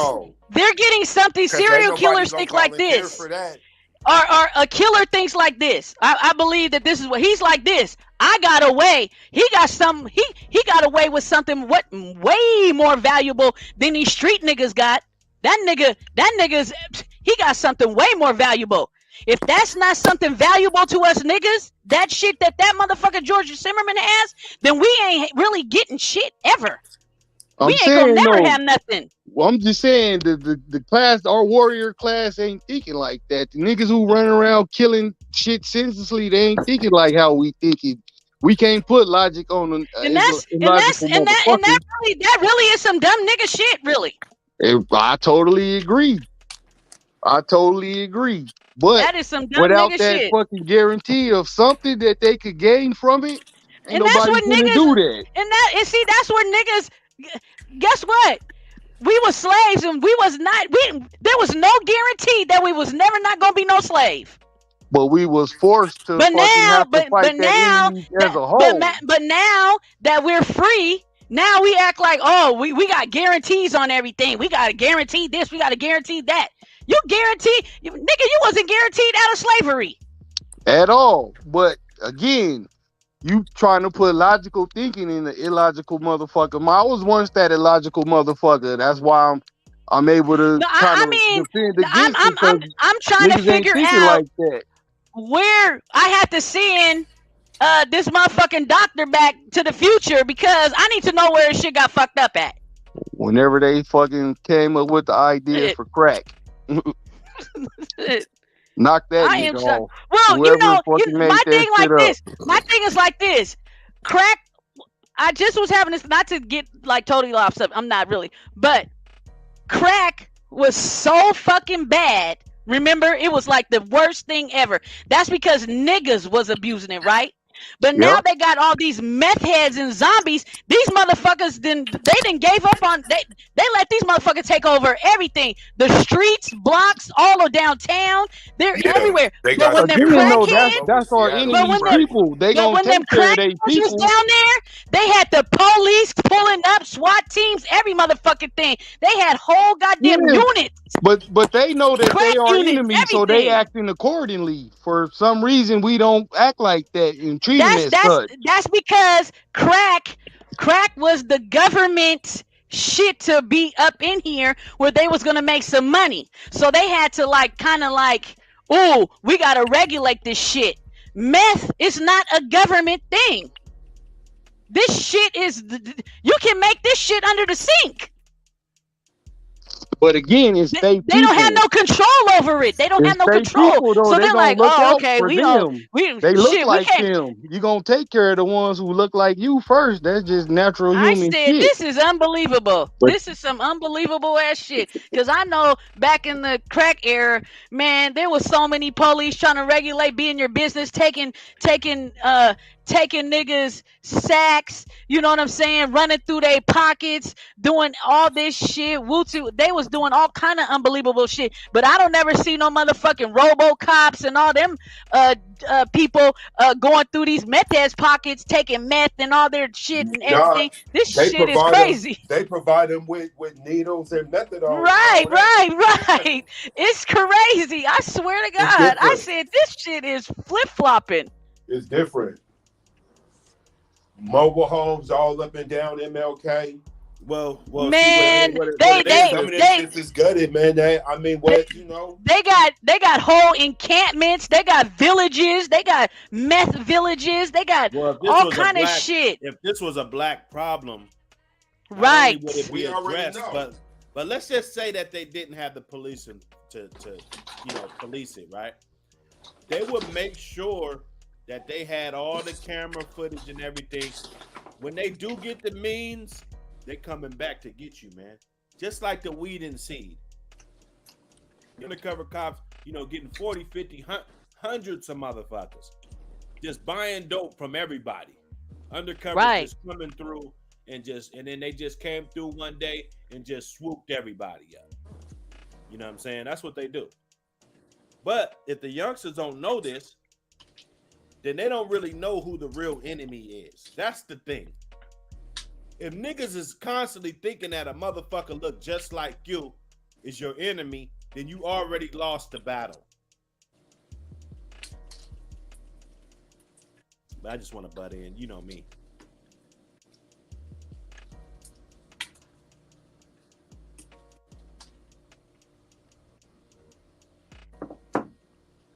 I don't even know why PMB would argue with this bum ass nigga. Look at this bum ass nigga.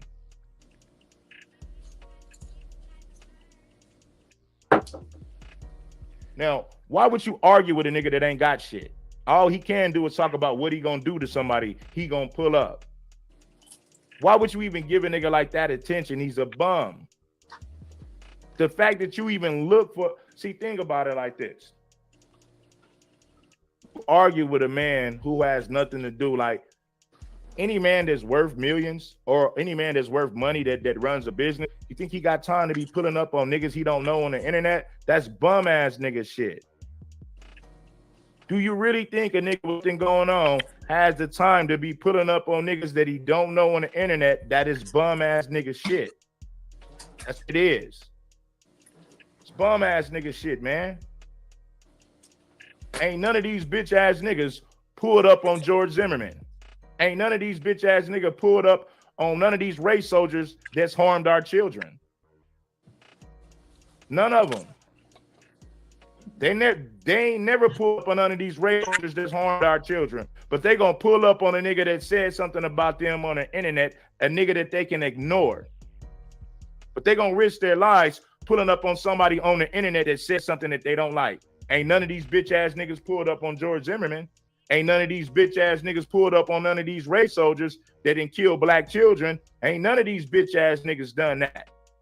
But they gonna pull up on a black man because he got more money than them, or he said something that they don't like. Now he's in his feelings. Now he's ready to risk his life and freedom because he's in his feelings. He's in his emotions like a bitch, like a biatch.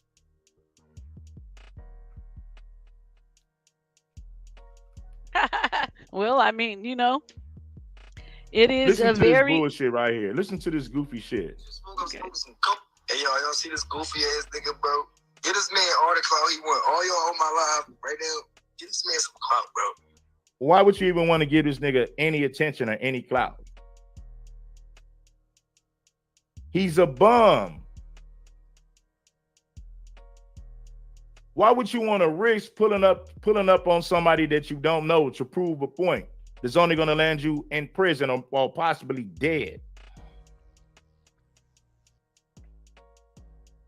You got black men talking about pulling up on black men, and they've never pulled up on Zimmerman. They've never pulled up on these race soldiers. George Zimmerman and these race soldiers that's killed innocent black children, they can have dinner and lunch comfortably with their families in public. Ain't none of you niggas pulling up on them. All you niggas that want to talk about pulling up, you ain't pulled up on Zimmerman. You ain't pulled up on none of these race soldiers that's harmed black children. They can go, these people can have dinner with their families with no security, and they ain't got to worry about none of you niggas pulling up. That's sad. That's fucking sad. Hey, can I ask a question real quick? So the spot where PNB, whatever happened with him happened, right? Do we think that George Zimmerman could like be up in there comfortably? Like, like nobody, a spot like that, nobody would say nothing to him? Bro, white people don't even go over there, my nigga. It's literally a 4-gang active war zone over there. The people you seen in there was the people that stay over there, bro. Cause even the situation, like I hear what he's saying, but that shit ain't happened like in no black neighborhood. Trayvon Martin didn't live in no black neighborhood. I mean, that situation, that was in Sanford.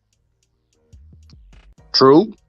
Right? So I'm assuming that George Zimmerman don't be nowhere where he could run into no opportunist killers who might be like, fuck it, this a free one.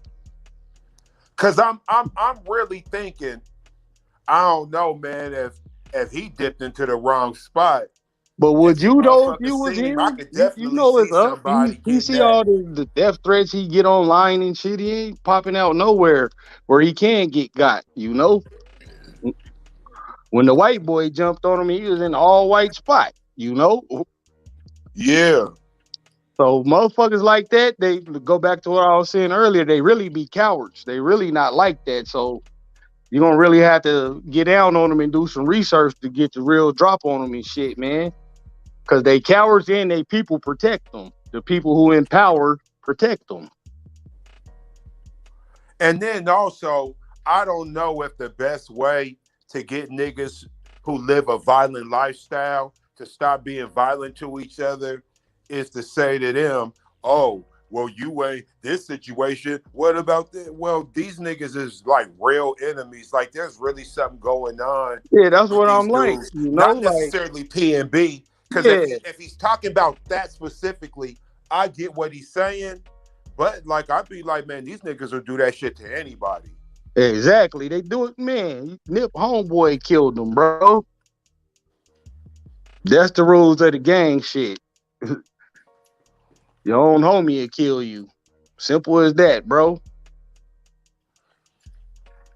I ain't even gonna front that shit blew me away when it happened.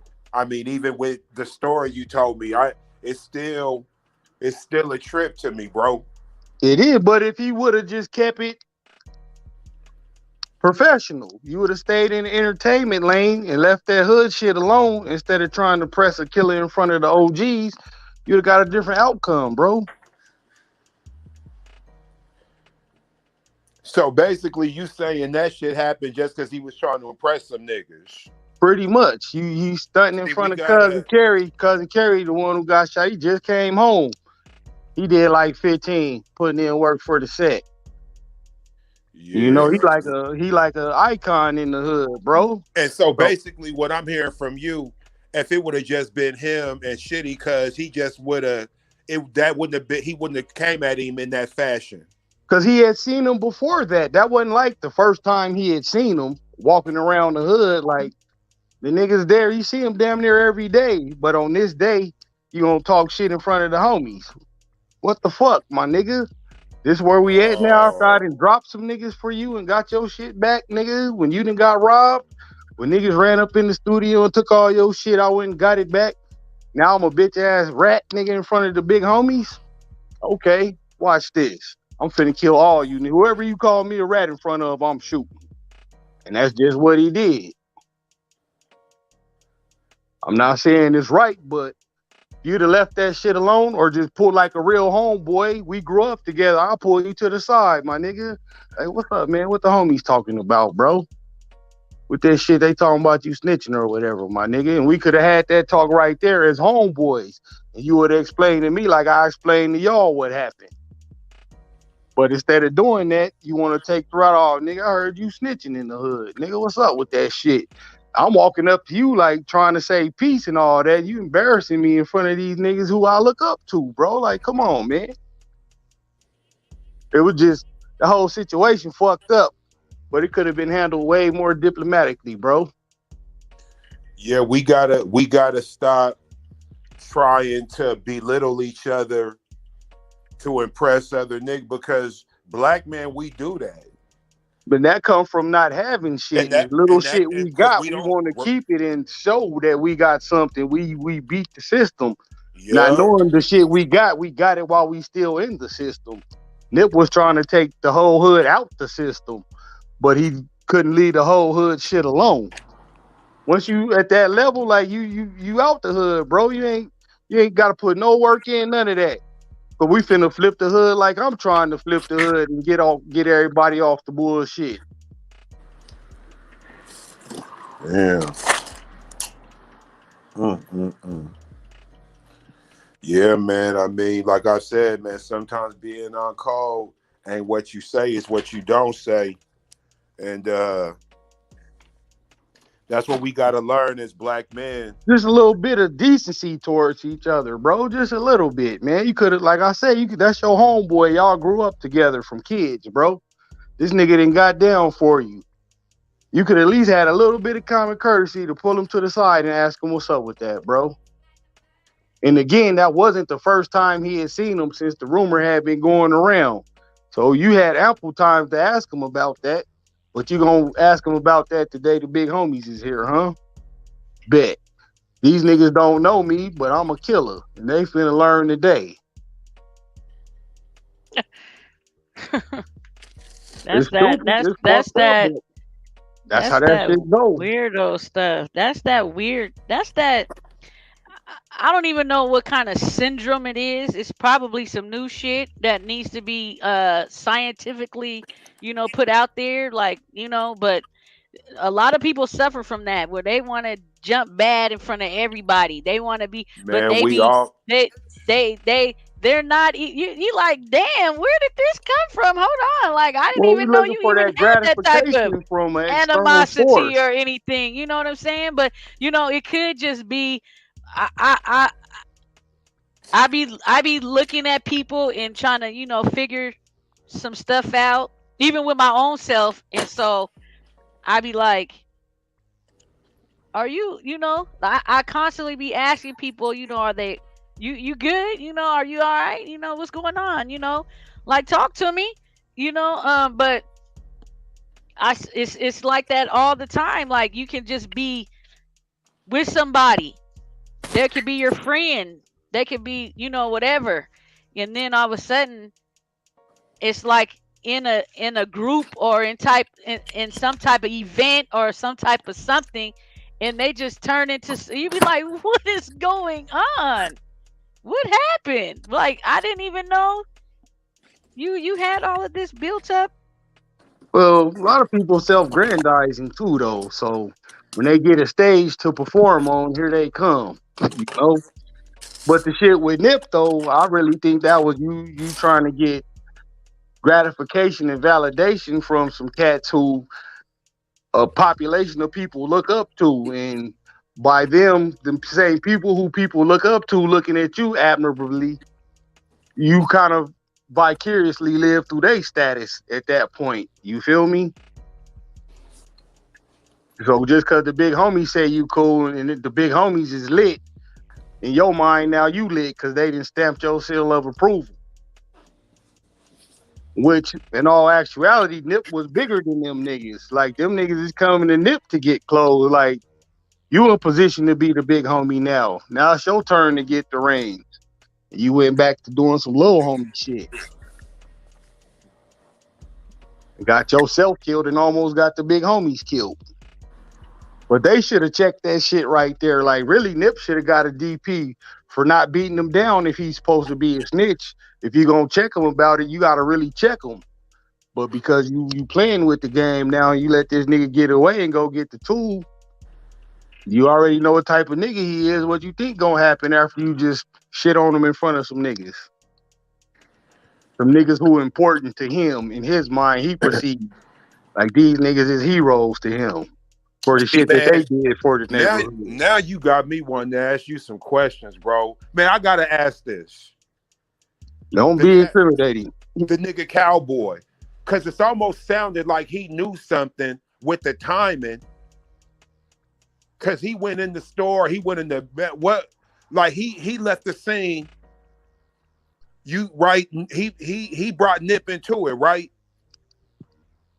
No, they was already out there. No, I'm talking about he brought Nip in the 60s. Like, he know Nip like that. Like, they go back like that. Well, that's just Nip big homie. You know, he didn't bring him in. That's just the nigga who Nip looked up to. Cowboy is really little Cav Mac. So, technically, Nip is baby Cav Mac. So, my whole thing is that, did he pretty much know what was about to happen? No, bro. He loved Nip, bro. Like, no, I'm not saying he was in on it.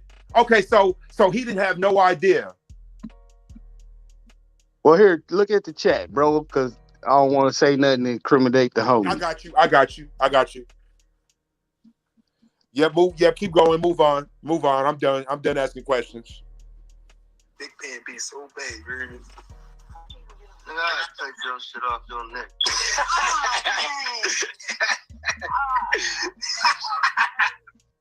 He said, I'll take your shit off your neck. And PNB just laughing, right? Real talk. Yo, I'm bad over this nigga, man. Count, where you at?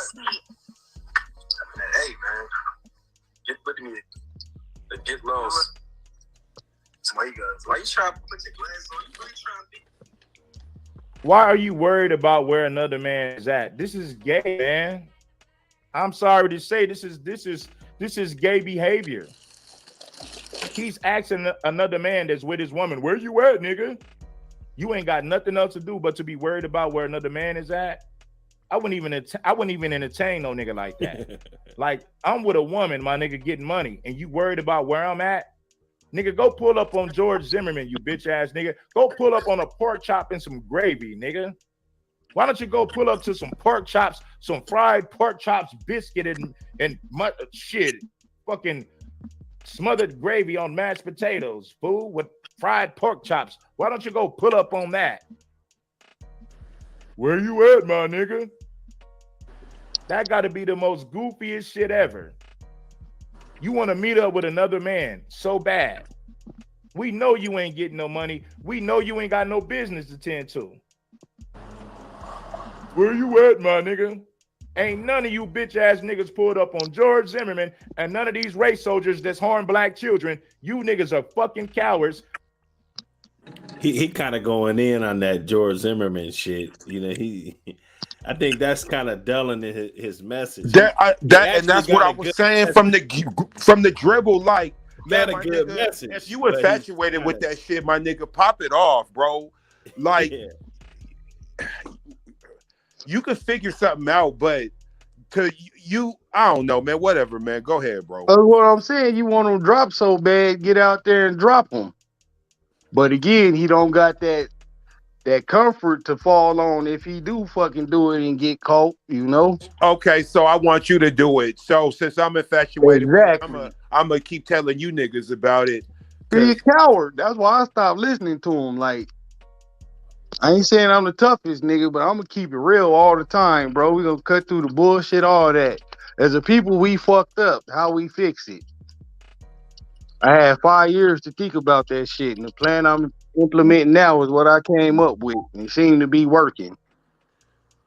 I think one thing is that we need to start listening to people who we could touch and who we actually know. Them is who care about you. I ain't saying that. But they gotta have some sense too, though. Like, I care about all y'all. I don't even know y'all, but on the fact that y'all black, I actually genuinely care about your well-being and if your family is good and all that shit, bro. But the we average, all ain't like the average that. entertainer, they ain't in no position to have general love for common people. You just don't live that lifestyle. And it seemed to me that that's who we be looking up to and listening to. Not us, but especially the younger heads. They listen to the wrong people, bro. Well, that's just because they see the money. They see the shit that they don't have and the shit that they think gonna make their life better. And I ain't gonna front. Money do make your life better, but it's not everything, bro. To the point to where you gotta fucking do some fuck shit to get it. No, you could go, nigga, McDonald's right now paying $20 an hour by my house. If I wasn't working 2 jobs, I was finna go get one just a night shift just so I could have some extra bread. You feel me? But everybody ain't thinking like that. Most niggas be, oh shit, I'm finna get a dope sack.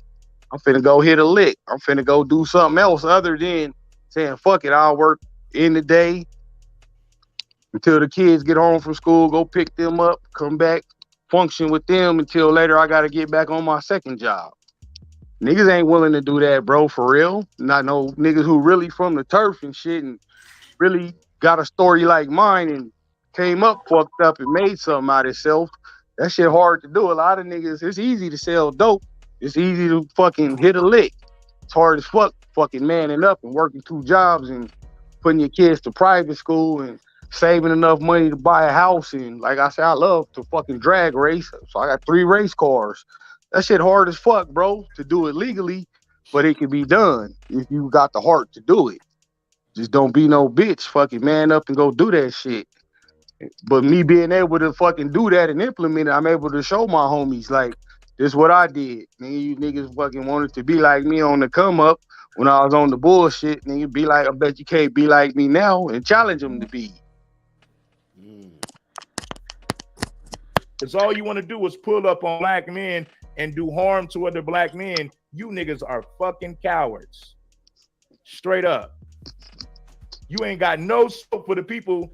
You ain't got no smoke for the real enemy. All you want to do is pull up on black men. You ain't gonna pull up on those foreigners that starting a business in your community. Hey, did you see the rest of the private chat, bro? Gas station in your hood. You ain't pull up on those foreigners that put a market in your hood. The foreigners come to your community. They get richer than the son of a bitch while you still live in the projects, low-income housing. And you have nothing to say about that. You ain't gonna do a damn thing about foreigners getting richer than the son of a bitch off of your people in your community. You want to waste all this time pulling up on somebody black. You niggas is cowards. All you want to do is pull up on black men and do harm to other black men. You niggas are fucking cowards. Calling the killer a coward ain't gonna fucking help the situation. That's gonna niggas trying to do something to him. Like, that's anticlimactic, bro. We need fucking tough love, but we also need love and compassion too. Oh, they back? Yeah, they back. All right, man. You in LA? No, I'm in Atlanta, bro. Hey, y'all see this goofy ass nigga, bro? He keep asking this nigga where he at. Like, you fat fuck. You ain't got nothing else to do. Like, we got to find better things to do with our time besides my nigga. But he on there calling that man a bitch and shit. Niggas Like, that's willing to risk their lives. You disrespecting that man. You kind of asking for it now. You calling it? Oh, he my bitch. He my bitch. Like, nigga, I'm a fucking killer from the hood. I ain't nobody bitch. Oh, You oh, got you me talking about fucked the bitch up at ass that nigga? point. You playing now. Like that go back to what I was saying. These niggas be playing with the game. And the game is for keeps, bro. You can't play with that shit. I know for a fact it wasn't that fat nigga that did nothing to him. Nah, He ain't nobody. that was. I heard that video came out like a year before that. Yeah, and that nigga who on the video ain't nobody in the set, bro. He ain't no. He just a homie from the hood. Like he ain't no bitch, but you know he ain't like that. He probably would have shot him the fair one because you calling me a bitch. Now we can knuckle up. But yeah, you just get on there. All he came on here because you my bitch. Nigga, what? Nigga, where you at then? Nigga, call me a bitch to my face then. You really that tough? And a lot of niggas really ain't tough. I don't know where this tough guy persona shit come from. But in real life, it's hard as fuck being a tough guy, nigga. But shit, I mean, you ain't gotta be tough to check a nigga for calling you alive.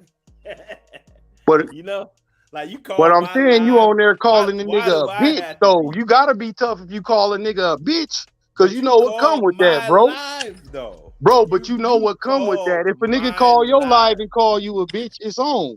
If you call a nigga live and he call you a bitch, it's on. You can play devil's advocate all you want, but I know you, nigga. You a So former gangster too. You already know can't nobody call you a bitch. So save that one, but bro. I ain't even if a going down nigga, that road, so if my I nigga. call a nigga's live, right? And he And call you a bitch, you gonna be like, where you at? Call me a bitch to my face. We just seen niggas come into your fucking live stream and say that shit. We just seen niggas make punk videos about you say that shit and you hit me up, tell them shoot the fair one. Well, let's just keep it a buck, my nigga. The devil's I advocate mean, ain't finna work. You disrespecting another grown man. That's manhood shit at that point. No man wanna be called no bitch and you know you're not a bitch, nigga. On top of you calling me a bitch in front of thousands of people. Hell yeah, I'ma ask where you at. Cause I'm gonna beat you up on your live now, nigga. So what about this nigga? Would you be on his ass for? Because he's talking about the dude in the video. Like, But he talking soft shit. Like, you know, if you really want us as fucking gangsters to come to an understanding, we all ain't stupid ass apes. You talk to us like fucking like a man. Like, that ain't the way. You feel like the brother Dark Kent had a bunch of questions, wasn't disrespectful at all, and he got his point across on how he perceives shit. That's the type of dialogue we would need, as opposed to if I would have got mad, like, oh, you ain't from the hood, nigga, shut up, nigga, you don't know, nigga, you an army nigga, and got disrespectful, we would be nowhere. Like how he being disrespectful, but because we respect each other as men and as black men first and foremost, we got that common camaraderie and respect to hear each other point of view out. You feel me? And get that information. But if he would have been, oh, Ram, you a bitch ass nigga, you out there just fucking shit up, he would have never got to hear that I'm fucking trying to get the hood all the way off the map, because I would have got defensive too as a man. You can't check my nuts, because I'm going to check yours, nigga. And if we nut checking, we ain't getting nowhere but other than some bullshit. Oh, because you said something that hurt their feelings on the internet. How feminine is that? Well, it's not about the How feelings, it's feminine about is the that? manhood These shit. niggas are willing to risk their life and freedom all because you said something that hurt their feelings on the internet. How fucking feminine is that coming from a man? Where you at, my nigga? You hurt my feelings. I don't want to start no business. I don't want to make no real money. I want to pull up on another black man. I want to spend all my time trying to find another black man's he could have location found so I the can old pull boy up. and asked I him don't what want to was go up take with care of that and business. I got don't some want to make no real understanding. money. I want to meet up with another black man. I want to meet up with another black man. Bitch ass niggas, man. Just pathetic. Hit the like button, man. Other than complaining, like the bitch, what was his solution to it? Because all I hear is he sound like somebody mama right now. You feel me? That's not gonna get the point across to niggas. Even though he mean He's well. saying, where you at? Where you at? I This just ain't even soldier trying to hear is that shit sickening, because man. he I don't sound like want a nothing bitch. to do with none of these bitch ass niggas. None of these rap niggas, none of these fake niggas. I don't want nothing to do with these niggas. They're cowards, man. They're cowards, bro. But do any of them fuck with you though? That's the question. Do any of Straight them cowards. already fuck with you? All That's they what do I'm is saying. You delivering the waste point time from an trying to tear emotional another black man standpoint. down. I'm gonna rob this black man. I'm gonna take his chain. It's a no-fly zone if you want to come to my hood. You bitch ass niggas got all you bitch ass niggas got all the smoke in the world for other black men.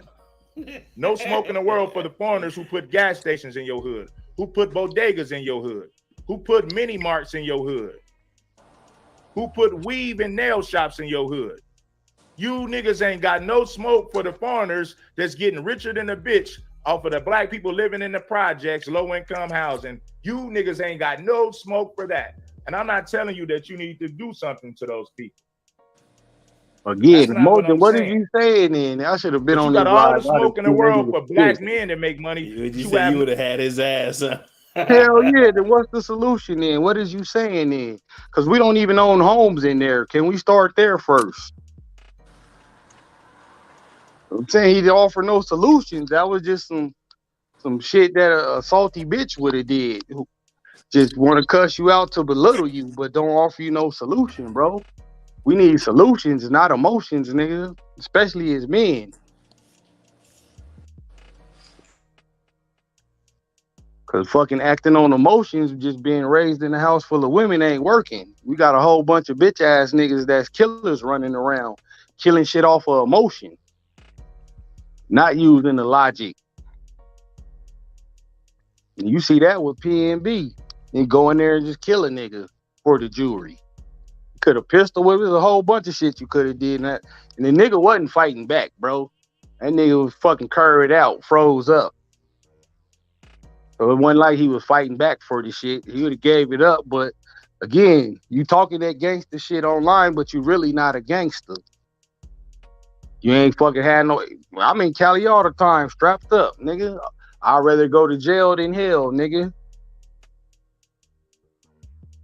But I know how that shit go. So I ain't playing gangster and just disrespecting niggas online and then popping up to their neighborhoods and shit like that, thinking shit sweet.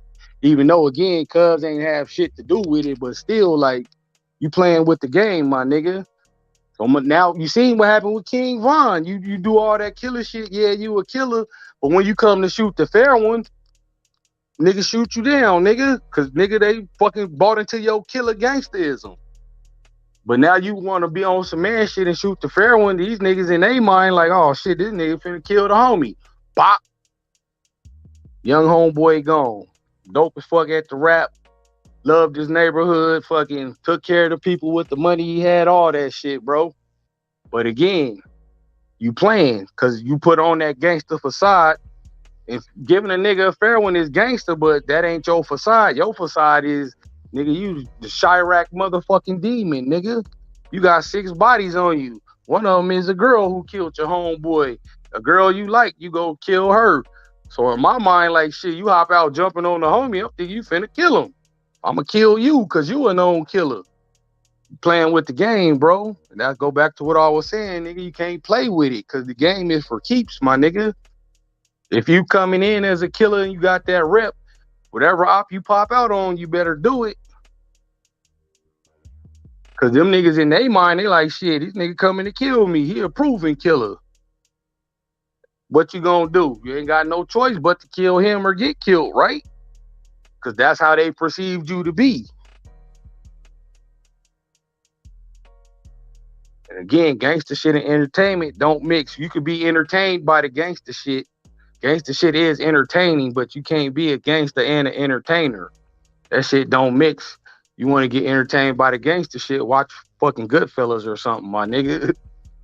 But trying to do that shit and do it for entertainment, that's what's gonna happen every time, bro. Because you playing with niggas who not playing.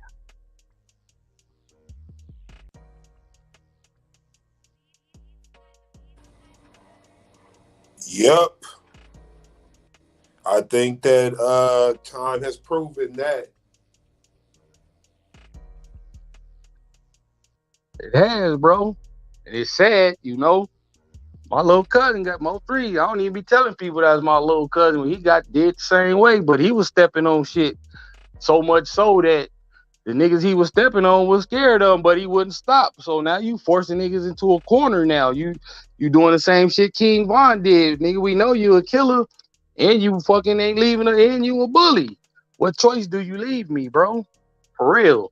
Now the younger me, I'd have been out in Dallas, nigga, sliding for my little kinfolk. But the older me, I get it like, nigga, you already won. You won the battle and you won the war, nigga.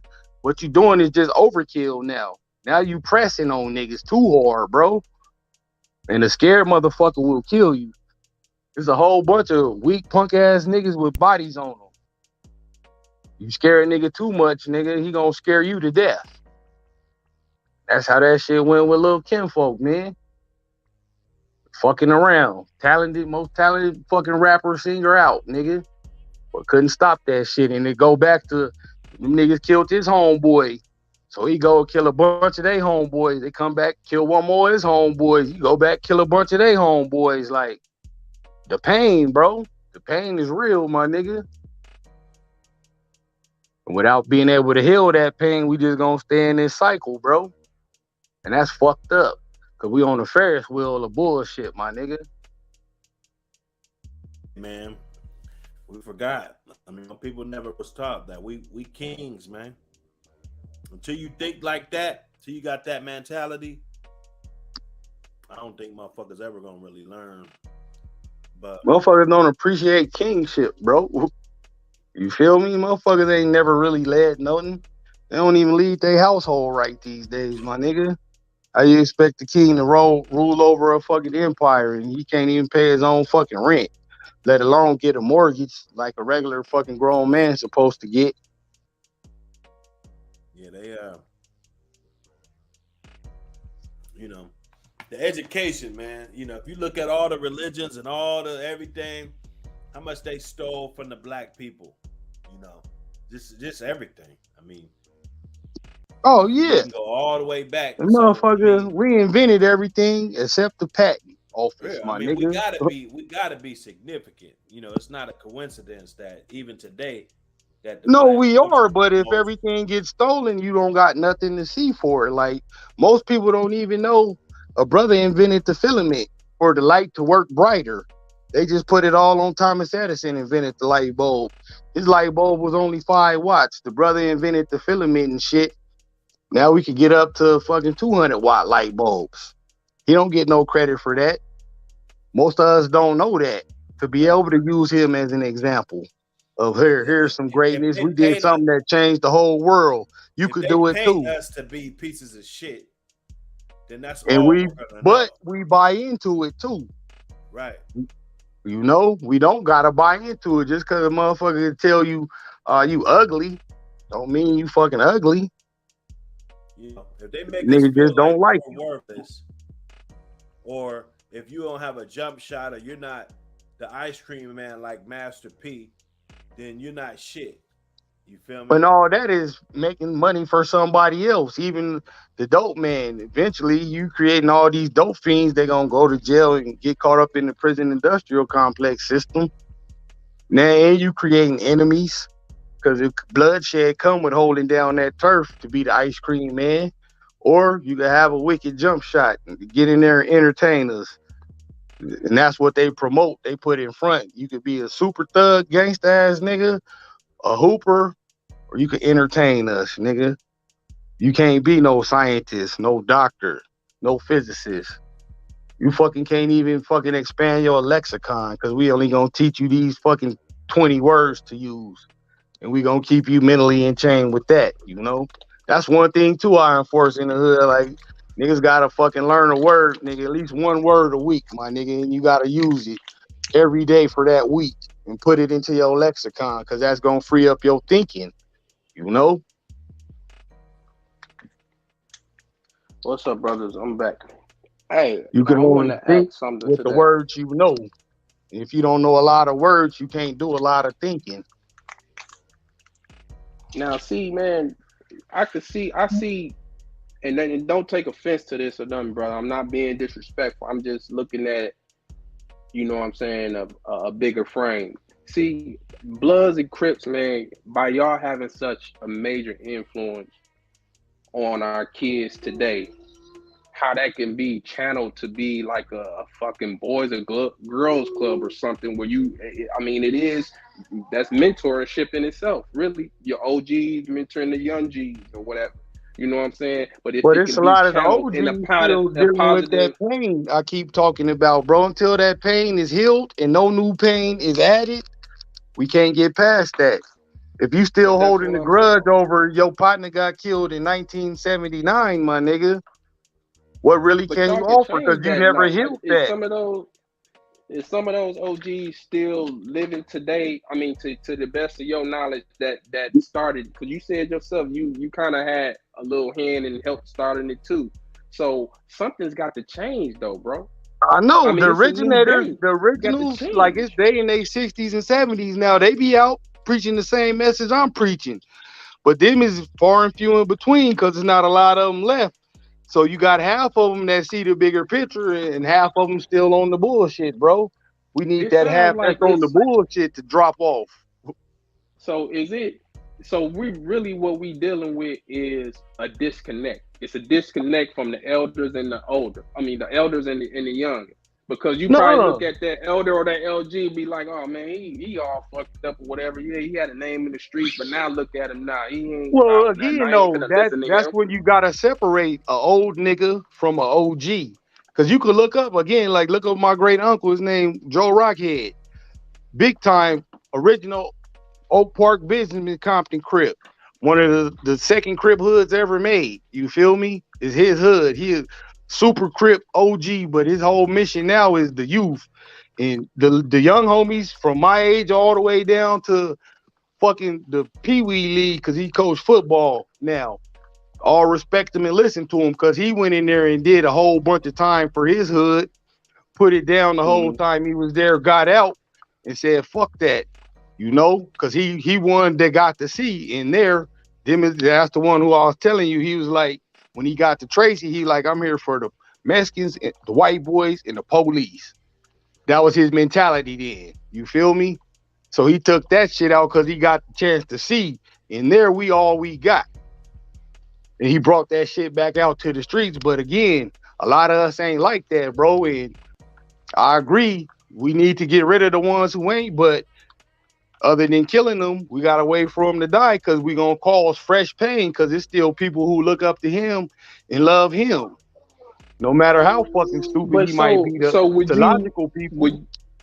would you be out of bounds if you somewhat challenge that, not in a disrespectful way, but in something like, listen, we got to do something different than what was done back then and how we came up. That's just like how they do the voting system. You got a It lot of be elders other in the Black young Caucus. OGs They who don't push do that shit. line, So bro. we But trying to get new blood in there to change some shit around. Even if you are, you know what I'm saying? I don't know how old you are, brother, but you know what I'm saying. You say you're an OG. I mean, you and a collection of other OGs in your age group that's possibly still living. Anybody that's free, you know what I'm saying, that's not either dead or locked down. You know what I'm saying, to talk to some of these young cats. And I'm they gotta not be saying you ain't doing mentally that. free though, bro. Like I freed myself mentally to be able to step out that box. You feel me? A lot of us ain't mentally free. We could be free out the cage and running around and young, wild, and free as a bird. But mentally, if you still locked into that thought, that's just what it is, bro. And that What I'm comes saying, from if the y'all pain. on, if y'all in the hood, or you know these young cats, they in their hoods or whatever, to possibly change that. You know what I'm saying? Like you said, you demo an example. You know what I'm saying? By showing them, like, you know what I'm saying, you can be anything you want to be. You can have your own businesses or whatever. You showing them that. But at the same time, it's still a lot of young other cats out there who still probably is want to live that gangster life and want to jump, either want to be a blood or a crip or whatever. It's become popularized, especially in the hip hop culture now. It's even more prevalent. You know what I'm saying? I Hell mean, yeah. not prevalent, but it's just popular now. Now Yeah, it it's seems like the more. record labels they want to push it even more now because Yeah, they, it's we having shit sensationalized. like this. Right, it's sensationalized now because quiet as it kept, I remember Blood and Crips from back in the 80s from watching movies like Colors and shit like that. And I know all that shit ain't true or whatever, but that's when I was familiar with. That's the gang culture on there on the West Coast in Cali. You know what I'm saying? Yeah. Being a dude growing up in the Midwest or whatever. I was like, oh, okay, that's something that they do. But I was still a child. I still didn't understand it. I just seen it as like, damn, you know what I'm saying? A lot of brothers killing brothers because of different colors. You know what I'm saying? And then as time go on or whatever, you know what I'm saying, from the Pac era, the death row stuff and all that, and from the Rodney King, and then they had the truce and all that. And now we in 2022.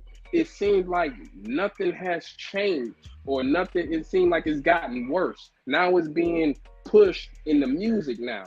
Because it wasn't pushed in the rap music back then. If you know what I'm saying, it wasn't sensationalized and glamorized. It was more of a, this is what's happening in the hood.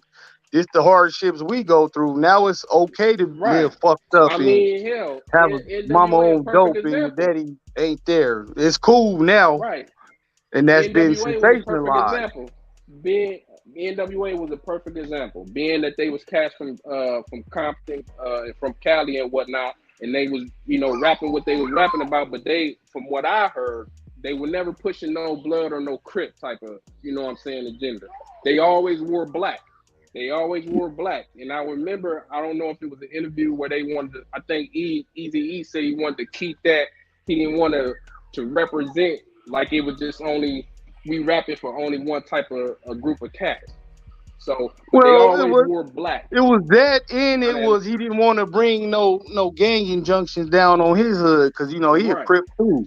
Exactly. He from Kelly Park. Him and MC Ren, they Kelly Park Compton Crips. But just being respectable from the hood at that time, you held the hood in high esteem, and you didn't want no fucking hardships to fall on the hood because of you. So niggas didn't even know DJ Quick was a blood for years and years because he didn't promote it. You know? Right. I sure and that didn't was just until because he was keeping his hood safe. Yeah. You know, it was the hood was different. Like, you know, you protect the hood because the hood gonna protect you. So if you out there and you shining, you on the front line, don't bring no trouble to the hood because we still over here doing hood shit. And no, we don't want you over here doing hood shit because you got a chance to not only get yourself and your family out the hood, but you could reach back like he did and pick some other homies up with some talent and bring them along. Now they could feed their families, and you get the high C's and the second to nones and the AMGs. And all of them had their own group of homies and shit that they brought up with them. So he was able to uplift the hood all the way up, you know?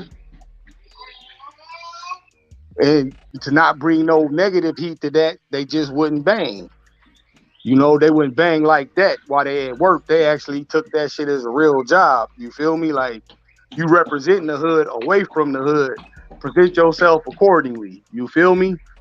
But now it's like, at one point in time, you couldn't even, I mean, you know, they couldn't even work together. Because I even remember the Bloods and the Crips when they even came out with their album. They came out but with again, though, it's the unhealed pain, bro. Like, the colors is the jump off point. But once you start killing people who love and they didn't heal from that pain, the only way they feel they could heal from that pain is to go make you feel the pain.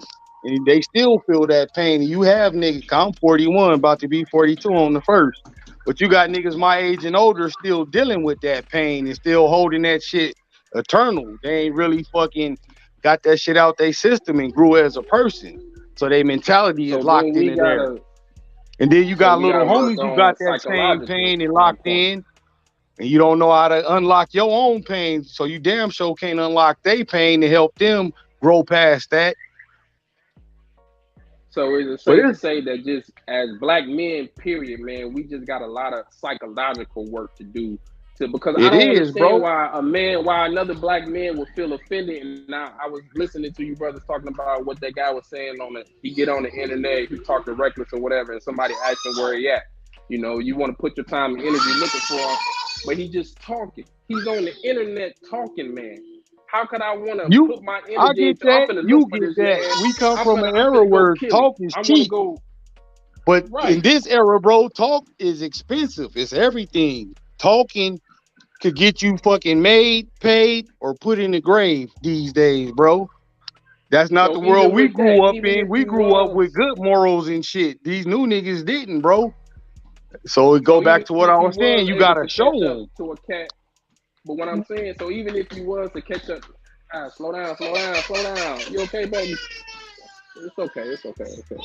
So even to that extent, even if you was to catch up with somebody who was talking reckless on the internet, you just so happen to cross paths with them, because a lot of us are in different states and cities or whatever, besides the entertainers who travel all over. You Yeah, won't well, want to if shoot you them ask me if down I versus, would, hey, I'll what's shoot. up I'll with shoot you all the that? fair one as a man. I'll knuckle it, and if you Right, don't want to that's what I fight, was I'm getting not at. gonna make you fight. But I'ma know, and you gonna know that I know that you a bitch. I pulled up on you. I wasn't trying to kill you. Right, Mano a mano, some old school man shit. Me right. and you could go in the back. I challenge you to that. If you don't accept it, I'm not gonna press it and bully you. I'ma just know you a bitch, and you really ain't talking that shit you really about, my nigga. But that's me though. I come up under them rules. Right. From the time I was Yeah. gone to the time I got out, them rules changed a lot, bro. Yeah. So now Yeah, I'm because really trying to now these reverse youngsters the ready to new shoot rules you. and the old rules simultaneously, you know? That shit hard to Yeah, do, young bro. niggas wanted to shoot you, man. It's like, man, if we can't have a difference of opinion about something, now it's a difference by having a difference of opinion, and you disagree, you can agree to disagree or whatever, versus And being being disrespectful, disrespectful. calling Yeah. me out my name and all that type of stuff. And Okay, I can understand that's why what a man would PNB want to was throw down. doing. Dude called this shit and he started calling them a bitch. So yeah, I'm gonna challenge you to a fair Yeah. one. That ain't nothing in my mind that you should die over. That's just something you should get your Right. ass whooped over. I grew up fighting. I was a boxer for a long time, bro. Amateur boxer, fought amateurly. Loved it. And So I don't mind that's getting how I into a grew up fist as fight. kids. Yeah, Right. You exactly. had a We little come from problem, that. they make us put on gloves and we go at it Yep, till one of us get tired. That's how we did it exactly. back in the day. And if you beat me up, we gonna fight until I get that one back. So you can whoop my ass 9 times, Or and on the 10th one I whoop your ass. To me, I'm good now. You feel me? right. Or You don't gotta you go go back past to that hanging no out with each more. other the next day. You go Hey, back to hanging out Shaker, with each other the one of next my day. best friends, we couldn't stand each other when we first moved into the neighborhood. We was fighting every day. Now I love that nigga like a brother because them fights bonded us as men. I knew when we was in the streets and we was gang banging, he ain't no bitch. This nigga gonna fight just as hard for me like I am for him. You feel me? Right. But that's that man shit, bro. And it's not a lot of men teaching that Yeah. shit to these niggas these days. Like I be having like DPs and all that. Not I don't do DPs. If niggas got an issue, I got boxing gloves and all that shit, bro. Mouthpieces, all that. 'Cause I still train and shit. I don't fight no more, but I still train. And nigga, Yeah. we gonna settle it like that. You and him and me, we gonna go into the room, into the back, wherever. Whatever happens is gonna stay there. I ain't gonna say shit. You niggas don't say shit. I ain't finna let you niggas beat each other to death. But And you that's niggas how I don't felt fucking about. Well, I ain't gonna say that's wobble it how I up. felt, but that's how I was looking at that situation with that whole Nip situation, man. That's why I Yeah, was like, I didn't think that wasn't for that man to lose his life like but that again, in that though, manner. But you these said cats, that's we your can't rule. put our rules and our mentality just force it on them. We gotta show it to them now, bro, because it was a disconnect. Like I say, I was in 5 years. That's not a long time, but so much had changed between fucking 1999 and 2004 that once Oh I got yeah, off oh yeah, parole and shit, I was playing catch up. You feel me? Like what the fuck going yeah, on? The whole yeah. A new it lot of was shit gonna change. motherfuckers was gay and all kind of shit, bro. I was like, what the fuck? Yeah. Like the whole world was different in just that short And amount do of you see that time. agenda being pushed? You see that being pushed?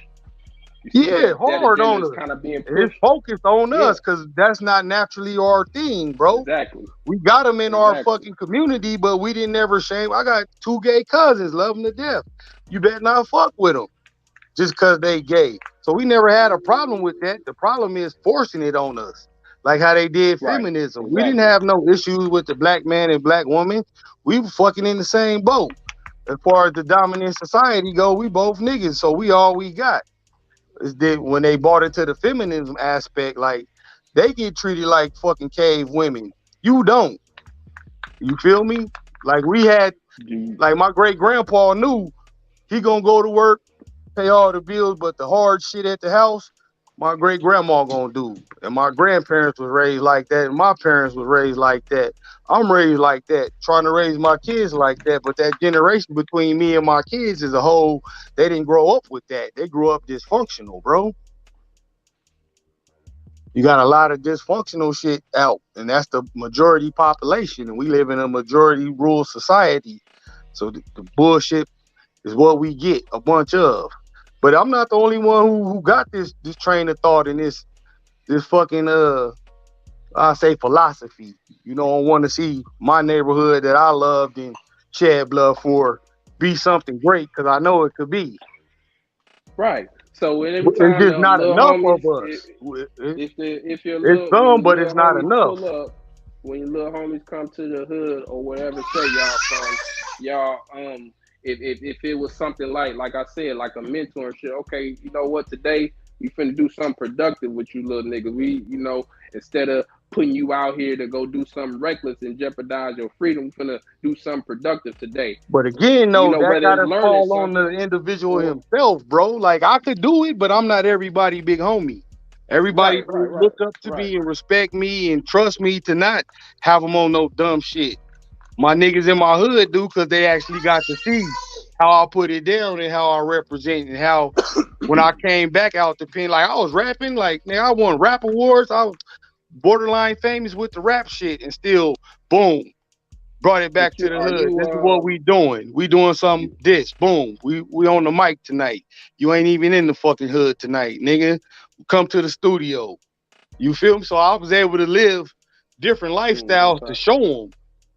But this my most successful lifestyle now. Once I went back to college and got my degrees and shit and started applying them, now they could really see, okay, this nigga, he was the rapper. He had all the rap shit, all that. You feel me? The chains, the lowriders, all the shit that a West Coast rapper supposed to have, we had outside the crib. You feel me? Off rap shit. right. So I was able to show them that. I was able to show them you could take money from the hood and put it in some, because my record label's still going today. We got a broadcasting studio, all that shit. Got clients who come in, record podcasts, instruments, all that shit. We got a full-on dope-ass studio, bro. Even though I don't be rapping as much as I used to, I'm on something else. But the homies who got the talent, that's a free space to come in. And I have people from different hoods come there. It's a safe space, really. Like ain't no set tripping in here. We in here working. And because I am who I am, niggas respect that. Even if they is from other hoods, because they big homies know me. You know, like, oh, that's a real dude. If he say you So good over you there, you good, you know? so you tapped in with other OGs from other different hoods. Yeah, but they all ain't broke free yet. You feel? That's what I'm trying to get you to understand. They still mentally trapped inside that pain and they ain't dealt with it yet, bro. So their mentality is limited. They only fucking living off the shit that they see in front of them. And if they still in that fucking environment, that's all they gonna be thinking is how to survive in that environment. They ain't had the bravery, the nuts enough to step out and say, fuck it, I'm finna try this without fucking having to rob, steal, or kill for it. I might not. This is not my first business I had. Like I came home, we had a barber shop. I'm a dope ass barber, but I'm not people friendly like that. I don't like a whole bunch of motherfuckers, especially random ones. Closed it down. Okay. Had another fucking company who was making shirts and shit. That shit cool, but once it stopped being fun, I stopped wanting to do it. Now, With what that makes shit. you what made you not liking a whole bunch of people? Was it a bunch of people that look like yourself, or just Oh no, just people in people. And I've general? been like that. I'm not a people person, really. I'm more of an introvert. You feel me? Like you come Okay. in with bad energy, I'm gonna fucking feel that shit, and it's gonna fucking put me in that mood. So to protect my energy, I just like to keep myself to positive energy people. And you a barber, you just bringing any customer in off the street because that's the hustle. He could have a fucked up day, be on some bullshit, whatever, and that energy jump on me. Now I'm in a fucked up mood. I'm just mature and real enough to realize that in myself to know, okay, that's a shortcoming. You know, I can't force myself to like people because that'd be fake. So I just take myself out the picture. But after that, we had the shirt company, the tattoo company, and they were successful. But to me, because I didn't continue on with them, they failed. all the way up until I start growing the weed in Colorado, got property up there, start doing all the shit by myself. I said, fuck that. I'm finna just fucking build race cars. That was my initial shit. I like to drag race and didn't want to keep paying for getting shit fixed that I broke. And actually, I'm fucking good at fucking that shit, bro. I'm like, okay, hell yeah, I love this. I'm a mobile mechanic, so I don't gotta fucking be around people all day. I could be all by myself, do my job, make my money, support my family.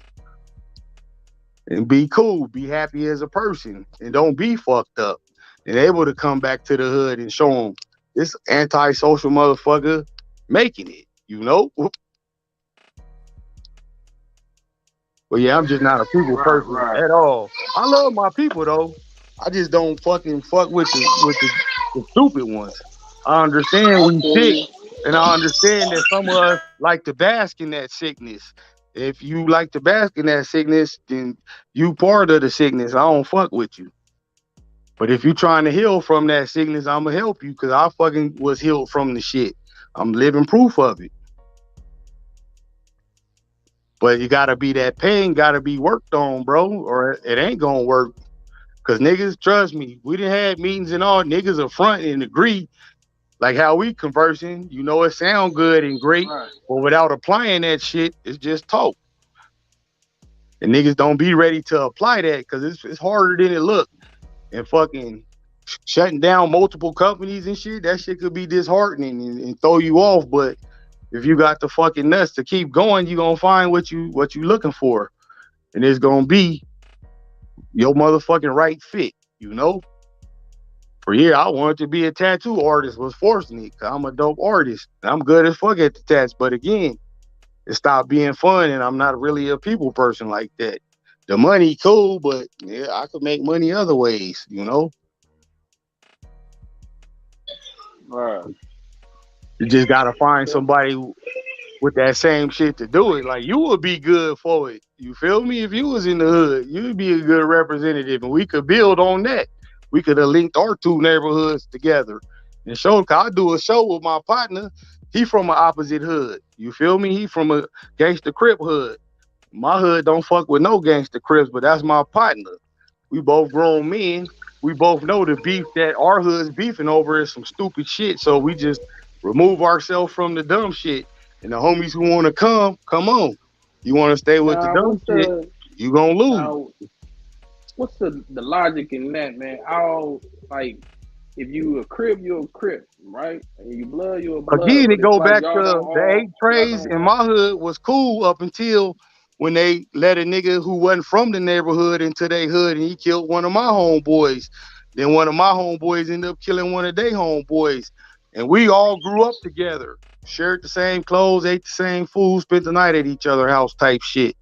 But you fast forward today, we mortal enemies, all because the nigga who killed the homie was tripping over a bitch. And the bitch didn't even like the nigga who killed him. He just a new nigga in the hood trying to show out and think this what it is, and you fucked up a whole relationship. And here we are today. So if that was the case, if y'all finally came we to still that would have been cool. That was the case. If y'all came to that conclusion, I know sometime after all this time that it was over. I don't know if that was a personal or mano type of beef, but he messed up a relationship between two groups that was cool at one point in time. One guy messed that up. So one guy who wasn't from the area, bro, like just showing out. Have an understanding to understand that, hey man, this wasn't no, you know what I'm saying, us not liking y'all. This was one person, bro. But once you killed the homie come over there to try to explain the shit. All right, he like, hey man, we just handled this nigga. You know, he was a nouveau on the hood. We dealt with him.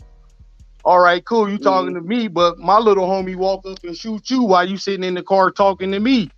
Now you bone off and fucking die up the street. Your homeboys ain't trying to hear none of that shit because last they heard you was coming over here to make the peace. Right. So but you said yourself though, you called the shots. So wouldn't none of your little homies disrespect you like that? Because but I wasn't around. I'm just telling you how that war started. That shit happened before me and you was born. We just fast forward today. They still the pain that them two deaths caused caused more pain that didn't get healed. And them niggas just kept causing pain on each other up until right now, bro. Without healing that pain. It's past, that shit is generational now. Now it's, oh, okay, that's the nigga who killed my uncle. When I get big enough, I'm finna kill you because I seen how my uncle dying affected my mama. So if you guys know, to this day, pretty sure any members know that history or know that story. They all or had know, to but again, learn that story. Once the bullets start flying and people start dying, you can't, without healing that pain, we just gonna keep killing each other. But all you could say whatever you want, it's all gonna go back to not fixing the initial pain, bro. I'm talking That's about the root. I'm talking about some new members who probably didn't came, like you said, that was before us, and now But here we again, are. though, you missed when I said it's generational. History, it's generational though. So say I grow up, my mama fucked up because you killed her brother, and that was all she had in the world. Now I go get revenge and kill you. You a full grown man, I kill you. Now your son looking to kill me. Now my brother finna go kill your son because you killed his brother.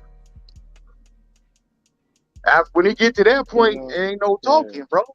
Ain't no understanding. Nobody wasn't willing to step and talk. Nobody willing to step. Everybody Niggas just kept killing each other. Niggas didn't get a chance to talk because, again, last Joe Hood heard was you was coming over here to squash the beef and tell him it was cool.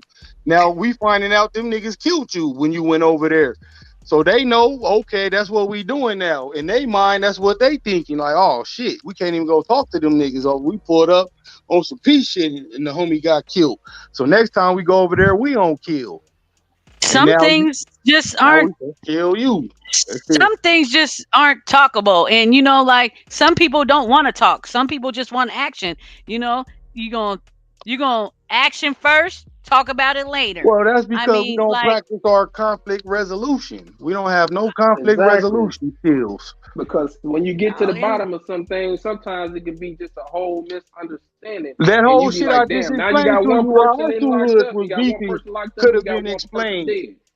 That shit could have all been explained and could have been forgiven. Yeah, a lot of things could have been explained and prevented, but a lot of people, they're after a certain point, you're uninterested in the explanation. And that's when the killing start, don't nobody trying to hear shit because the pain is more bearable than your words. Like, oh shit, I can't take this pain. Since I can't heal it, I'm gonna make you feel it. You got to share it with me. The white flag doesn't always work. It's not the white flag doesn't really. The value is not there anymore. Exactly. And I use the example of it. Dark and Kent it's unfortunate, but he's not gang banging, but I'm banging, and somebody do something to him. I'm finna go do something to their whole hood.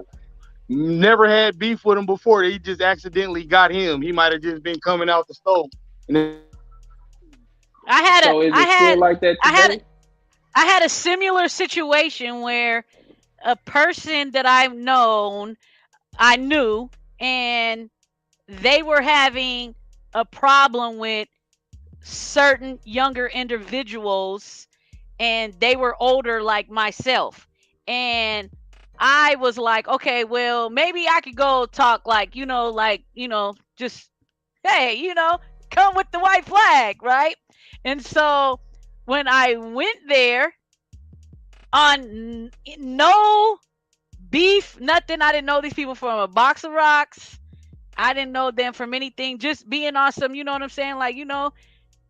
Because I knew this lady. She's like a lady. She's not even she's just like a caregiver. You know what I'm saying? She's not even from this country, but they were harassing her, but she was a friend of mine. And, and I was just like, that's kind of fucked up. And so I just was like, you know what I'm saying? Maybe they just need somebody to help them understand, you know what I'm saying? Some shit, whatever. But guess what? Go up there, white flag, and it turned into some shit where a nigga had to be gangster. And it's just like, damn, you know what I'm saying? You go to try to be to somebody and come with them like that, and then it turns into they're on that rah-rah shit, And then you're not even trying to be on the rah-rah shit. You're just trying to be like, you know what I'm saying? Like, nigga, can we just like figure this shit out? And then it comes to where I gotta be gangster. And I'm not even trying to do that. I mean, it went totally all the way to the left field, probably out the ballpark. And I'm just like, now it gave me, sometimes, you know what I'm saying? I have to be like this. And I had to tell my kids, everything just ain't your fucking business. Even if it is somebody that you care for and that you fuck with. A lot of shit's just not your business, because you know what I'm saying? That could have went all the way. It could have, even though it went all the way left and out the ballpark, it could have went all the way just, you know what I'm saying? Just, it could have just went sour, bad news bear, the whole thing. And so, you know, when we're talking about like waving the white flag, trying to, you know, everything just is not, you just can't wave the white flag to everything. There's not no talking. There's not no nothing. Man, people, they don't, they're not trying to hear none of that. They're not even trying to be on common sense of none of that. They're not trying to be on nothing. And I'm talking about these kids range from anywhere from probably like 16 to even my age, where the person that I had to be gangster with was my age, where they wasn't even on no common sense shit, no understanding, no kind of nothing. Just came out with some beef, with some bullshit too. I'm like, what, nigga? Really? That's what you're on? All right, hold on, my nigga. Have y'all ever heard the saying, communication is the key to unlock the door of misunderstanding and confusion? All the time. Okay, so I'm not trying to be on no, you know, I can't save the world. I ain't trying to be on no kumbaya. I mean, I'm just trying to get a better understanding of why we can't, you know what I'm saying, our own people that look like us, because it's so many other things that we up against versus fighting and killing each other. It's so many things outside of this that we you know what I'm saying, we don't even realize that's going on, that they are preparing. They trying to get rid of us. They are trying to get rid of us, and we're helping them do it.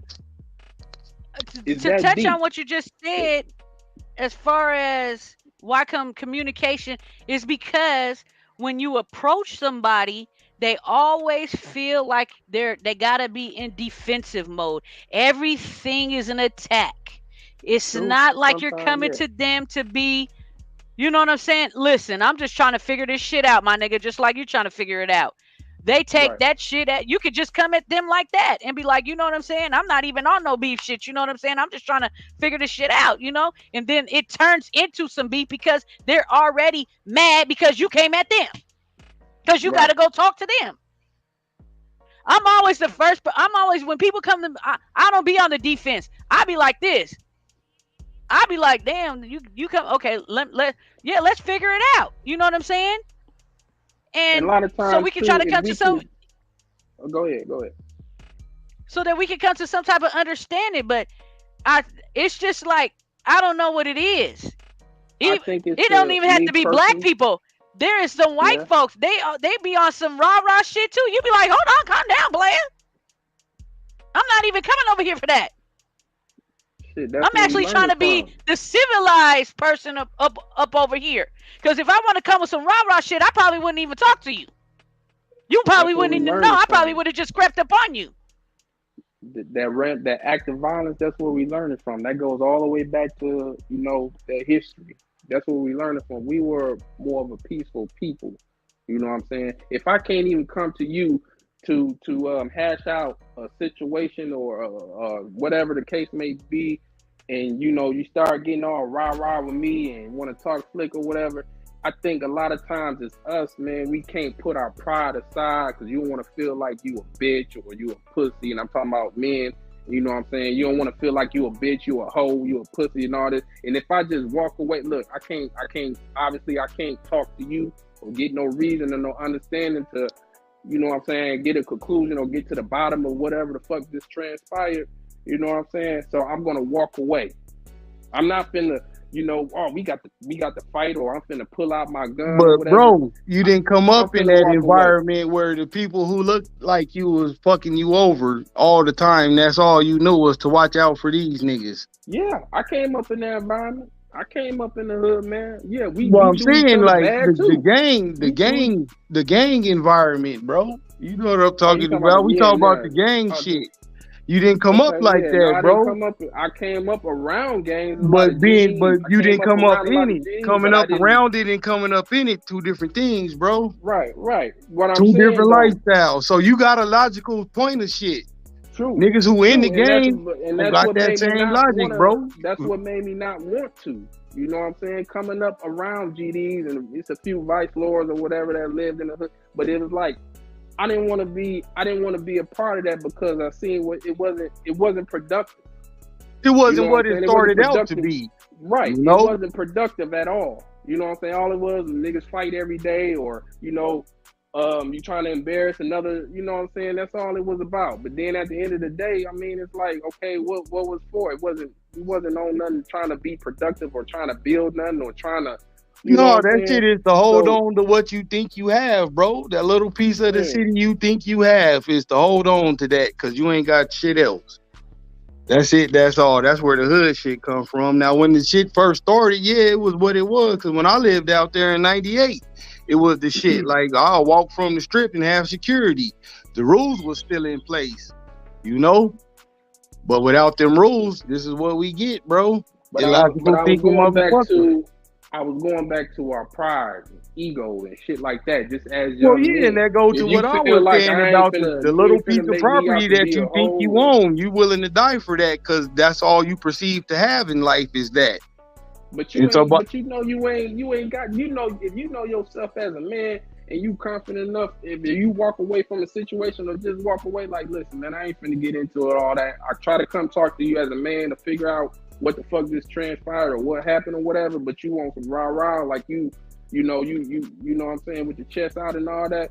I'm just gonna walk away from the situation because I don't want to have to, in defending myself, slaying another black man. Now, if it was a Peckerwood, but if you was in a gang and that occurred, you would have to do that, bro. You're talking about from an individual. You're an individual. You're not from a gang. You're not from a collective. Yeah, if you from a set and that happened. You're from an individual perspective. You know what I'm saying? You're not in a gang, so but you have to understand but you're in a gang, so you're in a gang. You in a hive So that mind. means that you signed up in a gang, and you have to be under their rules and guidelines and expectations. So therefore, your ideal, your individual perspective of things is not always going to be taken into consideration. Yeah, so therefore, therefore, that's why you probably weren't in a gang because you think like that. In his defense, there's more people that's not banging. Right. You know? Okay, well, we're talking about people that are banging. About the gang, because obviously a banger is the reason why we talking today. Right. The accountability is because the nigga got something happened with the gangs or some shit. You know, just wasn't a random person that came into Roscoe's and just be like, you know what? Out of all the people here, you're the one that's gonna be gone. Where that Roscoe's is at, you better not be a rando over there, because it look like Fallujah over there for real. But the way that I'm trying to figure out is this. I can't see the people's name on here because of it just says accountability. So I'm not for sure who's talking. So I'm just saying, as far as where he's coming from an individual, because we're talking about gangs. So an individual perspective is where he is coming from. Yeah. And so I understand where you're coming from as an individual. But that rule, it don't apply to gang life at all. It doesn't apply because they got rules and regulations that they abide by.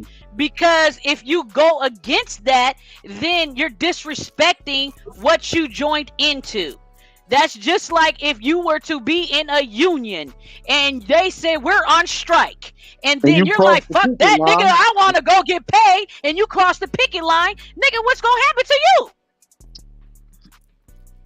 So then being in gangs, then you don't have a mind of your own. You gotta follow what the gang. You gotta follow instead of being your own person and be a not leader. not necessarily because you got the choice to be in it. Exactly. These are all these rules. They don't just let you join and then tell you the rules second. Like all of this shit is available to you, and just like anything else, if you're trying to get into something and whoever's trying to get you into it doesn't give you enough information, then you should already know. Just like me, like I had my extent, with, like I said, they in court talking about I'm a gang member and everything. So, hey, we'll just leave it like that.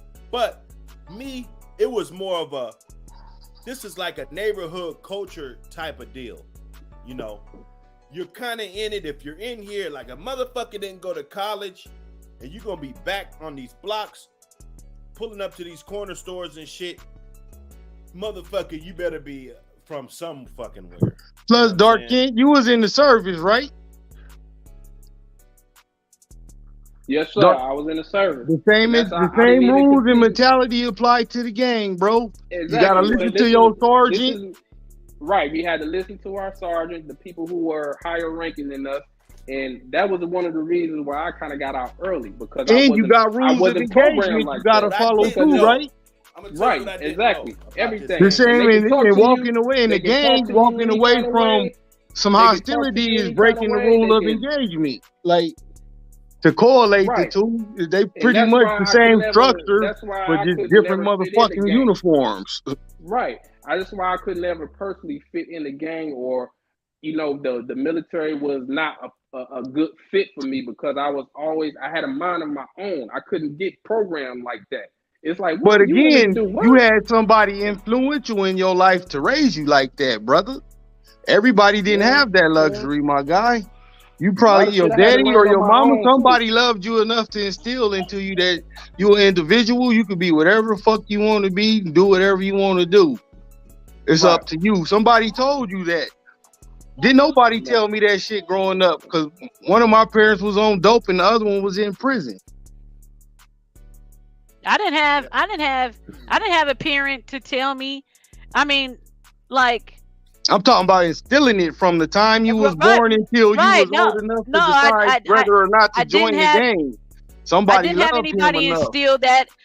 The only person I had was my sister, and she told me enough about like the streets. You know what I'm saying?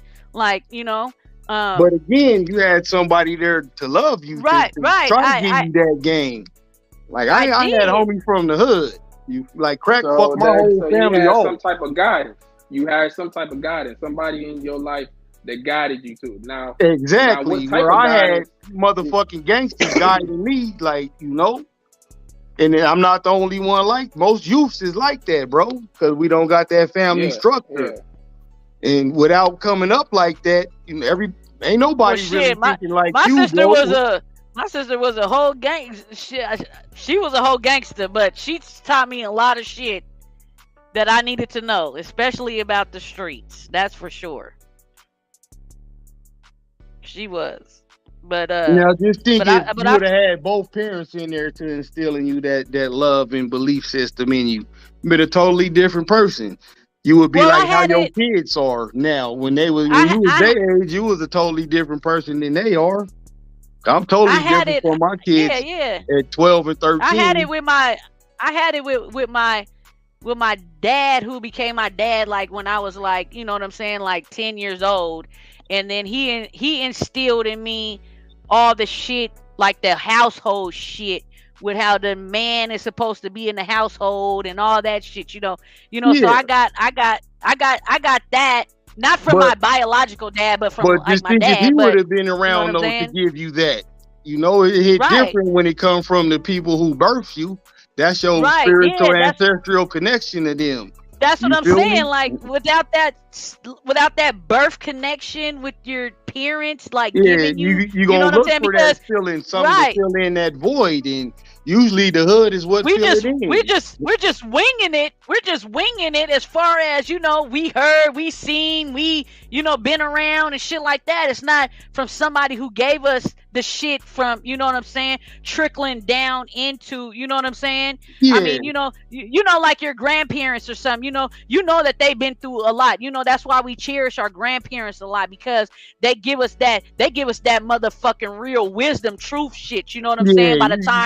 By the time that we're, you know what I'm saying, they genuinely love us. They genuinely care about us. They genuinely give us that good ass motherfucking newspaper, black and white news. So you know what I'm saying? They deliver it right on our doorstep. You know what I'm saying? It's not sugar coated. It's not it's not none of that shit. That's just some shit that they lived through, been through. They already know. They can speak on it. They can actually motherfucking, if they needed to reproduce the shit, they could. Genuinely, you know what I'm saying? But I'm just saying, like, when you don't have that, even though I had my sister, she still had to learn that from somewhere else because it wasn't my parents. Yep.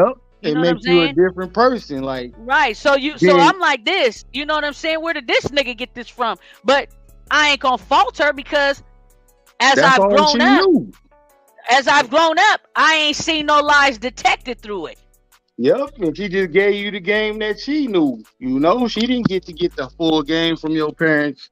She just got the little bit and passed it on. A lot of us niggas got robbed out of that shit. We got robbed. We got, Like, we now got that I'm robbed. grown, both my parents is straight and narrow, but just from them, one being locked up and the other on drugs while I'm growing up and developing into a man, like, it's a big disconnect between us. Like, I fuck with them, but I don't fuck with them.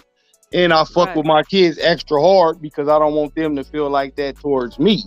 That's one of my biggest fears, is to not have that disconnect with my kids that I got with my parents. Like, no cap, I'm so petty. One day my pops, they tell me happy birthday. I didn't fucking talk to that nigga for like 4 years until he told me happy birthday on my birthday. Then I started back talking with him. But because I ain't grow up and raised with him and all that shit, like, I really don't know you. I don't know you. I don't fuck with you. I gotta be guarded because how I grew up. You feel me? And it sucks to have that relationship. Like, I love my kids, love them. They love them to death. Their grandparents can't do no wrong. And I don't talk bad to my kids about them. I just don't fuck with them like that. Like, you my parents, but that's it. You can't tell me bullshit. None of that shit. I don't respect your opinion. Nothing. I don't know you. Right. Because my pops was locked up from the time I was 10 until I was fucking 18. Or 8 till 18. He did 10 years. And when he got out, I was on my way in. I was on the run and shit from bank robbery.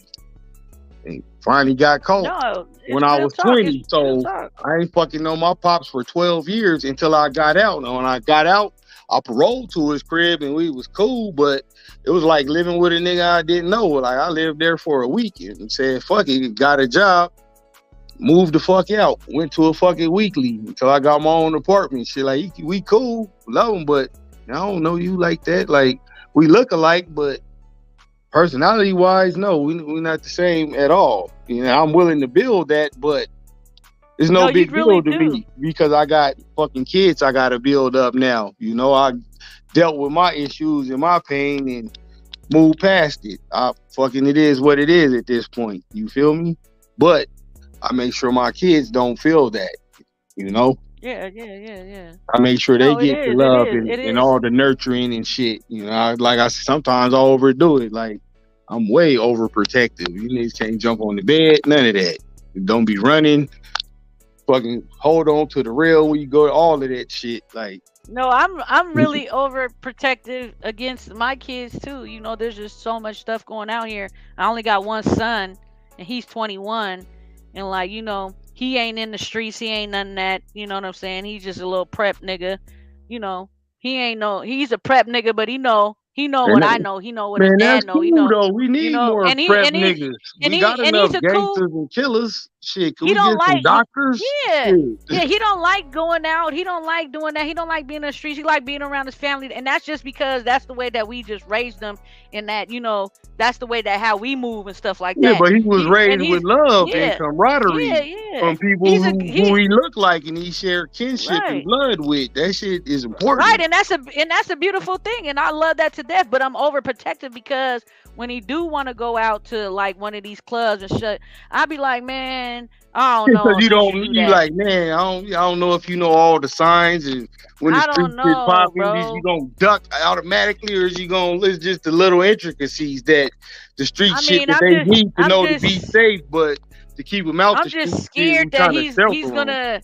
I'm just scared that, you know what I'm saying, it's gonna be oops. Oh, you know what I'm saying? Like, oh, I don't know. I'm just scared that I don't want that. And it's kind of messed up because I feel like that more towards my son than my girls. But I think my girls, they know what's up. But my son, I don't know. It's I guess it's hard because I've known so many people in my city that lost their kids, their young kids, to gun violence and stuff. And you know what I'm saying? It's kind of like it's kind of like, we got to protect these young niggas because it's dumb. It's so dumb. It's so disrespectful, and it's just it don't make no sense. And they shouldn't be not living past the age that I'm at now. You know what I'm saying? Like, I mean, like they're not even getting to this age. Because they generation don't value like you don't value shit at all. You're not gonna value a person, They're just gunning. I just feel like they're just gunning down people that they just really envy. It is not. It's nothing. Like, niggas could just be doing nothing. Like, they could just be an average everyday. They could have just been like, oh, I don't like how this nigga moved. I don't like how this nigga did this. I don't like how that nigga was like wooty woo or whatever. Just some real dumb nigga shit. And it's just like, oh, now you just want to take this nigga out the game? It's always been dumb niggas like that. We just wasn't privy enough as far as the public goes to see it. Because there's motherfuckers I know from different hoods and niggas that was from my hood that ain't no longer, top side of the soil, do grimy shit like that and put everything in jeopardy. It's always been like that, but now it's just, again, it's more sensationalized. It's out in the public. It's accepted as entertainment now. Like, it's entertaining to watch if you ain't going through it. I don't even think I could be one of them. I don't even think I could be one of them parents that could be like this. Oh, I'm about to go. I mean, no, I'm not downing no people that want to take the justice road to whatever. But something happened to my son. I'm not taking that road. But again, though, we come from that life. You feel me? Like, I'm not taking that road at all. I'm not doing that. The hands of justice to me ain't never did me in any type of justice. So I don't believe in that road. Oh yeah, no. I don't believe in that road, and vengeance is yours. They only said that dumb shit in the Bible. That's not my destiny in life. So I'm just I've already claimed it. It's already been a pavement in life. It's already set in stone. So I just don't. I commend anybody, women, men, families that do that, and I hope that they do find justice. Don't get me wrong. I'm not trying to take none of that away from anybody, because I do commend them for doing that, because they are going to be the ones that eventually break ground and find that loophole that we need when it comes to shit like this. But me personally, and that's just my own personal belief and path and my design in life, I'm not going to do that. I'm totally in on that same boat. Policing ourselves. We got policing ourselves, but we got this thing called snitching that stands in the way, so we can weed out that riffraff. But again, though, like if you not like how you a civilian, bro, you ain't never been in no gang, you ain't even with none of that shit. If you was to tell on some gangster shit, motherfuckers would be like, he a civilian, bro. That's shouldn't have been If I doing do shit it in front of myself, civilians. if I do it But no, I'm myself, I telling you the can't. Be at rules. my Like, neck. Can't nobody if you snitch on don't want me. a civilian to tell on you, you don't do shit in front of civilians, because they ain't fucking swore to say, all right, we gonna uphold this shit at all. But it's Them still regular been motherfuckers, but you can't it hold still them to be your same standards. And that's just it still regular be gangster quote rules. unquote. It still But be quote unquote, as you call them civilians, that they still get intimidated or get threatened in some form or fashion because they seen something that was done. You did it in front of them. You didn't know they saw, but now you know they saw it. And if they tell on you, Hey, them niggas got every right to call the National Guard on your ass, bro. Intimidate them if men. A lot of shit you be missing, but niggas, the niggas who tried that and got their whole gangs is in the federals right now, my nigga. Like a whole hood in the feds for intimidating a witness, my nigga. Some of these cats don't think like that now. You say you got these new generation, these up and coming, young gangsters or whatever they call themselves. Yeah, I totally get it. And I will say, in that aspect, nature has to take its course. Them niggas don't want to abide by the rules. You gonna get violated because the rule states no fucking women, no children, no elders, unless they in the fucking game. If you not in the game, honestly, bro, you know a lot of them is not living by them rules. Even when you OGs are trying to, you know what I'm saying, I don't know, teach it to them or let them know what's up or whatever. These young niggas is got a mind of their own. They doing it how they want to do it. They living their gangster life how they want to live their you seeing in real and not time, only that, nature they be taking its telling on course. each other. And that's nature taking its course, bro. Like, you violate the rules, you gonna get violated. That's my whole point in saying nature has to take its course.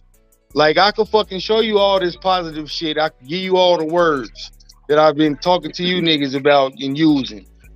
I could fucking show you how to apply it and make your life better. If you consciously make a decision to say, fuck that, I'm still finna do this dumb shit, whatever happens to you, homie, or not, my nigga. So if you fucking say one of my homeboys was the one that killed P and B, bet not nan homeboy do nothing to nobody who was in there who told on him. Cause this stupid ass nigga went in there and did that shit in front of everybody. As opposed to fucking waiting until he come out and get him when it's just him and his bitch. Nobody seen you but the cameras. You had on the mask, so who's to say who's who? But that brazen shit he did, whatever hood he from, he might not still be alive, nigga, if the police found out what hood he from, because that's gonna make the whole hood hot. I mean, everybody going to jail, nigga. You the dope boy over there, shop is closed. This the only spot it's safe for you to hustle, too, because it's beef with other hoods and shit, nigga.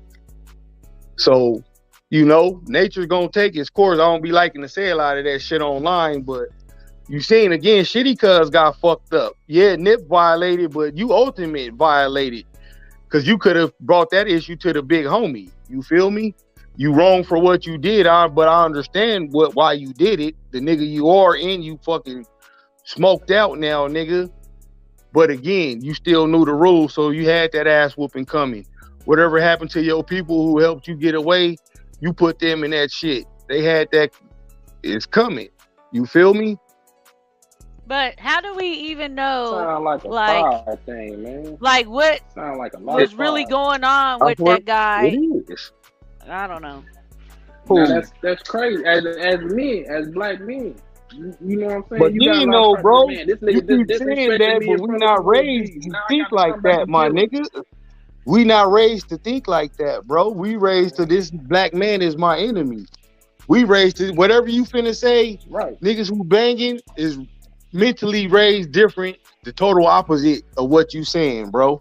There's nothing you can say that would make a nigga fucking be like, oh, you right.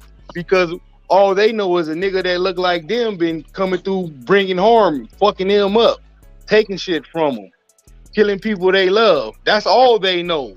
You don't know that, bro, so I don't expect you to get that. You feel me? I'm just fortunate enough to be able to come from that and to be where I'm at now so I can see both ways. I agree with what you're saying. Don't get that part wrong, but your philosophy will not work for a nigga who's never seen that. His only examples of other people who look like them is motherfuckers that's hurting them.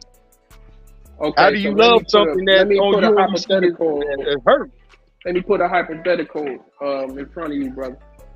Now, gang members, the two gangs that's beefing, two cats that's beefing. They called each other ops or whatever. They see each other, and they have a shootout or whatever. I'm in the car with my daughter. She got caught in the crossfire. Now she gone. Now I don't know what this gang was or who did what, or if I did find out which gang it was these two gangs. Now I'm finna go home. I'm finna strap up and I'm finna shoot up y'all sets in y'all hood because you just killed my fucking daughter over some other gang beef that had nothing to do with her. I can take that route. Easily. So then that's why I don't understand that whole civilian thing, man, because it be a lot of innocent people that be getting caught in the crossfire, especially out here in Chicago. It be and again, you got the right to do whatever your response is because you didn't make a promise to sign up for none of the shit that we signed up for at all. You just fucking living your day-to-day life. Is it gonna help I go out here to retaliate? I said, do you think it would help if I go out here to retaliate, to go kill? Let me go kill some. Well, that depends on the individual. Like me, it felt good. Like when I took something away from an op, that made me feel warm and fuzzy inside. But I'm a cold motherfucker like that. If you not like that, then no, it wouldn't do you no good. You wouldn't feel better at all because your daughter would still be gone. You wouldn't relish in the point that, okay, now these niggas is fucking finna kill each other because they don't know who came over here and dropped 5 niggas over here and 5 more over here. They thinking it's each other.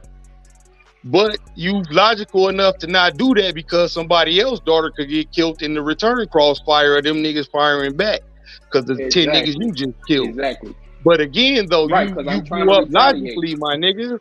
We didn't grow up with it. We grew up with niggas who look like us is hurting us. I don't expect you to understand that. Exactly, bro. We on that field. It's kill or be killed, man. And if you ain't in that environment, bro, don't go to it, my nigga. Because it's worse now. That's why I be so hard on my little homies, because I see how wild it is. It's like, it remind me of the 90s when I was on the field and active and getting off the school bus, getting in the shootouts. Like, that don't even sound right, nigga. How you in junior high? You gotta take we gotta worry about the police killing us. You gotta worry about the police killing us. We gotta worry about these motherfuckers, these elites motherfuckers trying to kill us within our food. But again, though, you know what I'm saying? If all you seeing right now is these niggas in front of you, you're not watching the news.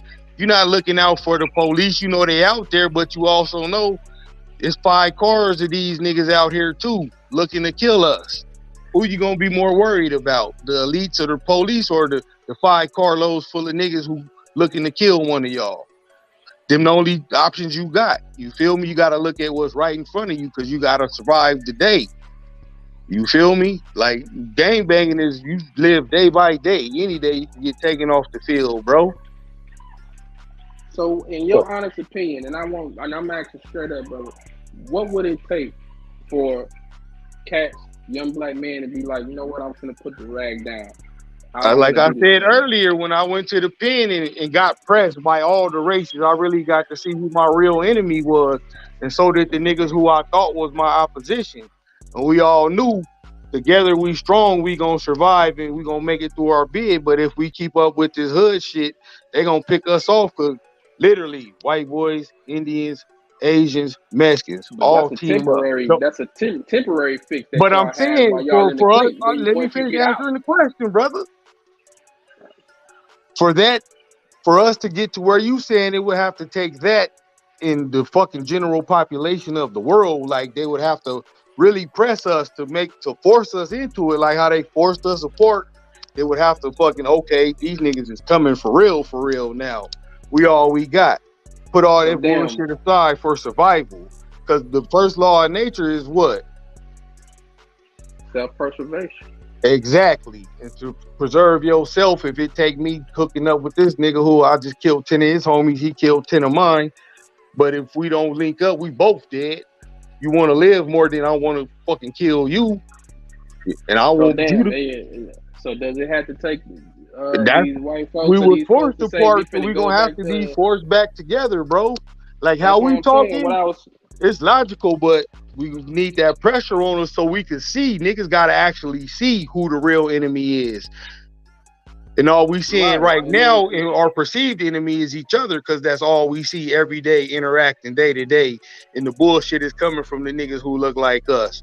When we really if they was to really make a push and press on us hard, where nigga, that goddamn, nigga, they really trying to do this.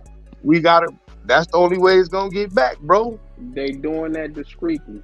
They doing it discreetly. But it gotta be. It gotta go from covert to overt, because the race riots was overt. We knew when they Mexican got on boots is real. We knew when they was coming. You feel me? So fucking first child come, shit don't look right. When we go lock back up, everybody come back out to the yard with a knife and your vest on. Damn, so it's gonna have to take if these white folks have to get on TV and say we finna go back to slavery. Goddamn, it's not even on TV. They have to pull up with the shit and really do it. That's what I'm saying. I'm saying if they was to announce, if white America announced right now we finna go back to slavery, nobody's exempt. So we don't care if you gang bang, we don't care what do you do. If you just a working citizen or working civilian. Yeah, now they can say that, but when they fucking put it in motion, that action has to be there, because it was the action that got us apart, bro. Right. They didn't finesse us to not like each other. They forced us to not like each other. So you're going to have to force us back together, bro. That same energy got to be applied. That was made for us to explode. It's going to have to be applied for us to implode now. Do you believe that can happen? I do. Hell yeah, bro, because I've seen it 5 times, 6 times on different yards. It's not like I did my bid on 1 yard. Like, no. I'm talking about it outside. If you ain't and that's why I'm saying this is why I believe that, because I've seen it coming into play on 6 different occasions at 5 different locations with 5 different groups of niggas. You feel me? Mm-hmm. It's not like, my fucking first year in the pen and then everybody from the yard fucking got transferred over to the next one. It was fucking, nigga, if we ain't in the same gang, I don't fucking know you at all. I might be the only nigga from my hood on the whole yard. And it might be a yard full of opposition. But at that point, nigga, I'm thorough, I know you thorough. I know they fucking coming to get us. We gonna link up or we gonna die. Them the only choices, because them is the only choices that fucking forced us apart, separate or die. So that death got to be put back on the table for us to be able to glue it back together. That fucking threat got to be right there, because that same threat is what got us apart. That same threat is what it's going to take to get us back together. And I truly believe that, because again, 6 times on 5 different locations with 5 totally different groups of motherfuckers, bro. And we all did the same shit. Naturally, instinctively. It ain't no, okay, yeah, we nigga, they coming. Bet. Get your shit, you got one or you don't got one here. Cause I always kept 2 in case I fucking gotta get in a fight with a motherfucker. I'ma stick you, but I'ma toss you the knife first so you can say, you can't say, oh man, that nigga ran. He just came in there and pulled out the blade on me. Like everybody knew. He gonna pull 2 blades out and kick you one over. You pick it up, that's your ass. So that same fucking 2 knives, here you go. I don't care if you a Pyru, nigga. I want to see you live, because nigga, you want to see me live. We all we got, nigga. Take us back to the fucking slave plantation and put the pressure on us, and you get the same shit with the rebellions.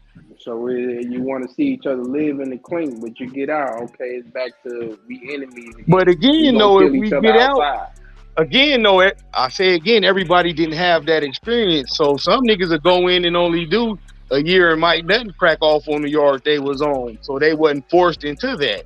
They able to just roll with their Crip car, and the blood car gonna roll with the blood car.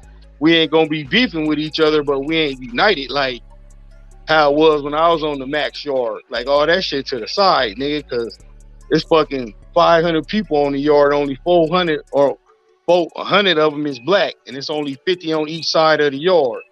And out that 50, 5 of them might be old, another 3 of them might not be, gangsters. They might be in there for check fraud or something like that. You feel me? whatever bullshit federal violation you could get, but you'll still end up in there with niggas like me. So them niggas, we gotta lock them niggas up somewhere safe so they can watch the old niggas. We really know they ain't fight, but they still gonna need a knife in case somebody run up in there. So we 30 niggas fighting a bunch of bitch ass niggas, bro. We ain't got no choice at that point, nigga. We all gonna die or we all gonna fight. What you wanna do? You wanna die on this funky ass prison floor? You wanna die out on this dirty ass yard? Or you gonna pick up this knife and fight with your real brother against your real enemy? That pressure gotta be applied because that's the only shit that's gonna wake a motherfucker. It's gonna shock wake your ass like, oh shit, this shit real. They really do fucking hate us just because we black and they really coming for us, nigga. And without the numbers, we out of here. So that's the solution for the outside then, like, in so many words. That's what I've been saying this whole time. We need that pressure put on us for us as a collective to come together. Because what I'm doing is working, but I would need 100 more motherfuckers like me, bro, doing the same shit and pushing the same line and got the same. We need 100 motherfuckers that hit the you know how hard man. that we is gonna get there, bro? We gonna get there. How many game banging niggas you ever heard talk like how me and you talking? We Most definitely need 100 people to hit the like button. Hit the like button. Hit that most motherfucking niggas button, man. be like, You yeah, dig? cuz, you know what it is like, they still nigga on the streets mentally. boat around this bitch. So it's rare to find active niggas who really from their hood and really still stand on their hood and be in the hood to show what the hood is, the better part of it. You could be better. Yeah, I was a super gangster, super shooter for the set. Respected around the whole city for that shit. But I'm also a fucking family man now, nigga. Business owner. I ain't gotta worry about when the police pull. Nigga, I've been caught speeding so many times, just get a speeding ticket. Most of the time, they don't even do that because my shit is in order. I've been out since 04. Ain't been back, nigga, ever. Amen. Amen. Is there a disconnect between the community and gang members? You think? Amen. Your opinion? Well, it depends on, because everybody in the community fucking ain't open-minded either. You got some motherfuckers who just fuck them, kill all them young niggas. You got some niggas that's coons who want to see us do this shit. So a community is a loose term now, you know. It's, you know, community just, we all live in the same area. It's not really no fucking common unity no more, which is what the word is. So trying to get an understanding, why would some of them feel like that? Because they feel like the pain. They are either they're robbing us or they stealing from us. No, or they just knocking us over, taking just no. Look at it like this. Say you was a Black Panther and you was the only ones who didn't get killed. Your heart would be broke right now to see the state that your people was in. So much so that you might be like, man, fuck that. Get all them niggas off the board. Because, you know, that you know in your heart that we better than this. And not only do you know, you was able to live through and see it in real practice. You feel me? That will fucking kill. And that pain, again, there's a lot of unhealed pain in our community. So hell yes, motherfuckers who I know right now. When I was a kid, before crack hit, the whole South Side was Black owned. Every store, barbershop, pool hall, all that shit. You go over there, and it's fucking like going to Black Disneyland. Them same old cats now, when I talk to them, they in their fucking 70s and 80s, fucking disgusted how the neighborhood went when crack came in and to how it is now. They like, what the fuck happened? Heart broke. A lot of them niggas die of broken hearts. So that anger still like, you know, we better than this. You know, we could do better than this. But the disconnect and you not being able to communicate with the new niggas in a way that's not gonna make them feel lesser than, but they still get the message. That shit is pretty hard to do, bro.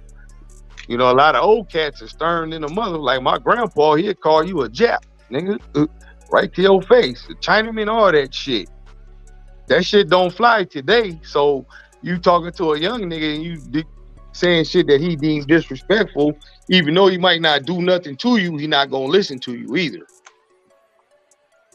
So that's what I'm saying. We can't even be, and I don't know if it's the young generation today, you know what I'm saying, somebody giving them constructive criticism or they look at it as disrespect or whatever. Nah, I'm trying to pull your coattail, young man. You know what I'm saying? It ain't about me disrespecting you. But you gotta present it like how I was saying, like how I do. You feel like I'm fronting you off in front of your other homies or whatever. But again, if though, I like, say, nah, bro, you wrong. You wrong. That for wouldn't talking to work that for you sister though, like that. because you don't come from there. They don't respect your words or none of that shit. They don't But know I'm a you. black man talking. I ain't saying nothing wrong. If I'm I know, another but black man still, telling, though, correcting you saying on that, your behavior. but every black man they seen before you said that gave them the fucking short end of the stick and the long end of the dick. You keep leaving that part of the game, like drill that in your head. Niggas look at niggas as opposition because that's fucking what they presented with, because them niggas is doing opposition shit to them. And that shit gonna breed a predator's mentality to where you gonna be like, fuck that, I'm gonna get on this nigga before he get on me. Because every nigga that I see that look like me been trying to get up on me and take something from me or have. So they not gonna hear none of that shit you saying, bro, at all. You can go and scratch. You gotta save that for the niggas who are already outside of that shit. That's part of the policing in the neighborhood. Like if I see a young brother doing something wrong, I know he dead ass wrong. I'm saying, am I gonna turn a blind eye or pull his coattail like, hey, bro? Well, you don't do neither. You go talk to somebody like me to go talk to him, because he gonna listen to me before he listen to you. He don't know you. He don't respect you. The shit that in his mind that get respected, the shit that I'm doing. Yeah, and that's what I'm talking about, the disconnect.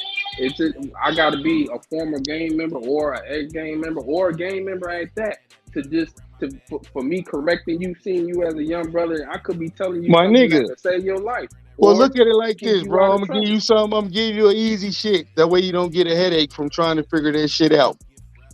Would you or would you not let a nigga who's never worked on the car fix your car? I'm dead. Would you? No. So a nigga who fucking see you as a nigga who never shot a op, never put $1 in the hood, why should he listen to you? He don't know you.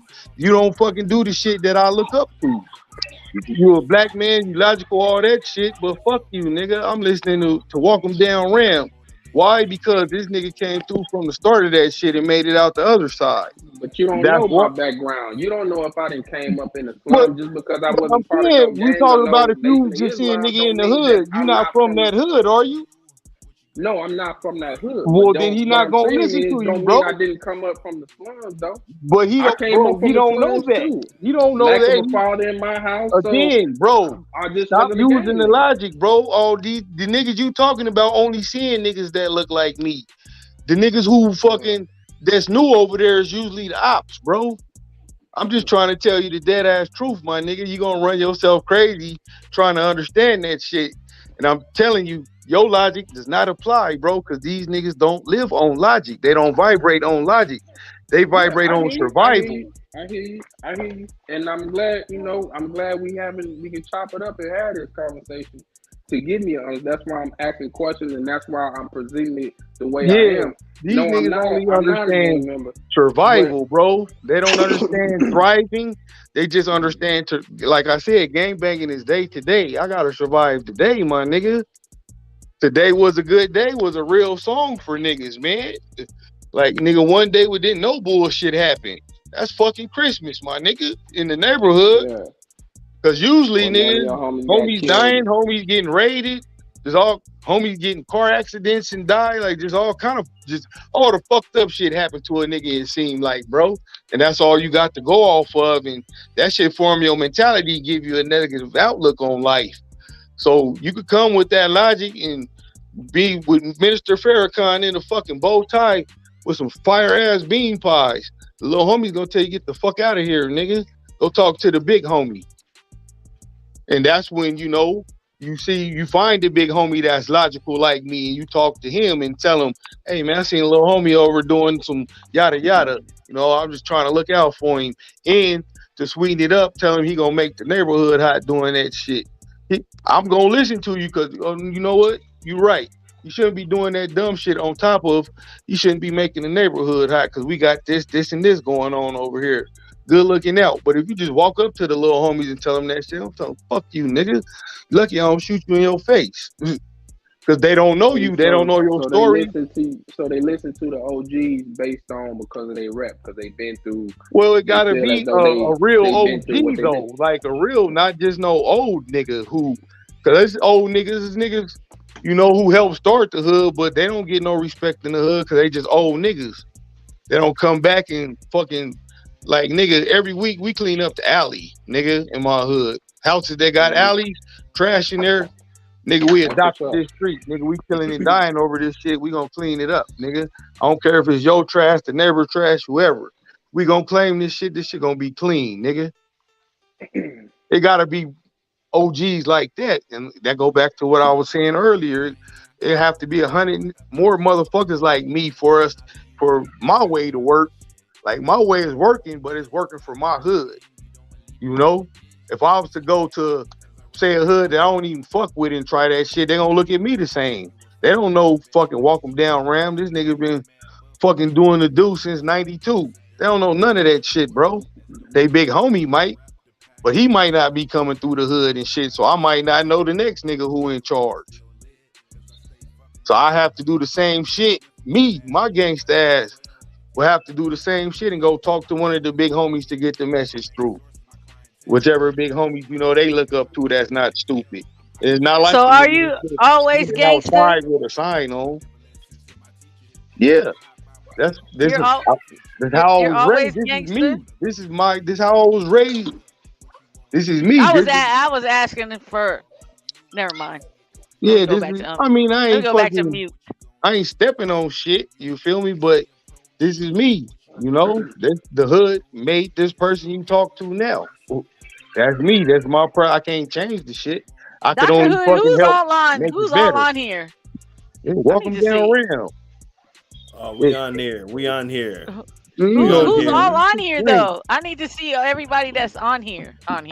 We got fucking Walk 'em Down Ram and this motherfucker Dark. Oh, okay, he's on video. Okay.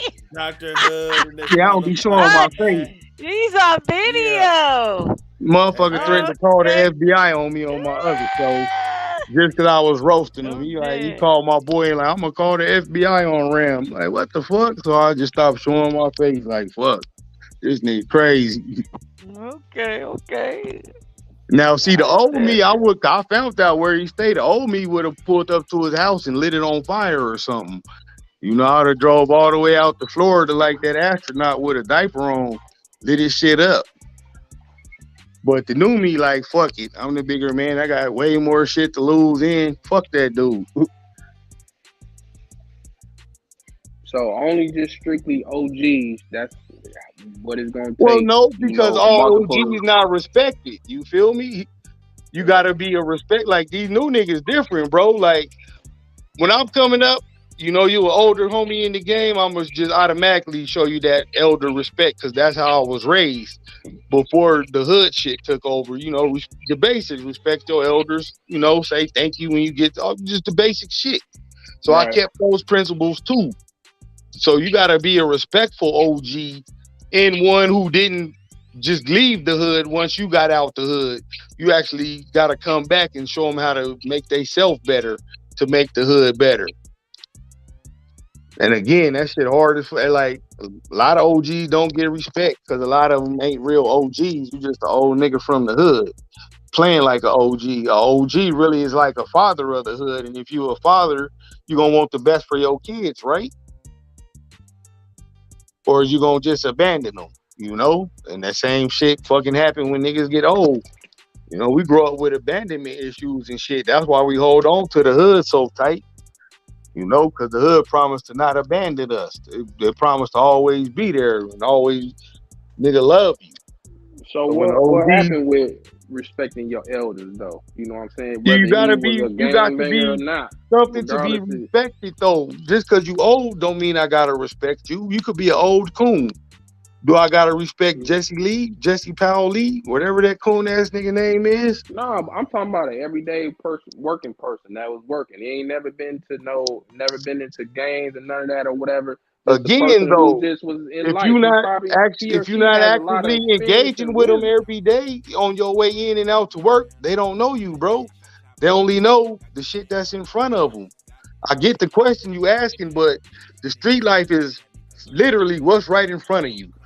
That could either kill you or get you to your next meal, my nigga. That's all motherfuckers is seeing. But it's people, isn't it people that live in y'all hoods and y'all said that's working day people. They never been in the game. But been on that again, block though, for bro, years. my hood, I was raised under them rules, though, bro. So them rules still apply. If you're not applying them and them basic gangster rules, no women, no children, no old people, unless they on the field. If you a regular civilian, utmost respect. Don't do shit in front of none of that, bro. Because if he tell on you, that's on you. He didn't take no oath. He didn't promise to keep his mouth shut if he see some dumb shit. He a fucking regular person, want to live a regular life. The shit we live in, nigga, it really shouldn't be on Front Street, let alone online. It should be fucking underground where it's supposed to be. If it go back to that, you'll stop seeing all this bullshit happening now. With rappers and shit getting killed, like that shit was reserved for the gangsters, nigga. But them rules ain't in effect no more. I could only apply them in my hood, bro. You feel me? I might can inspire somebody who might catch the playback on this to might be the type of OG homie that I am and want to do better and do his hood like that. But niggas like me is far and few in between, bro. There's more niggas still active and with the shit and still running the hood, you know, like a fucking goddamn mafia don type shit, bro. But that's all they know. I can't be mad at him. I know it's stupid, but mentally I know that's all he know. That's all he's seen his whole life. And if I ain't got nothing to give to him to replace his rich ass lifestyle, the way motherfuckers listen to him and he feel like a fucking man with respect and a boss, he gonna just be what? Just out there, just not doing it then? That's not fair to him. So you gotta have something to put that back with. And again, it all go back to the pain. You heal the pain, you heal the brain. You heal the brain and shit gonna work. Cause you're gonna start thinking with logic how me and you talking. It's not gonna be how I'm not playing devil's advocate either. I'm just showing you the logic of a gangbanger is right now, niggas. Right now, me and my homies, that's all I got. Me and my homies, the pistol, maybe a pit bull.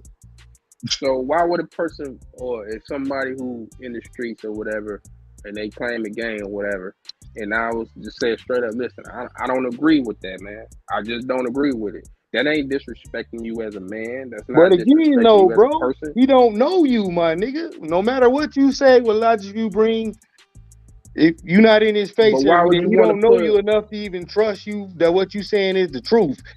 Because all he sees is people that look like him that scamming and jugging on him.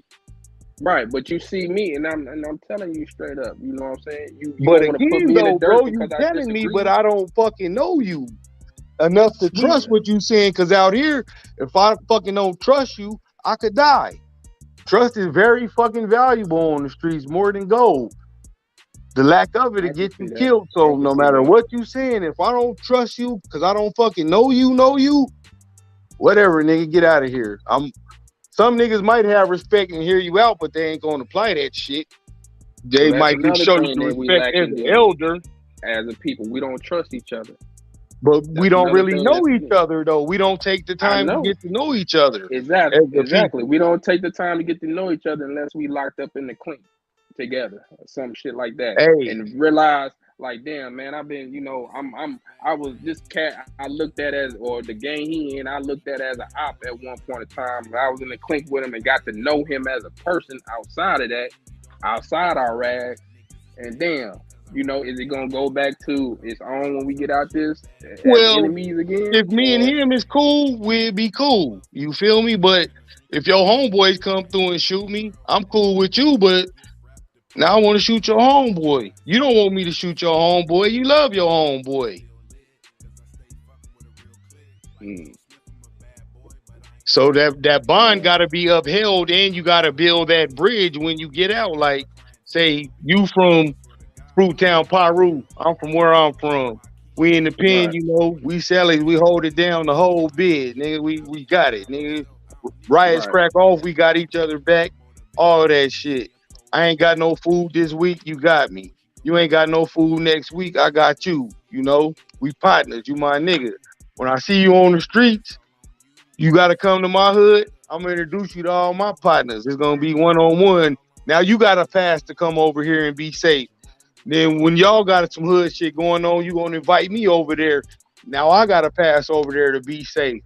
Now what I could do is take another logical homie who see shit how I do, but ain't all the way there.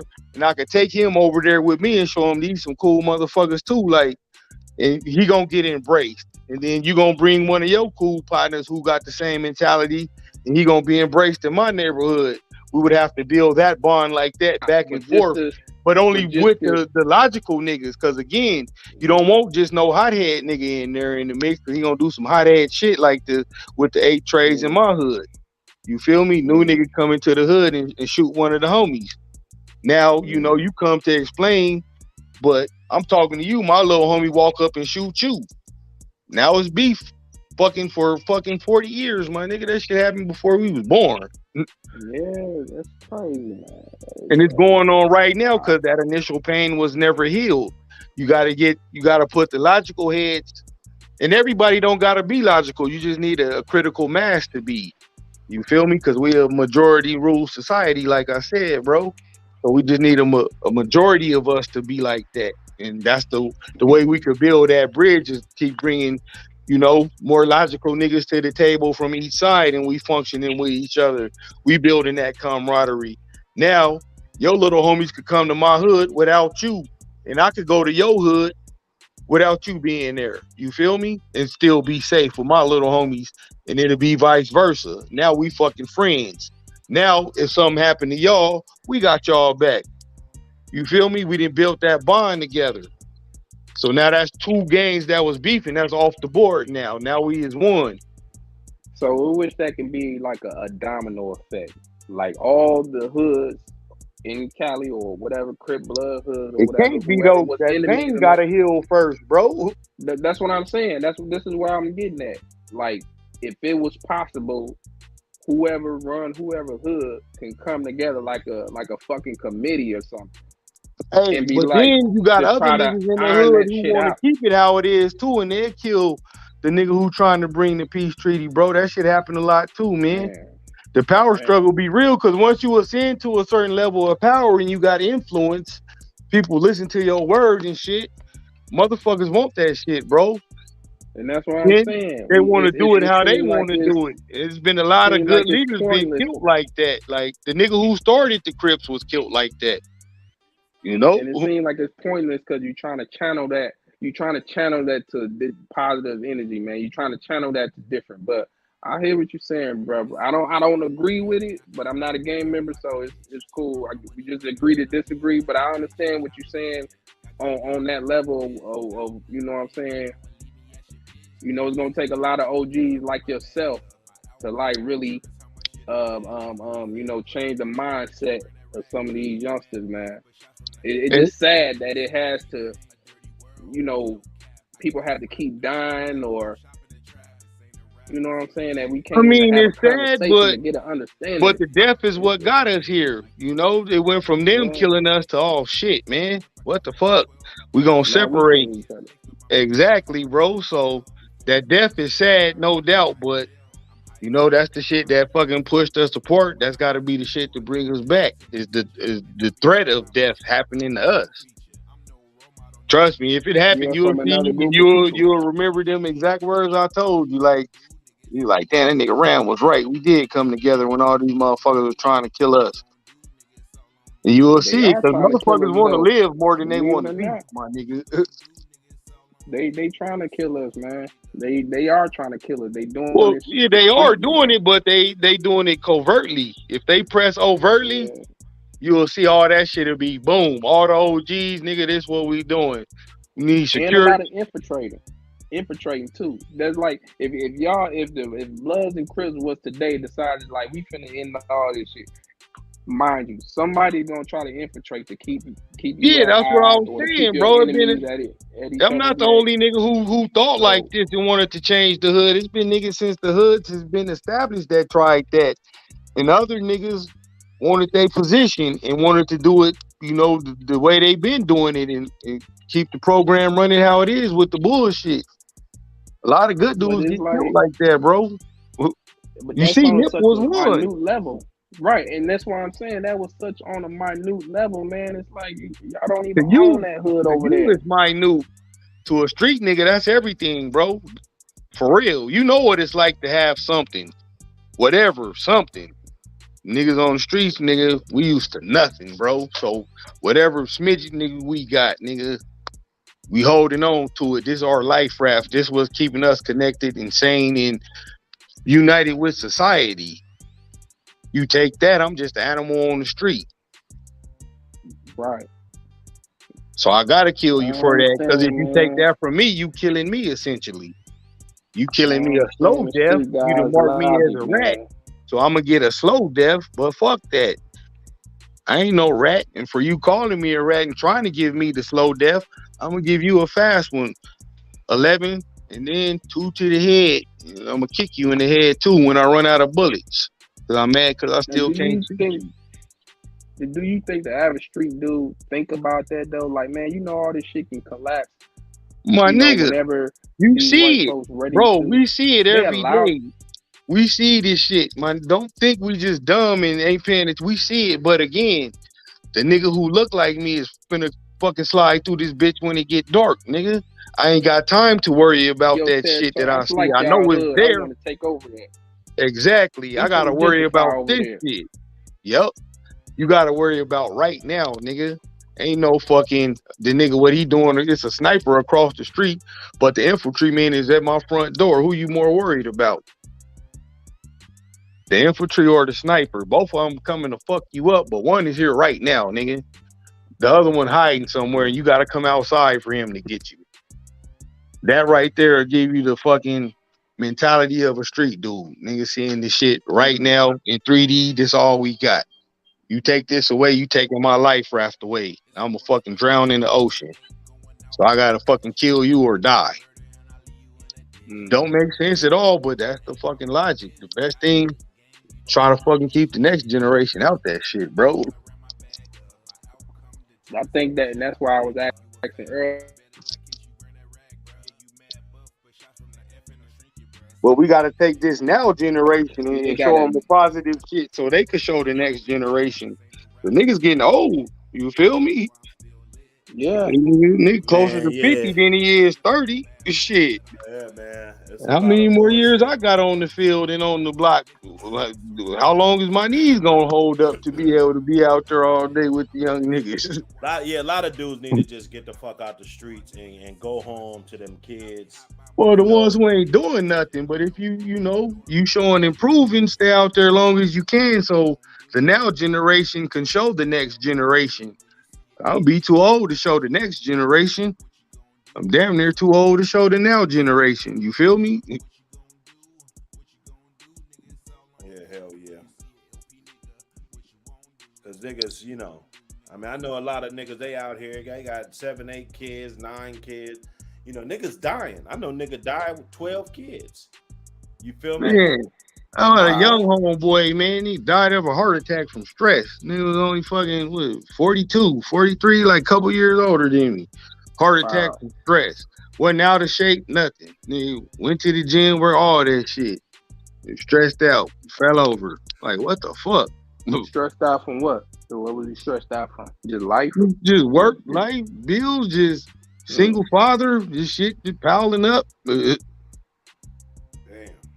Right, so that's what I'm saying. As that, with dealing with something like that, you got to worry as a black man to be confronted or getting hemmed up from people that look like you over some. If you got jewelry or hell, you ain't even got on that. You just got your wallet, motherfucker. But if all you see is the people who fucking doing shit to you or something that you able to do something to, people pick low hanging fruit, bro. That shit real. The apples on the bottom easier to get to, and they just as delicious as the ones on the top. Yeah. Like I said, motherfuckers ain't even got to be wearing no jewelry. Just motherfuckers just ride just on GP. You getting off of work, motherfuckers just ride. Yep. You do what I'm saying? I not even got no money in my pocket. It be motherfuckers who, like, you might just get lost in the hood. And again, that go back to what I said earlier. Motherfuckers did that trick already. You need, oh man, I ain't from out here. I'm just looking for whoop whoop. Then go around the corner and kill 3 of his homeboys. How many times is he gonna listen to a nigga that's saying that? Because the first nigga he listened to lied to him. Took 3 of his partners. Like, shit is crazy, bro. So trust is an issue, and me personally, I think it's still a disconnect with elders and youth. That's the second thing. And just trying to be, you know what I'm saying, mannerable to one another. You know what I'm saying? What's up? You know, but you heal that feeling, pain, bro. All that shit go away because, you know, our fucking innate divinity dictates us to be, you know, thoughtful and caring people. We warriors got a warrior class, but that ain't our fucking first on the list thing to do. Yeah, but I'm saying if you fucking put a pig in the pen, he gonna be cool. He gonna be pink. All that shit. Turn him loose, he gonna turn into a fucking boar. We turned into boars now, bro, because to survive, my nigga, that's the only thing we got to survive is to be a wild animal because we living in the fucking jungle. We fucking move out the jungle and be able to fucking as a common unity fucking move to the fucking suburbs, we gonna act accordingly, you know? You don't gotta worry about a nigga trying to take the little bit you got because he got something. He seen you ain't got nothing and brought you something. So you can have something too. How it used to be. Yeah. At one point in time, we was able to share. That's how you would Black Wall Street. You know what I'm saying? Had our own business. And that's just one example. It was them all over, bro. That's we just don't love each other. We don't value each other, man. Right. That's it, bro. Right. Man, that's it. We don't love each other. But that's by design too. I mean, your first image of God is a God that don't look like you. So you talk, your shit ain't as valuable as this picture that your parents presented to you because they didn't know no better when their parents presented to them and so on and so forth. I think we in a generation where just we like the first that masculine niggas we seen on TV was who? He-Man and motherfucking Popeye, white motherfuckers. Up until the A-Team came out and we got Mr. T. You see what I'm saying? G.I. Joe and shit. You know? Yeah.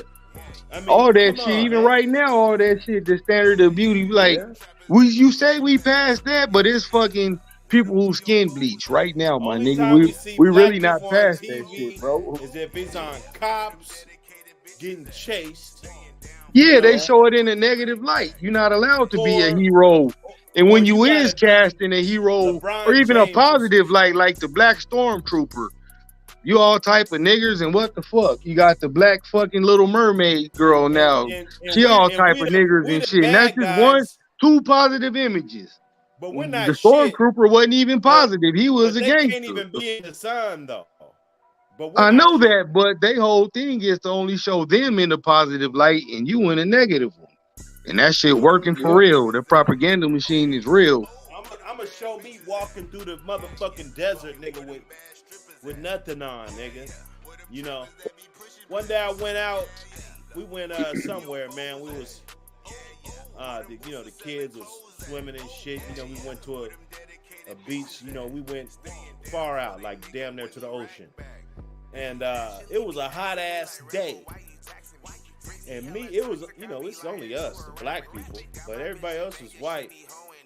And, they got tents and shit and all this shit, big ass straw hats. And, it's like they hiding from the sun. You know what I'm saying? Bro, when you look at nature, just look at nature. Shit that's naturally white don't survive in nature. You got to think, if they can't survive in the sun, where did they come from, bro? Like, the sun provides life, but that's a whole nother show, man. And I got to go get ready to get my kids, man. I got to get up off here, bro. Take me to football practice. Yeah, so, but niggas that's killing each other, they don't know that. Like, this is royalty, man. To have this skin. But again, though, they not seeing it as that. They seeing that shit in a negative light, bro. You know that. You from the hood. It took you a while to stop mean mugging niggas and realize that everybody ain't the op. And I still be sideways looking at motherfuckers like, just to make sure you ain't trying to get back for some shit I did. You feel me? and the pain would just continue to go on because my little homies love me. So you see, the pain gotta stop fucked y'all first. psyche up. So y'all gotta look over your shoulders for the rest of your lives, because you gotta be sure you ain't coming across a path of an op Exactly, but or a being motherfucker raised in the who. jungle, you gotta have that jungle mentality, bro, or you gonna get ate. You gonna be a duck in the middle of a pond full of fucking alligators. At that point, it's who get there first. No, don't matter which one get you. Somebody gonna get you. But yeah, bro, I gotta go get my kids, man, and fucking go to football practice and shit, bro. Yeah, you already know, man. We gonna rap, man. We gonna rap. Hell yeah, man. It's good chopping it up with y'all brothers, man. Oh yeah, same here. Likewise. Be safe. Hell yeah. Hell yeah. It's the weekend, man. Over drinking and driving. You feel me? Hell yeah. Hell yeah. Y'all be good. All right, bro. All right, brother. Hey, Fox, call me, man. Fox. I'll get up though, man. Salute. All right. Yeah, buddy. Fox, you curd over there? Now, we've been on here for hella, man. We're going to shut it down. We're going to shut it on down. All right. Blow the whole shit off the map. But we got to get this shit out here, man, because it's a lot of different conversations that got to be had. It's a lot of reasons. I got my reason why I think, that we at each other. It's a lack of education. We don't know. If you don't know something is special, you won't cherish it. Right. Yeah, there's nothing to cherish. There's nothing to cherish, and they're never going to be able to unravel a lot of this information, a lot of this history, a lot of the true meanings of different words that people use, everything. If they don't see the devilish shit that, even just the deities that Monday, Tuesday, Wednesday, Thursday, Friday, if you look at the origin, you look at everything for what the fuck it is, you'll really see how far behind you are as a people. And it'll scare the shit out of you. Man, you ain't never lied. These motherfuckers just occupy everything. Everything. They done cornered all the motherfucking resources. Man, all of look, bro. They got shit strapped up everywhere around. Like I said, they could destroy the whole earth. It's like they've been destroying the earth, for thousands of years, So, and then you look at when they even came to the fucking fold, right? They try to just make it seem like their history is when the beginning of mankind. No, like they started civilization. Niggas know that. Like niggas that's running around shooting at each other, they don't even know that. They don't know that shit. Right. So until they get something that shows that. Like these fuck ass rappers, they need to throw a couple bars of that up in there, or a fucking interlude about that up in that shit. To get through these. It's some that do hood, man, but some of the youngsters don't just want to hear that. They want to hear that gangster shit. They want to hear, and I'm gonna admit, I listen to the gangster music too, but I can decipher for what's. I'm not finna go out here and do it and be on that type of shit. Exactly. You know what I'm saying? I listen for the entertainment or whatever. Like I said, we can go back to the NWA thing. When they started the gangster rap shit, because all before them, it was just all like positive type of rap, with East Coast was holding it down. With all they shit, the KRS-Ones, the Public Enemy, and all that type of shit, you know what I'm saying? So, we came a long way from that now. It's like, I don't know what the fuck they create now, man. I don't know what this fucking music is. Right. So, now we into syrup and motherfucker, rapping about how many bodies they got. They just shot some people yesterday. Now they on, in the studio rapping about it. Then they get a RICO case fucking next month. Now they don't understand. They don't understand how that happened. Right. Somebody snitching no smoke on for you. The foreigners that make money in your hood, your territory. You have no smoke for that. None. But you got all the smoke in the world for a black man who don't even live in your your city. He probably just visiting the city. But you got smoke for a black man that want to visit the city and make money. He just want to make a few dollars and he want to leave. Right. All he do is make a few dollars and leave and go back to his hood, back to his city. Yep. But no, he can't do that. It's a no-fly zone for black men. But foreigners can make all the money they want to make in that same neighborhood without the threat of violence, without having to check in. Mm-hmm. You know, black people only prey on their own people. Black people they only prey on their own people. Yeah. We only George prey on Zimmerman, each other. the race soldiers, none of those people got to worry about niggas pulling up on them when they have dinner with their families. None of them niggas got to worry about you niggas pulling up on them. He could have just murdered a black. It could be a police officer or just a regular white civilian who murders a black child. Button, y'all. Within 4 months, he can go somewhere public and sit with his family. He can go to a public restaurant and sit with his family after he murdered a black child months ago. And you bitch ass niggas ain't pulled up on none of them people. None of those race soldiers got to worry about you bitch ass niggas pulling up. You niggas is pathetic, man. You niggas is pathetic and you're cowards. And you're cowards.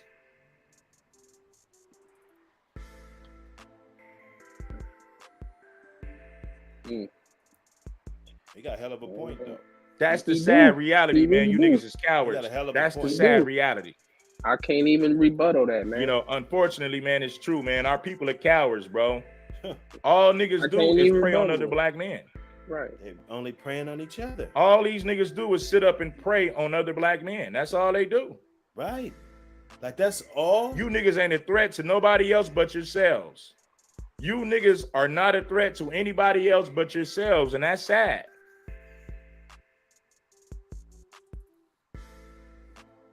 Yeah, that's why they allow it. All you niggas do is prey and victimize other black men. All you niggas do is prey on and victimize other black men. That's all you niggas are good for.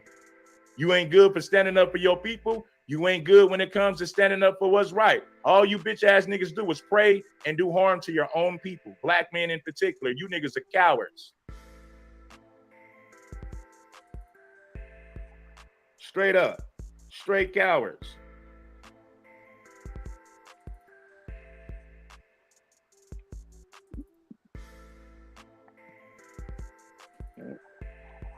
Shout out to John Jay. Shout out to everybody in the chat, man. You know I was gonna come through this bitch and drop a lot of game on the situation today, man. You know that. And it's a touchy situation, you know.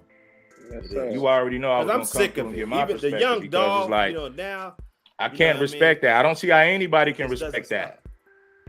When's it gonna stop? Gang affiliated, and they just want to eat. Now I want you to listen to what Jay Prince had to say. I want you guys to listen up to what the legend, the OG Jay Prince had to say about this situation, man. Let's get it. Let's hear it. The street talking right now. Jay Prince puts R.I.P. to PNB Rock and my condolences to the family and friends. To all the dumb mother M's blaming his girlfriend for his death, you're wrong with two left shoes. Here's a woman that's been traumatized by seeing her boyfriend killed in front of her, you dumb F's. And adding insult to injury with dumb S that you don't know the facts. Well, I'll say this, I get what Jay Prince is trying to say, but at the same time, she dropped the location. And just knowing the temperature in Los Angeles, and not just Los Angeles, you know that black men with money are targets. So with that being a fact, you know that black men with money are targets. Why would you post some stupid ass shit? Why would you post your location? Pop Smoke was killed in Los Angeles for posting his location. So how dumb are we? Do we learn from people's mistakes, or do we continue to be stupid and make the same mistakes?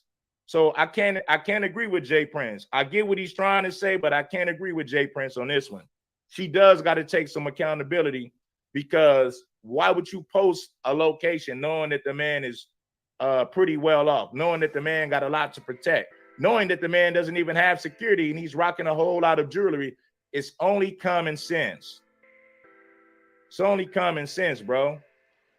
Man, and they literally have to teach Yeah. your girl what and what not to do if you know. Yeah, I'm here. Okay. Me personally, I kind of disagree. I don't think it's her fault. Yeah, she probably shouldn't have posted their location. Hold on.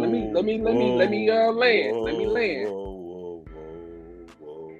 That still could have happened. Go ahead. Because he's going to a locate. He's going to a place. He's going to a location where it's bad anyway. So some goons or some niggas could have seen him going in there too. Possibly, it could have turned out that way, and be like, my thing is this with that. This is the whole thing with that. If let's say it didn't happen that day, with that type of behavior, you can't move like that. Now right now I'm gonna just say it's a 50-50 chance that it's what she posted. She don't have, I think my IG has like 1,200, 2,000 followers or something, bro. This broad got like 500,000. That's like 500,000. You're well known, bruh. Yeah. You well fucking known. Even let's just say 45,000 motherfuckers. 45, 50,000 motherfuckers. 100,000 motherfuckers, right? This bitch got like 500,000, bruh. You can't post nothing. You can't rule out that it still could have happened though, Hood. It still could have happened even if she didn't post nothing. Well, it could have been one of them days when he pulled up. He carries himself like a walking lick. Okay, Look, can I say something real quick? Go ahead. And this probably already been said since I've been jumping in, since y'all been going for a minute. But I'll say this, man, and I'll say this in the sense because I know somebody who's from there and who actually used to live around there. And he actually used to go to the Roscoe's all the time. That was his area. Going to that Ezel's, going to that Roscoe's is like going to the Ezel's in the hood here, on a hilltop, or in the hood in Seattle, or any bomb restaurant or corner store that serves good food, hot food. You, at the end of the day, P&B Rock, who I really rocked with his music for a while. He like you say, he was a walking lick. It was his fault and his fault alone. He knew better. He parked his car in the back of the restaurant, which was a nice car. He posted the location 45 minutes before his woman did. So they was there for over an hour after he posted it to give folks a chance to find out where he's at. Niggas from the hood go to that restaurant and could have seen him walking there with his gaudy jewelry that niggas in LA that celebrity cats like Ice-T said, LA rappers don't even wear jewelry in LA like that. They don't. So he made himself a walking lick. He made himself an alert. The only thing is that Roscoe's was by the airport. That's the only thing that you could be like, well, what did he go there for? Because it might have been by the airport. But he still knew. They said he went to the Roscoe's. No, they said he didn't go to the Roscoe's in the airport. They said he went to one of the bad ones. Right, but that's by the airport. Knowing that, that's what I'm saying. I think people are just upset and they want to blame someone. They want to blame someone. And like you just said, brother, listen, he went to a location that's not even. We got to stop this. We got to stop this, y'all. Come on, guys. He was wrong for chilling at the Roscoe's with no security iced up. Period.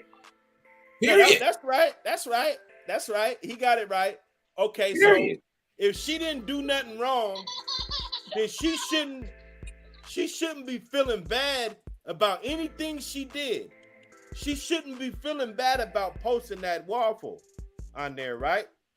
If she loved him, no, she gonna feel bad just because. She gonna feel bad because it's not her fault. But it was harmless. She didn't. But it wasn't her wrong. No. She's at fault too. Okay. See, wait. Because we gonna feel the way we feel. Wrong. Wait, No, she's hold on. too. We gonna feel the way we feel. What we gotta understand is that niggas is using Jay Prince as a means to fortify what they think. Oh, well, Jay Prince said 1 + 1 is 9. So nigga, no, we standing on what we stand on. I don't give a fuck if my grandma, rest in peace, said what Jay Prince said. Well, grandma, I love you. I don't agree with you. It wouldn't be the first time. So as far as the whole Jay Prince shit, I don't care what Jay Prince said. Not on this. Well, Jay Prince is saying the same thing Joseph Townsend is saying in the comments. Pretty much, that's all he's saying. He's saying exactly what Joseph Townsend just said. Oh, okay. Well, yeah, because the way people making it seem is, he said, yeah, okay, if he's saying what we saying, then I agree with him. Right. He was at the one on Main. And from my understanding from cats that's from that hood, that's the Roscoe's by the airport. It's still good. Not that. Bro. He was at one of them ones. That's the Inglewood one. That's the one we want to go to. Hey, bro, it was one of them ones where you would be like, man, bro, pull off, my nigga. Well, It was one of them Roscoe's. He parked his car, his luxury car, in the back of the restaurant. He did that. And so he knew that he wasn't in a most, suburban, safe neighborhood. You get what I'm saying? The interviews that he had, that eerily he had, specified he didn't give a fuck. He didn't give a fuck, and he thought that he was loved so much that he didn't have to, he dug himself a hole. And no nigga is so loved where won't somebody come and get what you got. No nigga is loved like that. Right. He was a target that he made. Yeah, there's somebody who wanted. And the reason why he's such a big conversation, because a lot of people don't know who PNB Rock is until today. And unfortunately now his sales go up. We know how that go in depth. We can argue about him being signed to Empire. Oh man. We can argue the star. We can argue the star ring. We can that argue leads into a whole nother conversation. Right, that's a whole other conversation. We'll save that one. Right? Yeah, we'll say that. Yeah, we'll say that. But the reason why PNB, it's not really that it's PNB, it's the whole thing that's in the accountability background that Hood had up of all the rappers within the last year or so, how they've been done in. We could even speak about Trouble from Atlanta. Now, Trouble from Atlanta, he came from a chick, from the club with the chick, and the chick, they stayed in the suburban area. And it was the boyfriend, the ex that came. Okay, that wasn't even a robbery. That just incidental shit. You get what I'm saying? But it's all back to back to back to back, and his brothers. You know what I mean? So it's just this narrative of that, what's been going on with Salt in LA lately. But let's be honest, this was always LA. Right. Dr. Hood's longest stream. It is. That's why I came on here like, what the hell? You guys still on? Mm-hmm. But we in here, man. Salute everybody that came to the motherfucking Dr. Hood show. Look, I done logged off, did some work, came back. I'm all like, yep. Yeah. Yes, sir. We back. Salute everybody that come through, and because I couldn't do it by myself.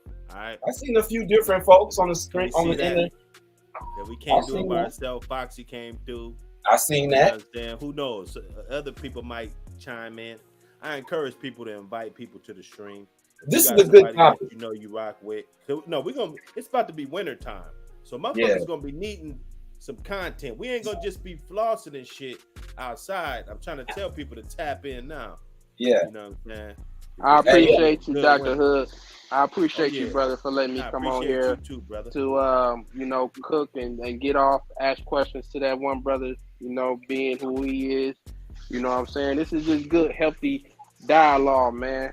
And we don't got to all agree, you know what I'm saying, on certain things.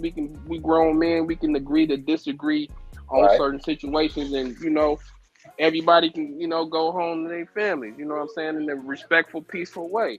Right. You understand? And that's why I was trying to get that understanding with you know what I'm saying, brother who had got off earlier. But, on this situation though, with the the brother who got killed at the Roscoe's, man, I just didn't see it as that sister, her taking the blunt of all of that because she posted where they was at. And then the brother just came on and told us another side, another angle of the story, because I was just saying, like, You know, that brother could have been watched too, since that Yeah. particular restaurant is in a bad neighborhood, and some dudes who see him or whatever. Oh, this nigga iced up. We gonna get him. Over $100,000 full of jewelry on in the hood, and you ain't from there. Hey, but you know what though? What I think we all still agree on is that we have to love each other as black men more than we want what we don't have. And I think that no matter where we stand in life or what we've done in life, I think all the black men on this panel want that change to happen. I think that all of us, we gotta love are at that place ourselves in as life. an African race, bro. We gotta love ourselves, period, bro. Because at the end of the day, the real argument shouldn't even be about who the location. It's about the fact that why are we not? Why are we in this place to where we feel like we can't sit down and chill at a bar or a restaurant? Exactly. Shooting in clubs now. You can't even go nowhere to enjoy yourself, dog. If I'm from another city, I come to another city. In there. Man, we could have been in there. I probably could have slid in there with my girl. You know. Why are we in a society to where we want to film him in blood instead of helping him? Because from my understanding, he was still breathing in that blood. That was disturbing too. That's disturbing. Somebody was. Is it? I heard that somebody like turned his body over to get a better video. Where I'm all like, come on, y'all! Like, wow, we should have been helping this man. We should have been helping him. He should have been like taking him to the hospital, even though it was a small chance. We should have, whatever chance he has, let's give it to him. Right. Exactly. Get the phone and try to be a rogue reporter and be the first to get the dudes want to get these thoughts and shit and get them off the hook though, for their actions. These are the type of women that if you go check out some of the Dr. Hood videos, I tell motherfuckers about, man. Yeah. These OnlyFans, Instagram type chicks, bro, that everybody puts so much fucking value into.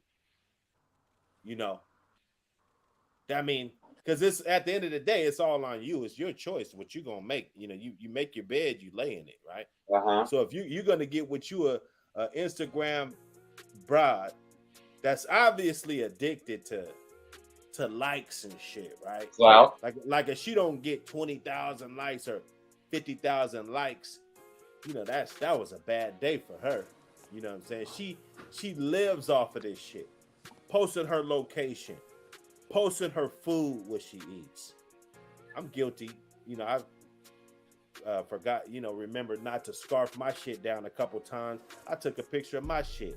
You ain't walking around with $100,000 chain on either. Right. You know what I'm saying? But damn, man, that's crazy. We can't even if a black man walking around with $1 million worth of chain on, okay, whatever he did to earn that, that's him. Why we want to take it? You want to run up on him and rob him to either embarrass him or because you're hungry and you trying to get something for it. You know what I'm saying? So you can post it on social media. Social media fucked us up even more, man. Social media hurt the fuck out of us, bro. It's bum nigga mentality though, because if we're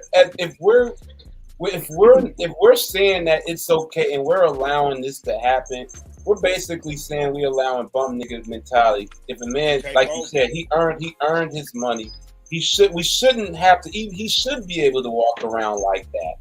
You know what I'm saying? Why he gotta tuck his shit in, or he gotta, if he want to be flashy or whatever. I mean, okay, I ain't got I don't feel less of a man because I see another man he jeweled up or got a nice ass car. I don't feel less of a man. I'll just be like, shit. It's the same. It's the same reason why we can't let everybody come to our homes, right? Because it's such a. It's unfortunate. It's unfortunate because I so understand the way things should be. Right. And I also understand the bottom line on how things are. And I think that we're kind of at a crossroads with that, right? Because the way things are is it's detrimental now, right? The way things are is just beyond how they should be.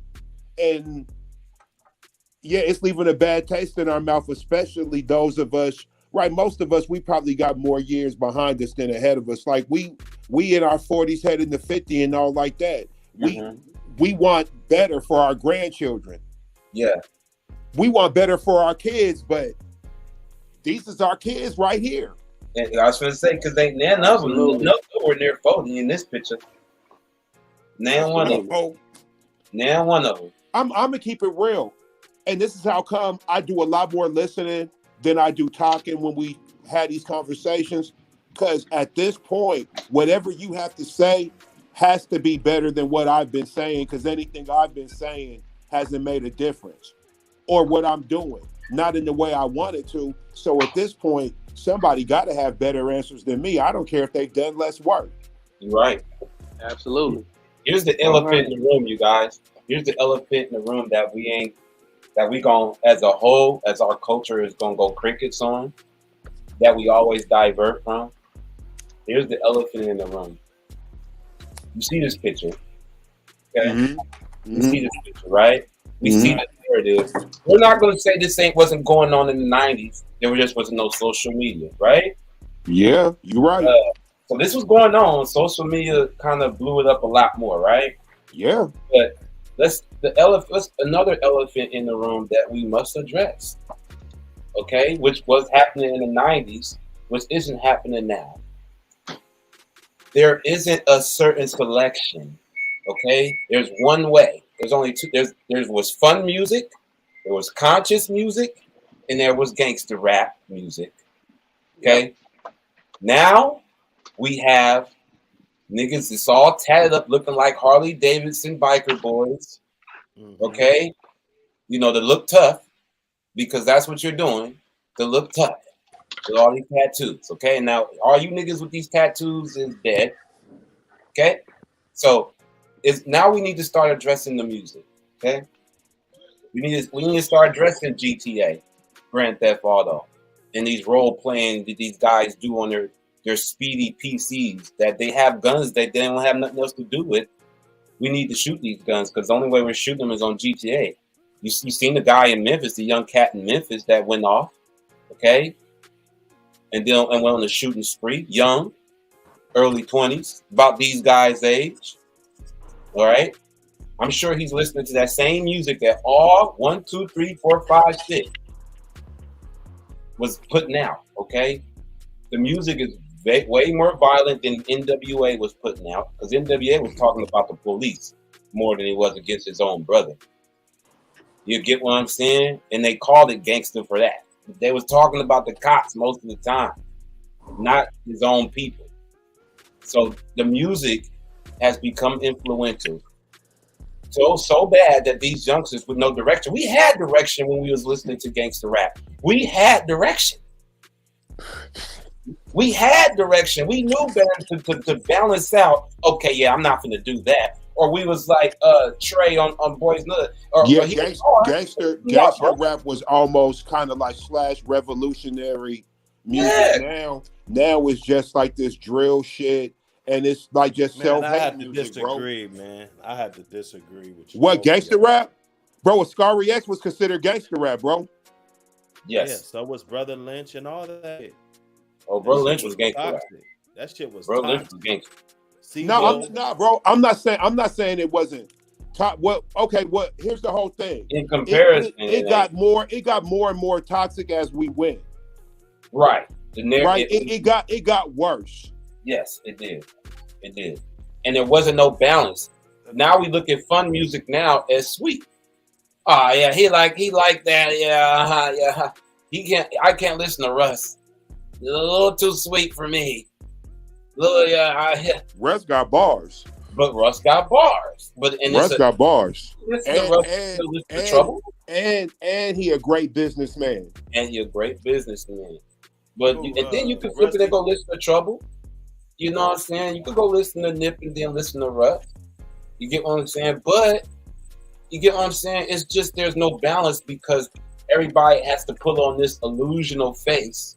Like you said, with the girls do it on Instagram. All these girls, it don't take much for them to get viral. All they gotta do is get a little naked. You get what I'm saying? And you got perverts, 40-year-old virgin dudes that never had no confidence until the internet came around and gave them a forum. You know, gave them It gave them a button to put. Gave them a button instead of spitting this game. A trick off button. And well, the girls you can type that way when we're talking in face to face. You won't be stuttering and shit. You want to know the obvious? You want to know what obvious of that? Go to TikTok and see the comments in the bad girls' comments on TikTok. It's nothing but creepers in there. It's pedos, creepers, sugar daddies. TikTok is insane. Sugar daddies, pedos, creepers, sex traffickers, all in the comments. And it don't take much for you to go viral on TikTok. The algorithms it don't take much. Yeah, TikTok is bad news. You could get 100,000 subscribers in a month. Okay, you know we're in trouble. We in trouble. Don't nobody want to X out Farrakhan and his message. You don't like Tariq Nasheed and his message, but we want this message to keep being put out. Nah, listen, bro. We don't want no black man that's calling black people, especially black men. Like a black man could like give a certain message to black women and we receive it. But when a black man tells other black men certain shit and he's not doing it in a disrespectful, condescending, way, saying, you ain't worth nothing. Nah, when he's telling us you kings, do this and that, focus, man, that's a dangerous message. And they do everything they can to either get rid of them niggas or never let them get started. And if you get started, you better be a local nigga and focus on your community. They want that. You're right, Dev Chef. The society wants you to forget about the Furious Styles and wants you to now pay attention to Saucy Santana. They want you to slip there and be the guy that wear purses while women are now getting CDL licenses. Yep, that's a fact. The more docile men on the planet, the easier it is for them to push their agenda. Exactly. That's why they go lock up niggas like me. Because I'm a fucking threat. You feel me? I'm going to teach my kids how not to be on bitch shit. Period. Hoe ass shit. I see because they want that single mom family. They don't want that back in there at all. They don't want that. They don't want men like that around. No, exactly. No, they don't. Because that's going to program the kids a certain way. They're still going to have pushback. Because it's going to make us look bad if we're not in the home. If the black father's not been in the home since the 1970s, how has it been? They're going to give these women Section 8 as long as we're not in the home. They're going to give the women what they want as long as the brother, the father, is not in the home. We'll let you raise this young man so you could desensitize his masculinity. You kill the head, the body gonna fall. Hey, you know what? Man is the head of the house. You know what? This is a good question. How many of these dudes getting in these situations, whether they're the victim or whether they're the victimizer, how many of them had a certain example at home? How many of them had, like the men on this panel, how many of these dudes could say they had a Ray Midnight at home, a Dr. Hood at home? How many of them could say they had a Foxy at home as a mom? Right? I'm pretty sure if we let a lot of these niggas tell it, they gonna say they had great moms. Right.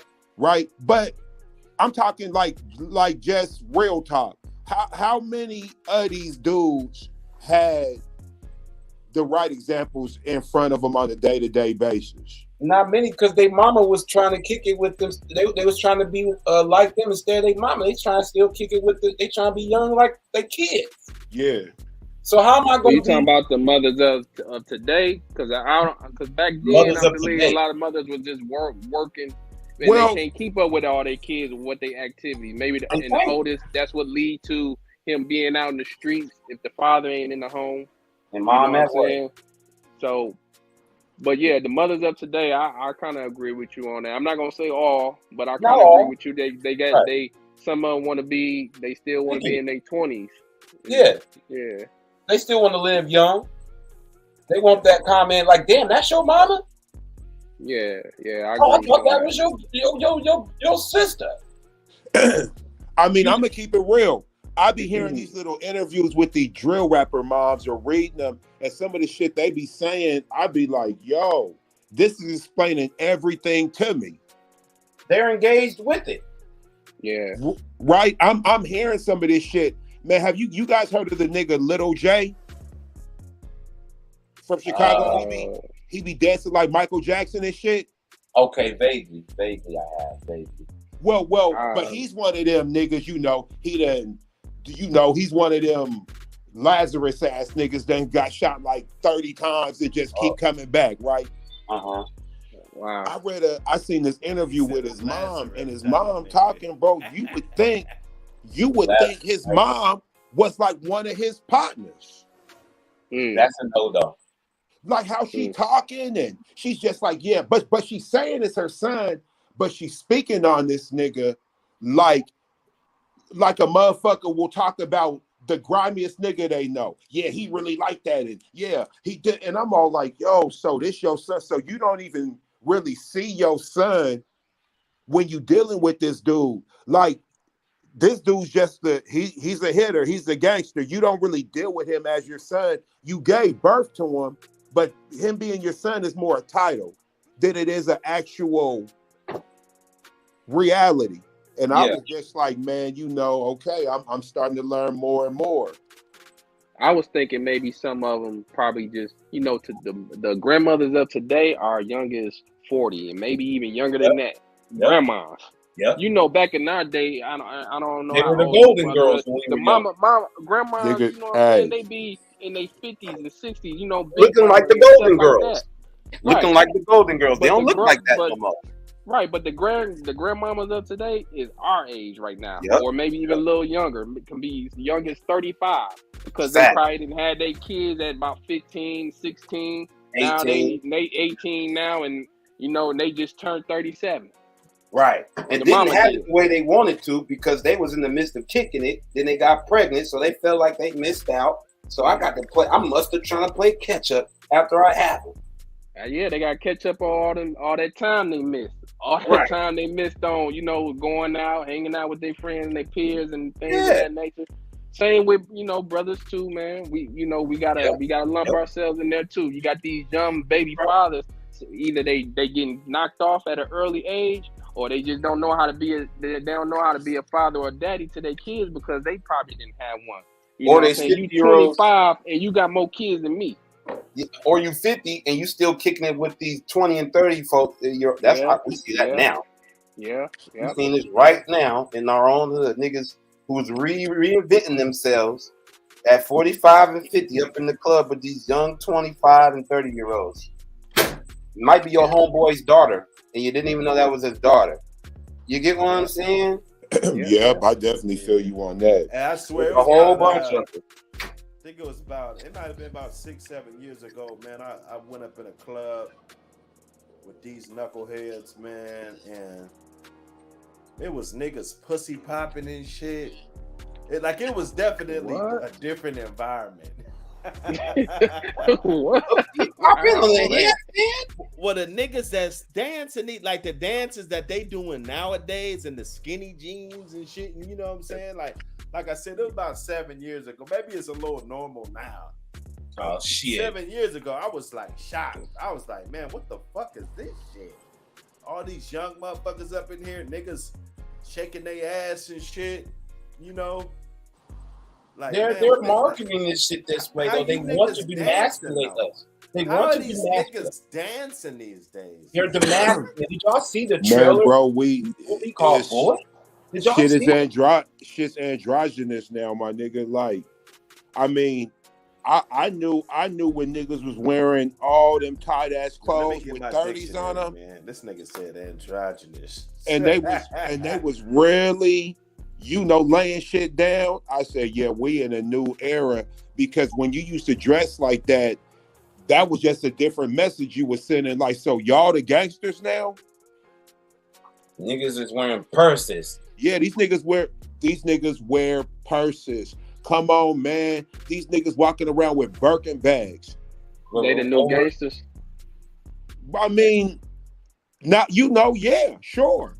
Wow. No, I'm just asking, like, for real, because I see what you're saying. Like, these niggas are supposed to be the shooters, and you know they supposed to have a reputable hood, but they got on fashion designing belts and the skinny jeans with the rips everywhere, and like you said, the man purses and sagging all the way to your kneecaps.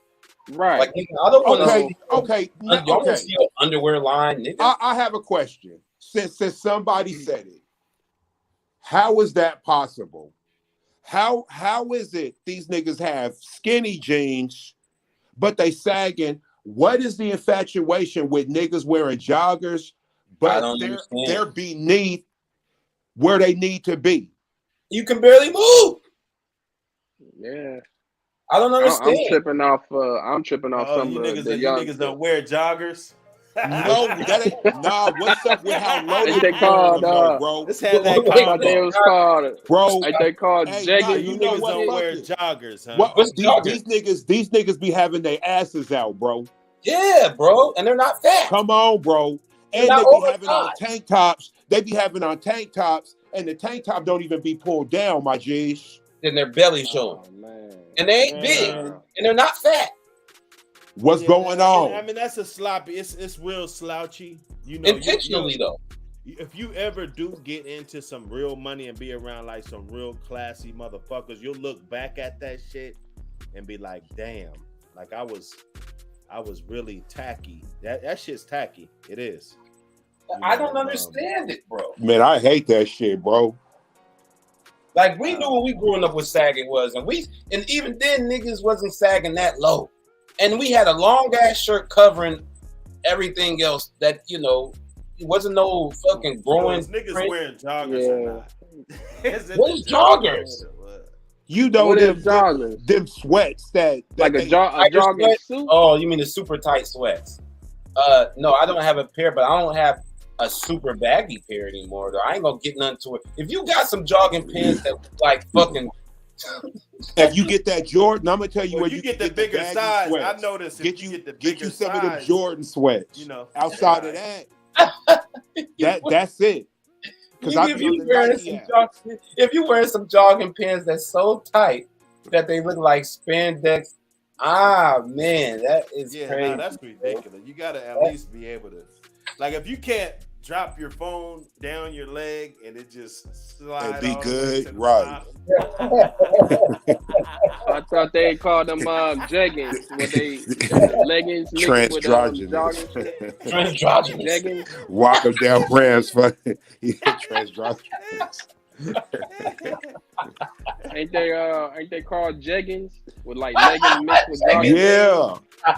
Jeggings and shit.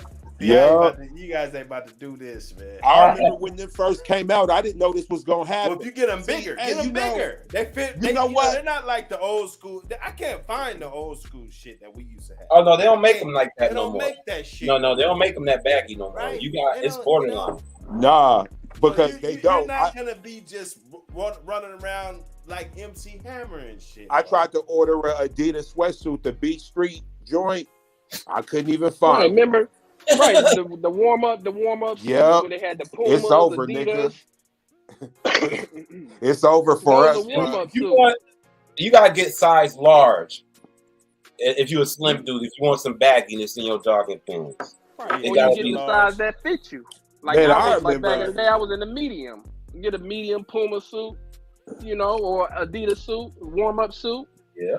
Yeah, but that shit was running big now. Today. Now I don't know what this. They got us all fucked up, bro. Shit's schmizzy now. Shit. Yeah, you got niggas who wear large and running around small. like a slouch. You know, that's unacceptable. It is. I'd rather look like I'm working than look like just a slouch with my ass hanging out. You know what I'm saying? Hey, have y'all any of y'all heard that the designer clothes is really made for women? All this Fendi, Gucci, Louis, yeah, all that shit, that was all really that for women. It really was for women to wear. It really wasn't made for men, but since niggas is buying it now they make men sizes, but it really was designed for women. That's designer clothes is for women. We ain't supposed to be wearing that type of shit. Louis Vuitton and the Fendi and the wherever all this other designer shit. Now I did know that brothers back in the day would wear Gucci and shit back in the 80s or whatever, the ballers, you know what I'm saying, the drug dealers or whatever. But Like all these other designer shit, that shit was for women. It was made especially for women. Yeah, you know what? A bunch of that shit was fake. That's why it was looking. That's why it was looking so hood, because you know they was doing the Dapper Dan thing, and it would be Gucci, but it would be, you know, some hood Gucci. Now these niggas is really wearing that tight ass shit. Like, it's crazy. Man, it's crazy, and I hate them shoes too. Them Skechers, but they be Balenciagas or whatever. Like, them is Skechers. They got to be coming from the same place. Man, yeah, we came a long way from the Ron DMC shell toes to man, bro, them shell toes is going, nigga. I got the joints. I got the joints with the detachable back, and you can put Portland and Seattle, LA. They got the West Coast and the East Coast. I got the West Coast ones, so I'm still wearing the shell toes, man. I'm 48, man. Shit. You know, my son wears shell toes too. He's 21. Converse was they still OG shoes. The ponies, who remember ponies? Yeah, pony. Yeah, you know what? British Knights. Pony is still out here though. I seen a spot with some pony sweatsuits. Fila. I ain't seen them in a minute. Fila. Fila, you could get some good shit off the website, man. That Fila, man. Some of the kicks I done seen niggas grabbing, I be tripping. Like, oh boy, what are those? Fila have you seen them Uno Filas? Nah, Uno. Yeah, you know that game Uno? Yeah. I remember Nike got some too. Yeah. Nike got some Uno Air Force Ones. They ugly. Oh man. They hella ugly. Air Force Ones go back to the 80s too. They never went out of style. Except for when they made the different way, the different types or whatever. But the low cut or high tops, they're the only ones you can get, either high tops or some low, you know what I'm saying, low top Air Force Ones. And then they came out with the mid in the mid 2000s. Came out with the mid with the strap, ankle high. But yeah, man, a lot of this new shit today, man, they be having niggas scratching his head like, what didn't happen? Diodors, remember have a pair of Diodors? Oh yeah, they got they got some cold ass Diodors too. No. Yeah, them Diodors, them is some nice kicks. Motherfuckers don't even be knowing what them is nowadays, but yeah, them used to be out here. Bally's. Now I know that was an East Coast thing, but you know, this shit was expensive. The Bally's. Yeah, they still expensive. Order you a pair of Bally's and watch how much you get charged. Ooh, you know them shoes was like them shoes was one something back then. Was it? Bally's is expensive, bro. Man, I never knew that. Yeah, man. That's what we used to, you know, create. We used to make little knockoff shit of all that expensive shit, cause man, Lacosta, they didn't brought that shit back out. That used to be popular back in the day with the alligator, you know. You know a black man made that company. Did he? Yeah, really? Man, dude used to play tennis. He used to show up at the to get attention for himself. He used to show alligators under his suit coats and shit, because you know they used to really come out dapper to play tennis and golf and all that. Right. So yeah, he used to. You can look it up. His name is Lacoste. I'm gonna look that up. Shit, I might start fucking with that. I didn't know that was made by a black man. Now hold on. Don't go buying that stuff. They get mad at me when you find out that the black man don't own it no more. So no, but the fact that I know that he created it, right? A black man created it. With his idea. That's all that, you know. That's all that. That's good enough for me. You know what I'm saying? The fact that it was, because a lot of other shit that we created was stolen. So yes, sir. We made all this shit. Right. But the fact that that was a black man's idea, that's good enough for me. Cause I come up under the polo and shit. I wear a lot of polo. Now I never heard nothing racist from Ralph Lauren himself or what have you, but I grew up in the era of wearing a lot of polo shit or whatever, and it's like, man, I be wanna find some black owned designers or whatever. I think that brother who had just passed away, I think he made that off-white. He had that off-white clothing design he came out with, and he passed away from cancer. He was like, yeah, I didn't know that. But it was like when I seen it, I was like, I didn't kind of care for it. It was like it was really not my taste. So, you know what I'm saying? But yeah, man, I don't know. We have a lot of black fashion designers or whatever, but yeah, I'm gonna have to look into that Lacoste thing though. You know what I'm saying? I ain't know that was a black man's idea. That's what's up. Yeah, when I first heard it, I was happy to hear it. I love to hear new stories about what we've done and just what we've created because it's motivational. You know what I'm saying? When you listen to these settlers and oppressors, they always try to make it seem like things aren't the way that they've really been. But you know, we built all this shit. Oh yeah, absolutely. No, we definitely the phone and social media. Go ahead, what happened? Go ahead, Fox. No, just to chime in. Yeah, we have created, developed all kind of things. We even had a say so in a lot of stuff that we don't get credit for.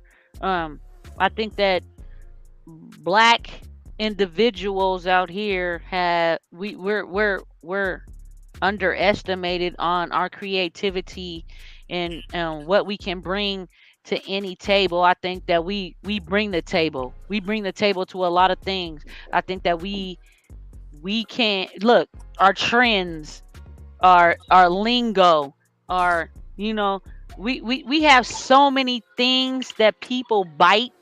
It's crazy. And we don't get a lot of we don't get a lot of, you know what I'm saying, love about it. They want to give the people that actually do it right now love. Just like Kim Kardashian when she came with the cornrows. We've been rocking them. But do you know how much money she made off of that?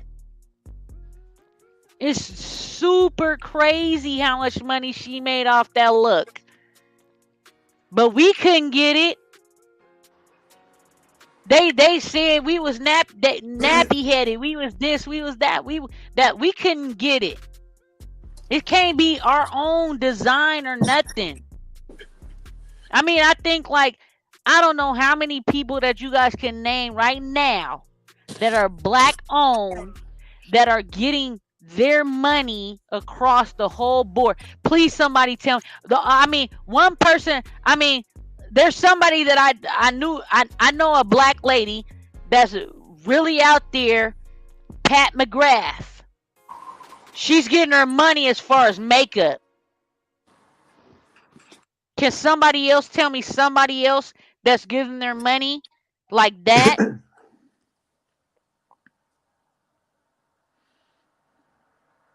Well, I do know this. Okay. There's a whole movement going on where if you emulate or copy or bite a black woman, you could get a bag. And white women are doing it. Niggas is doing it. Like motherfuckers just said, the dude Saucy Santana. I'm looking at this, right? And I'm all like, so basically, you've been running around here studying black women so you could have a career. Like your whole livelihood is based off of copying Foxy, trying to be. Right. Wow, this is insane. That is because go ahead. No, go ahead. You got it. That is because they know that we had that shit, nigga. We had that take. We have that look, the persona, the everything. We have it. We know what looks good. We know that, right? So they want to take it from us to give it to somebody else so that they have a better platform to get the money from the people that want to make the money off of that. I do understand that right now we've evolved, and yes, there are, look, black women are getting their props. They surely are. But we should be getting more than that, just like black men or anything. You know what I'm saying? I remember you. We all remember. I know us old school remember. We didn't go on anywhere and see any of our faces on any of the magazine covers or anything like that. No, You know what I'm saying? no. We didn't see any. We didn't go into the stores and see. All we seen was the white mannequins. We didn't see anything else. We didn't see nothing. Now they got curvy mannequins with big ass booties and shit Yeah. like this. All that kind of shit. Like, you know what I'm saying? Like, it has evolved into shit that we're like, well, damn, we already been the shit. Why we gotta wait till now? We was already the shit. There was black girls my age. We was already pretty. We should have been models. But we gotta wait till now. Now that we're everything, now they trying to make everything be equal and all this old bullshit and all this old retarded ass dumb shit that don't even make sense. They don't even make sense. Only thing that's making sense is that they're getting paid off the shit because now they want to be, they want equality. They want injustice. They want all that old bullshit established inside of their motherfucking community of work ethics and all that old shit. You know what I'm saying? Like, why we gotta wait till now? Shit, they probably didn't think it was gonna do what it's been doing. I mean, it definitely wasn't to actually get y'all no real praise or attention. We know that. It was an exploitation model. But one thing about black people, we know how to figure out how to navigate getting exploited, right? We always gonna exist. There's always gonna be a dynamic of us who's gonna fight and who's gonna be aware of the bullshit. Like, I'm convinced of that. Well, Because they knew we was pretty back then. That's why they was fucking us. yeah. So shit. But go ahead. No, that's real talk. Shit. They knew that we was, because that's what they was doing. So you know what I'm saying. But I understand where you're coming from. It is. They didn't think that it was gonna. But now they see that. Guess what? If you look into it, and if you do some numbers, I could present it to you guys, but I don't have my I didn't do a SharePoint on this, but which I probably should, but you would see that black culture our numbers is way up. We're outweighing. Look, listen, when they go to the gala, the Met Gala, right? How many people are there? If you go back and look at numbers, way back, say 15, 20 years ago, Met Gala, there probably was maybe even only one African American person. You go now, guess how many African American people are coming up in there? Shit, a gang of them now. Right? Do you see the difference of how it has changed to where they want our presence to be there? Because if they take away from our presence right now in the Met Gala, there would be really no excitement. There's no controversy. They like the controversy when it comes to African American people or black people or whatever it is, people that they're in the pop culture, they're in the rap, they're in the R&B, they're in any type of that culture. There is controversy because guess what? We're more than trending. We're trending. We're trending all the time, every day. Bang, bang, bang, bang, bang, bang, bang. Whether it's good, bad, mediocre, anything like that. The only thing that's trending over there, the Kardashians. We don't know nothing about nobody else. Who else you know about over there? Who? Justin Bieber? Who? Somebody tell me somebody. The Kardashians got to floss their money just to be interesting. Like if they're I not know. pulling up, I ain't gonna lie, they're not pulling up in all that shit and in the restaurants and that big lifestyle and fat cribs and shit. I don't even think I'm watching that.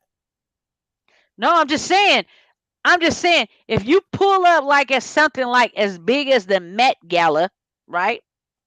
If you take away the African American people right now out of that in this moment, there wouldn't be anything unless there was somebody with somebody who was with an African American person.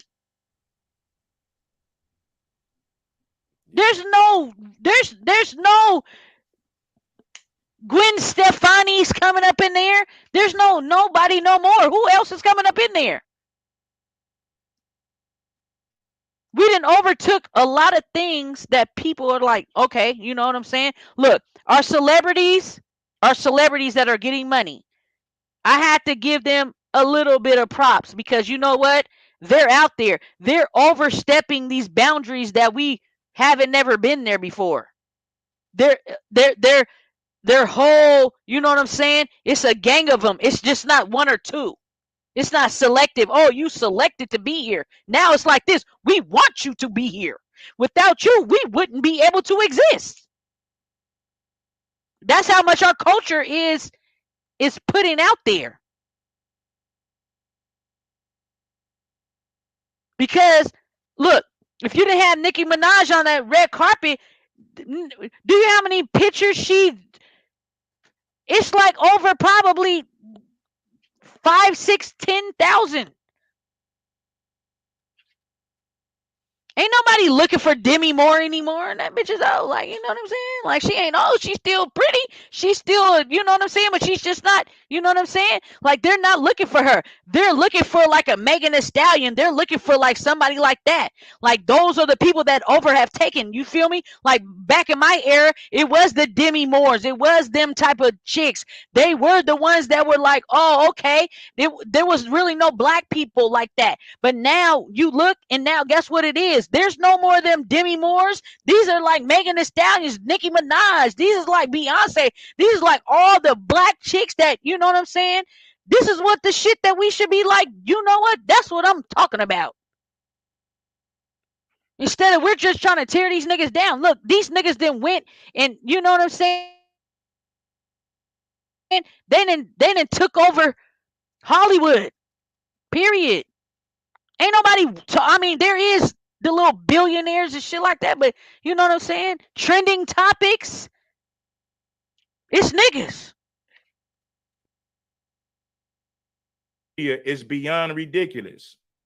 Exactly, Chris Norwood. They're so addicted to their phones and social media, it is beyond ridiculous dealing with these bitches. I'm telling you. Dealing with these bitches? Like, what do you mean? Like what? Like chicks, or is it like niggas too? Because there's niggas that, you know what I'm saying, that go up in there too. So is it just the bitches or the niggas, or what are you talking about? All I'm saying is, man, it's like, come on, man. When you're dealing with a female of this generation, you better give her. I mean, you got to give all females instructions. But what I'm saying, like with this generation of females, these bitches be telling all of their business, and if you're fucking with them, she's telling your business. Okay, well, the nigga who was P&B Rock, right? Wasn't he just telling his business on social media, like all that shit? I'm just saying. She's telling her business, and if you're fucking with her, she's telling your business. But he was telling his own business, though, right? Am I wrong or am I right?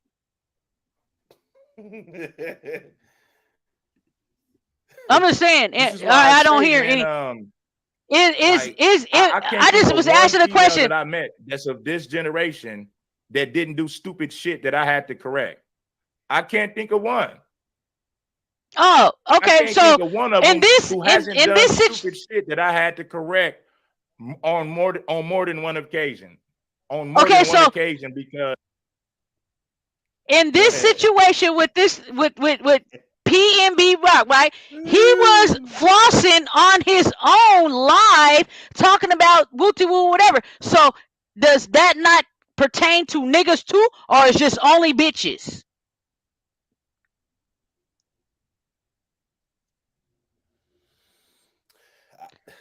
I don't think Okay. he dropped his location, but I could be wrong, Fox. You know.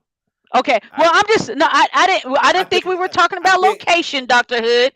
I think we were talking about females that are doing this for like whatever, and you know what I'm saying? But niggas do it too, especially when we're talking about niggas that are on this screen. And you know what I'm saying? I'm just saying like this. He's just trying to say like this. He just said like all the bitches that he done fucked with, he didn't have to check them about wooty woo whatever. Well, why don't niggas check theyself about wooty woo whatever anyway? Then they wouldn't have to have bitches that they don't have to check in general. not most females they want to get on Instagram. They want to do, they want to post the food. They want to come on, Fox. Come on. No, they want. You know Okay, that. I understand. I know that they I'm want to do at that. But Applebee's. I'm at Cheesecake I'm at Factory. Applebee's with that nigga. What? Okay, we Yeah. understand that We can go to concept. Facebook right now and motherfuckers on there posting their fucking location. We can Okay. go on here right now. And the thing is, Okay. when you're dealing with a man of high value, such as a P&B Rock, you know what I'm saying, that could probably get 20,000 a show, 10,000 a show, maybe more. Who knows? If I can't get 20,000 a show, you know what I'm saying? So he's valuable. You gotta know how to conduct yourself, women. Okay, so with that being said, you have to know how to conduct yourself. So was he conducting himself? Is he the person that should be held accountable for?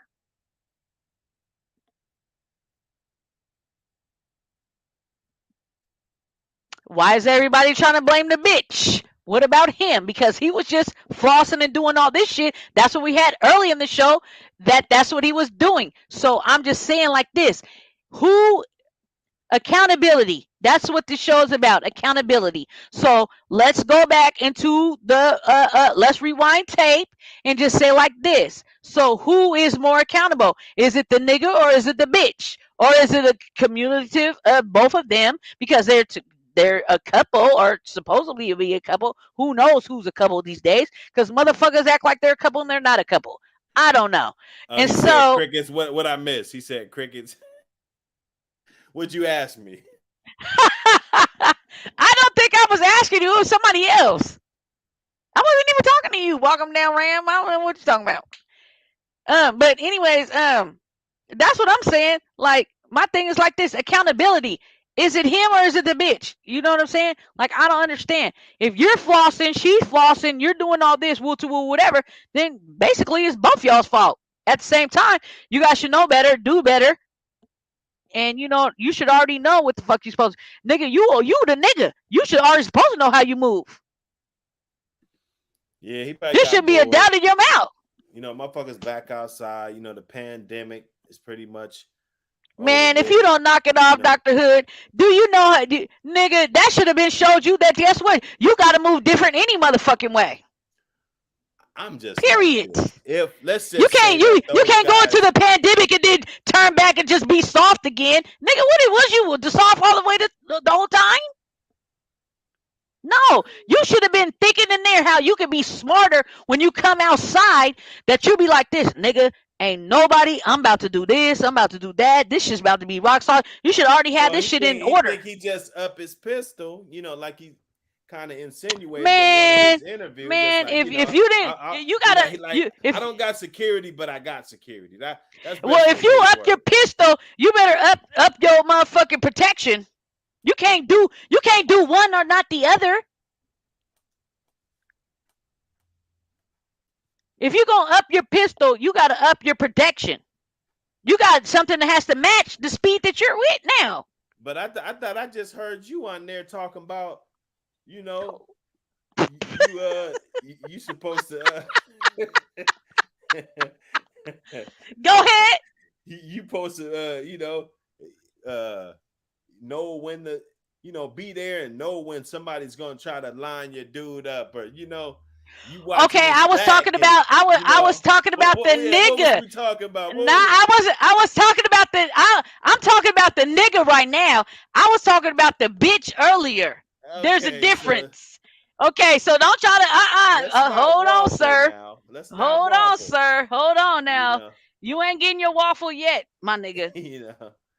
You gonna have to wait for that, motherfucker. She wants some waffles. She just couldn't. I said we was talking. Well, I was talking about the bitch earlier. Now I'm talking about the nigga right now.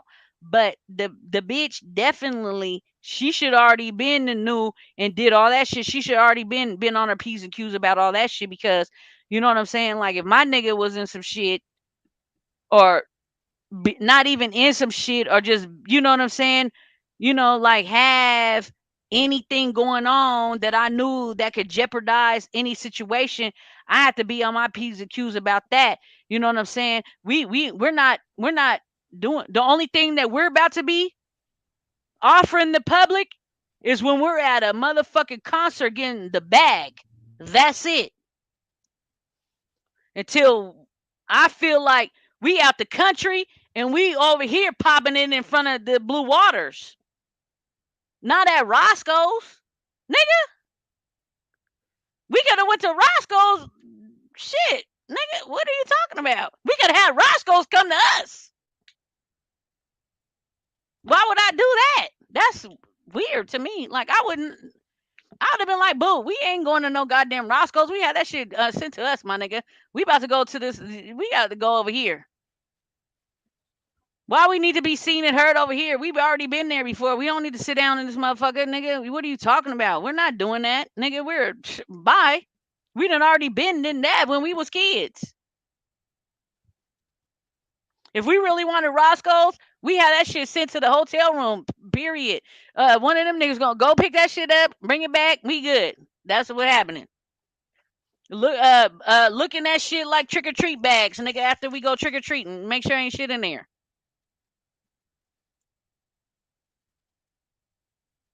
They just wanted to go sit down there. Look, that just seemed like you know, at the end of the day, if you knew as a street nigga that something was, like, you know what I'm saying, off or whatever, I don't know. He must have thought that he was cool. Like, I don't know. You couldn't have thought that everything was cool. You just sitting down at Roscoe like it was nothing. There couldn't be anything that I imagine that anybody that I know from here in Seattle that would go and be like this. Oh, well, if they got some shit going on, they just gonna go to Catfish Corner and just be over there and act like they know, somebody know that location, and then nobody's gonna do nothing that they ain't got no beef with. Like, that doesn't make no sense to me.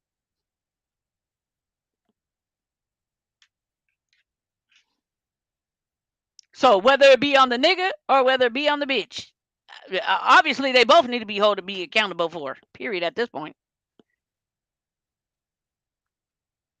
because that don't make no sense at all. Period. Hello.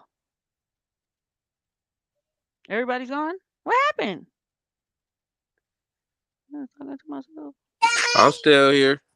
I'm listening. Oh, I'm like, I said, okay. Nobody's here. They all left. I mean, it has been like 9 hours, but we good. Yeah, I was saying I didn't agree with the the sister getting all that backlash. It's her fault type of thing, because I was like, it seemed like people are looking for somebody to blame.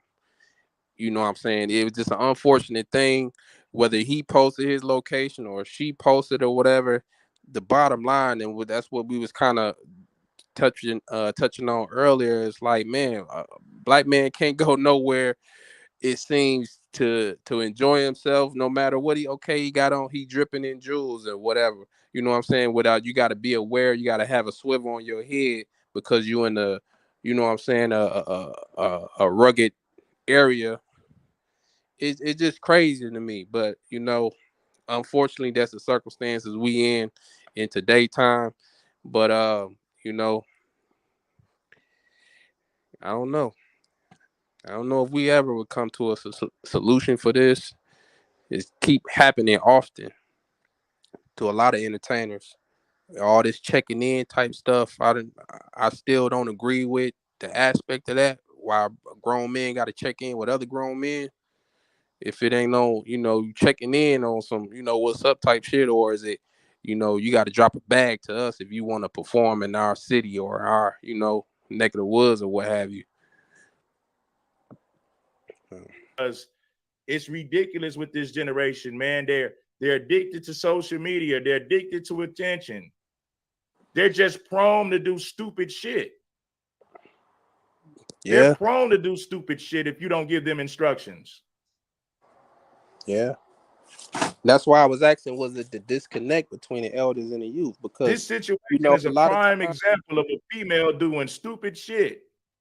Can't stay off the fucking internet to save her life. Niggas is guilty of that too, though, Hood. What's so Niggas hard can't about stay off staying the off the internet and not telling your goddamn business every 10 seconds? What's so hard about that? Niggas is guilty of it sit up too. there and tell your business every fucking 10 seconds. Niggas tell they business we doing in the this. raps. We over here. Yeah, niggas do it too, It's Hood. ridiculous, bro. It's on both ends, man. Just the same as much flack we gonna give to the. If we get a flack to the sisters, we got to give it to the brothers too. They be on that bullshit too. When you deal with the modern female, you down there got to sit her down and teach her like a child. When you deal with the modern female nowadays, you got to damn near interrogate her like a child, because she's prone to do stupid shit. Because for one, she's addicted to the internet. So she's prone to do stupid shit. Want to post everything on Instagram. Want to tell all your damn business. Want to tell it to the world. Bitch ain't even making no money, but she's still doing a whole bunch of stupid shit and ain't making no money doing it. But her goal, well, I want to make money. Bitch, you ain't making none now. You need to put that attention into something productive. Jesus. Okay. I thought the purpose too, to my understanding, maybe I'm just far behind. I thought the purpose of and then you got this whole son. internet shit was to market yourself or promote yourself on something.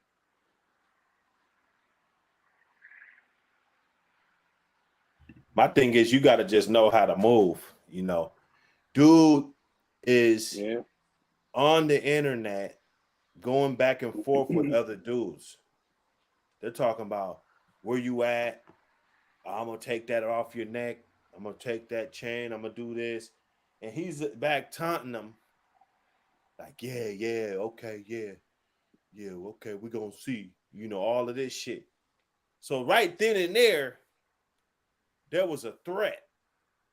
Rather, if it happened that day, a year later, 2 years later, you know, I got motherfuckers that threatened me 10 years ago. What, you think that shit ain't still real? You feel me? That shit's still real. You know, in my eyes. So if you out like that with your girl with all that jewelry on, and maybe that wasn't a lot for him. Maybe that was just a little bit of jewelry for him, right? Maybe he's used to having more jewelry, you know. Campbell, I want to play this from Hassan Campbell, man. Again, like, come on, Hassan Campbell. This is a horrible message to send to you. I get what you're saying, but at the same time, we gotta push this issue, because more people will lose. You know how many. If we don't put the smash down on shit like this and tell brothers what it is, you're gonna have more brothers in the future lose their lives from dealing with foolish females. But at the same time, it was his fault as well. So I'm not placing all of the blame on her.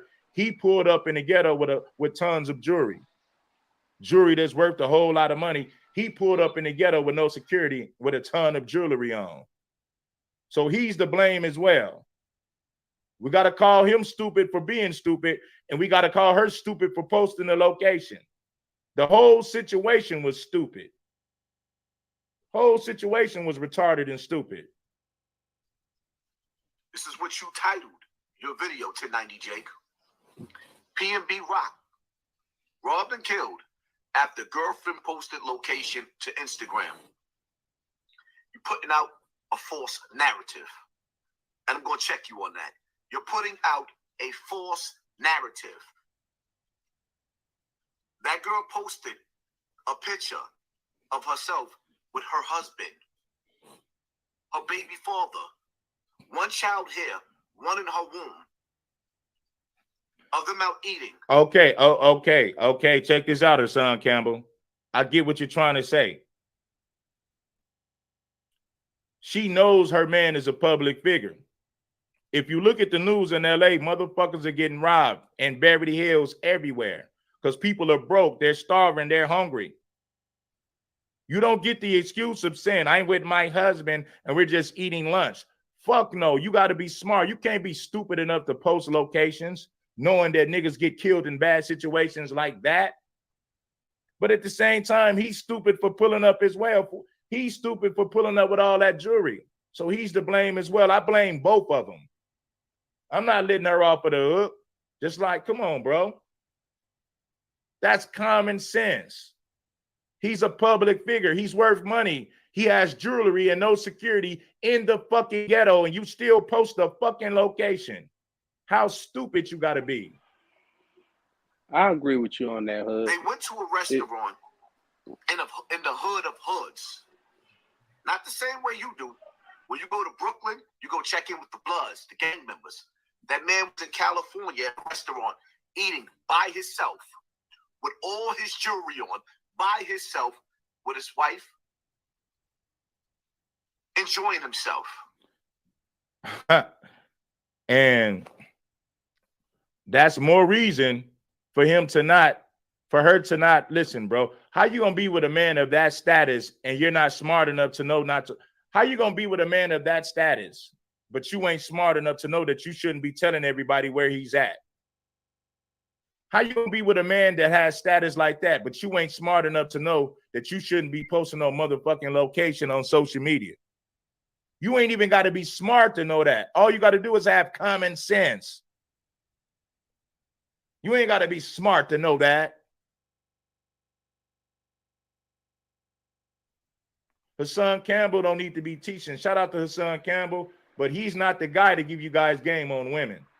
He needs to stick to street politics, man, because his ideas and thoughts on women is kind of simpish, bro. I ain't got a problem with Hassan, but the reality of it is he ain't got no game when it comes to these bras. That's not his lane.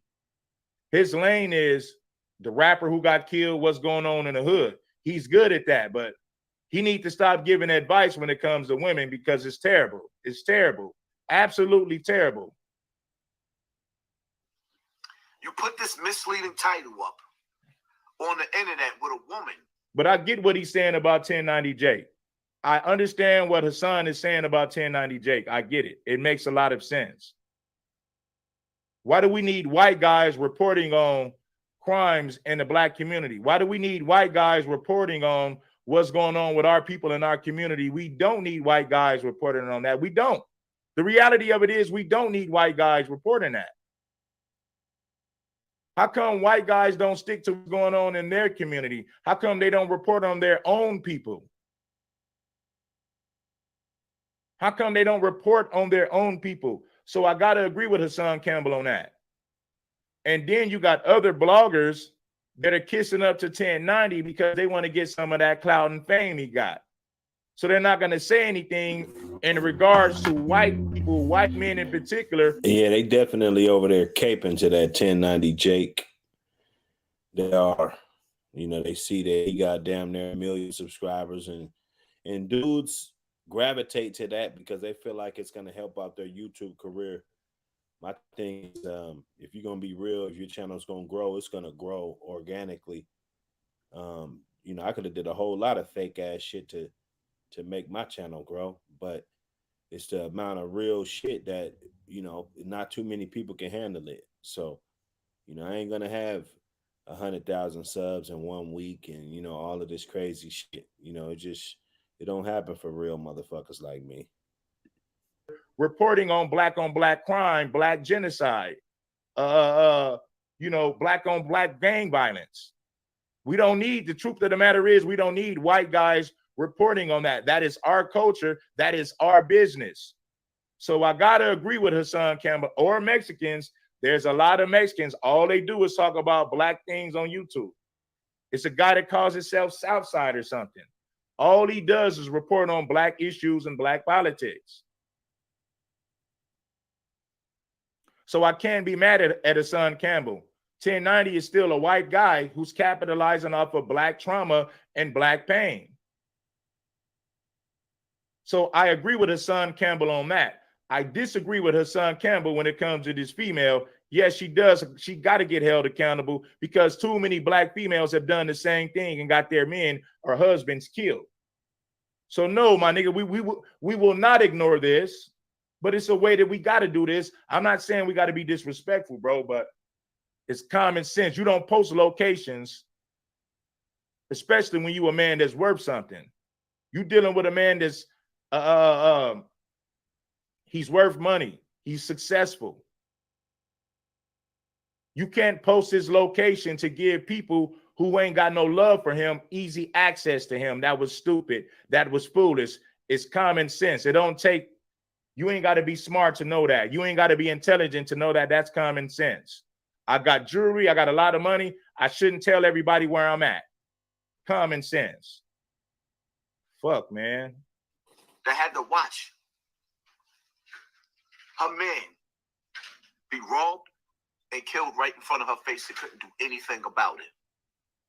Now she has to prepare his body to go in a grave and go home and tell her child that she will never or he will never see the father again.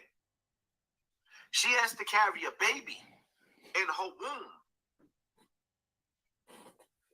and live with the stress of you internet idiots slandering her for trying to go out and have a good time with a man.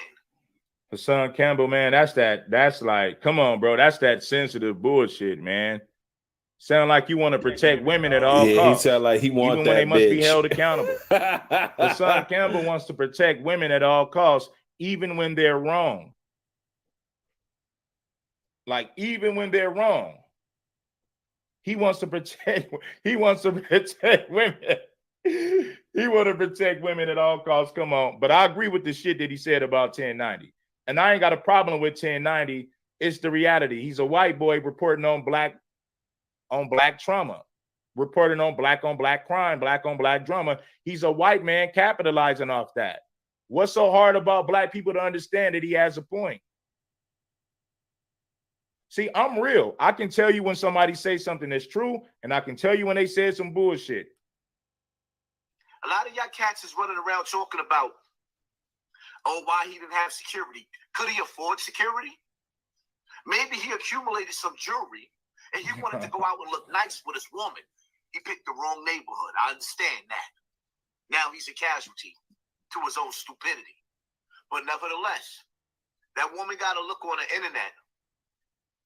Her children got to be raised. Now, he said the man is a casualty to his own stupidity, as if his woman didn't add on to the stupidity, which made him end up a casualty. You hear this bullshit? He said he died because of his own stupidity. I agree with that, Hassan Campbell. But what about his woman posting the location? As if that didn't have something to do with it. So why can't we call her out for her stupidity if we're going to call out the dead man who's no longer here? We're going to call him out for his stupidity, but not the woman that posted the location. Nah, we ain't going to call her out for the stupidity. And I'm not saying we got to curse her out and and just be all the way disrespectful, but we got to acknowledge the facts. He did something stupid and she did something that was very stupid. Of course, the killer is responsible. That's why he's going to prison when he gets caught. Right. So we ain't even got to talk about that. Of course, the killer is going to be, the killer is responsible. We know that already. We're talking about the people who got to protect themselves from the killers. And one of many ways that you protect yourself from the killers is you don't post locations. You don't wear jewelry in poor places. You don't post locations. You don't wear jewelry in poor places, and you don't post locations. That is one of many ways how you can survive dealing with all this madness that we're dealing with. I'm telling you, man, black men only want to run down on other black men. They only want to run down and rob other black men. That sounds about right. That's what it sounds like to me. All these niggas talk about on the internet is pulling up. Yeah.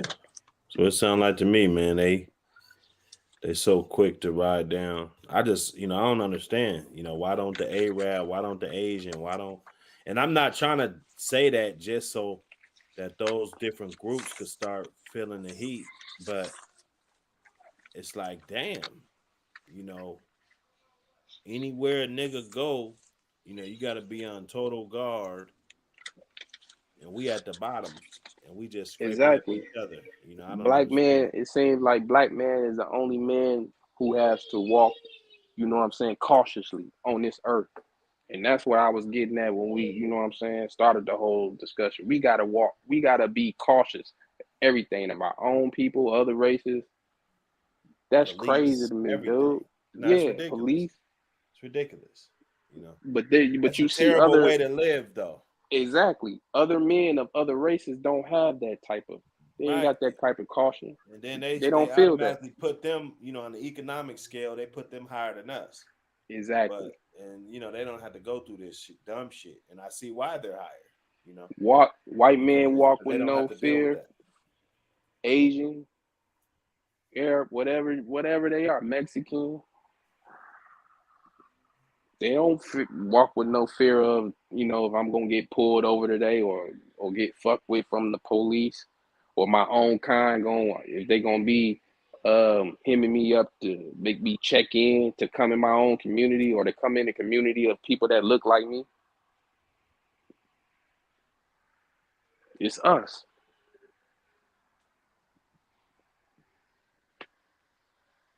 Yeah, that's what it's looking like. It's us who make us the gatekeepers of our. It's like we should be gatekeepers of our community to be like that, but not in the sense where we step into other black men about it. I know the brother said, it's a lot of trust issues, especially with that gang culture or whatever. But man, when is we gonna break that cycle to have that trust so we can be a little bit more united? When is it gonna stop? Well, these conversations is being had all over the internet, all over everywhere. And a lot of people are looking at it, especially the other cities.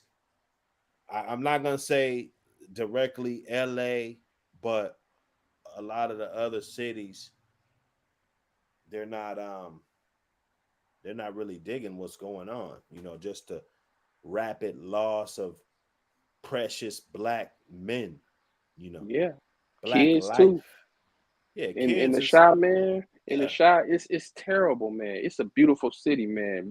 Got a lot of cultural things, man. But the violence, man, ain't nothing like no other. I mean, besides, I don't want to compare it to Cali or whatever. I don't know what it's like, but being here, man, and seeing how much violence it is against each other, and then when you start knocking off the kids being caught in the crossfire of beef. Or one cat trying to shoot at another dude and end up killing the baby or a little child or somehow, man. And it's a beautiful city, man. It's very beautiful city, man.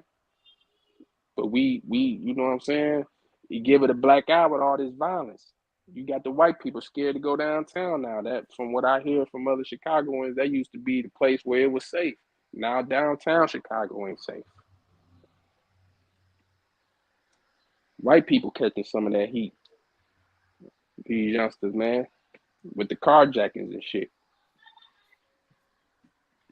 So, man. I'm so sick of hearing the word. I'm so sick of hearing niggas say that.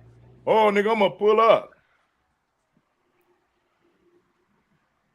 That's all these clown ass niggas want to do is pull up on other black men, cause harm to other black men. And when these bitch ass niggas go to prison, now it's all about white supremacy. The white man got me locked up. Fuck out of here, man. You niggas is dumb, man. You niggas got all this smoke for other black men. Ain't gonna pull up on George Zimmerman. And when you get caught for the murder, you want to cry about how racist America is. When you didn't put all your time and energy into killing other black men, but you want to cry about how racist America is. Shut your bitch ass up, nigga. You part of the problem. Matter of fact, you are the problem.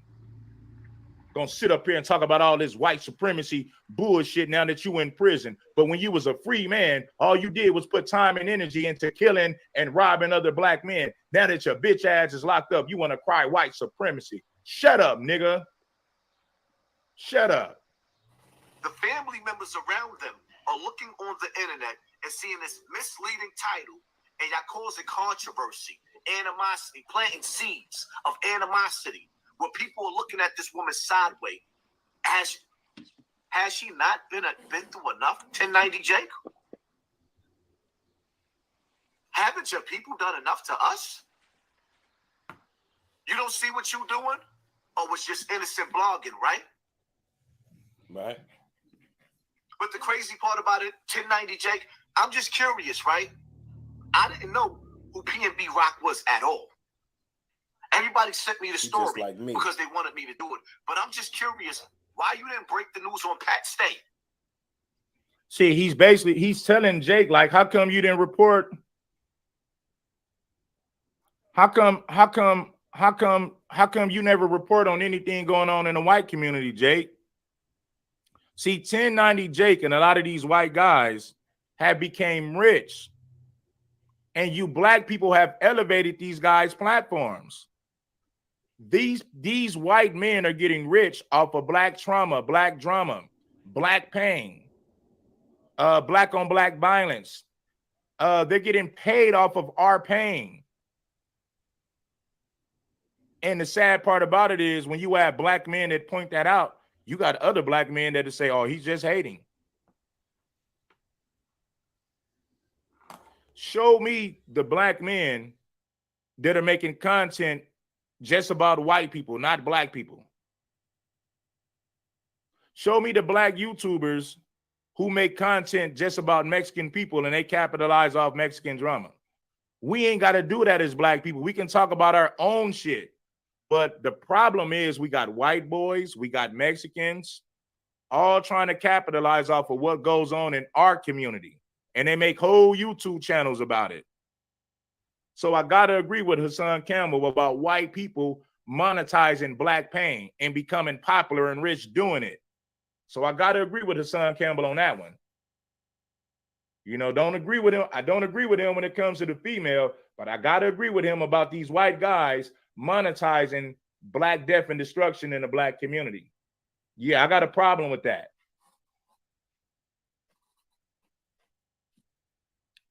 I'm not mad at Adam 22 at all. But the fact of the matter is, these are white guys who are getting rich off of black culture, black pain, black self-destruction, black corruption. They get paid off all that. You ain't got to like Hassan Campbell to acknowledge the fact. You ain't got to like Hassan Campbell to acknowledge what he said is a fact right there. You can dislike him. You ain't got to like him, but that shit is true. How come you're not talking about what's going on in the white community? You are a white man. I mean, he might talk about, those are listen, bro, you know what somebody told me? Well, 1090 does talk about white. Yeah, every blue moon, just to say that he spoke on something white. But the core, the majority of the content that he puts out The overwhelming majority is about shit that goes on in the black community, and he monetizes it for money. I agree.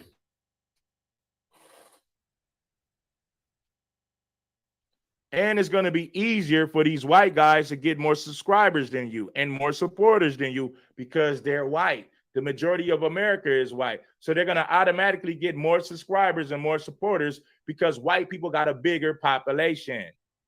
And he's going to get support from the black community because he's talking about black issues. So once he combines the support that he gets from white people with black people, his channel is going to take off. It's going to shoot to the fucking moon. Once he combines his white supporters with the support, along with the support that he gets from the black community, his channel will take off to the fucking moon, just like it already did. You know? Just like it already did.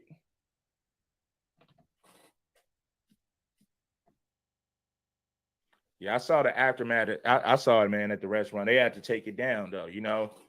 They had to take it down, man, because it was way too much, man. It was too graphic, man. And it was like, you know, for somebody to see their family member like that online, you know, they had to take it down, man. It was too graphic. You know, rest in peace to PNB, man. You know, I have compassion, man. I feel for his family, I feel for his children, and I feel for him. What happened to him? You know, but we gotta point these things out so that brothers don't continue to make these same mistakes. Why do you need to pull up to the ghetto in a Maybach with 5 chains on? With a chain on, period. That's worth a whole lot of money. Why do you need to pull up in the ghetto in a Maybach with an expensive chain on in the ghetto where niggas barely have cars, where niggas can barely pay rent? Them niggas over there can barely pay rent. Most of them niggas ain't even got cars. What do you think they're gonna do to you when they see you looking like a nice, tasty steak, a good meal? What you think they're gonna do? You sitting up there looking like a tasty steak in the jungle full of lions and wolves. You sitting up there looking like a tasty steak in the jungle full of lions and wolves. And you sitting up there looking like a tasty steak to them.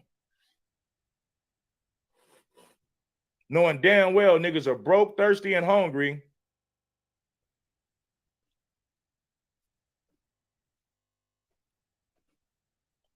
Broke, thirsty, and hungry, man. And it's like, come on, how the fuck do we continue to make these same mistakes? We know better.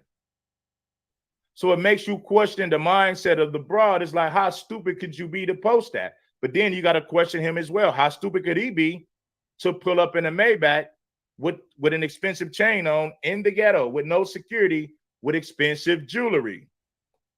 So it was stupidity on both sides. I got to call a buck a buck. I got to call a spade a spade.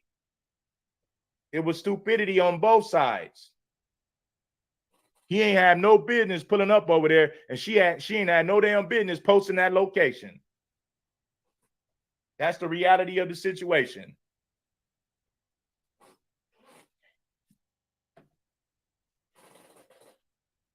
Straight up.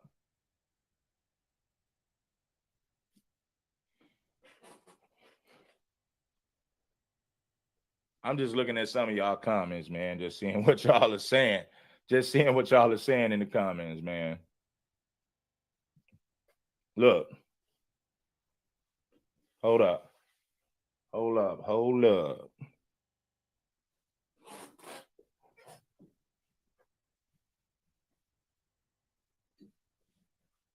Let me see. Let me see.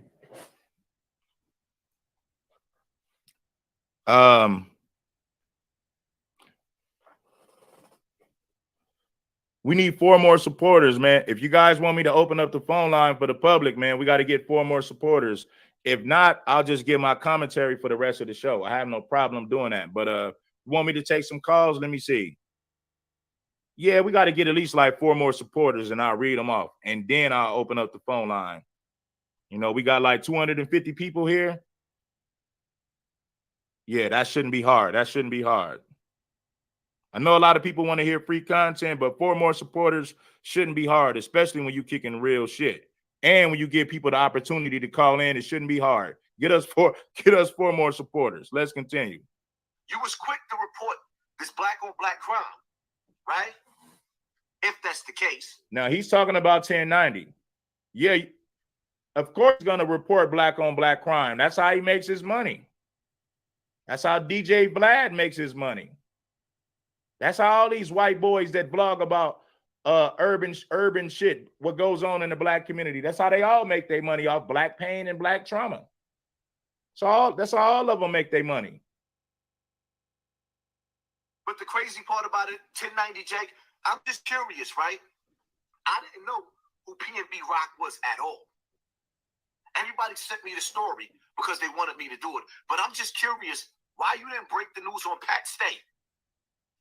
You was quick to report this black on black crime, right? If that's the case, because we don't know who the culprit was. But you didn't report on Pat Stay, another big hip hop artist, a battle rapper that the hip hop community was crying over.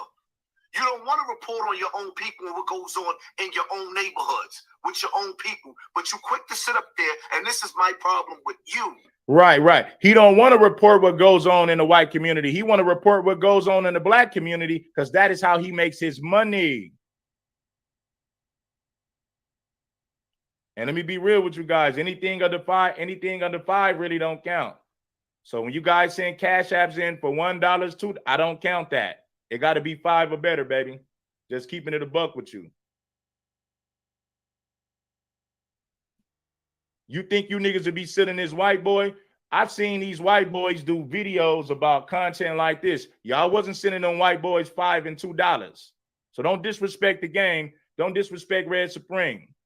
You niggas be flooding them white boys with cash when they do shows like this. So don't fuck around. Don't send me pennies. I really give a fuck about the community. So don't send me pennies. Show some respect to the game. Don't disrespect Red Supreme like that. Sitting up here making these white boys rich and gonna throw pennies at niggas who really give a fuck about the community. That's giving game to the community. Don't disrespect the name, and most definitely don't disrespect the game.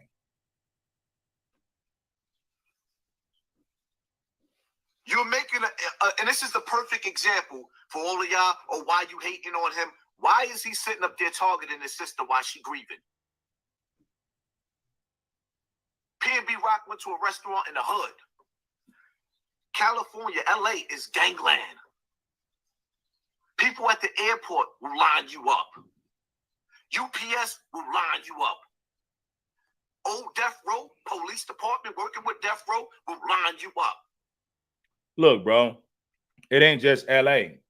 Anybody will line you up for money, man. When it comes to people starving, people being broke and hungry, they're gonna line you up, man. Like I said, bro, you go to the ghetto, you got a lot of jewelry. That's like you throwing a steak in the jungle in front of some wolves and lions. What do you think is going to happen? It's going to get devoured. The steak is going to get devoured. So if you put a man in a community with a lot of jewelry and no security, the wolves and the animals will devour him. It's the same situation. You're going to get devoured by the wolves. They're hungry. They're broken, starving. So why would you floss in front of them knowing that? Why would you floss in front of them knowing that they're broke, they're starving, they're hungry? Hell yeah, they're going to sit up there and get you for your money. Hell yeah, they're going to sit up there and get you for your jewelry. You ain't got no motherfucking security, so why not? The waitress, the manager, they're all gang related. Somebody's in their family related to the set. That works in a Waffle House, they'll set you up. But you'll take the initiative and So yeah, so we heard that already. I just wanted you guys to get a little small dose of that, right? So we can get a better understanding of what's going on, man, because a lot of these females, they mean you no good, right? They mean you no good. Like, If you got to keep explaining something to a female, but she keeps trying to argue from her point of view, then she doesn't, demote her. Knock her down a few notches, man. Give somebody else that position that's more understanding, that's loyal. The hell I look like trying to explain the same shit to this broad that she should already know. She's not a child. She's old enough to know that there's certain things you do and there's certain things that you can't do. You got to know this. When you go to sleep at night, do you lock your doors or leave them open? You lock your doors because you have common sense. Why would you leave yourself vulnerable to the public by leaving your doors open at night? So it's the same thing with that. Oh, well, she didn't know. How the fuck could you not know when Pop Smoke got killed in Los Angeles for posting the location? Without even realizing he posted the location. He got killed over that. Then when you look at the news about all the robberies that's been going on, Pop Smoke loses his life there. The Sauce Walker situation that's happened where somebody got shot over a chain. I don't know how true it is. It was just a whole lot of bullshit. That's why I never did the story about that, because the information was too shaky. So I said, no, I'm not even going to fuck with that Sauce Walker story.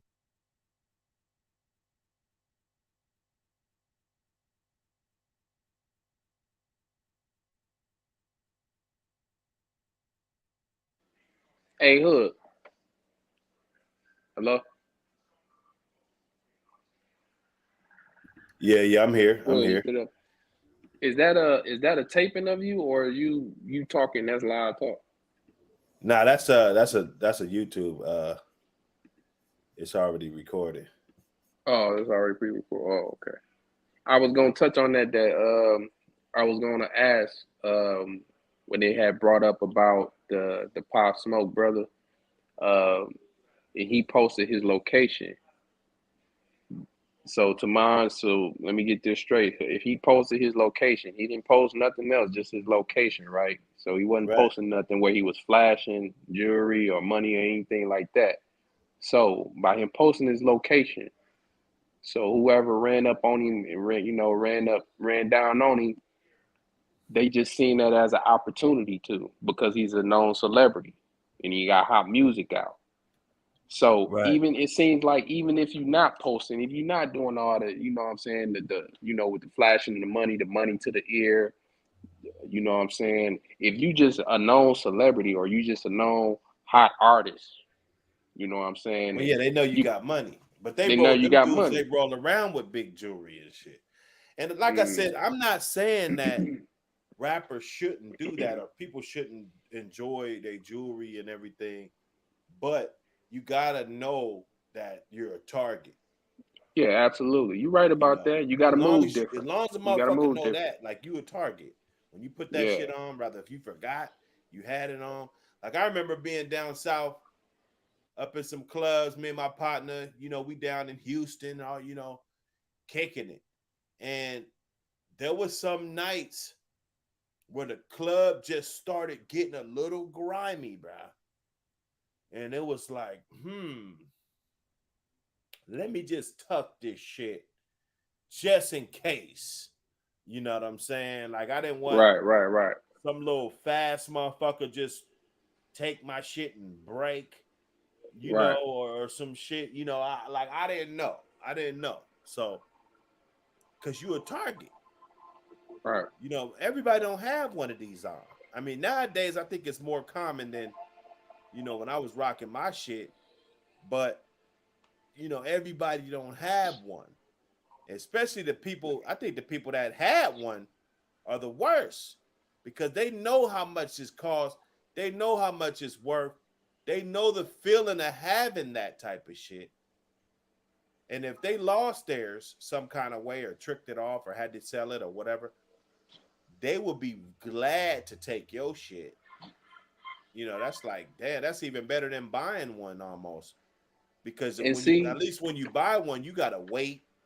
They got to come and find out what kind of medallion you want and shit. You just steal a nigga shit. And see, that's and hopefully, you know what I'm saying, man, that the logic can change with some of these cats, man. If whoever doing this type stuff or whoever be on that, man, it's like, okay, you run down on a brother to rob him for his jewels and whatever, because you hungry, or you is it that, or is it about, you know, yeah, I want to just to have bragging rights too, that I ran up on such and such, took his jewelry or whatever. He got to buy it back from me if he want it back. You know what I'm saying? You doing this for kicks and fun for that purpose? Or is it just, yeah, nigga was hungry. This nigga was crazy for me, you know, walking in my hood with all, you know, dripping down like that. You know what I'm saying? Yeah, I'm hungry. I ain't got nothing to, you know what I'm saying? I ain't got nothing Anybody to eat. that I need think like money. that, anybody that think like that are gonna rob you, they hungry. That's my thing. That's how I look at it. Unless they just on bullshit. Like if you already got money, and let's say you might not do it, but you might be like, all right, fuck it, let me get one of the little homies to do this shit. This nigga up in here slipping. We call them. You know So what I'm for saying? bragging rights, or just to, you know, make them, you know what I'm saying, belittle They a don't want man or nobody that. else to shine. They don't want nobody else to shine. Envious. Okay. That too. You know, Okay. it could be that. Like Or he's shining harder than me. His jewelry look like it's cost more than mine. Right. Or like you said, that shit gets addictive. Like once you start buying them and buying them, you got the watch, the chain, the rings. It gets addictive. Pretty soon you want to get your teeth done.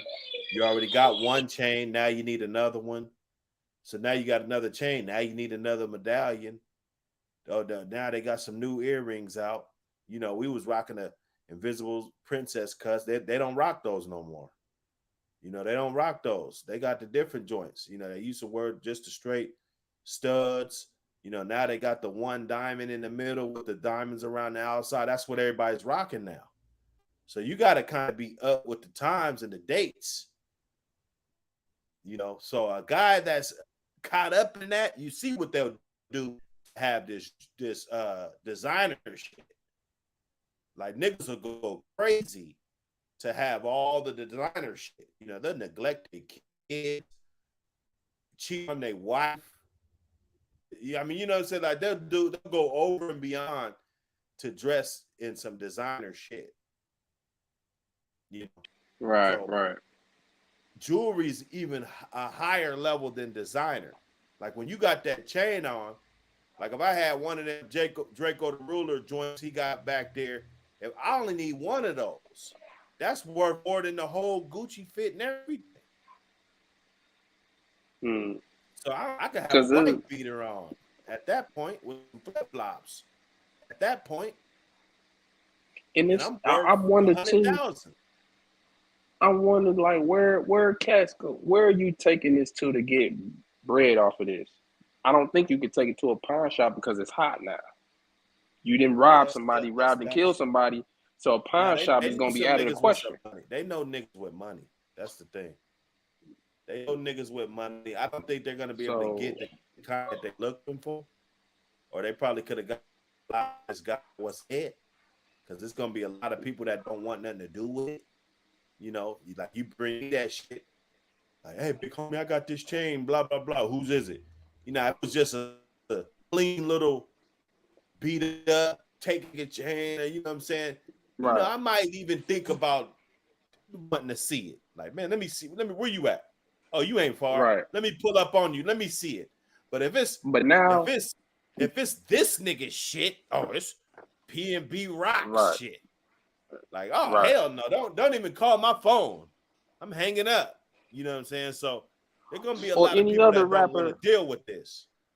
So you go sell it to another cat who got some bread, who may buy it off you or whatever, and he throw it on. I mean, how that make you look? You wearing somebody else's shit that you know was got robbed for, and it's hot.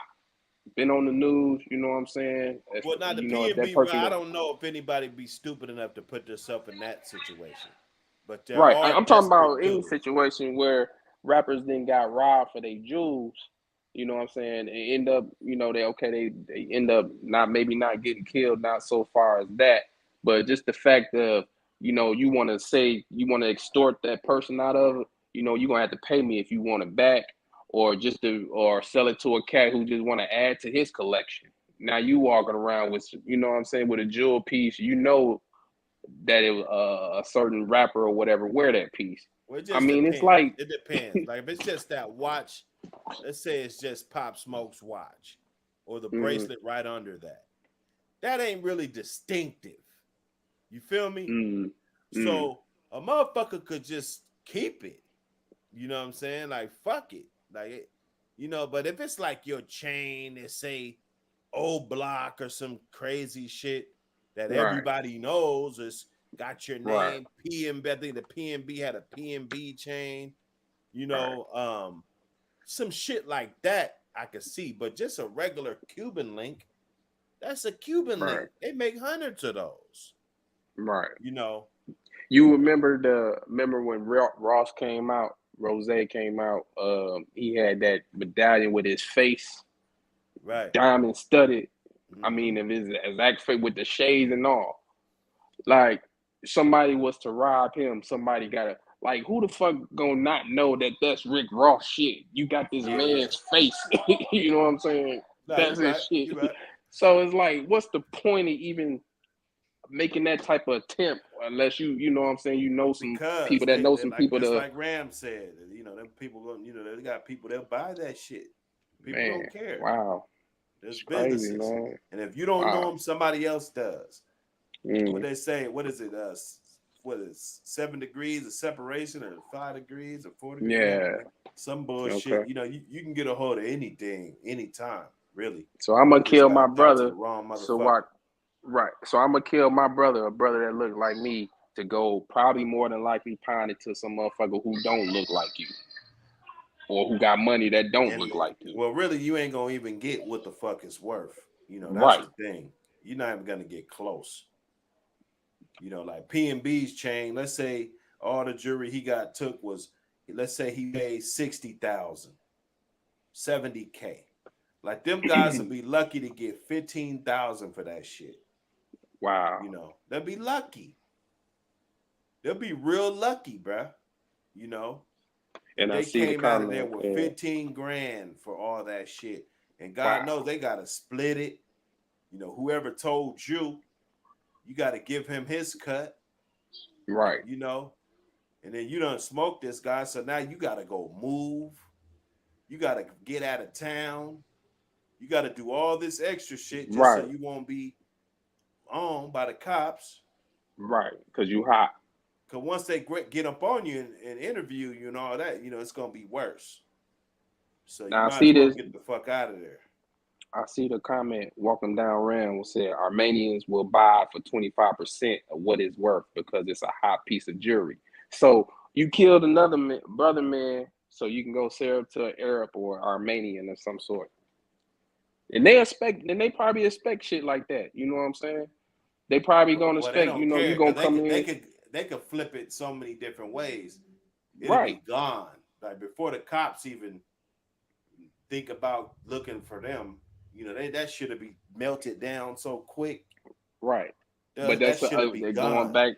It's going back to us, how we doing each other, and who we going to sell it to. Somebody more than likely, probably somebody that don't look like us. Somebody who got some bread, Right? that don't look like us.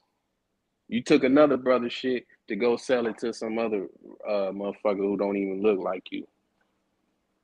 Cause I don't know too many niggas in the hood who probably gonna want to buy it. If you hungry and starving or whatever, and you just out here jacking motherfuckers for so you can eat, and you need to get rid of this, you going to some Armenian, Arab, you know, these motherfuckers who got money, got gas stations and own all type of motherfucking businesses and shit. You going to motherfuckers like them to get that shit melted down, or to, you know, they gonna give you peanuts for it and make a killing off of it when they get, you know, get it in their possession.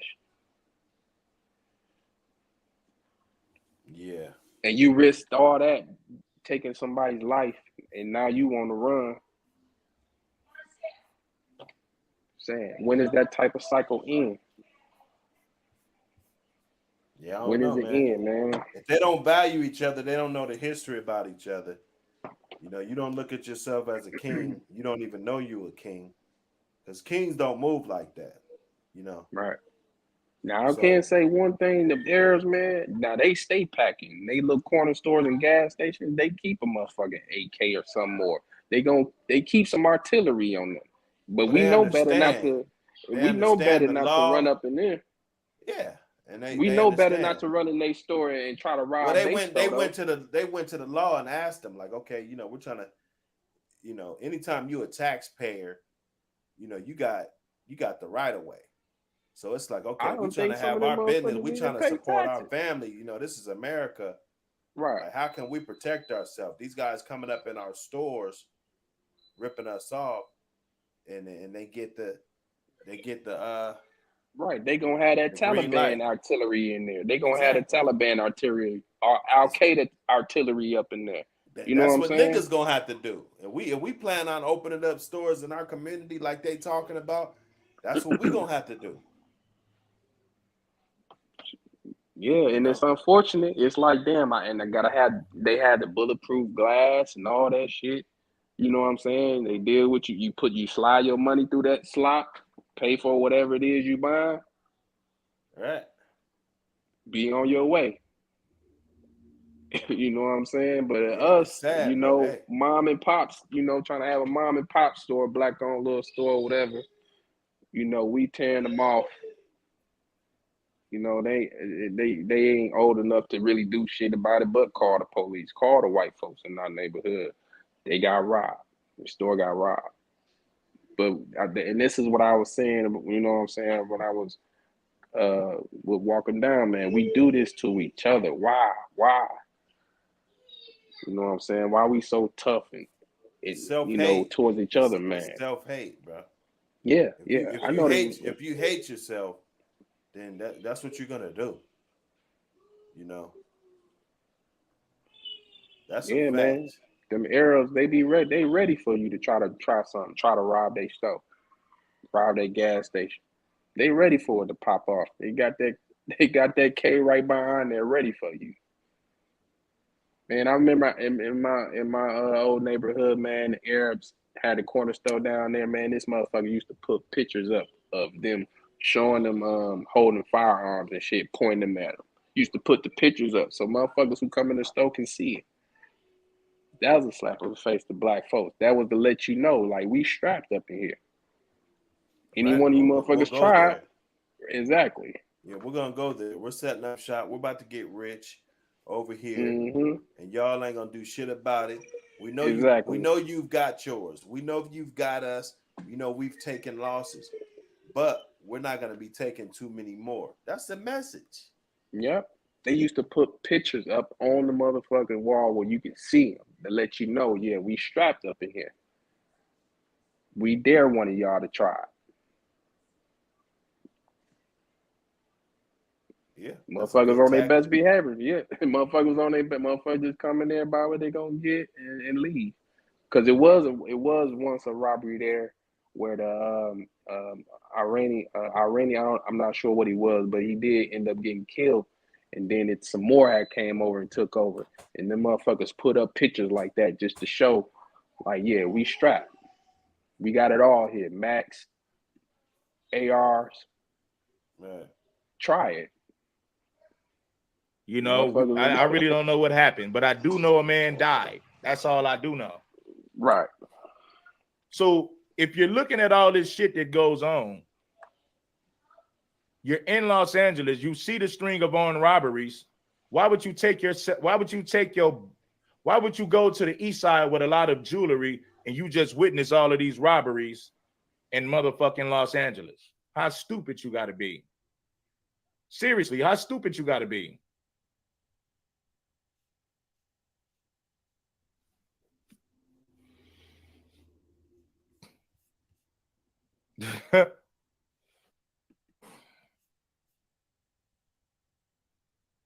But all I'm saying is this, man. We became cowards, man. I'm not even gonna say we, because I don't rob people. I don't run around. So I'm not gonna throw my fuck all that we, nigga. I ain't a part of that shit. You niggas are cowards, man. All y'all want to do is line up other black men, rob black men, cause chaos, death, and destruction when it comes to other black men. but you do nothing to race soldiers that's harm black people. George Zimmerman can sit down with his family today and have lunch without worrying about you niggas pulling up and doing anything to him. That's sad. He ain't got to worry about none of you niggas pulling up and doing anything to him.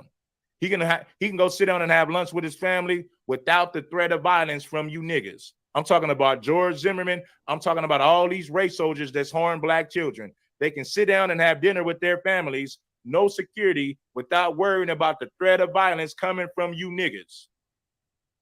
Straight up. That's the realest shit, bro. You got foreigners in your community right now. Gas stations, beauty supplies, mini marts. These people are getting filthy rich in your neighborhood while your people are still poor. But it's a no-fly zone for the black rapper that want to do a concert. But the foreigners can put businesses in your hood, and you will patronize that business that's in your hood that's ran and owned by foreigners. How you love that? How do you love that?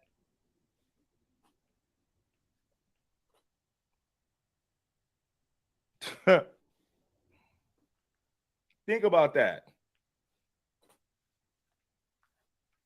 You're telling black men that you don't even know who just want to visit your town, it's a no-fly zone, they got to check in and break bread. But the foreigners who put businesses in your community get rich off of the people in your community. Oh, you ain't got a problem with that. They ain't got to worry about no-fly zone. They ain't got to worry about the threat of violence coming from you niggas. No, they ain't got to worry about none of that. Only black men got to worry about checking in and the threat of violence coming from you niggas. Only black men got to worry about that. The foreigners ain't got to worry about that bullshit. That's sad. You only want to apply pressure and attack. You only want to apply pressure to your people. You want to attack your own people. You want to apply pressure on your own people. But you do nothing to George Zimmerman when he sits down and when he has dinner with his family at a public restaurant. You do nothing. You don't pull up. He ain't got to worry about the threat of violence coming from none of you niggas. That's what he don't got to worry about. Man. But what's even more sad is, as a black man, you always got to worry about the threat of violence coming from niggas. As a black man, which is sad.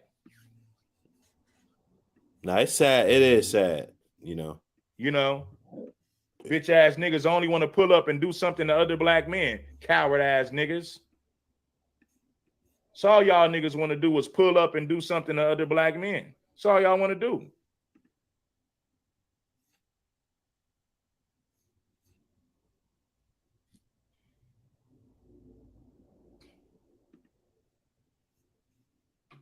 That's all you niggas are good for, is pulling up and doing harm to other black men. You bitch ass niggas ain't good for nothing else.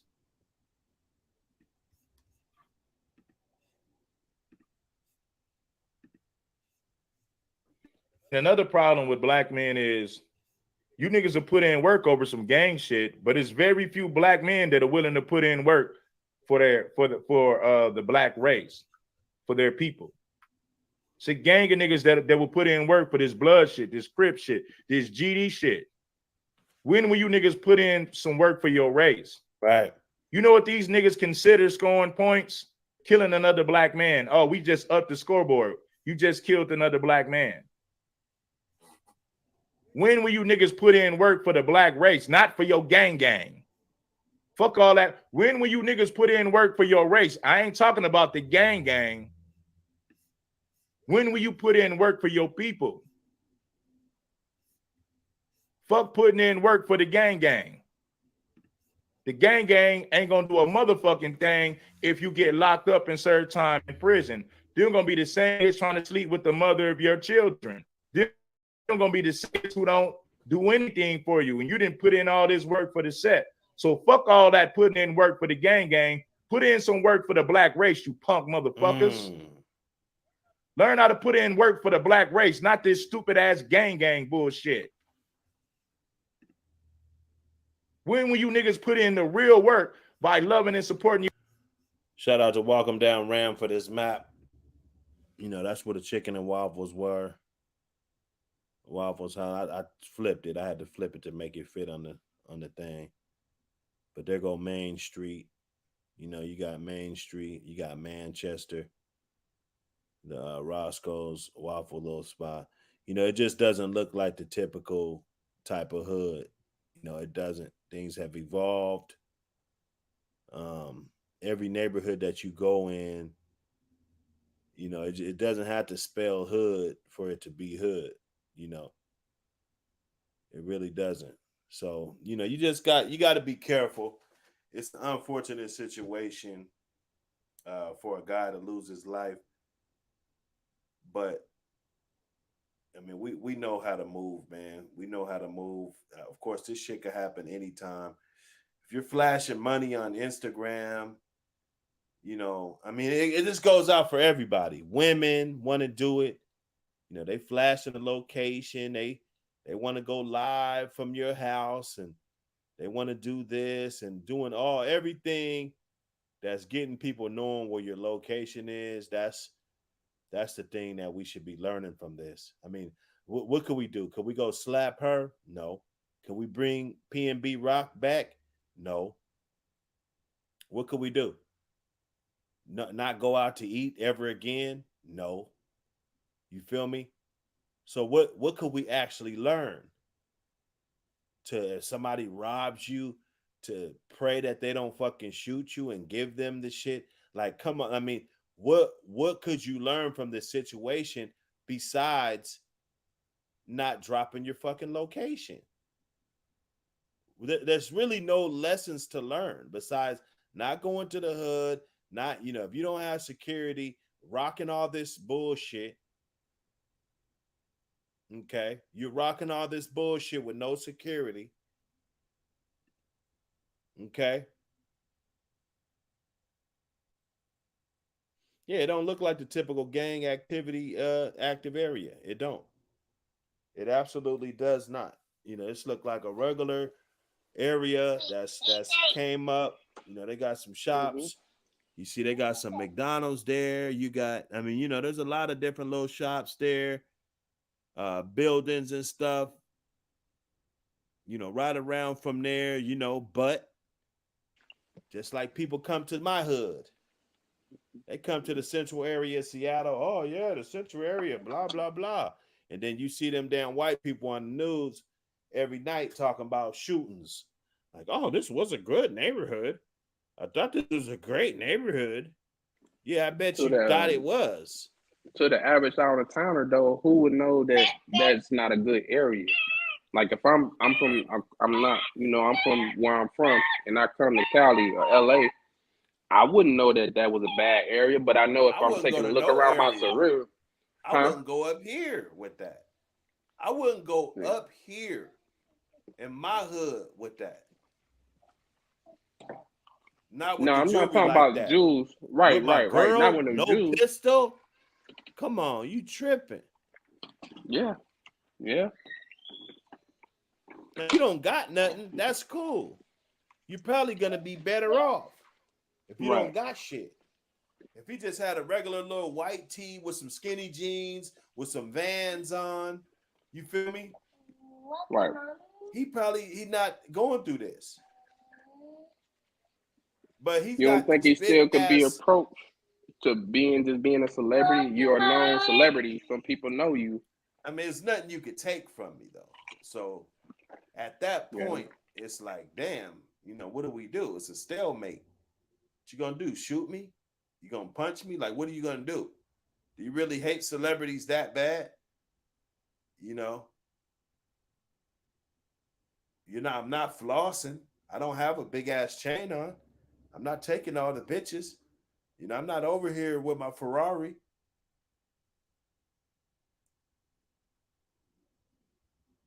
Everybody already said LA's like this.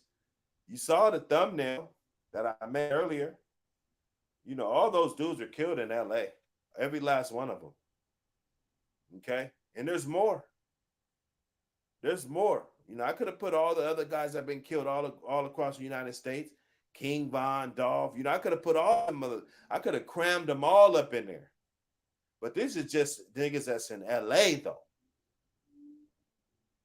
Okay? Right. That King Vaughn situation, I don't know that brother personally or whatever happened, but looking at that video, you know, hey, what can you say, man? Dude was doing this thug shit. Somebody ran up on him. You know, somebody was with the shit too. So, you know what I'm saying?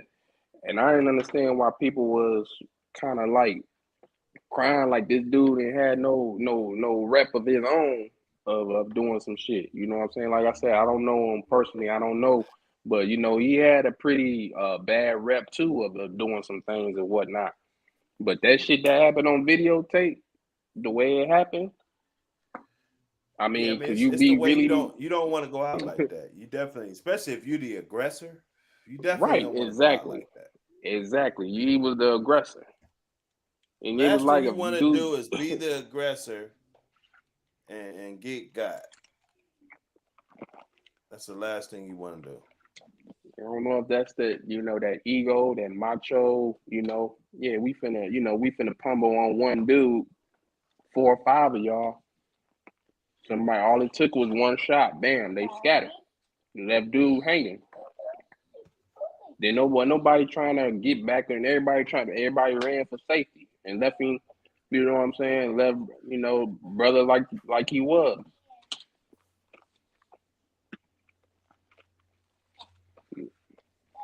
And then they showed a video after that, man. Niggas, his own niggas, ransacking his house, his place, taking all that young man's, all that brother's, everything, whatever he may have had of valuables in his place. But these are supposed to be your homies. They opportunists. That's what it is. Right. That's the So you lesson got to that people even gotta shit. learn. Well, when you You got deal to with be this out shit, there. one thing about Right. it, and these rules, they gonna stay the same. One thing about when I got in the game, I knew I was gonna be in the game for a duration, but I didn't really see the end of the tunnel. And I didn't see 60-year-olds, 50-year-olds, 70-year-olds still in the game. Still, they'll argue me, oh nigga, that's the way it goes, nigga, that's the politics, that's the 60-year-olds. That right there let me know I don't want no parts of this shit. I thought the game was supposed to be a young man's sport. You get in, this is what you do basically until you find your family, find your purpose. Maybe you running around doing a little thugging and you need a little protection to move your little shit. So you got a gang, you guys going around, you doing your shit. But once you get a certain age and you got a certain amount of family members and people that you brought into the world, that's when all the bullshit should go out of the window. And it doesn't. This shit is forever. So this is just things that young men need to know. They need to see the unattractive side to it. They see all the glamour, they see all the shit. Chris Brown, Lil Wayne running around making this shit look good. But they got to understand in real life how this shit really goes. It's these rules for this shit. We can't come and change the way the shit is written. This is the way the shit's written. Now, we can make it presented to people to make it look way less attractive. Just like this right here, they got to check in all this shit. See, people they get in the game. A lot of times they don't know all that shit. Youngsters, 14. Now they don't know that you be in this shit for 5-6 years. You in. You 15 now. By the time you 20, you all the way the fuck in. By the time you 25, you got a 10-piece in there. By the time you 30, you got 15 years. You done spent half of your life repping this shit. So you just gotta know. You gotta know. And yeah, Vaughn, he got demons. That dude, from what I hear, he running around doing this shit. Just like a lot of people in my hood running around with bodies and shit. A lot of them motherfuckers get knocked off. God don't like ugly, bro. You just can't run around and do that type of shit So and you nothing believe in happens to you. karma? You just believe in you? Do you believe in karma? I do. Yeah, I do too, man. Yeah, I do. I believe in karma big time. That shit come around too goddamn fast. And a lot of shit. You're gonna get your dealing. Even if you're a perfectly good guy, I believe. Everybody's gonna get their share of bad days. But if this is what you all about, that's what you live by. The body man, you the body guy, body express. That body's gonna come right back to you. Period. I don't even know. I knew cats with bodies. Most of them niggas, they dead, bro. I knew niggas that multiple bodies and shit. Just they love it. They'll tell you, nigga, I'll smoke you. They'll tell you. Like, nigga, don't play with me, nigga. I'll kill you, nigga, right here. And they dead serious. But them niggas is dead though. That's the only thing. I can't say that they still alive, but they were serious. And they were dead fucking serious. But they dead though. So what good was that? It wasn't no good. You did? We ain't gonna beat the horse. I was just trying to get to that 10-hour mark. At least so I don't never have to do that again. You dig? Anyway, appreciate you, Dark King. You want to say some closing remarks before we bounce? Oh man, I just appreciate you letting me come on here, man, and express, get off and cook and all that type shit. I appreciate the dialogue we all had as brothers, man. Shout out to the brother we spoke with earlier, walking down or anytime whatever. I'm interested to see how you come in on some of the other topics we be popping in. You know what I'm saying? But today I had to get this one out here, man. It's for the culture, man. It's for the hood, So for sure. Somebody got to speak up. I put mine out on the record. I'm not with this shit. I'm not with blacks killing blacks. If you a black motherfucker, you kill another black, I'm turning my back on your ass. Period. Yeah, that's how I kind of feel. I got to, bro. Now everybody else could do what they do. If it wasn't on some, you defending yourself, and that's the only logical reason I can understand. Hunting down another black man, bro, I'm not fucking with you, bro. Yeah. Period. Now, this guy did something, like he said, he came to your house and threatening you, all this shit. Because a lot of times, you can't just wait on that threat to come to you. Sometimes you got to go to that threat. I understand that. But if you just try to rob this nigga, you shot him, killed him, or you just hating on this nigga, you killed another black man, I ain't fucking with you, man. Anyway, we're gonna bounce out. Appreciate you. Hey, come back up. Whenever we up, bro. You're always welcome, bro. I appreciate that. I surely will, boss. Man. Appreciate it. Have a good night, man. You too, boss. Peace. Yeah, man. We had a long one.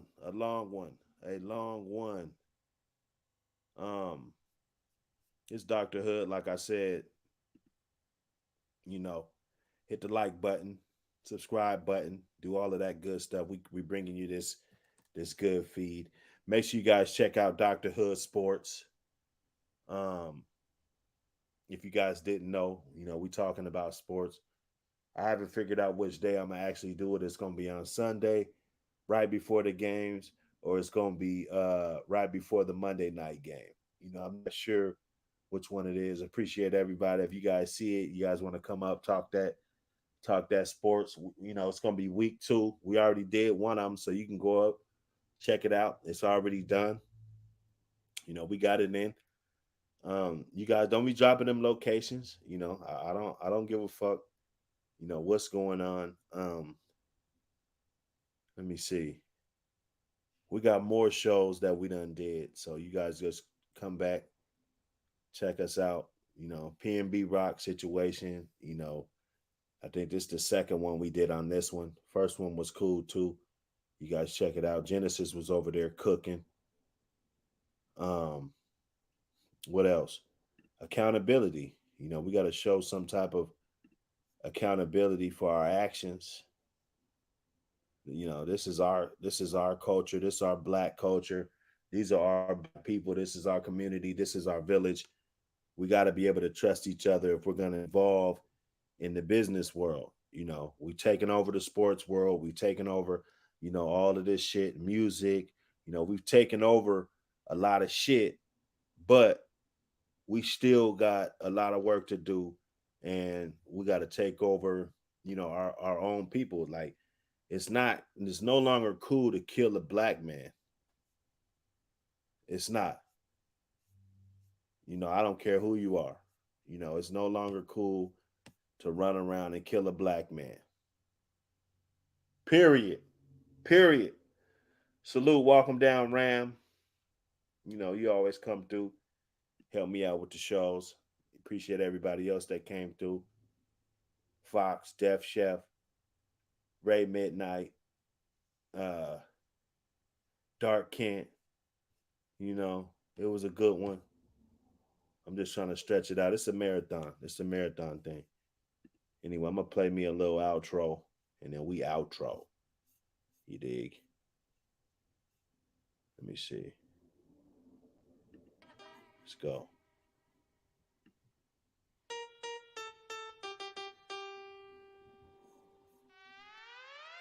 It's a bust back thing. I ain't going out like a bitch. Fuck around with murder and I leave you in a ditch. I got choppers and shit. Got good aim, I won't miss. Got good game, you don't believe me, I should bitch. Niggas is mad at me cause I ran my bag up. My outcome determines how much shit I bag up. You a fag, bruh. Better not get you wearing that rag, bruh. Yeah, you mad buff, but shots from the F and the shrink you, bruh. It's a dirty game, a dirty world. There's no cap. I gift wrap the pack. Open up shop in the trap. This ain't a rap, it's real shit.